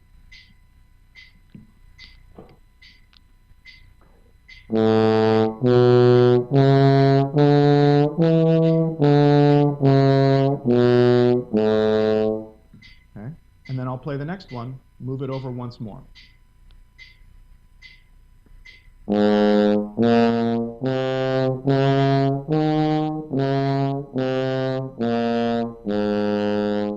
and I'll play the next one, move it over once more. So now it's on the 4th 16th note of each beat.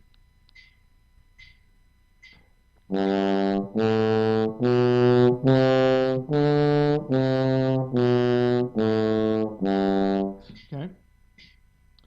Now, it's very important in this exercise that you try to keep it very simple and try to keep the sound and the articulation very simple, so that it's not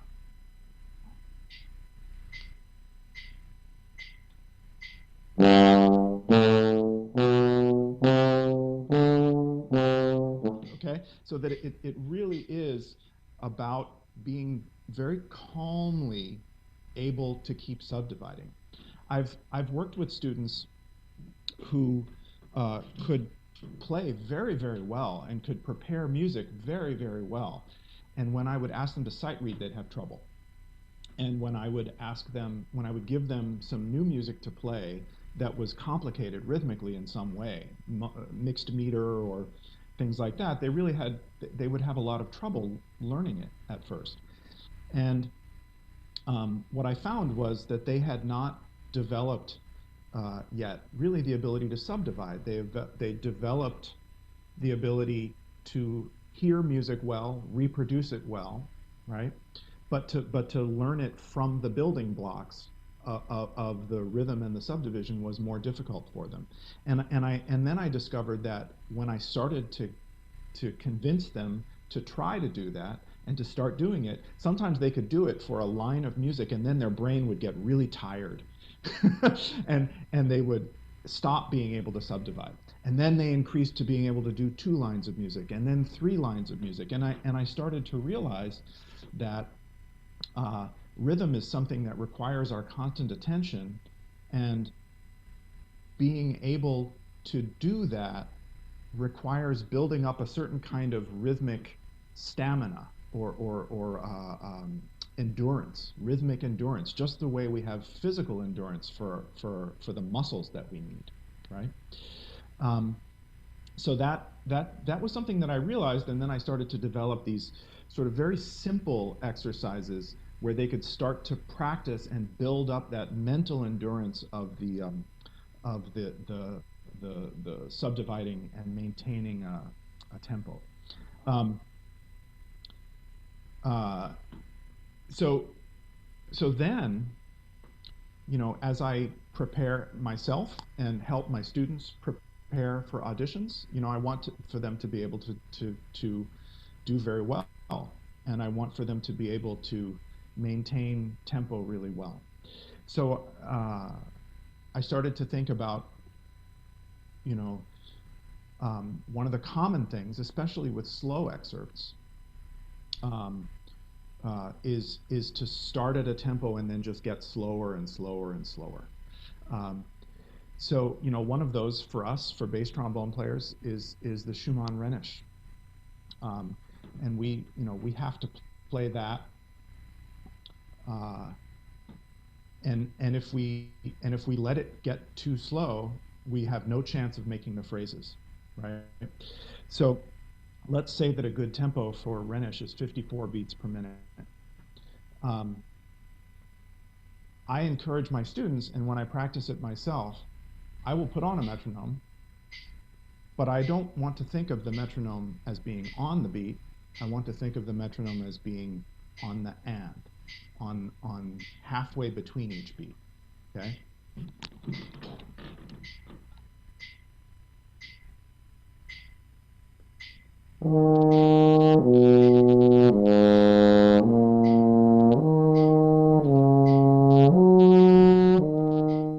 Okay, I think I got a little bit off in that because I was a little bit distracted, because it's hard to talk and play and talk and play.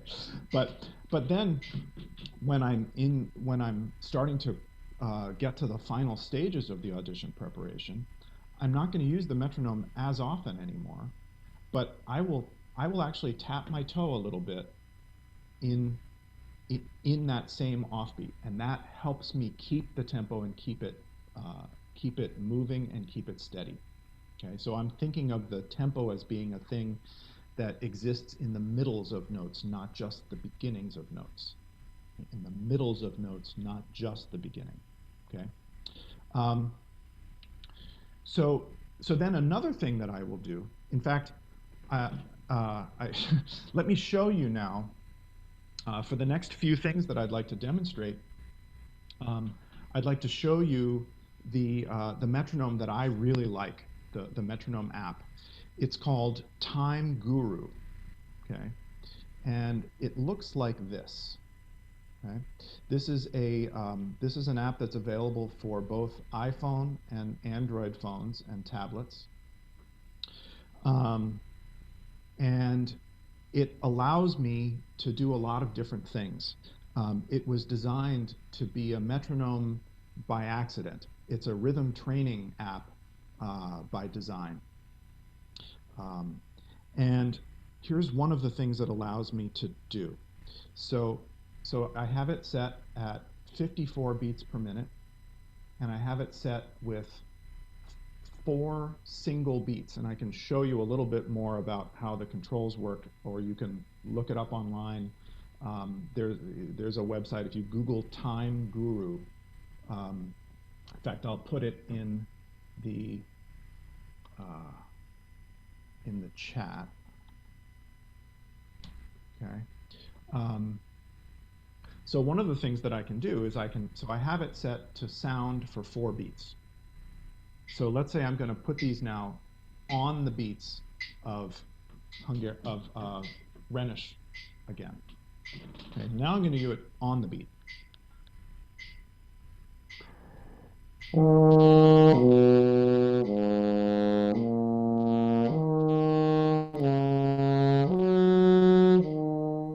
Okay. So now what Time Guru allows me to do is, if I press the number, it becomes a rest. So now I have it on 2 beats out of each 4. Okay.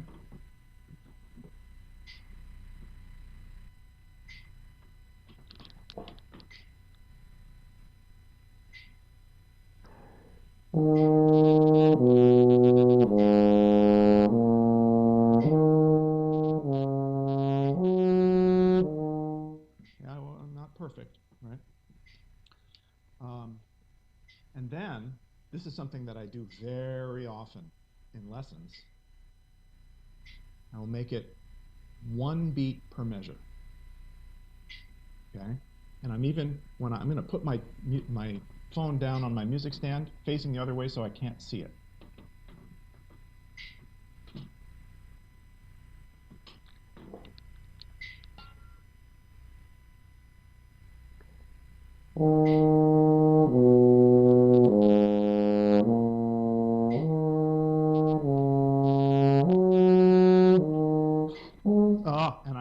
after my breath, okay? So you see what happens. It's hard, it's difficult.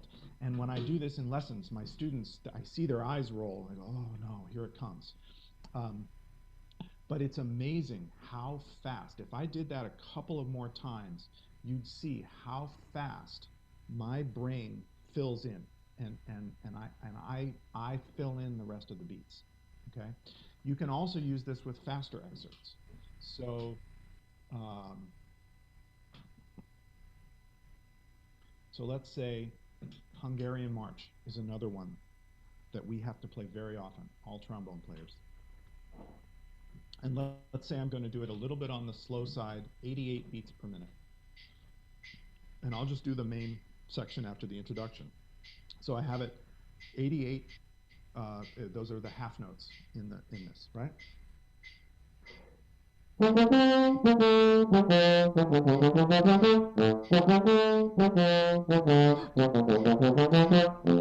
Okay?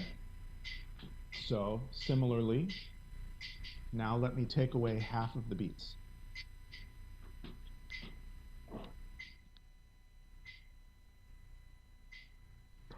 Okay,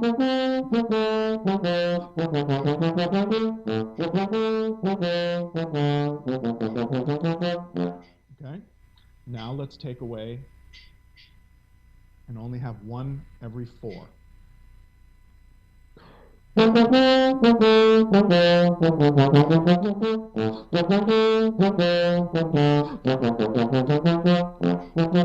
I got a tiny bit behind it, okay? But this is a practice tool, and it's a way of doing it so that what the metronome is giving you is the truth, not every beat, okay? This is really important, that you use the metronome as something to prove to you and to help you develop. You use the metronome as something to help you develop your own internal pulse. And then you use the metronome to help you check that your internal pulse is accurate and that it keeps going at the same tempo. Okay. Another thing that this app does that's really fun and is another very valuable and maddening practice tool is that it will randomly mute a percentage of your beats. So I just touch that, it will randomly mute 51%, okay? And you can have it get there gradually over the course of a certain amount of time, or you can just turn it off. I've turned it off.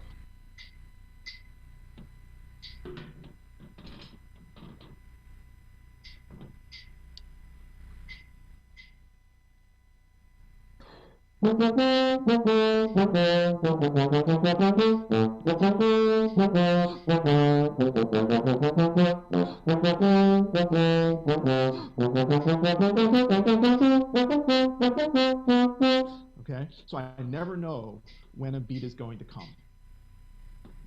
I just know that when it does, I want it to line up with what I'm doing. And it's like I'm tricking my brain into filling in all the other beats, okay? It's very, very useful. So these are some of the games that I do. And then I also have, you know, when I'm learning a more difficult piece of music, I use a metronome. I find that it helps me focus, and it helps keep me disciplined. So I'm going to show a couple of things that I do with my practice methods, using the metronome in a couple of different ways to help me do that, with a couple of different passages from the John Williams Tuba Concerto. So another of the things that Time Guru allows is to program in a passage of music. So if there are you can't really program a tempo change, but you can program meter changes and have them represented in different ways. So I've programmed in, and I don't know how well you can see that, but quarter notes and sequences of quarter notes and then sequences of eighth notes. You can do the same with triplets and with some other things. For a section of the third movement of the Vaughan Williams Tuba Concerto that goes into that comes in and out of 5/8. Okay, that's often difficult to do on a metronome, and often the way you do it is by doing the smallest beat you see, so the eighth notes. But that's I find that maddening, for one thing, to have the eighth note going at the metronome going on every single eighth note. I have a hard time playing musically when I hear that, and it's not necessarily what you're going to be thinking when you play it and when you perform it. So I've programmed it this way, and I've programmed it so that it's you see, I've named it, and I've programmed it at the target tempo, the tempo that John Williams marked for this movement. But what I'm going to do is play the beginning of it at half of that tempo, which I can do very easily after having programmed it by changing the tempo. So actually, let me go ahead and play it at the tempo that it's marked. I'll just play a few measures. Sorry. I have it start a measure before.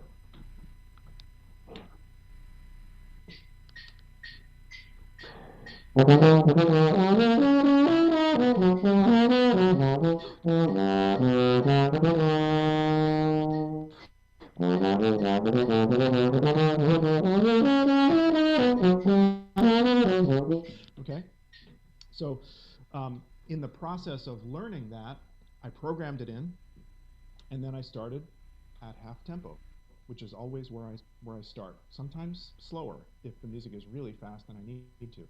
So here it is at half tempo.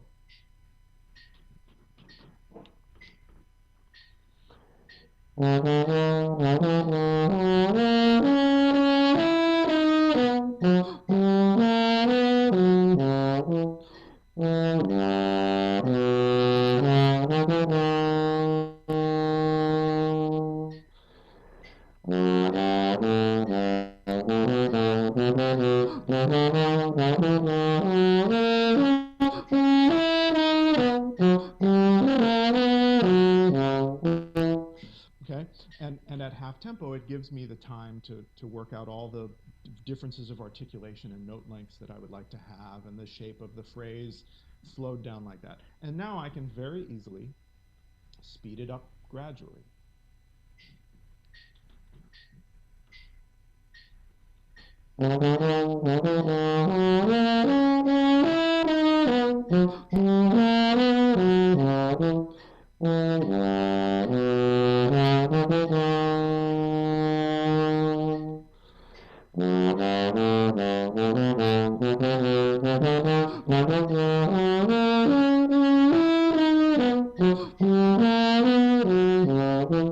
Okay,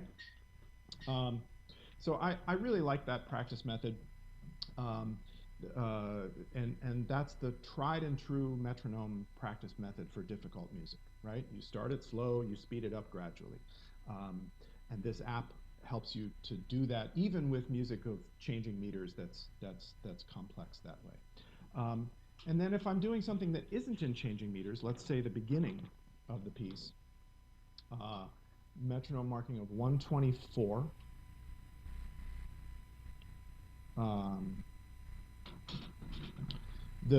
One of the methods that I recommend to my students, in addition to starting slow and speeding up, is start at half tempo, play longer stretches that way, and then play shorter stretches, just 2 or 3, 4, 5 notes at tempo, and build those together. So here's the opening of the piece.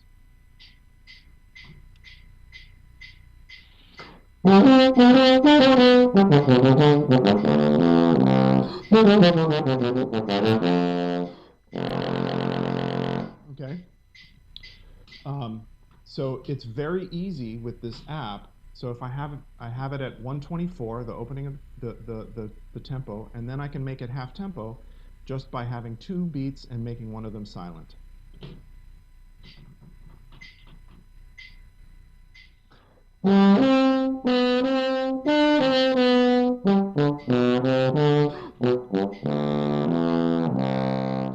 Okay.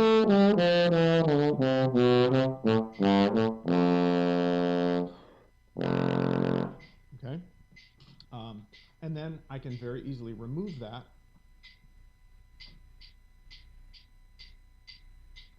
and just practice chunks.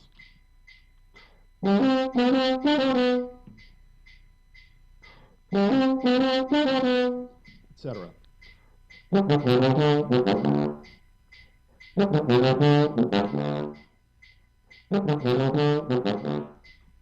Etc. Taking smaller pieces, putting them together, going back to slow tempo, playing longer stretches. So I think I am almost out of time. Is there a way to, if anybody has any questions or comments or anything, would anybody like to do that? I'm not sure if we have a mechanism for that.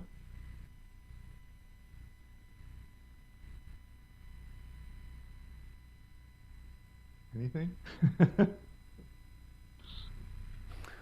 Yeah, we still have 3 minutes. And if there is anyone that would like to ask questions.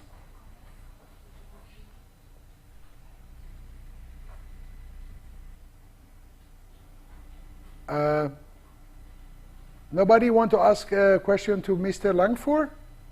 Students, I'm talking to the students, of course. Dopo Okay. Well, I hope I've given you some good thoughts about how to practice for great rhythm. Like I said at the beginning, it's so important. And I also, in the last couple of minutes, I want to thank my great friend Gabriella Maloggi, who arranged this invitation. I so appreciate it. Gabriella and I are both very much influenced by Charlie Vernon from the Chicago Symphony, who I know has been to Italy many times. And one of the things that I noticed about Charlie, the more time I spent with him, is that the things that people know about him, that he is always practicing for free blowing air and a very, very beautiful sound all the time, always listening for the beautiful sound and always challenging himself to carry that beautiful sound into the high register and the low register and really expanding the tonality and the range of the trombone in both directions, is that when Charlie practices, his foot is tapping all the time. And it's not just that he's challenging himself to play beautiful melodies in the high register and the low register, it's that he's challenging himself to play beautiful melodies in the high and the low register in perfect coordination with his internal rhythm that comes from his tapping foot. And every time a note doesn't quite come out the way that he wants to, or doesn't make as beautiful a sound that he wants it to, exactly in time with his foot, he goes back until it does. So it's both things. It's the beautiful sound idea, hearing the sound that he wants to make in his head, hearing the song that he wants to sing in his head, and also really insisting that happens in great coordinated time, and that the slide and the chops and the air and the valves are all beautifully, perfectly coordinated with that time. That's really how Charlie has developed what he has developed as a phenomenal player and musician. So, Mr. Langfur, it was a pleasure to meeting you, and thank you very much to take part of the Italian Brass Week 2020, and looking forward to see you again. Yes, I hope that I can come to Italian Brass Week in person. For sure, hopefully for sure. Next year, Gabriel. Soon. So. Thank you very much. Thank you very much for being here with us. Ciao to everyone. Pleasure. Thank you very much, Gabriel. Thank you. Ciao. Ciao, ciao, ciao. Ciao, ciao. Contributi? Nel nostro primo appuntamento abbiamo conosciuto Raffaello attraverso le parole di Giorgio Vasari, che ci ha sicuramente aiutato anche temporalmente a collocare molte delle sue opere, dei suoi viaggi e delle sue esperienze con i maestri pittori del suo tempo. Oggi analizziamo una delle opere più conosciute di questo apprezzatissimo artista e sicuramente la prima di cui esso stesso riconosce la paternità, datando e firmando esso stesso l'opera. Realizzata poco più che ventenne, questa tavola nasce in contrapposizione all'idea dell'opera dello sposalizio della Vergine del maestro perugino. Si tratta di una scena sacra inserita in un contesto architettonico ben strutturato. In primo piano le figure della Vergine e San Giuseppe, unite dal sacerdote che fisicamente ed idealmente le congiunge in matrimonio. Ai loro lati assistono i personaggi vestiti in abiti rinascimentali. Spiccano agli occhi diversi particolari di questa meravigliosa opera che non possiamo non notare. Prima tra tutte l'architettura. Raffaello è un erudito, un artista a tutto tondo, non soltanto un pittore. Un concetto che nel tempo si è un po' perduto. Egli ce ne dà prova in questa tavola descrivendo un complesso reticolato prospettico che parte dal centro della piazza. Le mani degli sposi che si congiungono rappresentano la fuga prospettica, seguendo la pavimentazione che prosegue nella scalinata, che sale verso il tempio a pianta centrale, edificio questo sormontato da una cupola, un esercizio di disegno tecnico incantevole. Il richiamo all'architettura del concittadino Donato Bravante è evidente. Il tempietto a pianta centrale, le geometrie pulite dalle piante regolari ideali, tanto da sposarsi magnificamente con una scena sacra di sublime idealizzazione narrativa ed architettonica. Il rimando stesso alla città ideale e alla ricerca spasmodica delle volumetrie, degli spazi perfetti e razionali delle città moderne rende questo dipinto sicuramente una pietra miliare della storia dell'arte. La quinta strutturale che si fonde con quella narrativa. Le forme diventano parte della scena che si vive nel più alto nome e sentimento. Non soltanto una tavola a soggetto sacro, ma un vero e proprio manifesto geometrico, architettonico, nel quale sono inseriti elementi decorativi, quasi a voler dichiarare la propria maturità artistica, capacità tecnica. Infatti, sull'architrave del tempietto recita la scritta, se notate, Rafael Urbinas 1504. Il punto di vista dello spettatore è rialzato, cioè privilegiato. Possiamo godere della scena che si sta svolgendo come spettatori su di un piedistallo. Godiamo della migliore prospettiva perché l'artista ci ha saputo donare la scenografia migliore e lo sfondo naturalistico completa la pala anche nella sua gamma cromatica. Questa opera fu dipinta per la Cappella Albinizzi, dedicata a San Giuseppe nella chiesa di San Francesco a Prato, città di Castello. Impossibile tuttavia non fare un confronto con la tavola con lo stesso soggetto realizzata dal suo maestro Perugino. Nell'opera di Perugino, che a sua volta rimanda all'opera precedente, la consegna delle chiavi affrescata sulle pareti della Cappella Sistina è datata 1481, la prospettiva invece è ribassata. Lo spettatore ha un punto di vista a livello degli attori che vivono la scena. Il tempietto che si erge sullo sfondo è costruito secondo le leggi geometriche e prospettiche, ma viene tagliato nel suo sviluppo verticale, quasi a voler indicare che la centralità della scena è ciò che avviene tra le persone che vivono la scena e non le architetture, che pure sono importanti, che pure il maestro sa rendere perfettamente dal punto di vista prospettico, volumetrico, così come teorizzato e descritto da Leon Battista Alberti prima e Piero della Francesca poi, ma che sceglie di voler limitare. Il Raffaello, che legge, studia e poi successivamente applica, egregiamente peraltro, è tutto in pieno e misurato equilibrio. Contesto architettonico, sfondo naturalistico, episodio narrato, emotività dei personaggi, una sintesi perfetta in un'opera che entrerà da subito nella storia dell'arte.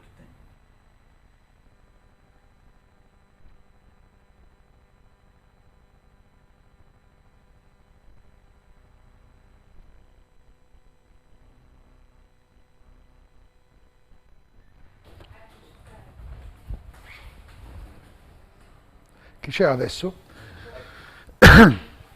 Hello, back in the studio. I'm very happy to have this contribute on Raffaello from Antonella Lombardi. Is amazing painter and very, very inspiring for the musicians. So thank you very much, Antonella, for this contribute again. And now we go, just right after dinner every day, we have the contribute of the cocktail. Florence Cocktail Week tonight will present a Bellini cocktail, which I was thinking was, Bellini is a musician, a composer from Sicily, but this cocktail has been invented in Venice. I didn't know that. So, Federica Mellano present Bellini cocktail. Thank you. Enjoy. Buongiorno a tutti, sono Federica e in occasione di Florence Cocktail Week e Italian Brass Week voglio raccontarvi una storia. A Venezia c'è un luogo magico, frequentato da celebrità, dal direttore d'orchestra Arturo Toscanini all'inventore Guglielmo Marconi, attori del calibro di Vittorio Gassman e Charlie Chaplin, Onassis, che si narra rompersi i piatti. Passarono di lì anche illustri scrittori, dal genovesissimo Montale allo statunitense Hemingway, famoso in tutti i bar. Questo posto, dichiarato patrimonio nazionale dal Ministero dei Beni Culturali, è, tutt'oggi, l'Eris Bar.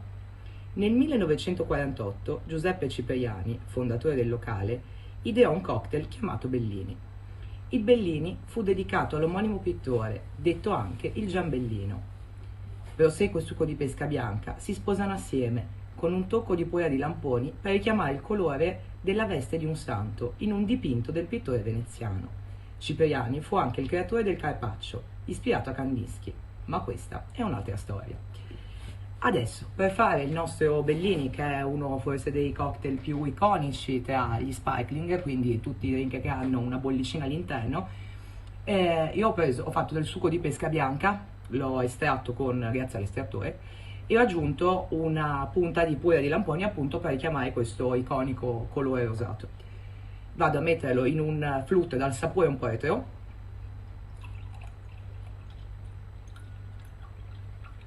e vado a chiudere con del prosecco.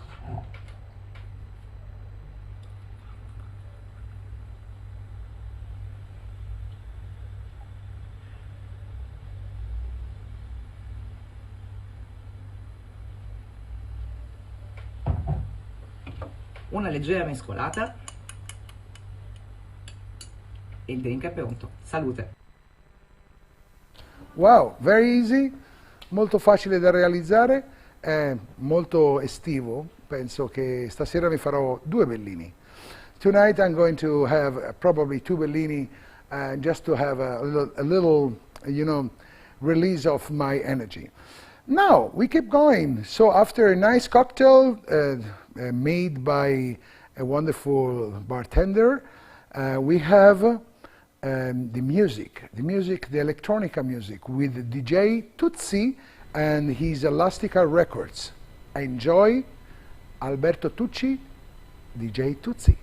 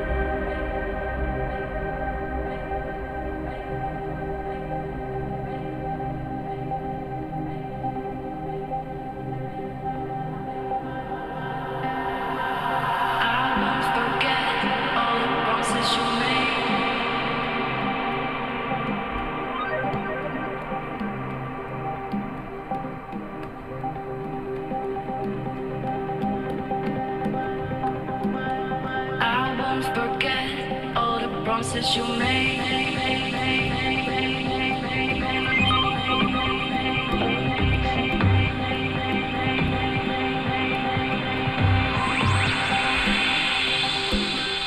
I won't forget all the promises you made.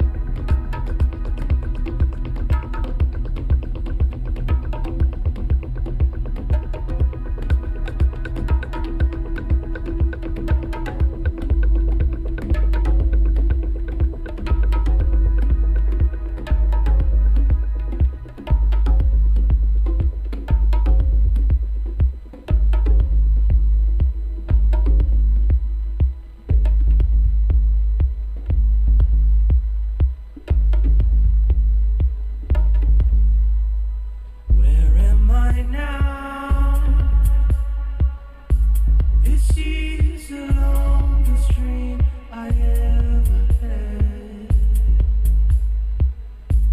It's long, but then I feel the void, and nothing is the same no more. Within my loneliness, a spiral of disinterest.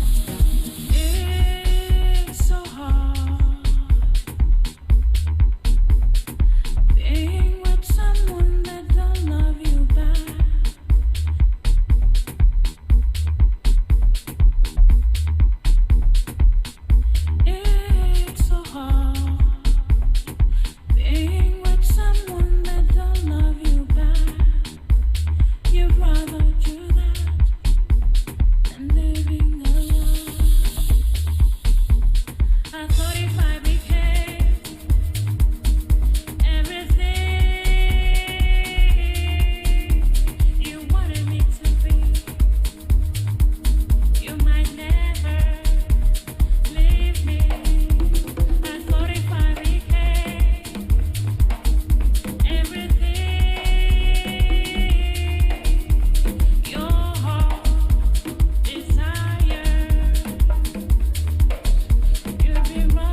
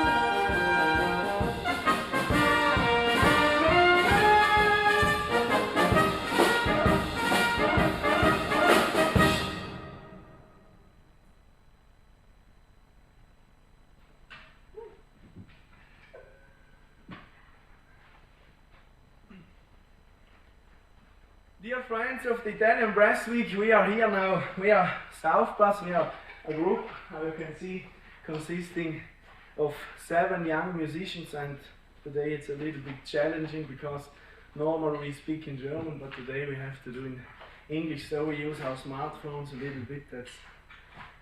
I hope you like it. So, we would like to welcome you to this very short concert, and thank you all for participating at this online event, and a big thanks to Luca Benucci and his team for organizing this whole Italian Brass Week.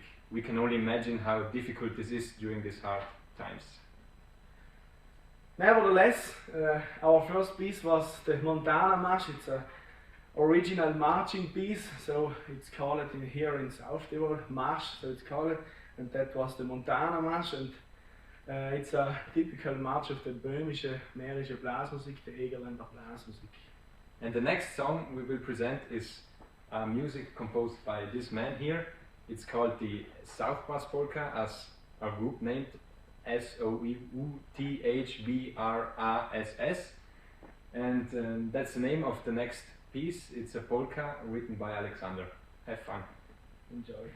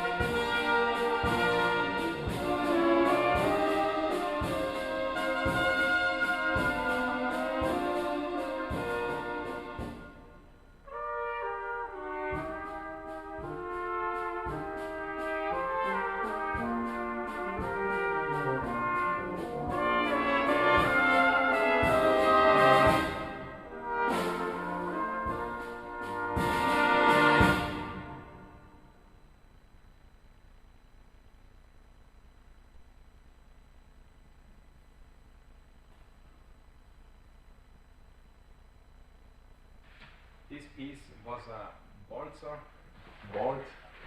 called Du bist so gut zu mir. That means you are so good to me. And of course, all the music we play here, you can find it on Spotify and every online streaming platform, as well as on our beautiful CD, where we will talk about something later. First you. Yes, this short concert now will be followed by a piece of the very known band AC/DC, which everyone knows, and the piece is a medley which we will play for you now. So we will switch from a more traditional side to a more modern side. We will also change instruments and have fun with the next piece, AC/DC medley.